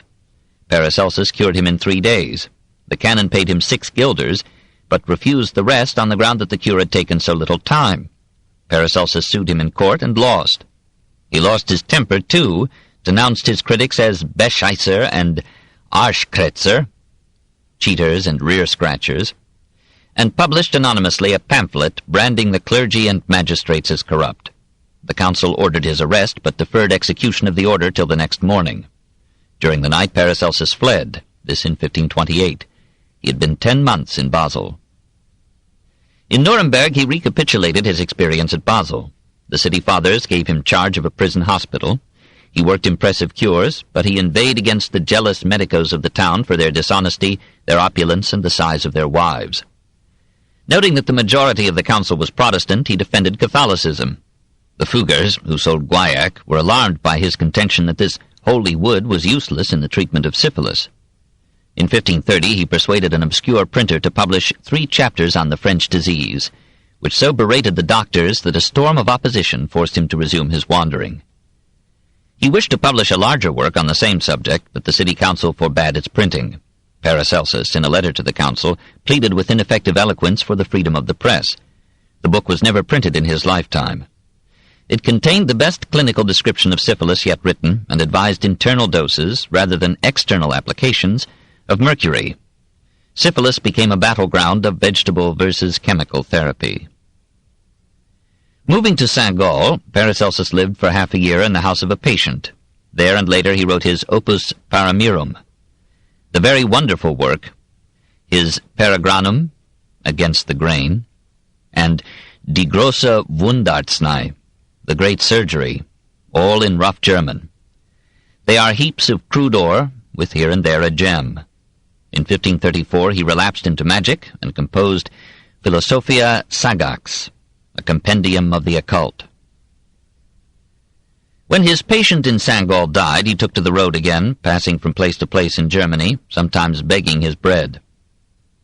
In his youth he had uttered some religious heresies, that baptism has only symbolic significance, that the sacraments are good for children and fools, but useless for men of intelligence, and that prayers to the saints are a waste of time. Now, in 1532, poor and defeated, he experienced religious conversion. He fasted, gave his remaining goods to the poor, wrote essays of devotion, and consoled himself with hopes of paradise. In 1540, the Bishop of Salzburg offered him asylum, and the man who had encouraged revolution there 15 years before accepted gratefully. He made his will, bequeathing his few coins to relatives, his instruments to the barber surgeons of the city, and on September 24, 1541, he yielded his body to the earth. He was a man overcome by his own genius, rich in varied experience and brilliant perceptions, but too little schooled to separate science from magic, too undisciplined to control his fire, too angrily hostile to infuse his influence into his time.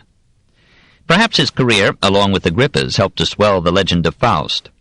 Until a century ago, people suffering an epidemic in Austria made a pilgrimage to his grave in Salzburg, hoping to be healed by the magic of his spirit or his bones. 8. The Skeptics. The 16th century was a poor time for philosophy. Theology absorbed the active thinkers, and faith, ruling every roost, kept reason in its train. Luther rejected reason as inclining to atheism, but cases of atheism were rare. A Dutch priest was burned at The Hague in 1512 for denying creation, immortality, and the divinity of Christ, but he was not clearly an atheist. "This year," wrote an English chronicler under 1539, "there died in the University of Paris a great doctor, which said there was no God, and had been of that opinion since he was 20 years old, and was above 80 years old when he died, and all that time he kept that error secret." Guillaume Postel, in 1552, published a book Contra Atheos, but the word atheist was seldom distinguished from deist, pantheist, or skeptic. Skeptics were numerous enough to win a blow from Luther. "For the blind children of the world," he is reported to have said, "the articles of faith are too high, that 3 persons are only one God, that the true Son of God was made man, that in Christ there are 2 natures, divine and human, etc. All this offends them as fiction and fable." And some, he added, doubted whether God had created men whose damnation he had foreseen. In France there were some skeptics of immortality. Bonaventure Desperriers, in his Symbolum Mundi of 1537, ridiculed miracles, the contradictions of the Bible, and the persecution of heretics. His book was condemned by Calvin at the Sorbonne, and was burned by the official hangman. Marguerite had to banish him from her court at Nérac, but she sent him money to keep him alive at Lyon. In 1544 he killed himself, leaving his manuscripts to Marguerite, prop and safeguard of all goodness. The spirit of doubt appeared in politics in the form of attacks on the divine right and inviolability of kings. And here the skeptics were usually Protestant thinkers uncomfortable under Catholic rulers, or Catholic thinkers smarting under the triumph of the state. Bishop John Ponnet, resenting Mary Tudor, published in 1558 a short treatise of politic power, which argued that the manifold and continual examples that have been from time to time of the deposing of kings and killing of tyrants do most certainly confirm it to be most true, just, and consonant to God's judgment. Kings, princes, and governors have their authority of the people, and men may recover their proxies when it pleaseth them. John Major, a Scottish professor who helped to form the mind of John Knox, argued likewise that since all secular authority derives from the will of the community, a bad king may be deposed and executed, but only by due process of law. The most interesting opponent of royal absolutism was a young Catholic who achieved a modest immortality by dying in Montaigne's arms. Etienne de la Boétie, said the incomparable essayist, was the greatest man, to my mind, of our age. Son of a high official in Périgord, Etienne studied law at Orléans, and before the prescribed age was admitted as a councillor to the Parlement of Bordeaux. About 1549, as a youth of 19, inspired with republican ideas by his study of Greek and Roman literature, he wrote, he never published, a passionate attack on absolutism. He called it Discours sur la servitude volontaire. But as it denounced the dictatorship of one over many, it came to be called contre un, against one. Hear its flaming appeal. What a shame and disgrace it is when countless men obey a tyrant willingly, even slavishly, a tyrant who leaves them no rights over property, parents, wife, or child, not even over their own lives. What kind of a man is such a tyrant? He is no Hercules, no Samson. Often he is a pygmy, often the most effeminate coward among the whole people. Not his own strength makes him powerful, him who is often the slave of the vilest whores. What miserable creatures are his subjects! If 2, 3, or 4 do not revolt against one, there is an understandable lack of courage. But when hundreds and thousands do not throw off the shackles of an individual, what remains there of individual will and human dignity? To free oneself, it is not necessary to use force against a tyrant. He falls as soon as the country is tired of him. The people who are being degraded and enslaved need but deny him any right. To be free only calls for the earnest will to shake off the yoke. Be firmly resolved no longer to be slaves, and you are free. Deny the tyrant your help, and like a colossus whose pedestal is pulled away, he will collapse and break to pieces. La Boétie proceeded to formulate Rousseau and Tom Paine. Man naturally longs for liberty. Inequalities of fortune are fortuitous, and lay upon the fortunate the obligation to serve their fellow men. All men are brothers, made from the same mold by the same God. Strange to say, it was the reading of this radical pronouncement that attracted the normally cool and cautious Montaigne to La Boétie, and led, in 1557, to one of the most famous friendships in history. Montaigne was then 24, Etienne was 27. Perhaps Montaigne was then young enough to harbor radical sentiments. Their friendship was soon ended by La Boétie's death at the age of 32 in 1563. Montaigne described the final days as if remembering Plato's account of the death of Socrates. He so keenly felt the loss of the warm-hearted youth that 17 years later he spoke of it with deeper feeling than of anything else in his experience. He had not favored the printing of the Discours, and mourned when a Genevese pastor published it in 1576. He ascribed the composition to the generous spirit of youth, and predated it to the age of 16. It was almost the voice of the French Revolution. 9. Ramus and the Philosophers. Quite as romantic was the life, and more violent the death, of Petrus Ramus, the heir de la Ramée, who undertook to overthrow the tyranny of Aristotle. Here was a one-man rule that had lasted 3 centuries and more, over not one nation only, but many, and over not the body but the mind, almost over the soul. For had not the pagan thinker been made an official philosopher of the Church? The humanists of the Renaissance had thought to displace him with Plato, but the Reformation, or fear of it, was strangling humanism, and in Protestant Germany as well as Catholic France, Aristotelian scholasticism was still in the saddle when Luther, who had cursed it, died in 1546. To depose the Stagirite from his throne seemed to intellectual youth the most legitimate form of tyrannicide. Applying for the master's degree at the University of Paris in 1536, Ramus, aged 21, took as his thesis, to be defended through a whole day against faculty and all challengers, the unequivocal proposition, "Whatever was said by Aristotle is false." Ramus's career was an ode to education. Born near Calvin's Noyon, in Picardy, he twice tried to walk to Paris, hungry for its colleges. Twice he failed and returned defeated to his village. In 1528, aged 12, he succeeded by attaching himself as servant to a rich student matriculating in the Collège de Navarre, the same that Villon had robbed. Serving by day, studying by night, Pierre made his way for 8 years through the heavy curriculum in the Faculty of Arts. He almost lost his eyesight in the process, but he found Plato. When I came to Paris, I fell among the subtleties of the sophists, and they taught me the liberal arts through questions and disputings, without showing me any other advantage or use. When I had graduated, I decided that these disputes had brought me nothing but loss of time. Dismayed by this thought, led by some good angel, I chanced on Xenophon and then on Plato, and learned to know the Socratic philosophy. How many of us have made that same exhilarating discovery in youth, happy to meet in Plato a philosopher who had wine and poetry in his blood, who heard philosophy in the very air of Athens, caught it on the wing, and sent it down the centuries, still bearing the breath of life, all those voices of Socrates and his pupils still ringing with the lust and ecstasy of debate about the most exciting subjects in the world. What a relief after the prosy pages of Aristotle, after reams of middle-of-the-road and not-so-golden mean. Of course we, and Ramus, were unfair to Aristotle, comparing his compact lecture notes with the popular dialogues of his master. Only white hairs can appreciate the Stagirite. The Aristotle that Ramus knew was chiefly the logician of the Organon, the Aristotle of the schools, barely surviving the ordeal of translation into scholastic Latin, of transmogrification into a good Christian Orthodox Thomist. 3 years, said Ramus, he had spent studying Aristotle's logic without ever being shown a single use or application of it in science or in life. It is to the credit of the Paris faculty, as well as to the learning and skill and courage of Ramus, that he was given his master's degree.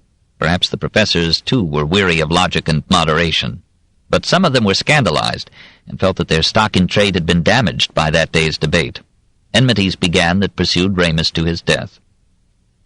His degree entitled him to teach, and he began at once, at the university, a course of lectures, in which he mingled philosophy with Greek and Latin literature.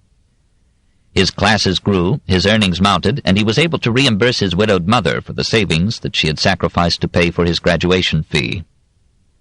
After 7 years of preparation, he issued in 1543, the Annus Mirabilis of Copernicus and Vesalius, 2 works that continued his campaign to overthrow the Aristotelian logic.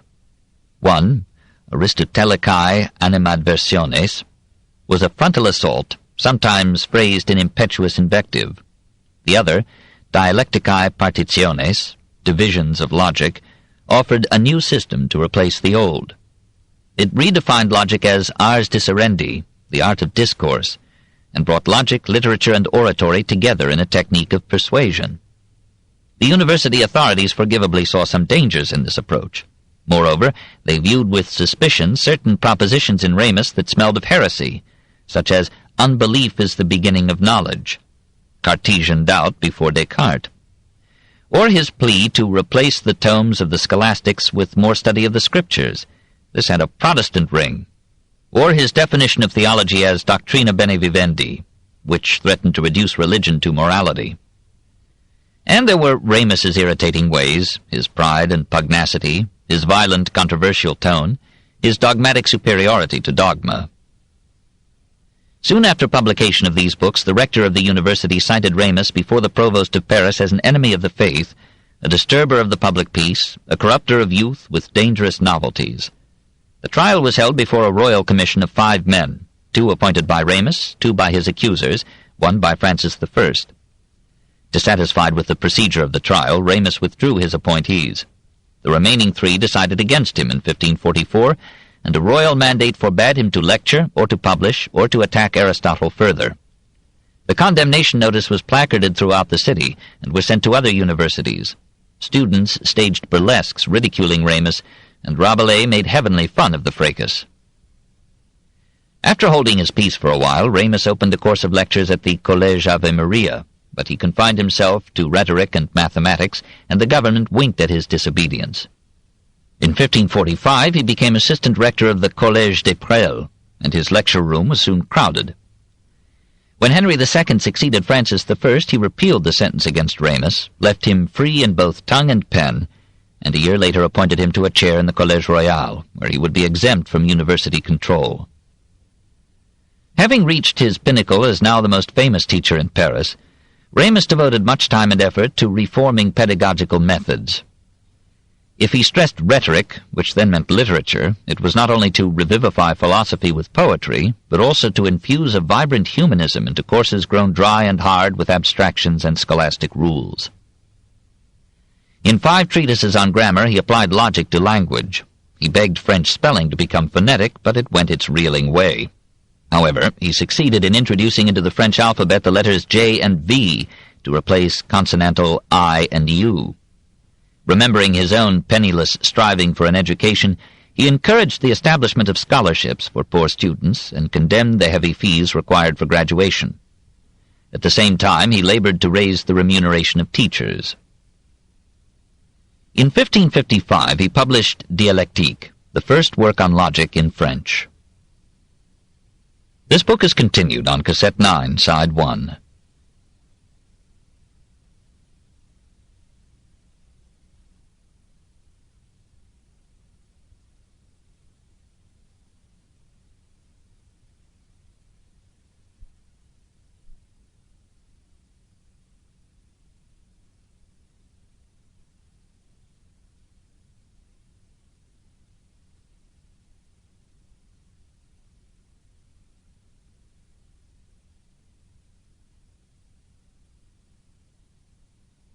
The Story of Civilization, Volume 6, The Reformation, by Will Durant. Part 3, continued. Cassette 9, Side 1. In 1555 he published Dialectique, the first work on logic in French. He argued now not merely about reasoning, but for reason. He was by temperament a foe to traditionalism and mere authority. Reason seemed to him the only authority. And he believed, with Renaissance ardor, that if reason were left free it would bring all the sciences close to perfection within a century. "It was my constant study," he wrote, "to remove from the path of the liberal arts all intellectual obstacles and retardations, and to make even and straight the way, in order to arrive more easily not only at intelligence, but at the practice and use of the liberal arts." His character and philosophy inclined him to sympathize with the Protestant revolt. When, for a time, the Huguenots won toleration from the government, even participation in it, Ramus announced his adherence to the Reformed faith. This in 1561. Early in 1562, some of his students tore down the religious images in the chapel of the Collège des Prels. The government continued to pay his salary, but his position was increasingly precarious. When civil war broke out in 1562, he left Paris with a safe conduct from Catherine de Médicis. He returned a year later on the signing of peace. He politely refused an invitation to a chair in the University of Bologna, saying that he was too indebted to France to leave it. The quarrel that led to his death came into the open when his chief enemy, Jacques Charpentier, frankly confessing his ignorance of mathematics, bought his way into a professorship of mathematics at the Collège Royal in 1565. Ramus denounced the appointment. Charpentier threatened him. Ramus appealed to the courts for protection. Charpentier was jailed but was soon released. 2 attempts were made on Ramus's life, and when the civil war between Catholics and Protestants was resumed in 1567, he left Paris again. The government now ruled that only a Catholic might teach in the university or the Collège Royal. Ramus, returning, retired to private life, but Catherine continued and doubled his salary, and he was free to devote himself to study and writing. In July 1572, Montluc, Bishop of Valence, invited him to join an embassy to Poland. Perhaps the bishop foresaw the massacre of St. Bartholomew and thought to protect the aging philosopher. Ramus refused, having no stomach for the enterprise of setting Prince Henry of Anjou on the Polish throne. Montluc left on August 17th. On the 24th, the massacre began. On the 26th, 2 armed men invaded the Collège de Presles and mounted to the 5th floor, where Ramus had his study. They found him in prayer. One shot him in the head, the other stabbed him. Together they hurled him through the window. Students or ragamuffins dragged the still living body to the Seine and threw it in. Others recovered it and hacked it to pieces.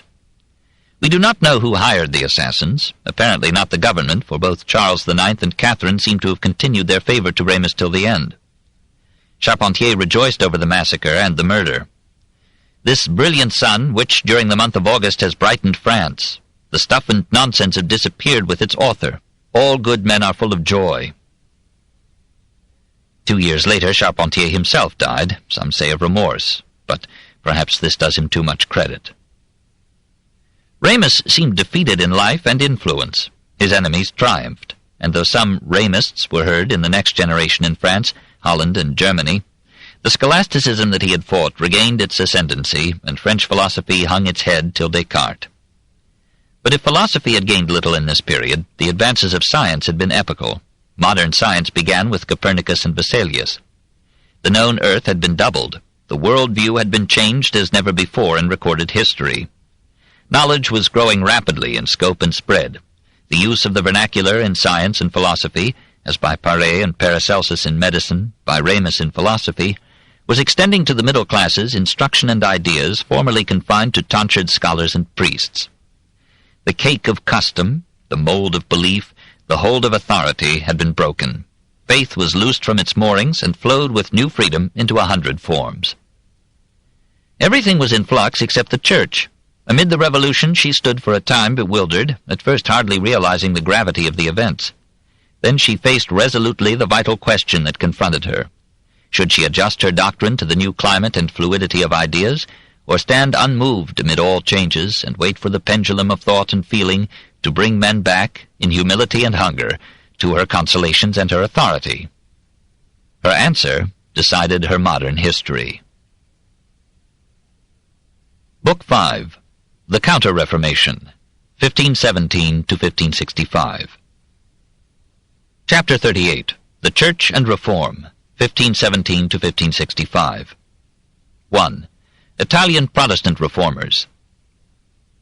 In climatically pagan Italy, constitutionally polytheistic, favoring a genial and artistic faith, populated with undying saints whose awesome or beloved effigies moved annually through the streets, and enriched by the gold that came to the Church from a dozen subject lands, one should not have expected to find men and women dedicated, sometimes at mortal risk, to the replacement of that picturesque and hallowed faith by a somber creed whose political support was the reluctance of northern nations to fatten Italy with the proceeds of their piety. Yet everywhere in Italy there were people who felt, even more keenly and intimately than the Germans, the Swiss, or the English, the abuses that were demoralizing the Church. And in Italy, more than anywhere else, the educated classes, though already enjoying some freedom of teaching and thought, were demanding the liberation of the intellect from even outward allegiance to the myths that so charmed and disciplined the populace. Some of Luther's writings appeared in the bookstalls of Milan in 1519, in Venice in 1520. In St. Mark's itself, a friar dared to preach the doctrines of Luther. Cardinal Carafa reported to Pope Clement VII in 1532 that religion was at a low ebb in Venice, that very few Venetians observed the fasts or went to confession, and that heretical literature was popular there. Clement himself in 1530 described the Lutheran heresy as widely spread among both clergy and laity in Italy, and in 1535 the German reformers claimed 30,000 adherents in the homeland of the Church. The highest lady in Ferrara was a fervent Protestant. Renée, daughter of Louis XII, had imbibed the new ideas partly from Marguerite of Navarre, partly from her own governess, Madame Soubise. The princess brought this lady with her when she married, in 1528, Ercole d'Este, who became in 1534 the second duke of that name to rule Ferrara. Calvin visited her there in 1536 and intensified her Protestant convictions. Clément Marot came to her, and later Hubert Longuet, the Huguenot publicist. Ercole accepted them all in polite Renaissance fashion until one of them shouted "Idolatria" during the adoration of the cross on Holy Saturday in 1536. Then he let the Inquisition question them. Calvin and Marot fled. The others appear to have saved themselves by affirming their orthodoxy. But after 1540, Renée gathered a new Protestant entourage and ceased attendance at Catholic worship. Ercole soothed the Pope by exiling her to the ducal villa at Consandolo on the Po. But there, too, she surrounded herself with Protestants and brought up her daughters in the Reformed faith. Ercole, fearing that Protestant daughters would be worthless pawns in the game of political marriages, removed them to a convent. Finally, he allowed the Inquisition to indict Renée and 24 of her household. She was convicted of heresy and was sentenced to life imprisonment in 1554. She recanted, received the Eucharist, and was restored to religious and political grace. But her real opinions were silently expressed by the melancholy solitude of her remaining years. After Ercole's death in 1559, she returned to France, where she made her home at Montargis, a refuge for Huguenots. Modena, also under Ercole, had a lively Protestant moment. Its Accademia of scientists and philosophers allowed great freedom in discussions, and some of its members, including Vesalius's pupil and successor Gabriele Fallopio, were suspected of heresy. Paolo Ricci, an ex-friar, preached openly against the papacy. Lutheran ideas were debated in the shops, the squares, the churches. Ricci and others were arrested. Cardinal Sadoleto protected the academicians, claiming that they were loyal to the Church and that they should, as scholars, enjoy freedom of inquiry. Paul III contented himself with their signatures to a profession of faith, but Ercole disbanded the Academy in 1546, and one unrepentant Lutheran was executed at Ferrara in 1550. In 1568, as the Catholic reaction stiffened, 13 men and 1 woman were burned for heresy at Modena. At Lucca, Pietro Martire Vermigli, prior of the Austin Canons, organized a learned academy, brought exceptional teachers to it, encouraged freedom of discussion, and told his large congregation that it might look upon the Eucharist as not a miraculous transformation, but a pious remembrance of the Passion of Christ. This out-Luthered Luther. Summoned for questioning by the chapter of his order at Genoa, he fled from Italy, denounced the errors and abuses of Catholicism, and accepted a professorship of divinity at Oxford in 1548. He took a disputed part in formulating the Book of Common Prayer in 1552, left England when Catholicism returned to power, and died as professor of Hebrew at Zurich in 1562. 18 canons of his priory at Lucca followed him in abandoning their order and Italy. Vermigli, Bishop Sorano of Bergamo, and others had been turned to the new ideas by Juan de Valdés. He and his brother Alfonso, of high Castilian lineage, were perhaps the most talented twins in history. Alfonso, a devotee of Erasmus, became Latin secretary to Charles V and wrote a Dialogo de Lactancio in 1529, in which he defended the sack of Rome and contended that Luther would never have left the Church if, instead of condemning him, she had reformed the abuses that he had justly denounced. One contributed to the same volume a Dialogo de Mercurio y Caron, whose heresies were political. The rich should be made to earn their living, the poor have a right to share in the income of the rich, the wealth of a prince belongs to the people, and should not be wasted in imperialistic or religious wars. Clement VII naturally preferred Juan, and made him a papal chamberlain at 30. Juan, however, moved to Naples, where he devoted himself to writing and teaching. He remained loyal to the Church, but favored the Lutheran doctrine of justification by faith, and rated a devout mysticism above any external ritual of piety. Distinguished men and women gathered around him and accepted his lead. Vermigli, Ochino, Marcantonio Flaminio, the poet, Pietro Carnesecchi, Vittorio Colonna, Constanza d'Avalos, Duchess of Amalfi, Isabella Manriquez, sister of the Spanish Grand Inquisitor, and Julia Gonzaga, whose beauty we have already acknowledged. After Juan Valdes's death in 1541, his pupils scattered through Europe. Some, like Vittoria Colonna, stayed in the Church. Some developed his teachings into open heresy. 3 minor pupils were beheaded and burned at Naples in 1564. Carnesecchi was beheaded and burned at Rome in 1567. Julia Gonzaga was saved by the death of the merciless Paul IV. She entered a convent in 1566, and with her the Neapolitan party of reform came to an end. Bernardino Ochino went through all the stages of religious development. Born near the birthplace of St. Catherine in Siena, he rivaled her piety. He joined the Franciscans, but finding their discipline too lax for his mood, he transferred to the severer order of the Capuchins. They marveled at his ascetic self-denial, his passionate mortification of his flesh, and when they made him their vicar general, they felt that they had chosen a saint. His sermons, in Siena, Florence, Venice, Naples, Rome, resounded through Italy. Nothing like them in fervor or eloquence had been heard there since Savonarola, a century before. Charles V went to hear him. Vittoria Colonna was deeply moved by him. Pietro Aretino, who had sampled almost every sin, was stirred to passing piety by hearing him. No church was large enough to hold his listeners. No one dreamed that this man would die a heretic. But at Naples he met Valdés, and through him became acquainted with the works of Luther and Calvin. The doctrine of justification suited his spirit. He began to hint at it in his sermons. In 1542 he was cited before the papal nuncio at Venice, and was forbidden to preach. Shortly afterward, Paul III invited him to Rome to discuss the religious views of some Capuchins. Ochino may have trusted the enlightened Pope, but he feared the long arm of the Inquisition, and Cardinal Contarini warned him of danger. Suddenly, this saint and idol of Italy, meeting Peter Vermigli in Florence, decided like him to cross the Alps into Protestant terrain. A brother of Vittoria Colonna gave him a horse. At Ferrara, René gave him clothing. He proceeded through the Grisons to Zurich, thence to Geneva.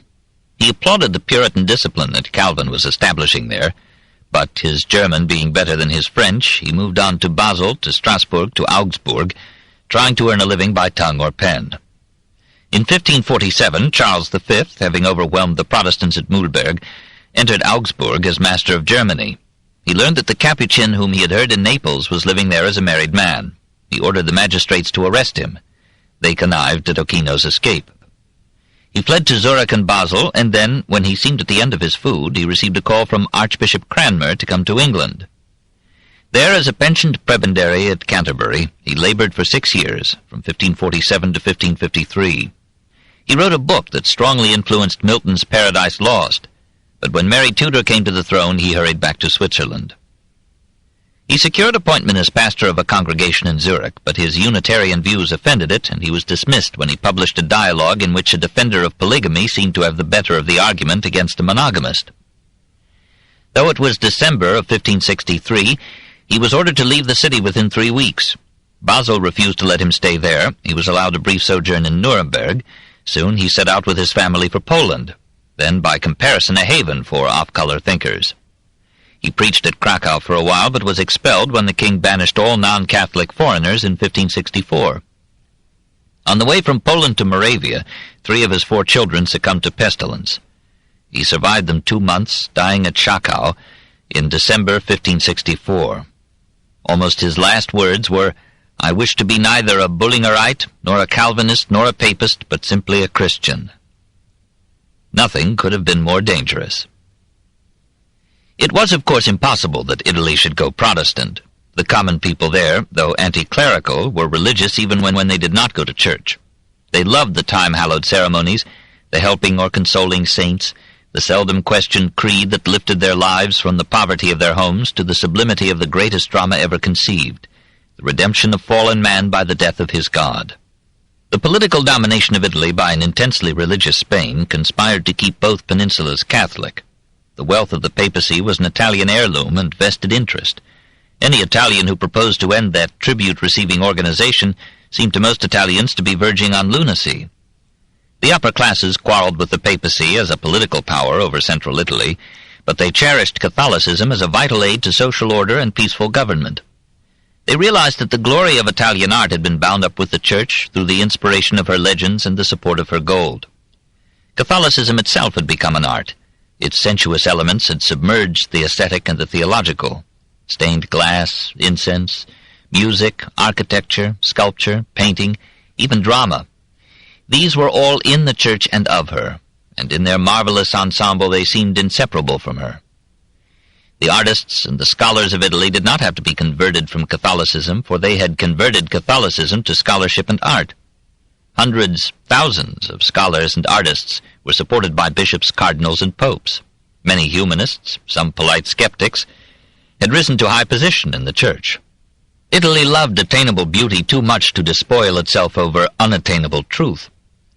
And had those fanatical Teutons, or that sour popelet in Geneva, or that ruthless ogre on the throne of England found the truth? What depressing nonsense those reformers were shouting, just when the intellectual classes in Italy had quite forgotten hell and damnation. One could understand a quiet and private rejection of Christian theology in favor of a vague and genial deism, but to replace the mystery of transubstantiation with the horror of predestination seemed a passage from a heartening symbolism to a suicidal absurdity. Just now, when the Church had spread her forgiving wings over the pagan proclivities of the Italian people, Calvin was calling upon the world to fetter itself in a Puritanism that threatened to exile all gladness and spontaneity from life. How could Italian joy and art continue if those barbarous Teutons and Englishmen should cease to send or bring their coins into Italy? 2. Italian Catholic reformers. Consequently, the Italian argument was all for reform within the Church, and indeed loyal churchmen had for centuries proclaimed the need for ecclesiastical reform. The outbreak and progress of the Reformation gave new urgency to the need and the demand. A vast torrent of abuse in hundreds and thousands of pamphlets and caricatures poured down upon the clergy. The sack of Rome touched the conscience and income of terrified cardinals and populace. 100 priests pronounced the calamity a warning from God. Bishop Staphyleo, preaching before the Rota, a judiciary branch of the Curia, in 1528, explained almost in Protestant terms why God had struck the capital of Christendom. Because all flesh has become corrupt, we are citizens not of the holy city of Rome, but of Babylon, the city of corruption. As Luther had said. At an uncertain date shortly before 1517, Giovanni Pietro Carafa and Count Gaetano da Tiene founded at Rome the Oratory of the Divine Love, Oratorio del Divino Amore, for prayer and self-reform.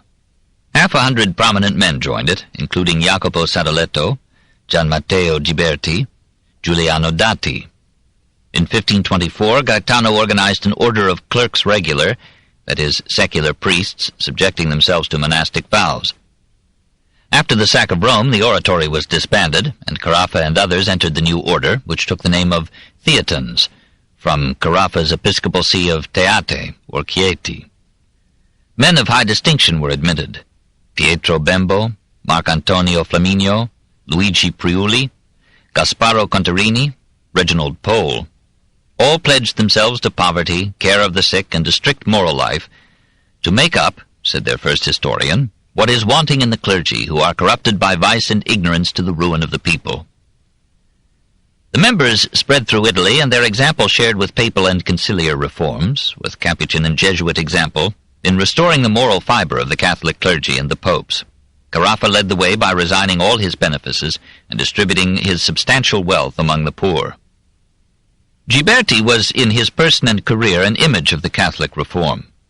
At the court of Leo X he was a leading humanist. Under Clement VII he was datary, or chief secretary to the Curia. Shaken by the catastrophe of 1527, he retired to his bishopric at Verona and lived like an ascetic monk while administering his diocese.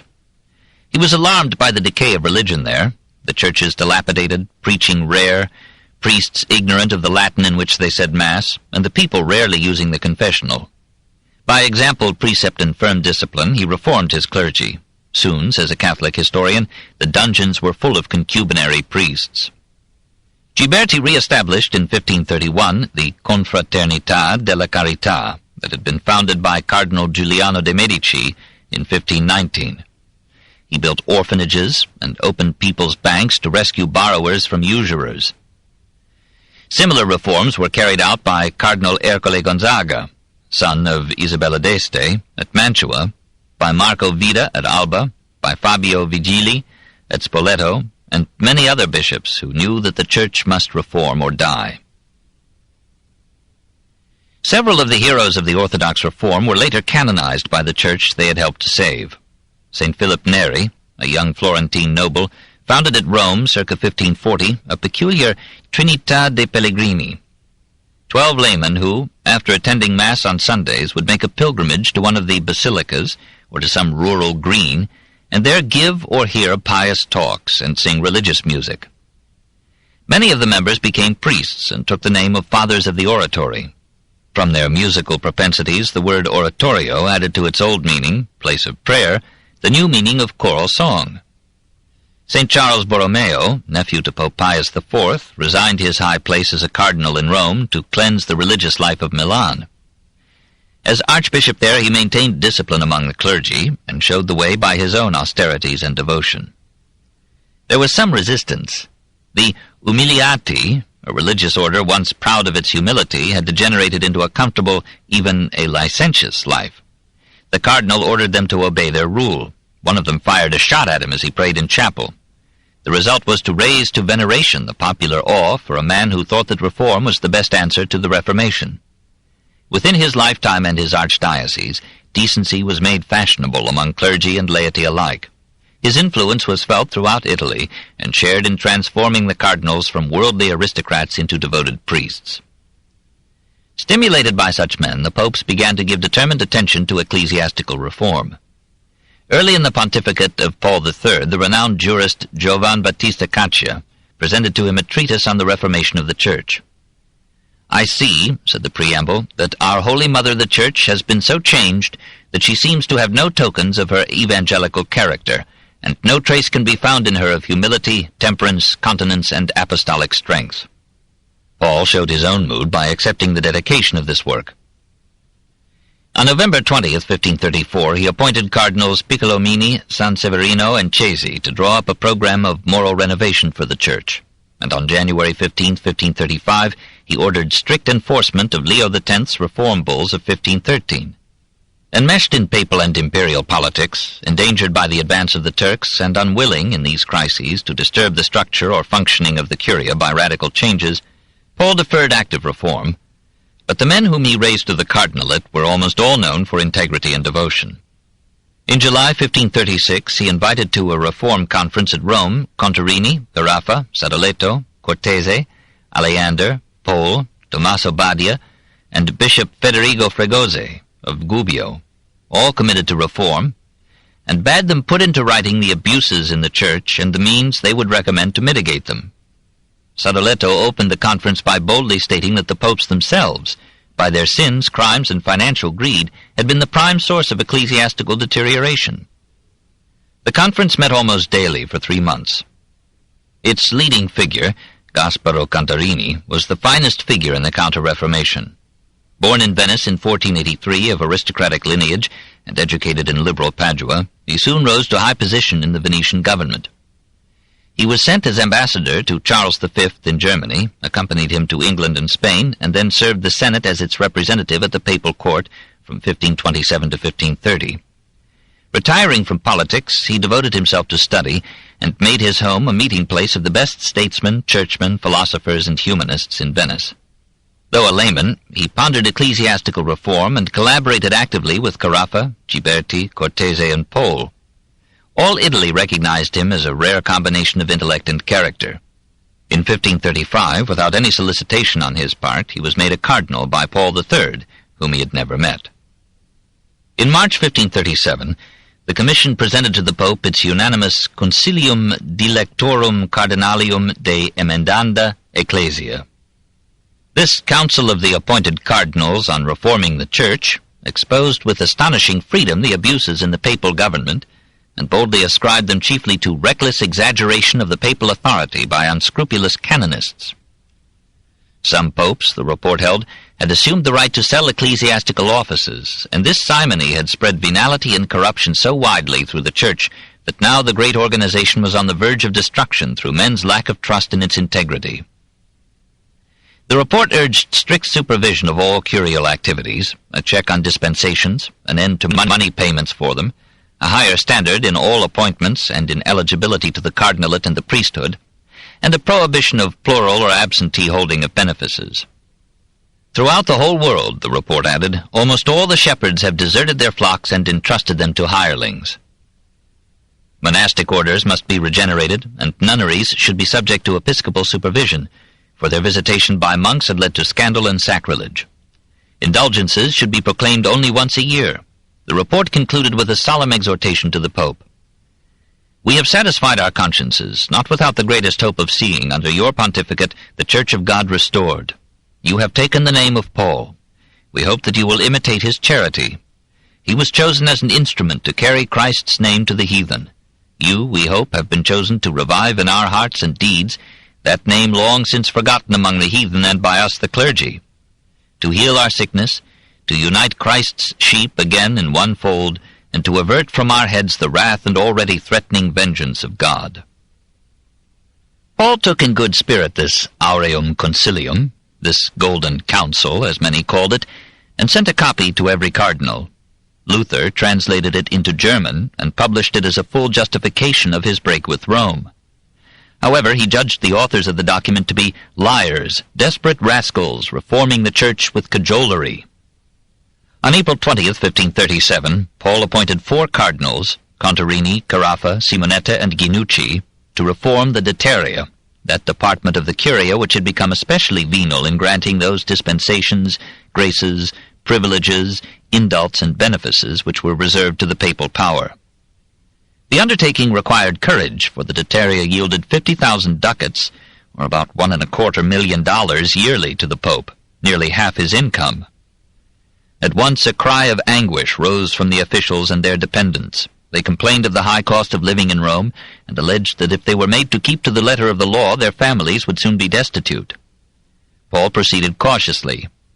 Nevertheless, wrote Aleander to Morone, on April 27, 1540, the work of reform goes on busily. On December 13th, Paul summoned 80 archbishops and bishops residing in Rome and ordered them to return to their sees. Again, 1,000 objections were raised. Morone warned the Pope that haste in executing this order might drive some of the bishops, returning to now predominantly Protestant areas, to join the Lutherans. This actually occurred in several cases. Soon Paul lost himself in imperial politics and left reform to his successors. The movement for internal reform triumphed when its leader, Carafa, became Paul IV in 1555. Monks absent from their monasteries without official sanction and clear necessity were commanded to return at once. On the night of August 22, 1558, the Pope ordered all the gates of Rome closed and all vagrant monks arrested. Similar procedures were followed throughout the Papal States, and some offenders were sent to the galleys. Monasteries were no longer to be assigned in commendam to support absentee officials with their revenues. Bishops and abbots not actually serving the curia in a fixed office were required to return to their posts or forfeit their income. The holding of plural benefices was prohibited. All departments of the curia were bidden to reduce their fees and to eliminate any suspicion of simony in appointments to clerical positions. Having so diminished his own income, Paul made a further sacrifice by ending the payment of a fee for confirmation to archiepiscopal dignity. Severe papal edicts were issued against usurers, actors, and prostitutes. Procurers were to be put to death. Daniele da Volterra was instructed to cover sartorially the more glaring anatomical features of Michelangelo's Last Judgment. And it must be admitted that that gloomy shambles of flesh, damned or saved, had hardly found a fitting place over the altar of the popes. Rome now assumed an uncongenial air of external piety and morality. In Italy, less visibly beyond it, the Church had reformed her clergy and her morals, while leaving her doctrines proudly intact. The reform had been long delayed, but when it came it was sincere and magnificent. 3. Saint Teresa and monastic reform. A moral regeneration was simultaneously taking place in the monastic orders. We may imagine their reputation from a remark of the pious and orthodox Michelangelo, who, when he heard that Sebastian del Piombo was to paint the figure of a monk in the chapel of San Pietro in Monterio, advised against it, saying that as the monks had spoiled the world, which is so large, it would not be surprising if one should spoil the chapel, which was so small. Gregorio Cortese set himself patiently to reform the Benedictines at Padua, Girolamo Seripando, the Austin Canons, Egidio Canisio, the Augustinian Eremites, Paolo Giustiniani, the Camaldolites. New monastic orders stressed reform. Antonio Maria Laccaria founded at Milan in 1533 the Clerks Regular of St. Paul, a community of priests pledged to monastic poverty. They met originally in the church of St. Barnabas, whence they came to be called Barnabites. In 1535, St. Angelo organized the Ursuline nuns for the education of girls and the care of the sick or the poor. And in 1540, St. John of God established in Granada the Brothers of Mercy for hospital ministrations. In 1523, Matteo de Bassi, in fervent emulation of St. Francis of Assisi, determined to observe to the letter the final rule that their founder had left to the Franciscans. Other friars joined him, and by 1525 their number encouraged Matteo to ask papal sanction of a new branch of the Franciscans dedicated to the strictest rule. The provincial of his order had him imprisoned for disobedience, but Matteo was soon freed, and in 1528 Clement VII confirmed the new order of Capuchins, so named because the friars wore the same kind of cappuccio, or cowl, that Francis had worn. They dressed in the coarsest cloth, lived on bread, vegetables, fruit, and water, kept rigorous fasts, dwelt in narrow cells in poor cottages, never journeyed except on foot, and went barefoot throughout the year. They distinguished themselves by their selfless care of the infected in the plague of 1528-29. Their devotion was a factor in keeping Vittoria Colonna and other incipient Protestants loyal to a church that could still produce such ardent Christians. The most interesting figure in this epoch of monastic reform was a frail and masterful abbess of Spain. Teresa de Cepeda was the daughter of a Castilian knight of Avila, a man proud of his Puritan rectitude and his loyalty to the church. Each night he read to his family from the lives of the saints. The mother, a chronic invalid, brightened her weary days with chivalric romances and shared from her sickbed the adventures of Amadis of Gaul. Teresa's childhood imagination vacillated between romantic love and saintly martyrdom. At 10 she vowed to become a nun. But 4 years later she blossomed suddenly into a beautiful young woman, bounding with the joy of life and forgetting the garb of the cloister and the colorful dresses that doubled her charms. Admirers came. She fell tremulously in love with one of them and was invited to a tryst. At the crucial moment she took fright and confessed the dire plot to her father. As the mother was now dead, Don Alonso de Cepeda placed the impressionable girl with the Augustinian nuns at Avila.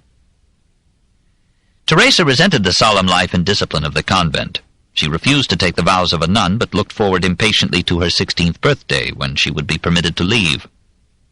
But as this goal approached, she fell dangerously ill and almost died.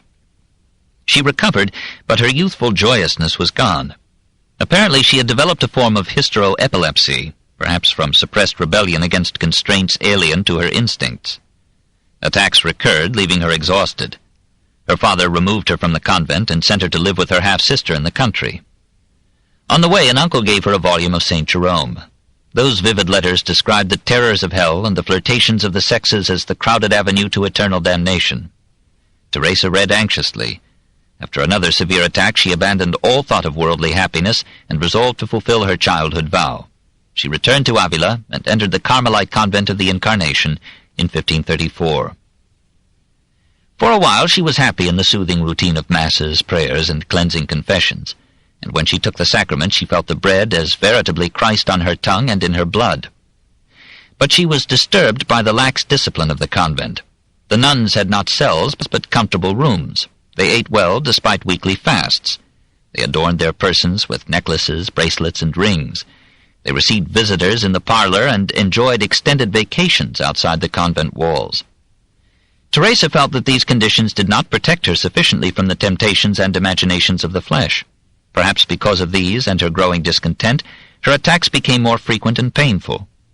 Again her father sent her to her sister, and again en route her uncle gave her a religious book, the Third Abecedarium of Francisco de Osuna. It was an ABC of mystical prayer without words. For, said the author, only those who approach God in silence can be heard and will be given an answer. In her rural retreat, Teresa practiced this silent meditative prayer, which suited so well the trance-like state induced by her attacks. An herb doctor tried to cure her, but his concoctions almost killed her. When she returned to the cloister at Avila in 1537, she was near death, and longed for it. The most violent of her seizures came now. She fell into a coma that was mistaken for death. For 2 days she lay cold and motionless, apparently without breath. The nuns dug a grave for her. She recovered, but remained so weak that she could digest no solid food, and could bear no touch. For 8 months she lay in the convent infirmary in almost total paralysis. Her condition slowly improved to partial paralysis, but the times when I was not harassed by severe pains were rare indeed. She renounced medical treatments and resolved to rely entirely on prayer. For 3 years she suffered and prayed. Then suddenly, one morning in 1540, the bedridden, seemingly incurable invalid awoke to find her limbs no longer paralyzed. She rose and walked. Day by day she joined more actively in the conventual regimen. Her recovery was acclaimed as a miracle, and she believed it so. Perhaps prayer had soothed a nervous system overwrought with conflicting desires, a sense of sin, and a fear of hell. And the quieted nerves, and the absence of doctors, gave her body unwonted peace. The Incarnation Convent became famous as the scene of a miraculous cure. People came from surrounding towns to see the nun whom God had healed. They left money and gifts for the Holy House. The Mother Superior encouraged these visits and bade Teresa show herself when visitors came. Teresa was troubled to find that she took pleasure in these visits, this fame, and the presence of handsome men. A sense of sin returned to her. One day in 1542, as she conversed in the parlor with a man who especially attracted her, she thought she saw Christ standing beside the visitor. She fell into a trance and had to be carried to her cell in a cot. Through the next 16 years she continued to have such visions. They became to her more real than life. In 1558, while absorbed in prayer, she felt her soul moving out of her body and mounting to heaven, and there seeing and hearing Christ. These visions no longer exhausted, they refreshed her. She wrote, "Often, infirm and wrought upon with dreadful pains before the ecstasy, the soul emerges from it full of health and admirably disposed for action, as if God had willed that the body itself, already obedient to the soul's desires, should share in the soul's happiness. The soul, after such a favor, is animated with a degree of courage so great that if at that moment its body should be torn to pieces for the cause of God, it would feel nothing but the liveliest comfort." On another occasion she thought an exceedingly beautiful angel thrust a long dart of gold, tipped with fire, through my heart several times, so that it reached my very entrails. So real was the pain that I was forced to moan aloud, yet it was so surpassingly sweet that I would not wish to be delivered from it. No delight of life can give more content. As the angel withdrew the dart, he left me all burning with the great love of God. This and other passages in the writings of St. Teresa lend themselves readily to psychoanalytic interpretations, but no one can doubt the high sincerity of the saint. Like Ignatius, she was convinced that she saw God, and that the most recondite problems were made clear to her in these visions. One day, being in orison, it was granted me to perceive in one instant how all things are seen and contained in God. It is one of the most signal of all graces that the Lord has granted me. Our Lord has made me comprehend in what way it is that one God can be in 3 persons. He made me see it so clearly that I remained as extremely surprised as I was comforted. And now, when I think of the Holy Trinity, I experience an unspeakable happiness. Teresa's sister nuns interpreted her visions as delusions and morbid fits. Her confessors inclined to the same view and told her sternly, "The devil has deceived your senses." The townspeople thought her possessed by demons, called upon the Inquisition to examine her, and proposed that a priest should drive out her devils by exorcism. A friend advised her to send the Inquisition an account of her life and visions. Now she wrote her classic Vida. The inquisitors scrutinized it and pronounced it a holy document which would strengthen the faith of all who should read it. Her position fortified by this verdict, Teresa, now 57, determined to reform the order of the Carmelite nuns.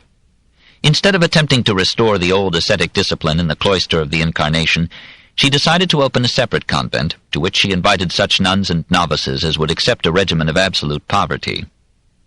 The original Carmelites had worn coarse sackcloth, had gone always barefoot, had eaten frugally, and fasted frequently. Teresa required of her discalced, or shoeless, Carmelites approximately the same austere rule, not as an end in itself, but as a symbol of humility and rejection of this tempting world. 1,000 obstacles were raised. The townsmen of Avila denounced the plan as threatening to end all communication between nuns and relatives. The provincial of the order refused permission for a new convent. Teresa appealed to Pope Pius V and won his consent. She found 4 nuns to join her, and the new convent of St. Joseph was consecrated in 1562 on a narrow street in Avila. The sisters wore sandals of rope, slept on straw, ate no meat, and remained strictly within their house. The 180 nuns of the older establishment were not pleased by this simple exposure of their easy ways. The prioress, holding that Teresa was bound to her by the vow of obedience, commanded her to resume her former white robe, put on shoes, and return to the convent of the Incarnation. Teresa obeyed. She was adjudged guilty of arrogance and was confined to her cell. The town council voted to close St. Joseph's convent and sent 4 strong men to evict its now leaderless nuns. But the sandaled maidens said, "God wants us to stay, and so we shall stay." And the hardened officers of the law dared not force them. Teresa frightened the Carmelite provincial by suggesting that in frustrating her plans he was offending the Holy Ghost. He ordered her freed. 4 nuns left with her, and the 5 women walked through the snow to their new home.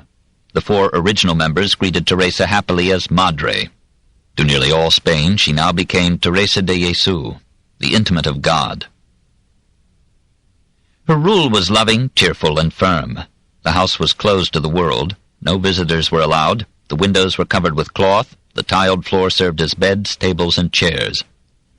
A revolving disc was built into the wall. Whatever food was placed by the people on its outer half was gratefully accepted, but the nuns were not permitted to beg. They eked out their sustenance by spinning and needlework. The products were placed outside the convent gate. Any buyer might take what he liked and leave whatever he liked in return. Despite these austerities, new members came, and one of them was the most beautiful and courted woman in Avila. The general of the Carmelites, visiting the little cloister, was so deeply impressed that he asked Teresa to found similar houses elsewhere in Spain. In 1567, taking a few nuns with her, she traveled in a rude cart over 70 miles of rough roads to establish a discalced Carmelite nunnery at Medina del Campo. The only house offered her was an abandoned and dilapidated building with crumbling walls and leaking roof. But when the townspeople saw the nuns trying to live in it, carpenters and roofers came, unasked and unpaid, to make repairs and simple furniture. The prior of the Carmelite monastery at Medina, wishing to reform his relaxed monks, came to Teresa and asked for her rules of discipline. This book is continued at this point on the other side of this cassette. Please reverse or turn the cassette over now.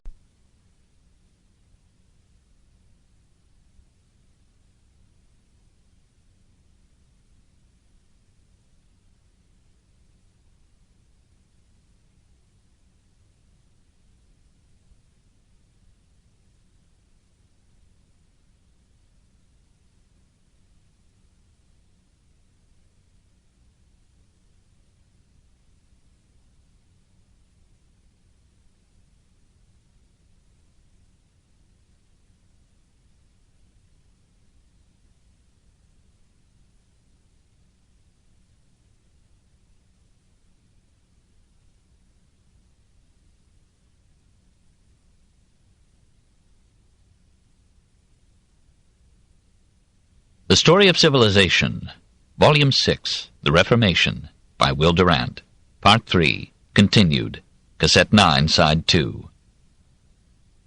The prior of the Carmelite monastery at Medina, wishing to reform his relaxed monks, came to Teresa and asked for her rules of discipline. The prior was tall, but was accompanied by a youth so short and frail that Teresa, with the humor that brightened her austerities, exclaimed as they left, Blessed be the Lord, for I have a friar and a half for the foundation of my new monastery. The diminutive friar, Juan de Yepes y Alvarez, was destined to be San Juan de la Cruz, St. John of the Cross, the soul and glory of the discalced Carmelite monks. Teresa's difficulties were not ended. The provincial of the Carmelites, perhaps to test her rule and courage, appointed her prioress of the Incarnation convent. The nuns there hated her, and feared that now, in revenge, she would subject them to every humiliation. But she behaved with such modesty and kindness that one by one they were won over, and gradually the new and stricter regimen replaced the old laxity. From this victory, Teresa advanced to found a new cloister in Seville. The friars of the mitigated rule resolved to stop the extension of the reform. Some of them smuggled an agent, as a discalced nun, into the Seville convent. Soon this woman proclaimed to Spain that Teresa flogged her nuns and heard confessions as if she were a priest. The Inquisition was again called upon to investigate her. She was summoned before the fearful tribunal. It heard her testimony and gave its verdict. You are acquitted of all charges. Go and continue your work.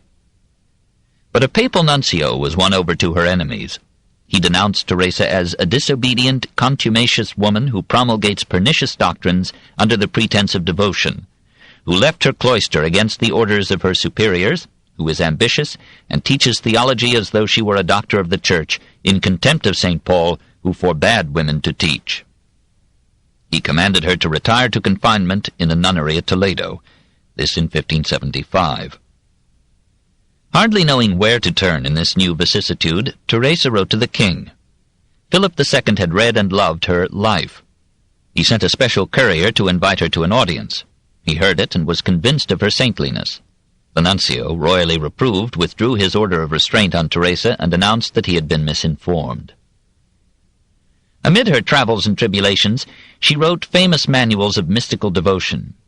El Camino de la Perfección, The Way of Perfection, 1567, and El Castillo Interior, The Interior Castle, 1577. In the latter she revealed the return of her physical ailments. It seems as though many swollen rivers were rushing within my brain over a precipice, and then again, drowned by the noise of the water, are voices of birds singing and whistling. I weary my brain and increase my headaches. Heart attacks recurred, and her stomach found it hard to retain food. Even so, she passed painfully from one to another of the many nunneries she had founded, examining, improving, inspiring. At Malaga she was seized with a paralytic fit. She recovered, went on to Toledo, and had another seizure. She recovered, went on to Segovia, Valladolid, Palencia, Burgos, Alva. There, a hemorrhage of the lungs forced her to stop. She accepted death cheerfully, confident that she was leaving a world of pain and evil for the everlasting companionship of Christ. After a shameful competition and successive kidnappings of her corpse by Alva and Avila, she was buried in the town of her birth. Pious worshippers claimed that her body never decayed, and many miracles were reported at her tomb. In 1593, the Order of Discalced Carmelites received papal sanction. Famous Spaniards like Cervantes and Lope de Vega joined in an appeal to the Pope to at least beatify her.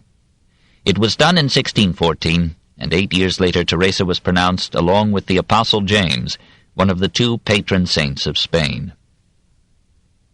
Meanwhile, a greater than Teresa had come out of Spain to reform the Church and move the world. 4. Ignatius Loyola. Don Íñigo de Oñez y Loyola was born in the castle of Loyola in the Basque province of Guipúzcoa in 1491. He was one of 8 sons and 5 daughters begotten by Don Beltrán de Oñez y Loyola, a member of the higher Spanish nobility. Brought up to be a soldier, Íñigo received little schooling and showed no interest in religion. His reading was confined to Amadis of Gaul and light romances of chivalry. At 7, he was sent to serve as a page to Don Juan Velázquez de Cuellar, through whom he had some access to the royal court. At 14, he fell in love with Ferdinand the Catholic's new queen, Germaine de Foix, and when in due course he was knighted, he chose her as his Queen of Hearts, wore her colors, and dreamed of winning a lace handkerchief from her hand as prize in a tournament. This did not prevent him from engaging in the casual amours and brawls that were half a soldier's life. In the simple and honest autobiography that he dictated in 1553 to 56, he made no effort to conceal these natural escapades. His carefree youth came to an end when he was assigned to active military service at Pamplona, capital of Navarre. 4 years he spent there, dreaming of glory and waking to routine. A chance came to distinguish himself. The French attacked Pamplona. Íñigo heartened the defense with his bravery. The enemy captured the citadel nevertheless, and Íñigo's right leg was fractured by a cannonball on May 20th, 1521. The victors treated him kindly, set his bones, and sent him on a stretcher to his ancestral castle. But the bones had been wrongly set. They had to be rebroken and reset. The second operation proved more incompetent than the first, for a stump of bone stuck out from the leg. A third operation set the bones straight, but the leg was now too short, and for weeks Íñigo bore the torture of an orthopedic stretcher that kept him helpless and weak and in constant pain. During the weary months of convalescence he asked for books, preferably for some exciting tale of knighthood and imperiled princesses. But the castle library was composed of 2 books only, Ludolphus's Life of Christ and Flos Sanctorum, recounting the lives of the saints. At first the soldier was bored by these volumes. Then the figures of Christ and Mary grew upon him, and the legends of the saints proved as wonderful as the epics of courtly love and war. These cavaliers of Christ were every bit as heroic as the caballeros of Castile. Gradually the thought formed in his mind that the noblest war of all was that of Christianity against Islam. In him, as in Dominic, the intensity of Spanish faith made religion no quiet devotion, as in Thomas à Kempis, but a passion of conflict, a holy war. He resolved to go to Jerusalem and free the sacred places from infidel control. One night he had a vision of the Virgin and her child. Thereafter, he later told Father Gonzales, no temptation to concupiscence ever assailed him. He rose from his bed, knelt, and vowed to be a soldier of Christ and Mary till his death. He had read that the Holy Grail had once been hidden in a castle at Montserrat in the province of Barcelona. There, said the most famous of all romances, Amadis had kept a full night's vigil before an image of the Virgin to prepare himself for knighthood. As soon as Íñigo could travel, he mounted a mule and set out for the distant shrine. For a while he still thought of himself as a soldier accoutered for physical combat. But the saints he had read about had had no weapons, no armor, only the poorest clothes and the firmest faith. Arrived in Montserrat, he cleansed his soul with 3 days of confession and penance. He gave his costly raiment to a beggar, and donned a pilgrim's robe of coarse cloth. All the night of March 24th to 25th, 1522, he spent alone in the chapel of a Benedictine monastery, kneeling or standing before the altar of the Mother of God. He pledged himself to perpetual chastity and poverty. The next morning he received the Eucharist, gave his mule to the monks, and set out on limping foot for Jerusalem.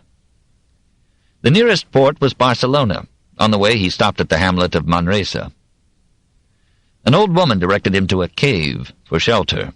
For some days he made this his home, and there, eager to surpass the saints in asceticism, he practiced austerities that brought him close to death. Repenting the proud care that he had once taken of his appearance, he ceased to cleanse, cut, or comb his hair, which soon fell out. He would not trim his nails or bathe his body or wash his hands or face or feet. He lived on such food as he could beg, but never meat. He fasted for days at a time. He scourged himself thrice daily, and each day spent hours in prayer. A pious woman, fearful that his austerities would kill him, had him taken to her home, where she nursed him back to health. But when he was removed to a cell in a Dominican monastery at Manresa, he resumed his self-flagellation. His remembrance of past sins terrified him. He waged war against his body as the agent of his sins. He was resolved to beat all thought of sin out of his flesh. At times the struggle seemed hopeless, and he thought of suicide. Then visions came and strengthened him. At communion he believed that he saw not a wafer of bread, but the living Christ. At another time Christ and his mother appeared to him. Once he saw the Trinity and understood by a flash of insight, beyond words or reason, the mystery of 3 persons in one God. And at another time, he tells us, God permitted him to understand how he had created the world. These visions healed the spiritual conflict that had produced them. He put behind him all worry about his youthful follies, he relaxed his asceticism, and having conquered his body, he could now cleanse it without vanity. From the experience of this struggle, almost a year long, he designed the spiritual exercises, by which the heathen flesh could be subdued to the Christian will. Now he might present himself before the sacred shrines at Jerusalem. He set sail from Barcelona in February 1523. En route he stayed 2 weeks in Rome, escaping before its pagan spirit could bend him from sanctity. On July 14th he took ship from Venice for Jaffa. He suffered a host of calamities before reaching Palestine, but his continuing visions sustained him. Jerusalem itself was a tribulation. The Turks who controlled it allowed Christian visitors, but no proselytizing. And when Inigo proposed to convert the Moslems nevertheless, the Franciscan provincial who had been charged by the Pope to keep the peace bade the saint return to Europe. In March 1524 he was back in Barcelona. Perhaps he felt now that, though he was master of his body, he was subject to his imaginations. He determined to chasten his mind with education. Though now 33, he joined schoolboys in studying Latin. But the itch to teach is stronger than the will to learn. Soon Ignatius, as he was scholastically called, began to preach to a circle of pious but charming women. Their lovers denounced him as a spoil-sport and beat him brutally. He moved to Alcalá in 1526 and took up philosophy and theology. Here, too, he taught a little private group, chiefly of poor women, some of them prostitutes, hungering for redemption. He tried to exorcise their sinful propensities by spiritual exercises, but some of his pupils fell into fits or trances, and the Inquisition summoned him. He was imprisoned for 2 months, but he finally convinced the inquisitors of his orthodoxy and was released. However, he was forbidden to teach. He passed on to Salamanca in 1527 and went through a similar sequence of teaching, trial before the Inquisition, imprisonment, acquittal, and prohibition of further teaching. Disappointed with Spain, he set out for Paris, always on foot and in pilgrim garb, but now driving before him a donkey loaded with books. At Paris he lived in the poorhouse and begged in the streets for his food and tuition. He entered the Collège de Montaigu, where his sallow, haggard face, starved body, unkempt beard, and aged clothing made him a cynosure of unsympathetic eyes. But he pursued his purposes with such absorbed intensity that some students began to reverence him as a saint. Under his lead they engaged in spiritual exercises of prayer, penance, and contemplation. In 1529 he transferred to the Collège Sainte-Barbe, and there too he gathered disciples. His 2 roommates came by different routes to believe in his sanctity. Pierre Favre, or Peter Faber, as a shepherd in the Savoyard Alps, had suffered deeply from fears, superstitious or real, and under their influence he had vowed perpetual chastity. Now, aged 20, he concealed under his disciplined manners a soul struggling feverishly against temptations of the flesh. Ignatius, though making no pretensions to intellect, had the power of sensing the interior life of others through the intensity of his own. He surmised the problem of his younger friend and assured him that the impulses of the body could be controlled by a trained will. How train the will? By spiritual exercises, answered Ignatius. Together they practiced them. The other roommate, Francis Xavier, came from Pamplona, where Loyola had soldiered. He had a long line of distinguished ancestors. He was handsome, rich, proud, a gay blade who knew the taverns of Paris and their girls. He laughed at the 2 ascetics and boasted of his successes with women. Yet he was clever in his studies. He already had the master's degree and was aiming at a doctorate. One day he saw a man whose face was pocked with syphilis. It gave him pause. Once, when he was expounding his ambition to shine in the world, Ignatius quietly quoted the gospel to him. "What is a man profited if he gain the whole world and lose his own soul?" Xavier resented the query, but he could not forget it. He began to join Loyola and Faber in their spiritual exercises. Perhaps his pride stirred him to equal the other 2 in power to bear deprivation, cold, and pain. They scourged themselves, fasted, slept in thin shirts on the floor of an unheated room. They stood barefoot and almost naked in the snow to harden and yet subdue their bodies. The spiritual exercises that had first taken shape at Manresa now reached a more definite form. Ignatius modeled them on the Ejercitatorio de la Vida Espiritual from 1500 of Don Garcia de Cisneros, Benedictine abbot at Montserrat. But he poured into that mold a fervor of feeling and imagination that made his little book a moving force in modern history. Loyola took as his starting point the infallibility of the Bible and the Church. Individual judgment in religion, he held, was the vain and chaos-breeding pretense of proud, weak minds. We ought always be ready to believe that what seems to us white is black, if the hierarchical Church so defines it. To avoid damnation, we must train ourselves to be unquestioning servants of God, and of God's vicar on earth, the Church.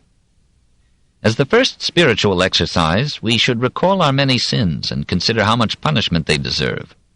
Lucifer was condemned to hell for one sin, and is not our every sin a like rebellion against God? Let us keep a daily count of our sins by marks on lines that represent the days, and let us strive each day to reduce the marks. Kneeling in our darkened room or cell, let us picture hell to ourselves as vividly as we can. We must conjure up all the horrors of the undying fire. We must vision the torments of the damned, hear their shrieks of pain and their cries of despair. We must smell the stinking fumes of burning sulfur and flesh. We must try to feel those tongues of flame scorching our own bodies, and then we must ask ourselves, how can we escape that everlasting agony? Only through the redeeming sacrifice which God himself, as Christ, offered on the cross. Let us then contemplate the life of Christ, and in every detail. We must make ourselves present in imagination at those profoundest events in the history of the world. We must in fancy kneel before the holy figures in that divine epoch and kiss the hem of their garments. After 2 weeks of such meditations, we must accompany Christ through every step in his passion, every station of the cross. We must pray with him in Gethsemane, feel ourselves scourged with him, spat upon, nailed to the cross. We must suffer every moment of his agony, must die with him, lie with him in the tomb. And in the 4th week we must picture ourselves rising triumphantly from the grave, rising at last with him into heaven. Strengthened by that blessed vision, we shall be ready to join as dedicated soldiers in the battle to defeat Satan and win men to Christ.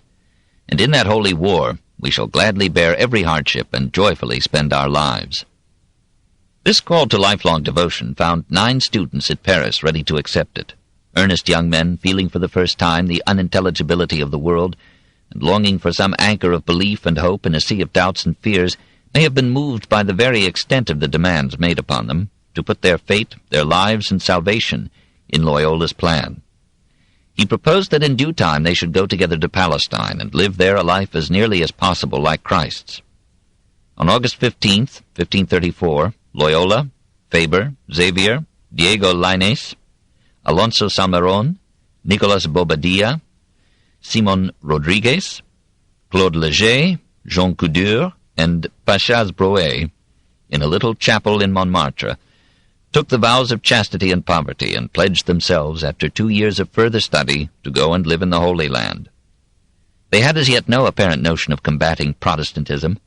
Islam seemed to them the greater challenge. They had no interest in theological disputes. Their aim was sanctity. Their movement was rooted in Spanish mysticism rather than in the intellectual conflicts of the time. The best argument would be a holy life. In the winter of 1536-37, they walked through France, over the Alps, and across Italy to Venice, where they hoped to find passage to Jaffa. But Venice was at war with the Turks. The trip was impossible. During the delay, Ignatius met Carafa, and for a time joined the Theatines. His experience with these devoted priests had some influence in changing his plan from life in Palestine to service of the Church in Europe. He and his disciples agreed that if, after a year of waiting, Palestine should still be closed to them, they would offer themselves to the Pope for any service that he might assign to them. Faber secured permission for all of them to be ordained priests. By this time, Loyola was 46. He was bald and still limped slightly from his wound. His 5 feet and 2 inches would have left him quite unimpressive had it not been for an aristocratic refinement of features, the sharp nose and chin, the somber, deep-set, piercing black eyes, the grave, intent countenance. He was already the absorbed and almost humorless saint. He was no persecutor. Though he approved of the Inquisition, he was rather its victim than its agent. He was stern but kind. He willingly served the sick in hospitals and plague. His dream was to win converts not by the pyre or the sword, but by catching character in malleable youth and forming it immovably to faith. Founder of the most successful educational order in history, he laid little emphasis on learning or intellect. He was not a theologian, took no part in the arguments and refinements of the scholastics. He preferred direct perception to rational understanding. He did not have to argue about the existence of God, of Mary and the saints. He was convinced that he had seen them. He had felt them closer to him than any object or person in his surroundings. In his own way, he was a God-intoxicated man. Yet his mystical experiences did not make him impractical. He could combine pliancy of means with inflexibility of ends. He would not justify any means for an end that he held good, but he could bide his time, moderate his hopes and demands, adjust his methods to characters and conditions, use diplomacy where needed, judge men shrewdly, choose fit aids and agents, and manage men as if he were, as he actually thought himself, a general leading a martial company. He called his little band by a military term, Compañía de Jesús. They were soldiers enlisted for life in the war against unbelief and the dissolution of the Church. For their part, as a matter of course and necessity, they accepted the military discipline of coordinated action under absolute command. In the fall of 1537, Loyola, Faber, and Linnaeus set out from Venice to Rome to ask papal approval of their plans. They walked all the way, begged their food, and lived mostly on bread and water. But they sang psalms happily as they went along, as if they knew that out of their small number would grow a powerful and brilliant organization. 5. The Jesuits. Arrived in Rome, they did not at once ask audience with the Pope, for Paul III was immersed in critical diplomacy. They took service in the Spanish hospital, tended the sick, taught the young. Early in 1538, Paul received them, and was impressed by their desire to go to Palestine and live there as exemplary monks. He and some cardinals contributed 210 crowns, or about $5,250, to pay the passage of the band. When the devotees had to abandon the idea as impracticable, they returned the money to the donors. Those members who had remained in the north were summoned to Rome, and the company now numbered 11. Paul appointed Faber and Linnaeus to professorships in the Sapienza, the University of Rome, while Ignatius and the rest devoted themselves to works of charity and education. Loyola made a special mission of converting prostitutes. With funds collected from his supporters, he founded the House of Martha to receive such women, and his fervent preaching against sexual transgressions made him many enemies in Rome. As new candidates were received into the company, it became desirable to define its principles and rule. The vow of obedience was added to those of chastity and poverty. The general chosen by them was to be obeyed only next to the Pope. A fourth vow was taken, to serve the Roman pontiff as God's vicar on earth, and to execute immediately and without hesitation or excuse all that the reigning pope or his successors may enjoin upon them for the benefit of souls or for the propagation of the faith, anywhere in the world. In 1539, Loyola asked Cardinal Contarini to submit these articles of organization to Paul III and to request the papal confirmation of the company as a new order. The Pope was favorable. Some cardinals dissented, thinking the group to be unmanageable extremists, but Paul overcame their objections, and by the bull Regimini Militantis Ecclesiae, for the rule of the Church militant, he formally established what the bull called Societas Jesu, the Society of Jesus, on September 27, 1540. The members were properly called clerks regular of the Society of Jesus. The name Jesuit did not appear till 1544, and then chiefly as a satirical term used by Calvin and other critics. It was never used by Ignatius himself. After his death, the success of the new order deprived the term of its early sting, and in the 16th century it was a badge of honor. On April 17, 1541, Ignatius was elected general. For several days thereafter he washed his dishes and discharged the humblest offices. During his remaining years, he was now 50, he made Rome his home, and the city became the permanent headquarters of the society. Between 1547 and 1552, after much thought and experiment, he drew up the constitutions which, with minor changes, are the Jesuit rule today. The ultimate authority in the order was to lie in the fully professed members. These would choose 2 delegates from each province, and these delegates, together with the provincial heads, the general and his aides, were to compose the general congregation. This would, when occasion required, elect a new general, and then it would delegate its authority to him as long as he should commit no grave offense. He was given an admonitor and 4 assistants who were to watch his every act, warn him of any serious fault, and, if need appeared, convene the general congregation to depose him. Candidates for admission were required to pass through 2 years of novitiate, in which they would be trained in the purpose and discipline of the society, go through the spiritual exercises, perform menial duties, and submit to the superiors in absolute holy obedience. They must put aside their own individual wills and allow themselves to be ordered like soldiers and moved about like corpses. They must learn to feel that in obeying their superiors they are obeying God. They must agree to report the faults of their associates to their superiors, and to harbor no resentment against being reported themselves. This discipline was rigorous but discriminating and flexible. Rarely did it break the will or destroy initiative. Apparently the willingness to obey is the first step in learning to command, for this training produced a great number of able and enterprising men. Those who survived this trying novitiate would take simple, revocable, vows of poverty, chastity, and obedience, and would enter the second class. Some of these would remain in that status as lay brothers. Some, as formed scholastics, aspiring to the priesthood, would study mathematics, the classics, philosophy, and theology, and would teach in schools and colleges. Those who passed further tests would enter the third class, formed coadjutors, and some of these might rise into the fourth class, the professed, all priests, and specially pledged to undertake any task or mission assigned them by the Pope. The professed were usually a small minority, sometimes hardly more than a tenth of the entire society. All four classes were to live in common like monks, but in view of their many administrative and pedagogical duties, they were exempted from the monastic obligation to recite the canonical hours. No ascetic practices were required, though they might on occasion be advised. There was to be moderation in eating and drinking, but no stringent fasting. Body as well as mind was to be kept fit for all tasks. A member might retain title to such property as he owned when entering the order, but all income from it was to go to the society, which hoped to be the ultimate heir. Every Jesuit possession and action must be dedicated ad majorem Dei gloriam, to the greater glory of God. Seldom has an institution borne so definitely the stamp of one personality.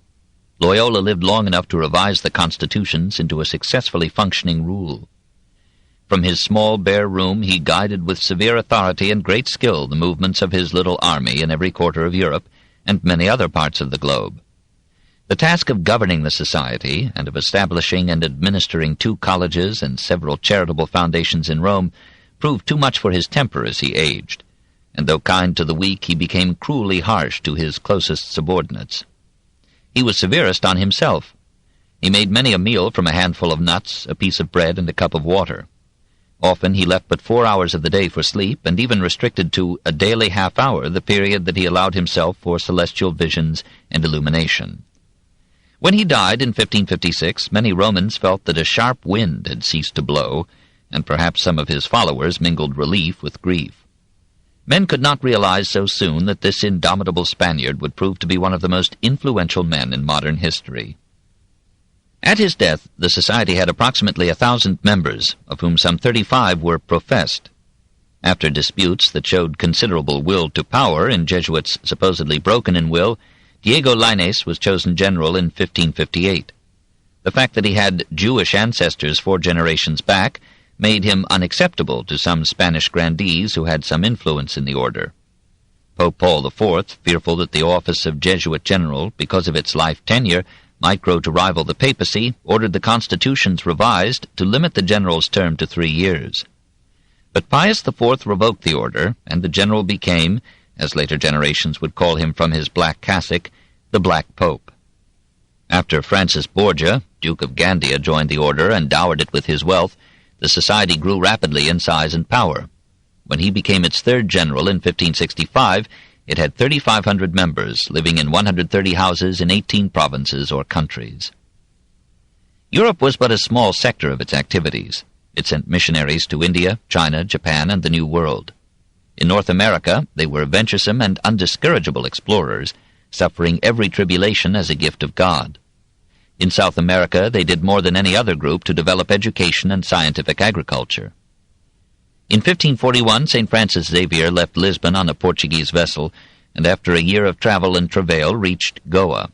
There he walked up and down the streets, ringing a handbell to gather an audience. This accomplished, he expounded the Christian creed with such sincerity and eloquence, and illustrated the Christian ethic with such cheerful sharing of his poorest listener's life, that he made thousands of converts among Hindus and Moslems, and even convinced some hardship-hardened expatriated Portuguese Christians. His cures were probably caused by his contagious confidence or his incidental knowledge of medicine. Miracles were later ascribed to him, but he himself claimed none.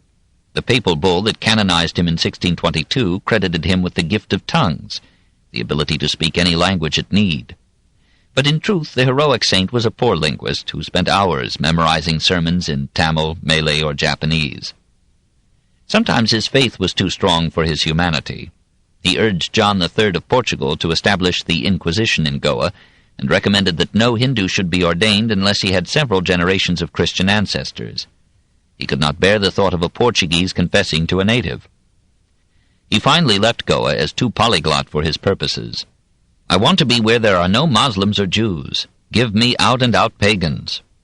These, he felt, were more open to conversion, as being less ingrained in another faith. In 1549 he set out for Japan, studying Japanese on the way. Landing at Kagoshima, he and his associates preached in the streets and were courteously heard by the people. 2 years later he returned to Goa. He settled some disorder that had arisen among the Christians there, and then sailed off to convert China in 1552. After much suffering, he stopped on the island of Changchuen, below the mouth of the Canton River. The Chinese emperor had made it a capital crime for a European to enter China, yet Xavier would have dared it had he been able to find passage. While he waited, he fell sick. He died on December 2, 1552, crying, "In thee, O Lord, have I hoped. Let me not be confounded forever." He was 46 years old.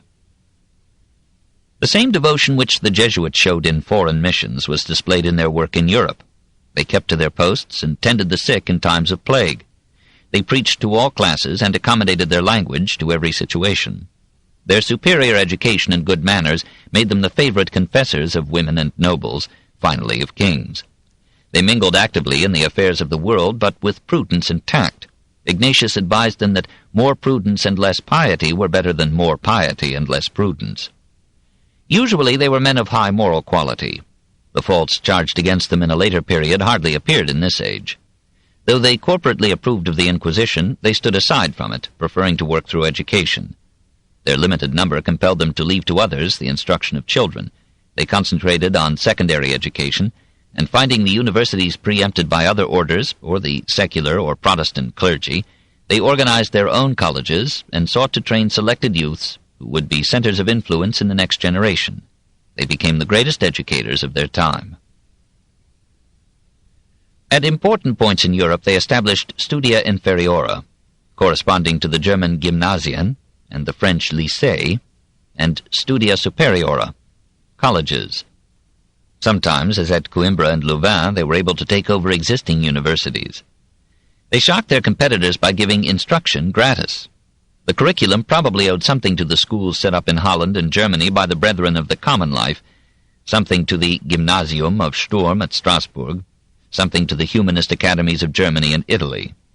It was based on the classics and was given in Latin. The use of the vernacular was forbidden to the students except on holidays. In the higher grades, the scholastic philosophy was restored. The education of character, of morals and manners, was given fresh emphasis and was bound up anew with religious belief. The traditional faith was inculcated daily, and a regimen of prayer, meditation, confession, communion, mass, and theology so imbued the students with orthodoxy that few of them in the 16th century ever strayed from that beaten path. Humanism was turned back from paganism to Christianity. The system had serious defects. It relied too much on memory, and it discouraged originality. Like the other curricula of the time, it was deficient in the sciences, and expurgated history to control the present. And yet so independent a thinker as Francis Bacon would soon say of the Jesuit schools, "Such as they are, would that they were ours." In the next 2 centuries, their graduates would excel in almost every walk of life, except scientific research. By the time of Loyola's death, there were 100 Jesuit colleges. Through education, diplomacy, and devotion, through fervor directed by discipline, through coordination of purposes and skillful variation of means, the Jesuits turned back the Protestant tide and recaptured much of Germany, most of Hungary and Bohemia, all of Christian Poland, for the Church. Rarely has so small a group achieved so much so rapidly. Year by year its prestige and influence grew until, within 20 years of its formal establishment, it was recognized as the most brilliant product of the Catholic reform. When at last the Church dared to call that General Council to which all Europe had so long looked for the quieting of its theological strife and the healing of its religious wounds, it was to a handful of Jesuits, to their learning, loyalty, discretion, resourcefulness, and eloquence, that the popes entrusted the defense of their own challenged authority and the undiminished preservation of the ancient faith. Chapter 39, the last chapter, the Popes and the Council, 1517 to 1565. 1. The Popes at Bay. We have left to the last the difficult task, for a non-Catholic, of understanding and impartially describing the reaction of the popes to the challenge of the Reformation. It was at first a reaction of pained surprise. The popes of the Reformation period, with perhaps one exception, were good men, so far as statesmen are permitted so to be, not selfless or sinless, but basically decent, humane, and intelligent, and sincerely convinced that the Church was an institution not only magnificent in its achievements, but still indispensable to the moral health and mental peace of European man.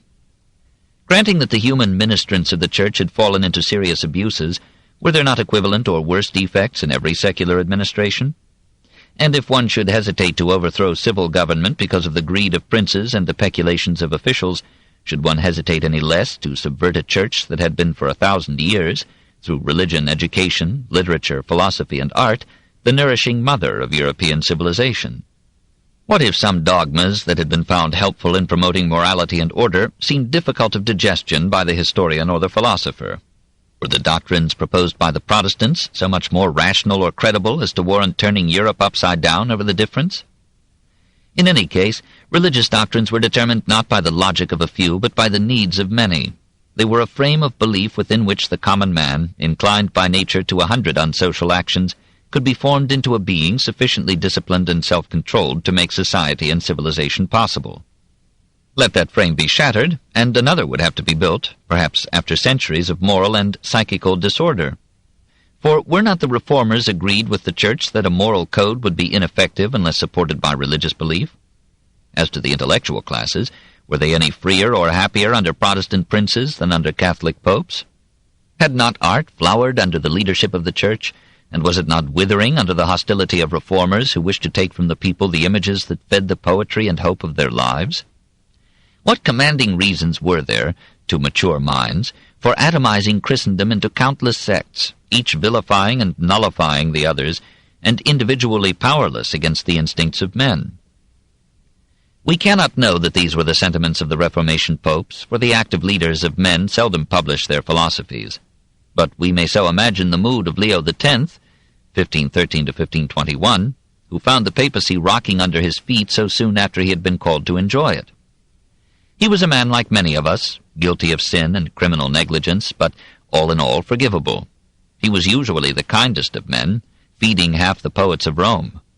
Yet he pursued the heretics of Brescia to the death, and tried to believe that disruptive ideas could be roasted out of mankind.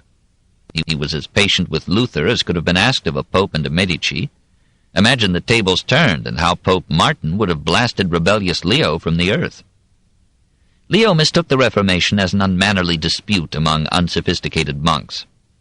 And yet, early in 1517, at the very outset of his pontificate, Gianfrancesco Pico della Mirandola, nephew of the more famous Pico, had delivered before the Pope and the cardinals a remarkable address, painting in the darkest manner the corruption which had made its way into the Church, and predicting that if Leo refuses to heal the wounds, it is to be feared that God himself will no longer apply a slow remedy, but will cut off and destroy the diseased members with fire and sword.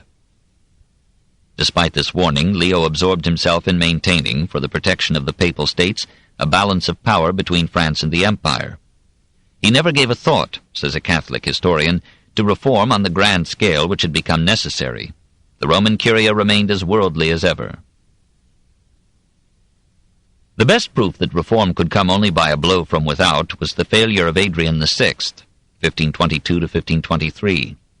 Candidly admitting the abuses and undertaking to reform them at the top, Adrian was ridiculed and reviled by the Romans as threatening their supply of transalpine gold. And after 2 years of contending against this unenlightened selfishness, Adrian died of frustration. The accumulated storm burst upon the head of Clement VII, 1523 to 1534.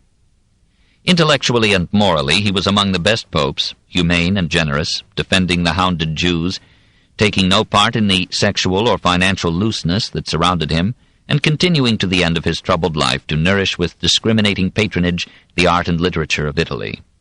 Perhaps he was too well educated to be a successful administrator. His intellect was keen enough to see good reasons for every course and every crisis. His knowledge sapped his courage, and his vacillations alienated power after power.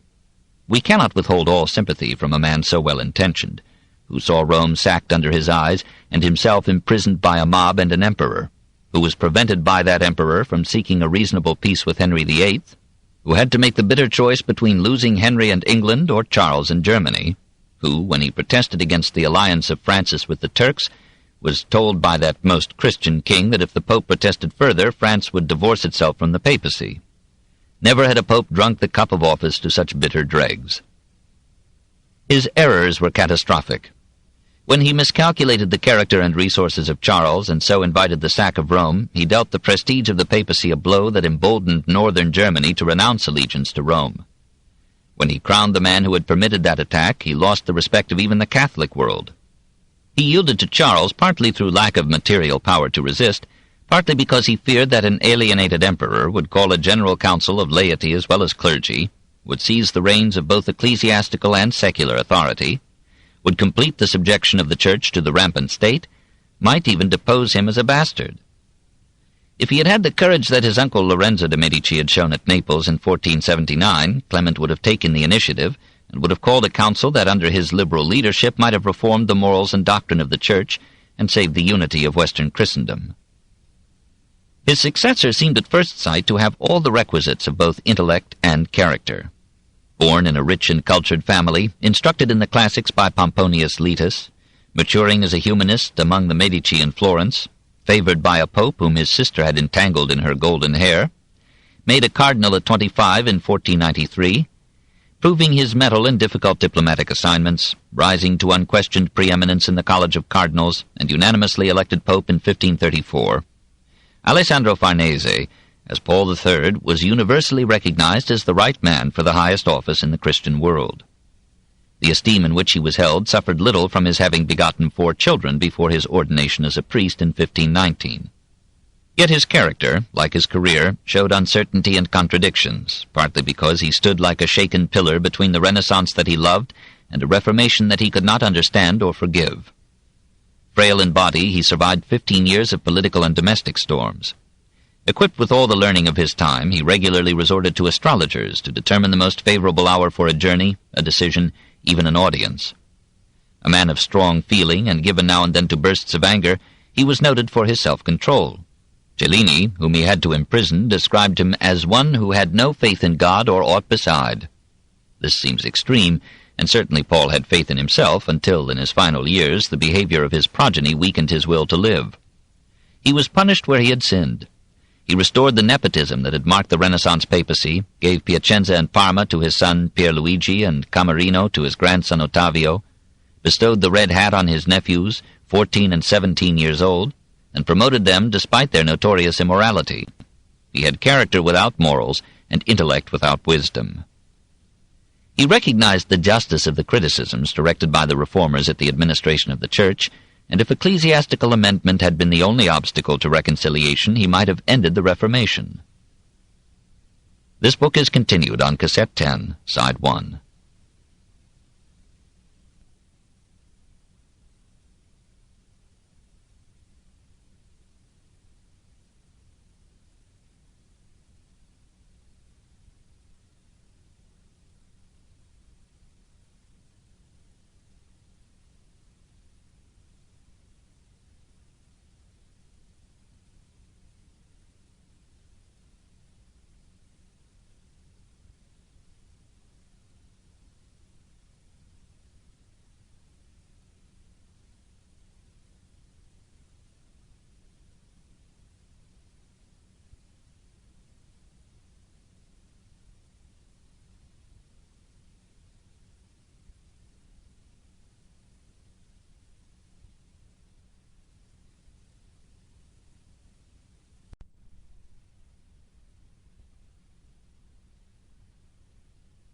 The Story of Civilization, Volume 6, The Reformation, by Will Durant, Part 3, continued, Cassette 10, Side 1. He recognized the justice of the criticisms directed by the reformers at the administration of the Church, and if ecclesiastical amendment had been the only obstacle to reconciliation, he might have ended the Reformation. In 1535 he sent Pier Paolo Vergerio to sound out Protestant leaders about attending a general council, but he would not promise to allow any substantial change in the defined faith or in the authority of the popes.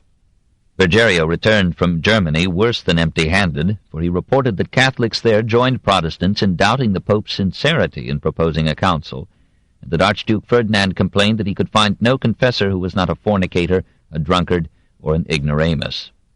Paul tried again in 1536. He commissioned Peter van der Vorst to arrange terms with the Lutherans for a council, but Peter was rebuffed by the Elector of Saxony and achieved nothing.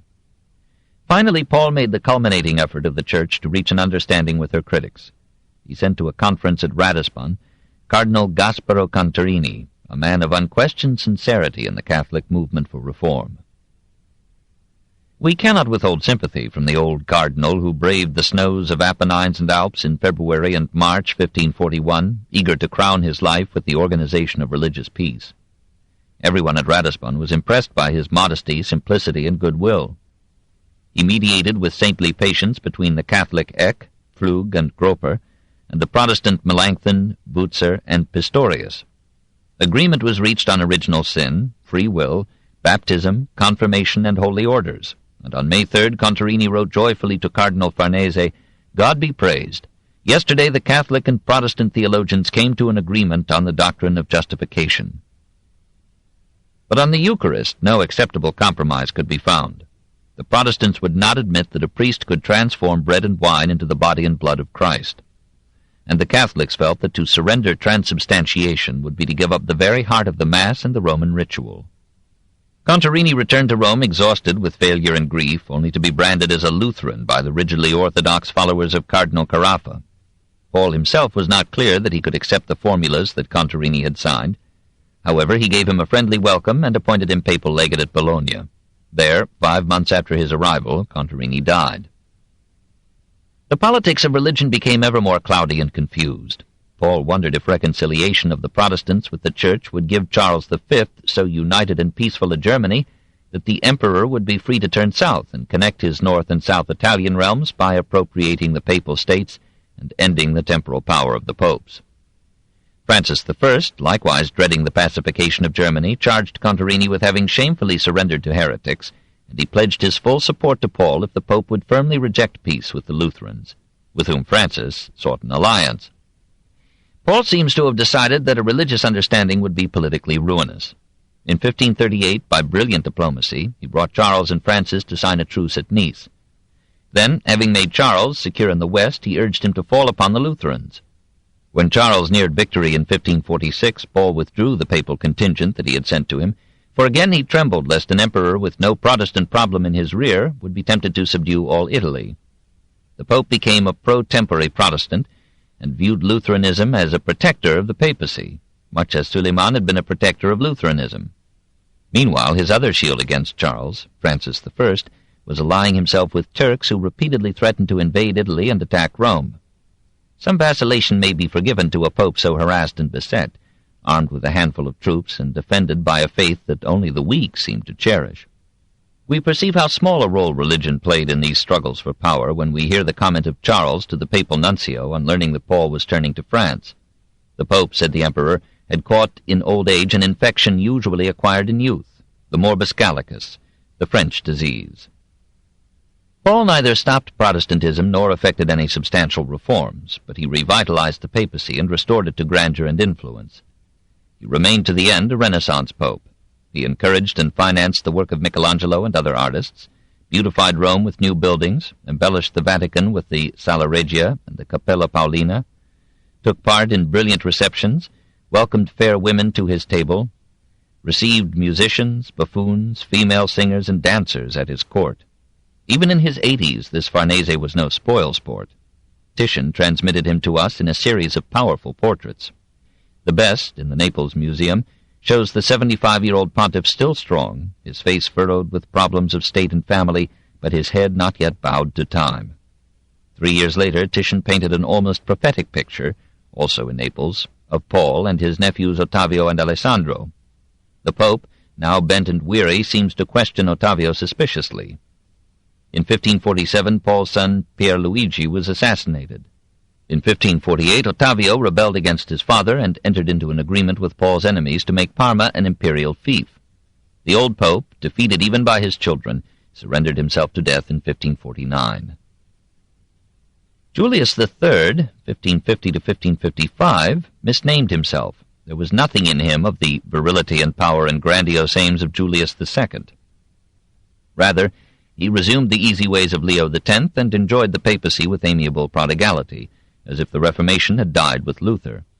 He hunted, kept court jesters, gambled for large sums, patronized bullfights, made a cardinal out of a page who took care of his monkey, and all in all gave Rome its last taste of Renaissance paganism in morals and art. Outside the Porta del Popolo he had Vignola and others build for him the pretty Villa di Papa Giulio in 1553, and made it a center for artists, poets, and festivities. He accommodated himself peacefully to the policies of Charles V. He suffered inopportunely from gout and tried to cure it by fasting. This papal Epicurean seems to have died of abstemiousness, or, said others, of dissipation. Pope Marcellus II was almost a saint. His moral life was blameless, his piety was profound, his appointments were exemplary, his efforts for church reform were sincere. But he died on the 22nd day of his pontificate, on May 5, 1555. As if to make clear that the Counter-Reformation had reached the papacy, the cardinals now raised to power the soul and voice of the reform movement in the Church, the ascetic Giovanni Pietro Carafa, who took the name of Paul IV, 1555 to 1559.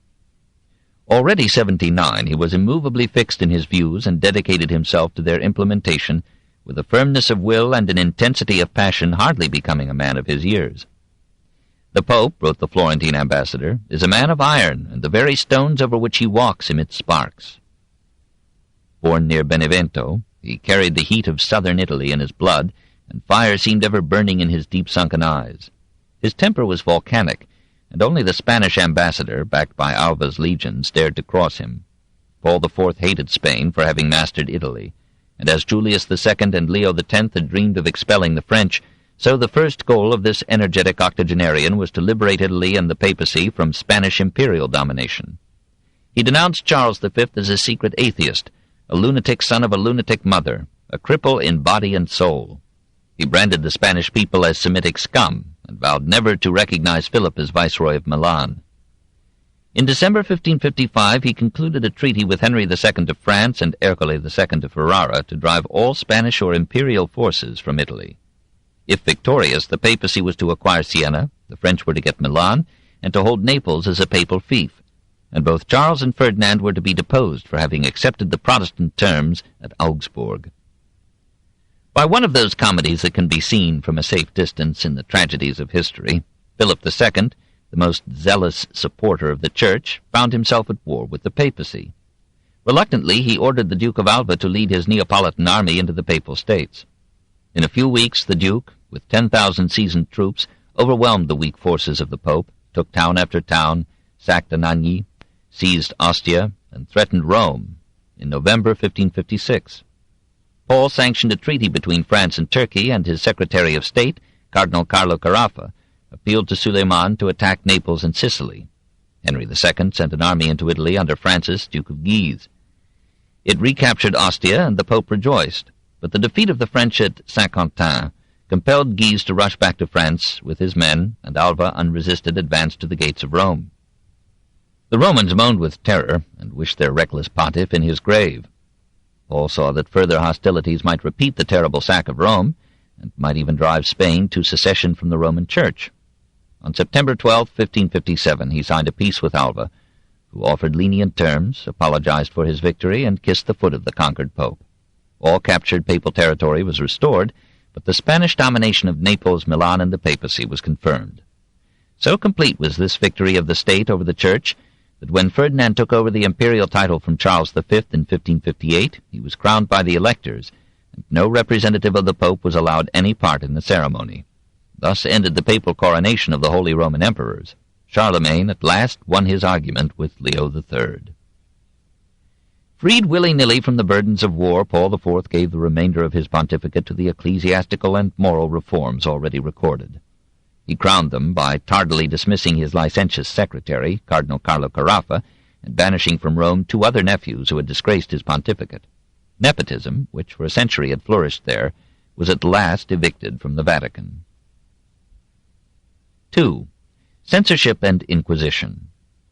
It was under this Iron Pope that censorship of publications reached its greatest severity and scope, and the Inquisition became a terror almost as inhuman in Rome as in Spain. Probably Paul IV felt that censorship of literature and suppression of heresy were unavoidable duties of a church which, in Protestant as well as Catholic opinion, had been founded by the Son of God. For if the church was divine, her opponents must be agents of Satan, and against these devils perpetual war was a religious obligation to an insulted God. Censorship was almost as old as the church herself. The Christians of Ephesus, in the age of the Apostles, burned books of curious arts to the alleged value of 50,000 pieces of silver, and the Council of Ephesus in 150 forbade the circulation of the uncanonical Acta Pauli. At various times the popes ordered the burning of the Talmud or other Jewish books.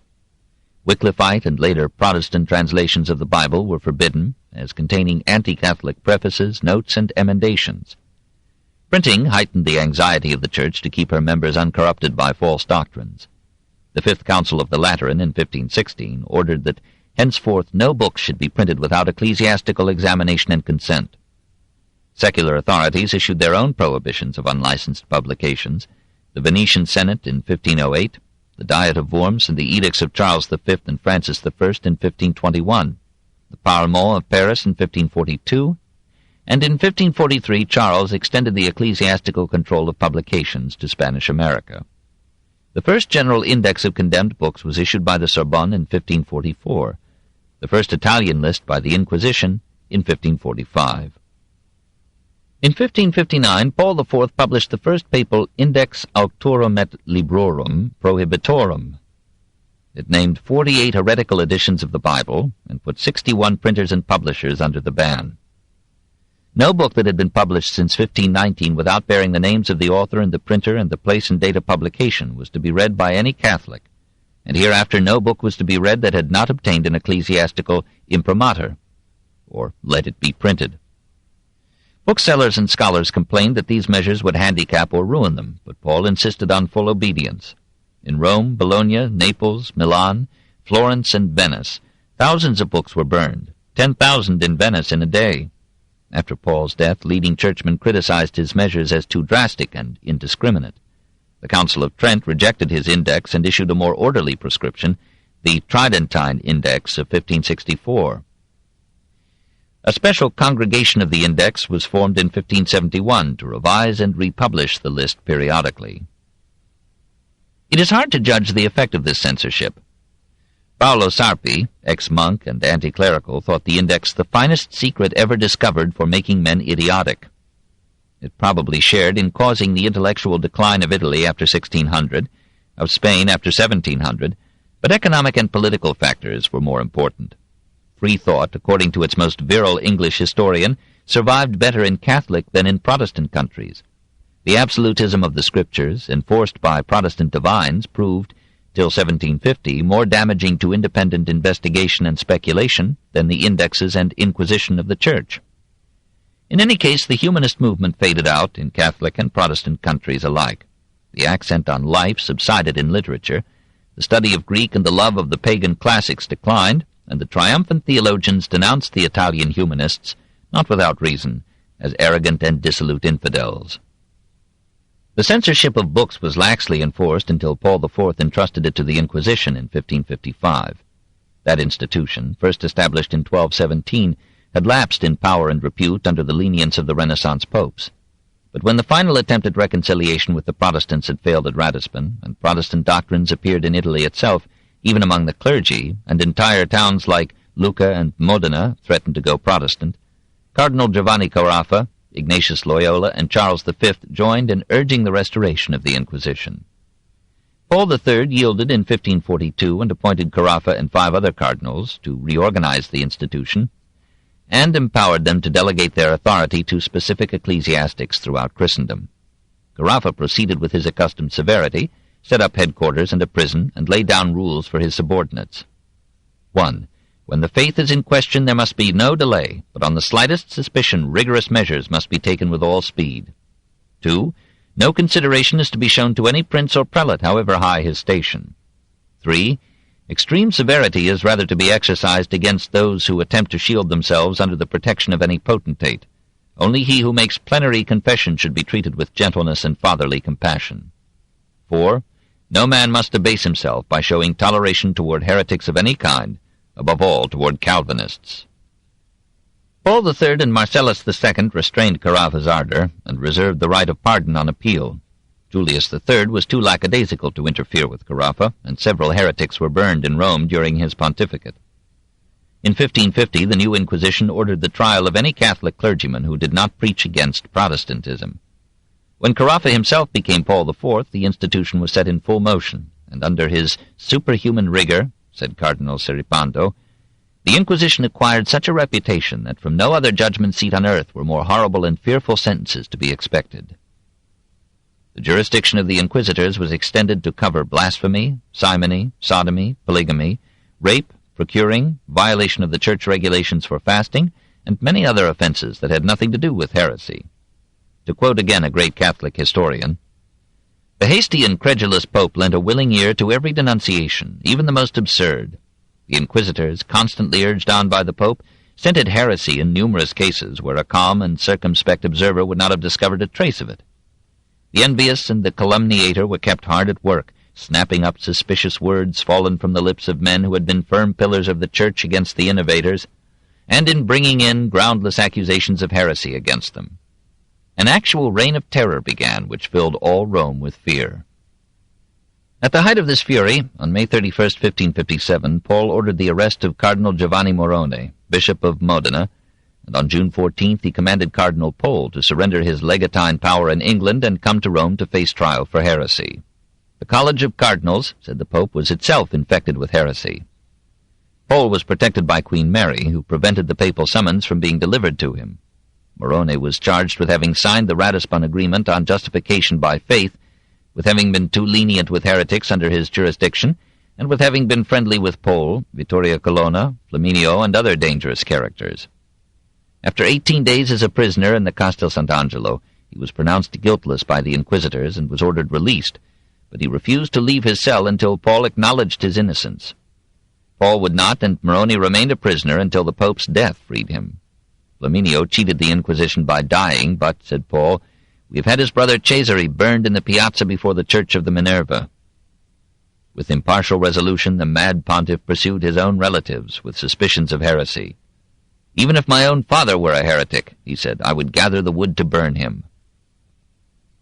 Fortunately, Paul was mortal and went to his reward after 4 years of rule. Rome celebrated his death with 4 days of joyful rioting, during which the crowd tore down his statue, dragged it through the streets, sank it in the Tiber, burned the buildings of the Inquisition, freed its prisoners, and destroyed its documents. The Pope would have retorted that only a man of his inflexible austerity and courage could have reformed the morals of Rome and the abuses of the Church, and that he had succeeded in that enterprise where his predecessors had failed. It was a pity that in reforming the Church he had remembered Torquemada and forgotten Christ. All Western Europe was relieved when the conclave of 1559 chose Giovanni Angelo de' Medici to be Pope Pius IV. He was no Medici millionaire, but the son of a Milanese tax-gatherer. He practiced law for a living, won the admiration and confidence of Paul III, was made a cardinal, and gained a reputation for intelligence and benevolence. As pontiff, he kept clear of war and reproved those who counseled aggressive policies. He did not end the Inquisition, but he let the inquisitors know that they would better please him where they were to proceed with gentlemanly courtesy than with monkish harshness. A fanatic who thought him too lenient set out to assassinate him, but was palsied with awe when the Pope passed by tranquil and defenseless. Pius enforced with polite firmness the ecclesiastical reforms established by his predecessor. He proved his conciliatory spirit by allowing the Catholic bishops of Germany to administer the Eucharist in both bread and wine. He reconvened the Council of Trent and guided it to an orderly conclusion. In 1565, after a pontificate that had peacefully consolidated the Counter-Reformation, he passed away. 3. The Council of Trent, 1545 to 1563. 1,000 voices, long before Luther, had called for a council to reform the Church. Luther appealed from the Pope to a free and general council. Charles V demanded such a synod in the hope of getting the Protestant problem off his hands and perhaps of disciplining Clement VII. That harried pope could find 100 reasons for postponing a council until he should be beyond its reach. He recalled what had happened to the papal power at the councils of Constance and Basel, and he could not afford to have hostile bishops or imperial delegates pry into his policies, his domestic difficulties, or his birth. Besides, how could a council help the situation? Had not Luther repudiated councils as well as popes?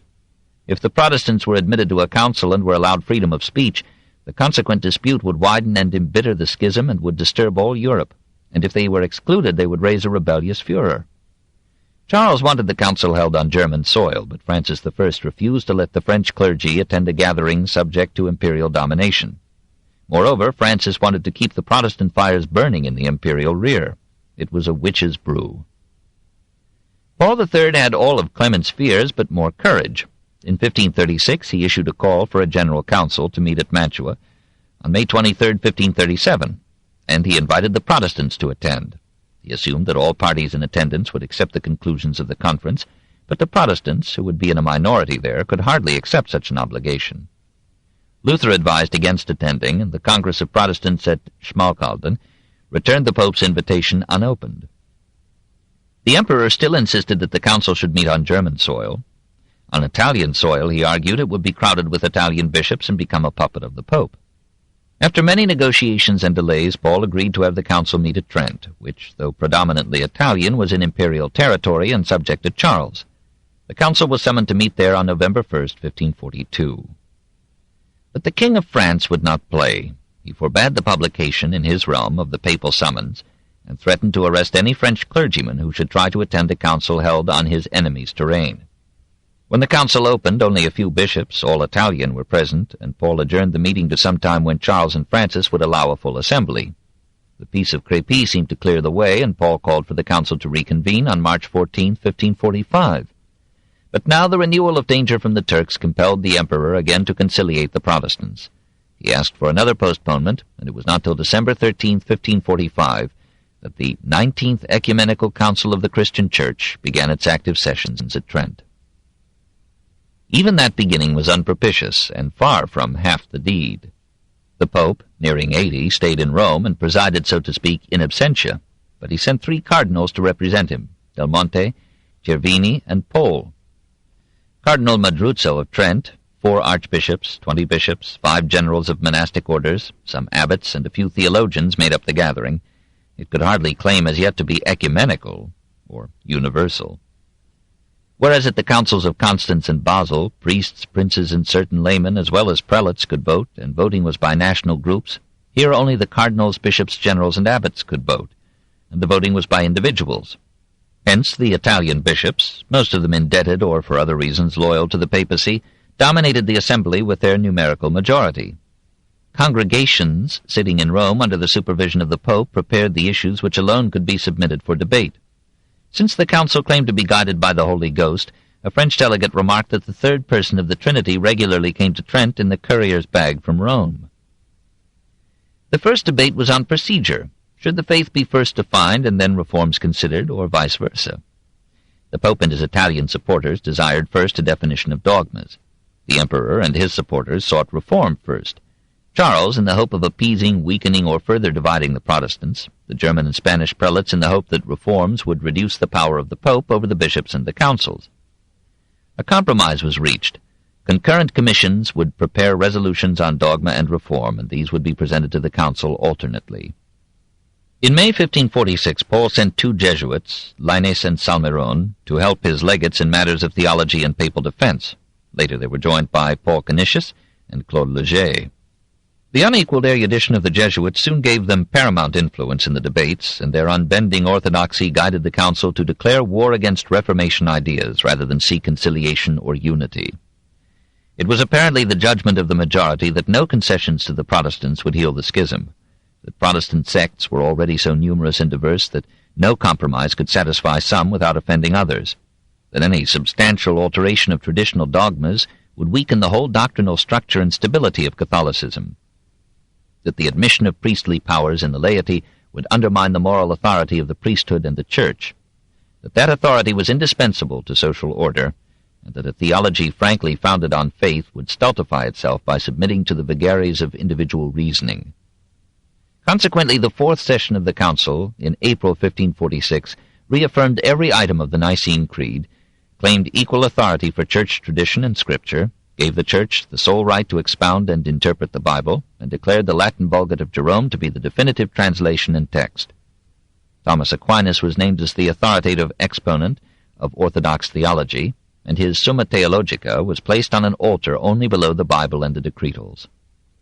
Catholicism as a religion of infallible authority dates in practice from the Council of Trent, and took form as an uncompromising response to the challenge of Protestantism, nationalism, and private judgment.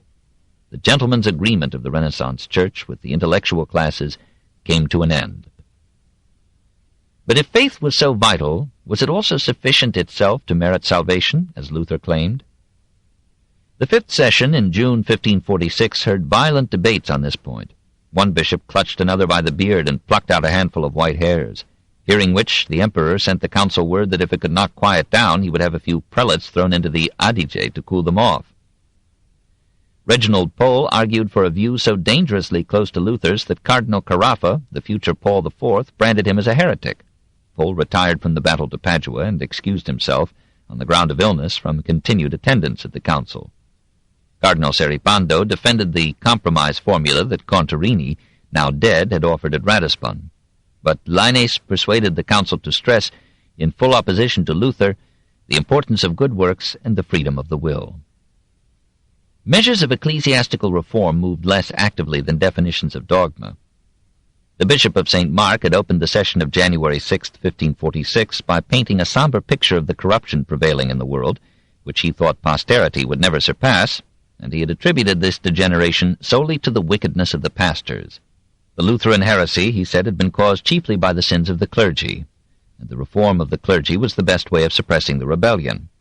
But the only substantial reform accomplished in these early sessions was one forbidding bishops to reside away from their sees or to hold more than one. The council suggested to the Pope that the reform of the Dateria should advance from theoretical recommendations to actual directives. Paul, however, wished matters of reform to be left to the papacy, and when the emperor insisted on greater speed in reform discussions at the conference, the Pope ordered his legates to propose the removal of the council to Bologna, which, being in the Papal States, would allow a more expeditious control of conciliar actions by Rome. The Italian bishops agreed. The Spanish and imperial prelates protested. A minor plague conveniently appeared in Trent and killed a bishop. The Italian majority moved to Bologna in March 1547. The rest stayed at Trent. Charles refused recognition to the Bologna sessions and threatened to convene a separate council in Germany.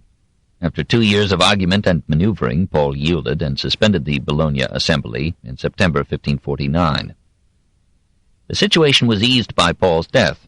Julius III came to an understanding with the emperor. In return for Charles's promise to withhold support from any measure that would reduce papal authority, he summoned the council to meet again at Trent in May 1551 and agreed that the Lutherans should be given a hearing.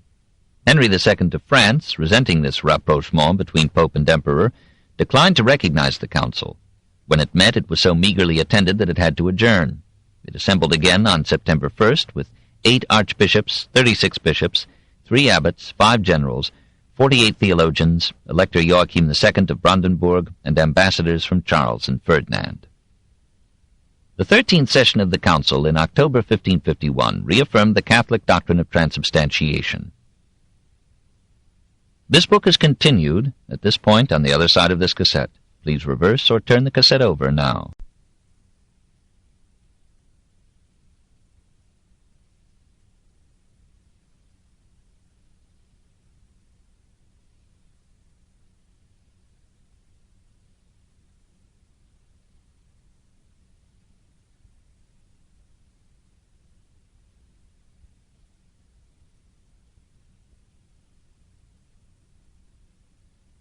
The Story of Civilization, Volume 6, The Reformation, by Will Durant, Part 3, continued, Cassette 3, Side 2.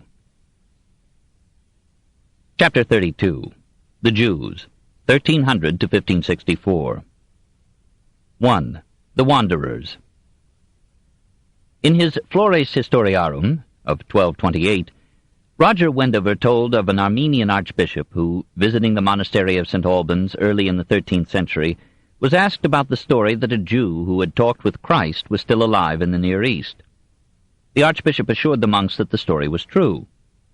His attendant added that the archbishop had dined with this immortal only a short time before leaving Armenia, that the man's name, Latin-wise, was Cartophilus, that when Jesus was leaving the tribunal of Pontius Pilate, this Cartophilus struck the Lord in the back, saying, "Go faster," and that Jesus said to him, "I go, but thou shalt tarry till I come." Other Armenians, visiting St. Albans in 1252, repeated the tale. Popular fiction expanded it, buried the name of the wanderer, and told how, every 100 years or so, he fell into a grave illness and deep coma, from which he recovered as a youth with memories still fresh of the trial, death, and resurrection of Christ.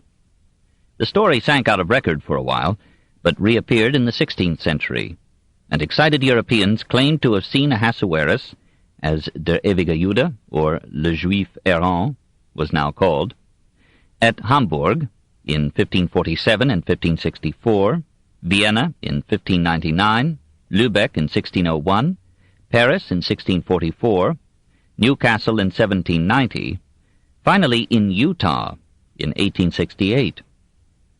The legend of the wandering Jew was welcomed in a Europe that was losing its faith as a reassuring proof of the divinity and resurrection of Christ, and a fresh pledge of his second coming.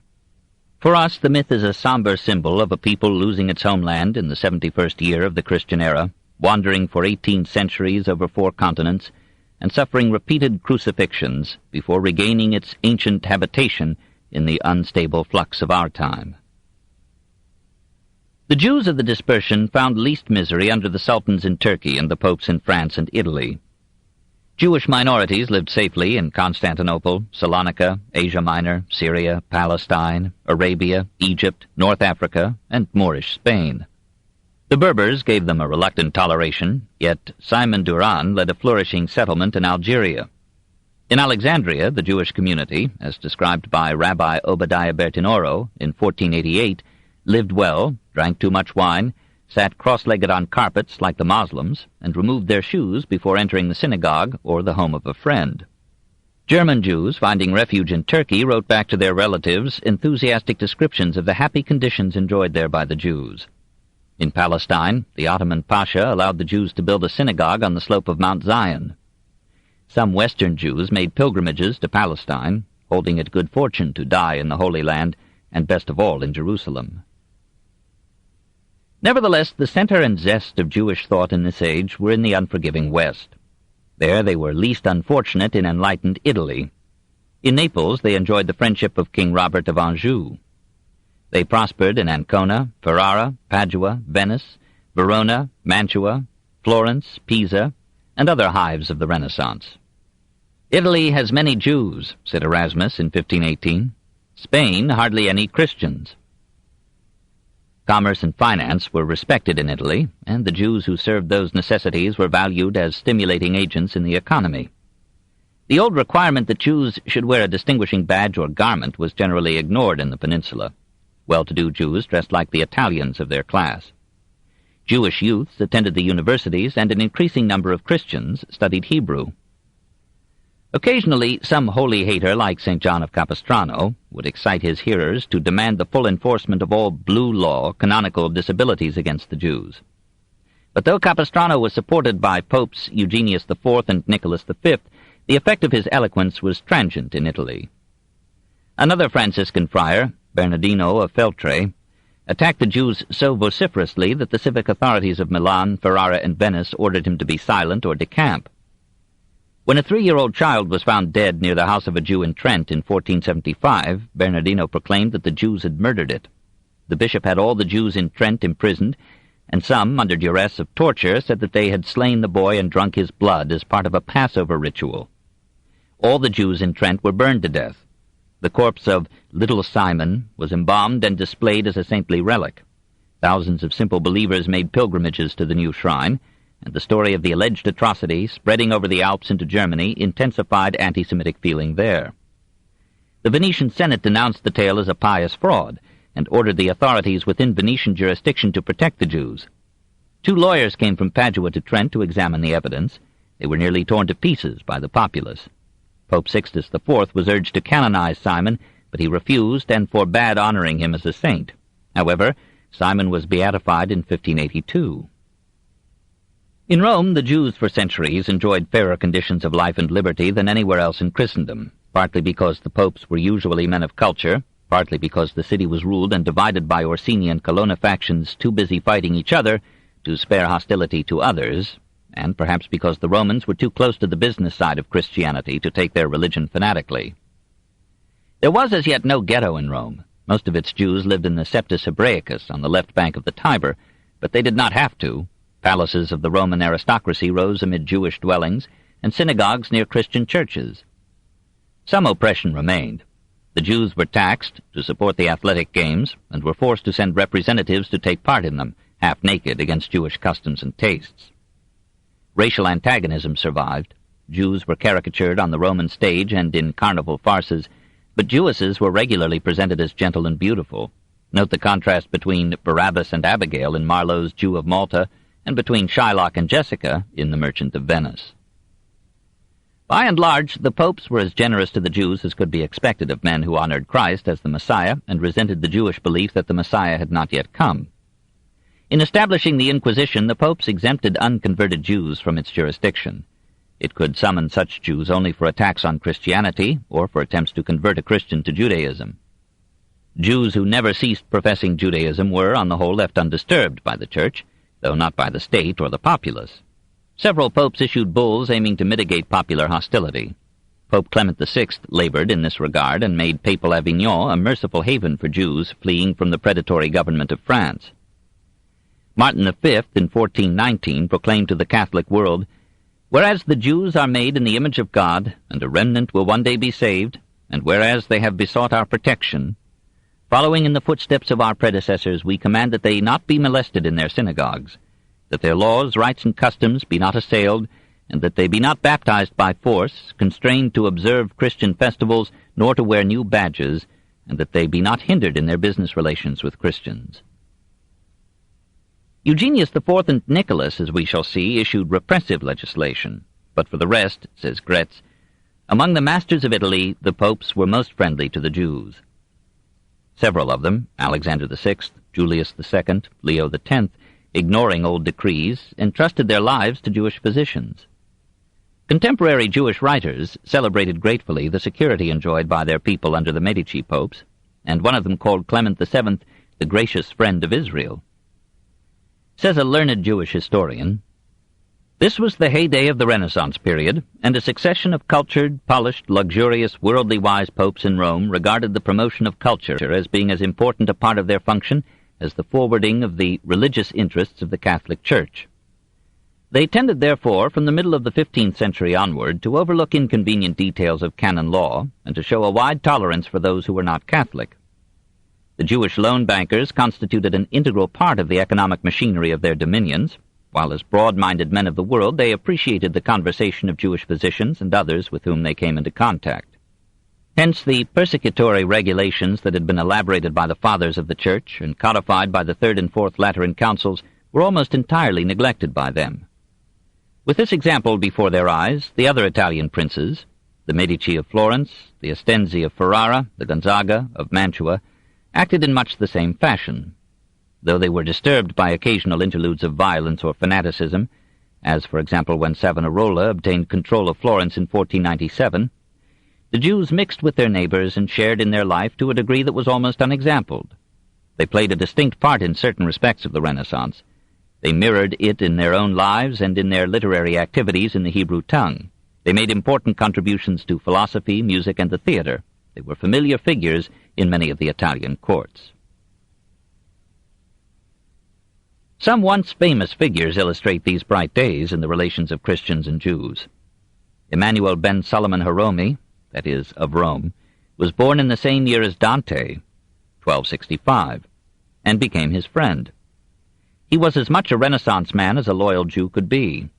Physician by profession, preacher, biblical scholar, grammarian, scientist, man of wealth and affairs, poet, and writer of frivolous songs that very often passed the bounds of decency. A complete master of Hebrew, he introduced the sonnet form into that language. He almost rivaled the Italians in fluency and spirit, and not again before Heine would a Jewish poet show such talent for satire, such brilliance and wit. Perhaps Emmanuel had imbibed some of the Averroist skepticism of the age. One of his poems expresses a distaste for heaven with all its virtuous people. He thought only ugly women were virtuous. And a preference for hell, where he expected to find the most tempting beauties of all time. In his old age he composed a weak imitation of Dante, Tophet Ve'eden, heaven and paradise. In Judaism, as in Protestantism, there was no purgatory. More generous than Dante, Emmanuel, following rabbinical tradition, admitted into heaven all the righteous of the nations of the world. However, he condemned Aristotle to hell for teaching the eternity of the universe. A similar spirit of light-hearted humor gave tang and verve to the writings of Kalonymus ben Kalonymus. King Robert of Naples, on a visit to Provence, noticed the young scholar of the beautiful name and took him to Italy. At first, Kalonymus was all for science and philosophy. He translated Aristotle, Archimedes, Ptolemy, Galen, Alfarabi, and Averroes into Hebrew, and wrote in a high ethical vein. But he found the gay mood of Naples easy to assimilate. When he moved to Rome, he became a Jewish Horace, satirizing amiably the faults and foibles of Christians, Jews, and himself. He mourned that he had been born a man. Had he been a woman, he would not have had to pore over the Bible and the Talmud, or to learn the 613 precepts of the law. His Purim Tractate made fun of the Talmud, and the popularity of this satire among the Roman Jews suggests that they were not as pious as their more unhappy brethren in other lands. The Renaissance revived not only Greek but Hebrew studies. Cardinal Egidio di Viterbo invited Elijah Levita from Germany to Rome in 1509. For 13 years the Jewish scholar lived in the cardinal's palace as an honored guest, teaching Egidio Hebrew and receiving instruction in Greek. Through the efforts of Egidio, Reuchlin, and other Christian pupils of Jewish teachers, chairs of Hebrew were established in several Italian universities or academies. Elijah del Medico, who taught Hebrew at Padua, was so highly regarded there, despite his refusal of conversion, that when a violent controversy broke out among the Christian students over a problem in scholarship, the university authorities and the Venetian Senate appointed del Medico to arbitrate, which he did with such erudition and tact that all parties were satisfied. Pico della Mirandola invited him to teach Hebrew in Florence. There Elijah joined the humanist circle of the Medici, and we may still see him among the figures painted by Benozzo Gozzoli on the Medici palace walls. The scholar gave no encouragement to Pico's notion of finding Christian dogmas in the Kabbalah. On the contrary, he ridiculed that apocalypse as a heap of stupefying absurdities. North of the Alps, the Jews were less fortunate than in Italy. They were expelled from England in 1290, from France in 1306, from Flanders in 1370. France recalled them in 1315 on condition of giving to the king 2/3 of any money they might collect on loans made before their expulsion. When the royal profits on these operations ended, the Jews were banished again in 1321. They returned in time to be blamed for the Black Death and were again exiled in 1349. They were recalled in 1360 to lend financial aid and skill in raising sums to ransom the captured French king from England. But in 1390, an Israelite converted to Christianity mysteriously disappeared. The Jews were accused of killing him. Some tortured Jews confessed that they had advised the convert to return to Judaism. Public opinion was inflamed, and Charles VI reluctantly ordered another banishment of the harassed race. There was a substantial community of Jews in Prague. Some of them went to hear the sermons of Hus's forerunner, Milich, because he showed so much knowledge and appreciation of the Old Testament. Hus studied Hebrew, read Hebrew commentaries, and quoted Rashi and Maimonides. The Taborites, who carried Hus's reforms close to communism, called themselves the Chosen People, and gave the names Edom, Moab, and Amalek to the German provinces against which they waged war. The Hussite armies, however, were not averse to killing Jews. When they captured Prague in 1421, they gave them not the Mohammedan choice of conversion or taxation, but the simpler choice of apostasy or death. Of all the Christian states, Poland was second only to Italy in hospitality to the Jews. In 1098, 1146, and 1196, many Jews migrated from Germany to Poland to avoid death at the hands of crusaders. They were well received and prospered. By 1207, some of them owned large estates. In 1264, King Boleslav the Pious gave them a charter of civil rights. After the Black Death, more Germans moved to Poland and were welcomed by the ruling aristocracy as a progressive economic ferment in a nation still lacking a middle class.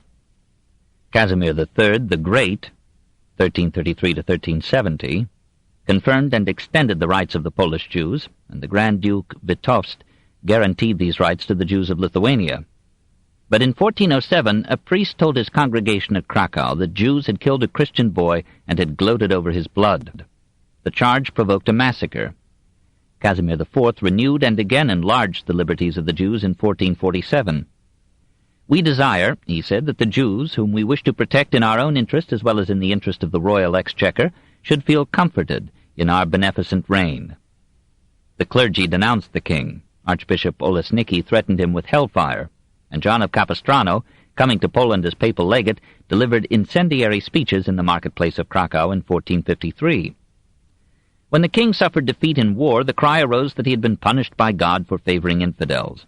As he needed the support of the clergy in further war, he rescinded his charter of Jewish liberties. Pogroms occurred in 1463 and 1494. Perhaps to prevent such attacks, the Jews of Krakow were thereafter required to live in a suburb, Kazimierz. There and in other Polish or Lithuanian centers, the Jews, overcoming all obstacles, grew in number and prosperity. Under Sigismund I, their liberties were restored, except of residence, and they remained in favor with Sigismund II. In 1556, 3 Jews in the town of Sokachev were charged with having stabbed a consecrated host and made it bleed. They protested their innocence, but were burned at the stake by order of the Bishop of Kelm. Sigismund II denounced the accusation as a pious fraud, designed to prove to Jews and Protestants that the consecrated bread had really been changed into the body and blood of Christ. "I am shocked by this hideous villainy," said the king, "nor am I sufficiently devoid of common sense as to believe that there could be any blood in the host." But with the death of this skeptical ruler in 1572, the era of good feelings between the government and the Jews of Poland came to an end. For a time, the Jews lived peaceably in medieval Germany. They functioned actively along the great river avenues of trade, in the free cities and the ports. Even archbishops asked imperial permission to harbor Jews. By the Golden Bull of 1355, the Emperor Charles IV shared with the imperial electors the privilege of having Jews as servi camerae, servants of the chamber. That is, the electors were empowered to receive Jews into their dominions, protect them, use them, and mulct them. In Germany, as in Italy, students eager to understand the Old Testament at first hand learned Hebrew. The conflict between Reuchlin and Pfefferkorn stimulated this study, and the first complete printing of the Talmud in 1520 provided further impetus. The influence of Judaism culminated in the Reformation. Theologically, this was a reversion to the simpler creed and severer ethic of early Judaic Christianity. Protestant hostility to religious pictures and statuary was, of course, a return to the Semitic antipathy to graven images. Some Protestant sects observed Saturday as the Sabbath. The rejection of Mariolatry and the worship of saints approached the strict monotheism of the Jews, and the new ministers, accepting sex and marriage, resembled the rabbis rather than the Catholic priests. Critics of the Reformers accused them of Judaizing, called them semi-Judei, half-Jews. Karlstadt himself said that Melanchthon wanted to go back to Moses. Calvin included Judaizing among the deadly sins of Servetus, and the Spaniard admitted that his Hebrew studies had influenced him in questioning the Trinitarian theology. Calvin's rule in Geneva recalled the dominance of the priesthood in ancient Israel. Zwingli was denounced as a Judaizer because he studied Hebrew with Jews and based many of his sermons and commentaries on the Hebrew text of the Old Testament. He confessed himself enchanted by the Hebrew language. "I found the holy tongue beyond all belief cultivated, graceful, and dignified.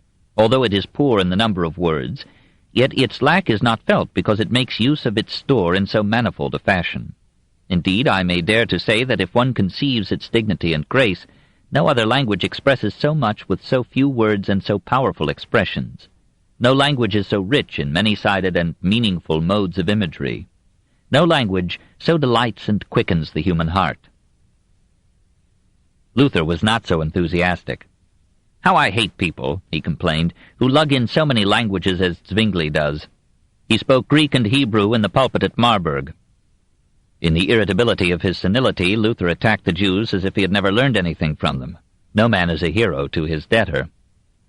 In a pamphlet concerning the Jews and their lies of 1542, he discharged a volley of arguments against the Jews, that they had refused to accept Christ as God, that their age-long sufferings proved God's hatred of them, that they were intruders in Christian lands, that they were insolent in their usurious prosperity, that the Talmud sanctioned the deception, robbery, and killing of Christians, that they poisoned springs and wells, and murdered Christian children to use their blood in Jewish rituals. We have seen, in studying his aging character, how he advised the Germans to burn down the homes of Jews, to close their synagogues and schools, to confiscate their wealth, to conscript their men and women to forced labor, and to give all Jews a choice between Christianity and having their tongues torn out. In a sermon delivered shortly before his death, he added that Jewish physicians were deliberately poisoning Christians. These utterances helped to make Protestantism, so indebted to Judaism, more anti-Semitic than official Catholicism, though not more so than the Catholic populace. They influenced the electors of Saxony and Brandenburg to expel the Jews from those territories. They set the tone in Germany for centuries and prepared its people for genocidal holocausts. 2. On the rack. Why did Christians and Jews hate each other? Doubtless a pervasive and continuing reason was a vital conflict in religious creeds. The Jews were a perennial challenge to the fundamental tenets of Christianity. This religious hostility led to a racial segregation, at first voluntary, later compulsory, issuing in the establishment of the first ghetto in 1516. The segregation accentuated differences of dress, ways, features, worship, and speech. These differences encouraged mutual distrust and fear. This fear generated hate. The Jews turned into a glory their usual exclusion from marriage with Christians. Their pride of race boasted of descent from kings who had ruled Israel 1,000 years before Christ. They scorned the Christians as superstitious polytheists, a little slow of mind, mouthing gentle hypocrisies amid merciless brutalities, worshipping a prince of peace and repeatedly waging fratricidal wars. The Christians scorned the Jews as outlandish and unprepossessing infidels. Thomas More told of a pious lady who was shocked to learn that the Virgin was a Jewess, and who confessed that thereafter she would be unable to love the Mother of God as fervently as before. The theory of the Eucharist became a tragedy for the Jews. Christians were required to believe that the priest transformed the wafer of unleavened bread into the body and blood of Christ. Some Christians, like the Lollards, doubted it. Stories of consecrated wafers bleeding at the prick of a knife or a pin could strengthen belief, and who would do so horrible a deed but a Jew? Such legends of a bleeding host were plentiful in late medieval centuries. In several cases, as at Neuburg, near Passau in 1338, and at Brussels in 1369, the allegations led to the murder of Jews and the burning of their homes. In Brussels, a chapel was set up in the Cathedral of Saint Gudule to commemorate the bleeding host of 1369, and the miracle was annually celebrated with a festival that became the Flemish Kermesse. In Neuburg, a clerk confessed that he had dipped an unconsecrated host in blood, had hidden it in a church, and had accused the Jews of stabbing it.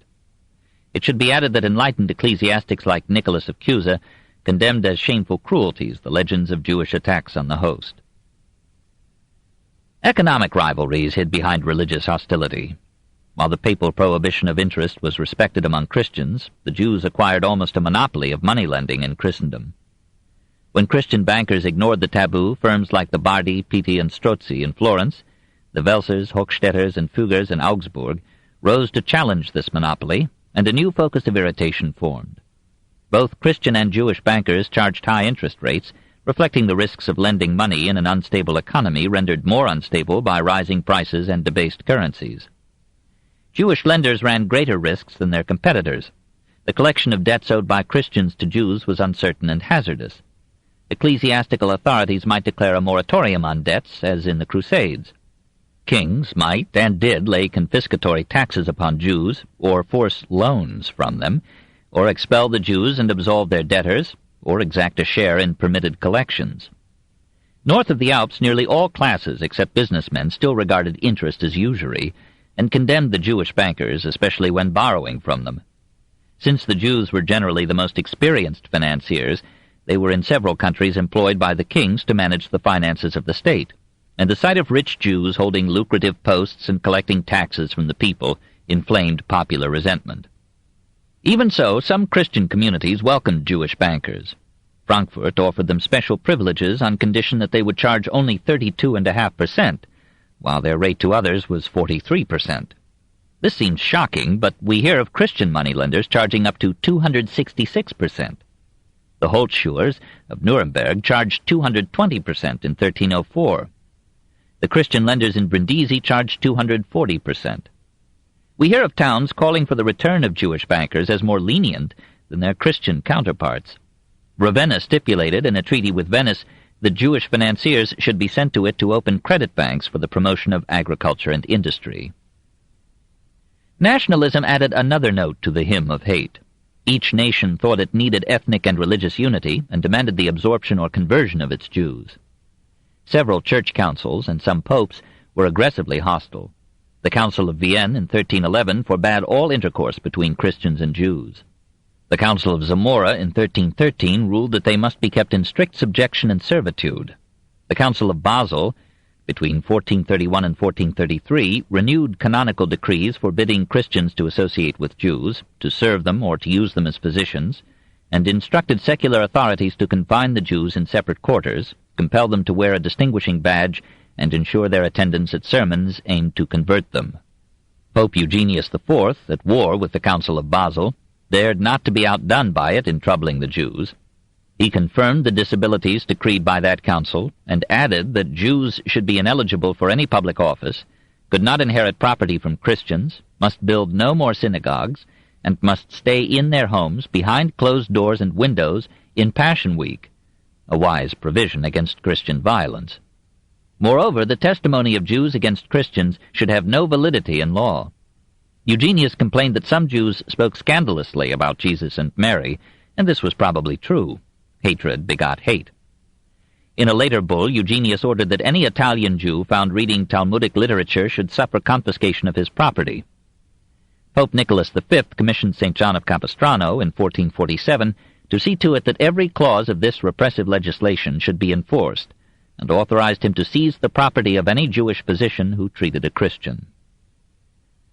Despite such edicts, the general Christian public behaved toward the Jews with the good nature that actuates nearly all men, women, and animals when their purposes are not crossed. But there could be found in most communities a minority not averse to practicing cruelty when this might be done with collective impunity. So the Pastoureaux, originating as shepherds bound for the Holy Land, but attracting riffraff as they passed through France in 1320, decided to kill en route all Jews refusing to be baptized. At Toulouse, 500 Jews sought refuge in a tower. They were besieged by a wild mob, which gave them a choice between baptism or death. The governor of the city tried in vain to rescue them. Finding resistance impossible, the fugitives instructed the strongest among them to slay them. In this way, we are told, all but one died, and the survivor, though offering to submit to baptism, was torn to pieces by the crowd. In like manner, all the Jews of 120 communities in southern France and northern Spain were blotted out, leaving only some destitute remnants. In 1321, on a charge of poisoning wells, 120 Jews were burned near Chinon. In 1336, a German fanatic announced that he had received a revelation from God commanding him to avenge the death of Christ by killing Jews.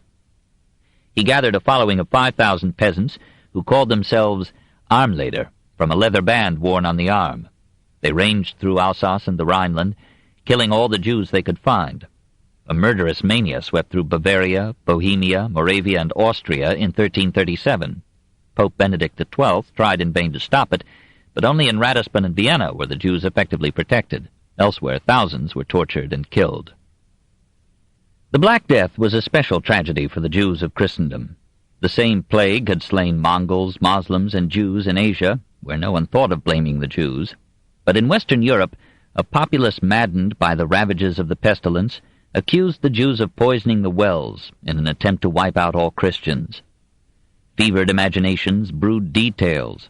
The Jews of Toledo, it was said, had dispatched agents with boxes of poison, made from lizards and basilisks and Christian hearts, to all the Jewish communities in Europe, with instructions to drop these concentrations into wells and springs. The Emperor Charles IV denounced the charge as absurd. So did Pope Clement VI. Many burgomasters and municipal councils spoke to the same effect, which was little indeed. A false belief spread among the Christians that the Jews were rarely touched by the plague. In some cities, perhaps through differences in hygienic laws or medical care, The fever did seem less fatal to them than to the Christians, but in many places, for example Vienna, Ratisbon, Avignon, Rome, the Jews suffered equally. Nevertheless, some Jews were tortured into confessing that they had distributed the poison. Christians closed their wells and springs and drank rainwater or melted snow. Merciless pogroms broke out in France, Spain, and Germany. In one town in southern France, the entire Jewish community was cast into the flames.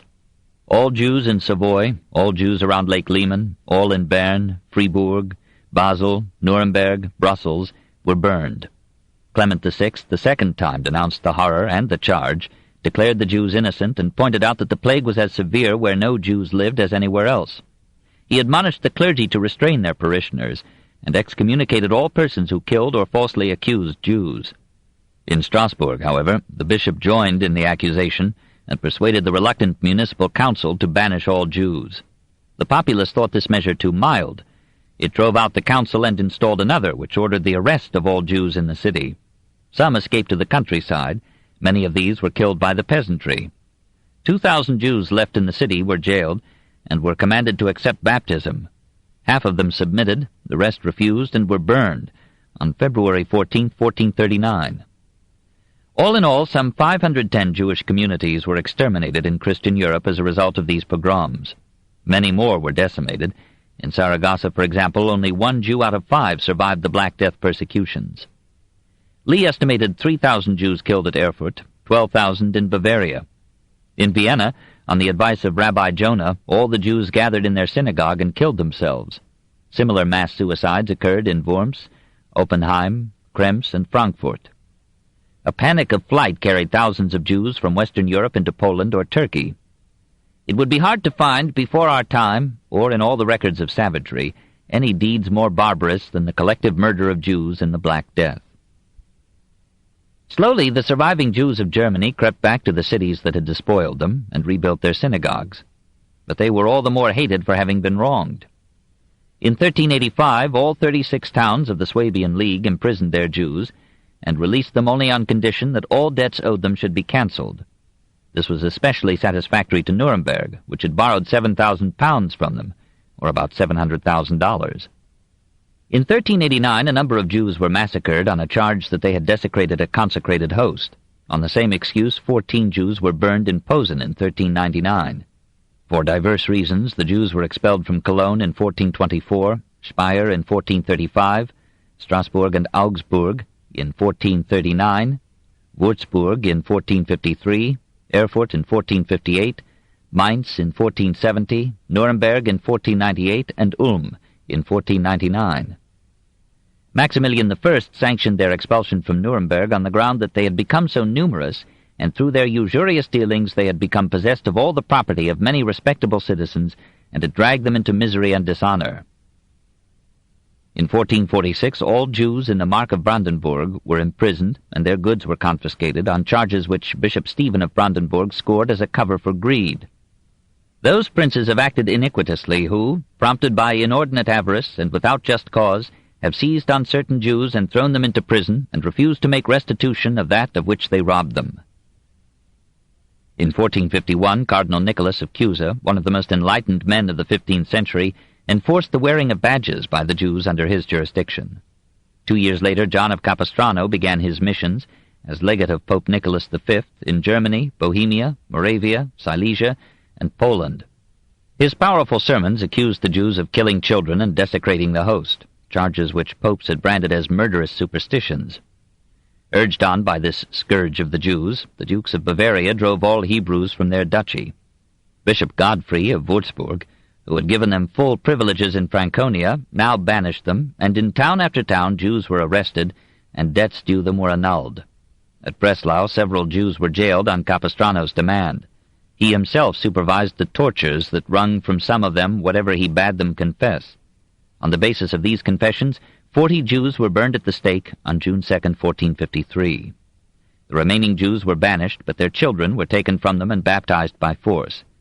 Capistrano was canonized in 1690. The tribulations of the Jews in Ratisbon illustrate the age. A converted Jew, Hans Vogel, alleged that Israel Brunner, a 75-year-old rabbi, had bought from him a Christian child and had killed it to use its blood in a Jewish ritual. The populace believed the accusation and cried out for the death penalty. The city council, to save the old man from the crowd, imprisoned him. Emperor Frederick III ordered him released. The council dared not obey, but it arrested Vogel, told him that he must die, and invited him to confess his sins. He admitted that Bruna was innocent, and the rabbi was freed. But news came to Ratisbon that Jews under torture had confessed to killing a child in Trent. Belief in Vogel's charge rose again. The council ordered the arrest of all Ratisbon Jews and the confiscation of all their goods. Frederick intervened and laid a fine of 8,000 guilders on the city. The council agreed to free the Jews if they would pay this fine and an additional 10,000 guilders, or $250,000, as bail. They answered that 18,000 guilders were more than all the property still left them. They could not possibly raise such a sum. They were kept in jail for 2 years more, and were then released on taking oath not to leave Ratisbon and not to seek revenge. The clergy, however, agitated for their expulsion and threatened with excommunication any tradesman who sold goods to Jews. By 1500 only 24 families remained, and in 1519 these were expelled. Their expulsion from Spain has been described above as vital to the history of that country. In Portugal, their crucifixion was renewed when Clement VII, at the urging of Charles V, allowed Portuguese prelates to establish the Inquisition in 1531 for the purpose of enforcing the practice of Christianity upon the Novos Cristãos, mostly Jews who had been baptized against their will. The severe code of Torquemada was adopted. Spies were set to watch the converts for any relapse into Jewish religious observances, and thousands of Jews were imprisoned. Emigration of Jews was prohibited, for their economic functions were still necessary in the Portuguese economy. To prevent flight, Christians were forbidden to buy property from Jews, and hundreds of Jews were sent to the stake for attempting to leave the country. Shocked by these procedures, and perhaps swayed by Jewish gifts, Clement abrogated the powers of the Portuguese Inquisition and ordered the release of its prisoners and the restoration of confiscated goods. His bull of October 7, 1532, laid down humane principles for dealing with the converts. Since they were dragged by force to be baptized, they cannot be considered members of the Church, and to punish them for heresy and relapse were to violate the principles of justice and equity. With sons and daughters of the first Marranos, the case is different. They belong to the Church as voluntary members. But as they have been brought up by their relatives in the midst of Judaism, and have had this example continually before their eyes, it would be cruel to punish them according to the canonical law for falling into Jewish ways and beliefs. They must be kept in the bosom of the Church through gentle treatment. That Clement was sincere appears from a brief issued by him on July 26, 1534, when he felt death upon him. It instructed the papal nuncio in Portugal to hasten the release of imprisoned converts. Pope Paul III continued the efforts to aid the Portuguese Jews, and 1,800 of the prisoners were freed. But when Charles V returned from his apparently successful expedition against Tunis, he demanded, as reward, the restoration of the Inquisition in Portugal. Paul reluctantly agreed in 1536, but with conditions that seemed to King John III to nullify his consent. The accused must be confronted with the accuser, and the condemned should have the right of appeal to the Pope. A fanatical convert helped the inquisitors by placarding Lisbon Cathedral with a defiant announcement. "The Messiah has not yet appeared. Jesus was not the Messiah, and Christianity is a lie." As such a statement was clearly calculated to injure the Jews, we may reasonably suspect an agent provocateur. Paul appointed a commission of cardinals to investigate the procedures of the Portuguese Inquisition. It reported, "When a pseudo-Christian is denounced, often by false witnesses, the inquisitors drag him away to a dismal retreat where he is allowed no sight of heaven or earth, and least of all to speak with his friends who might succor him.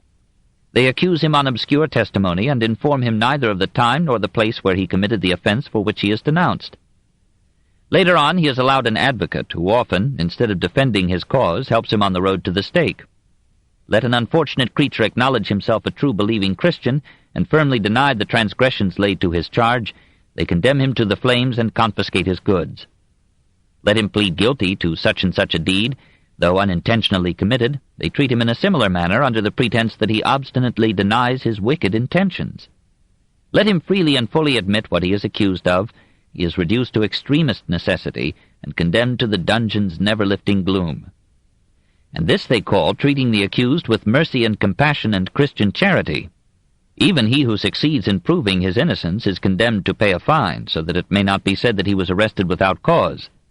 The accused who are held prisoners are racked by every instrument of torture to admit the accusations against them.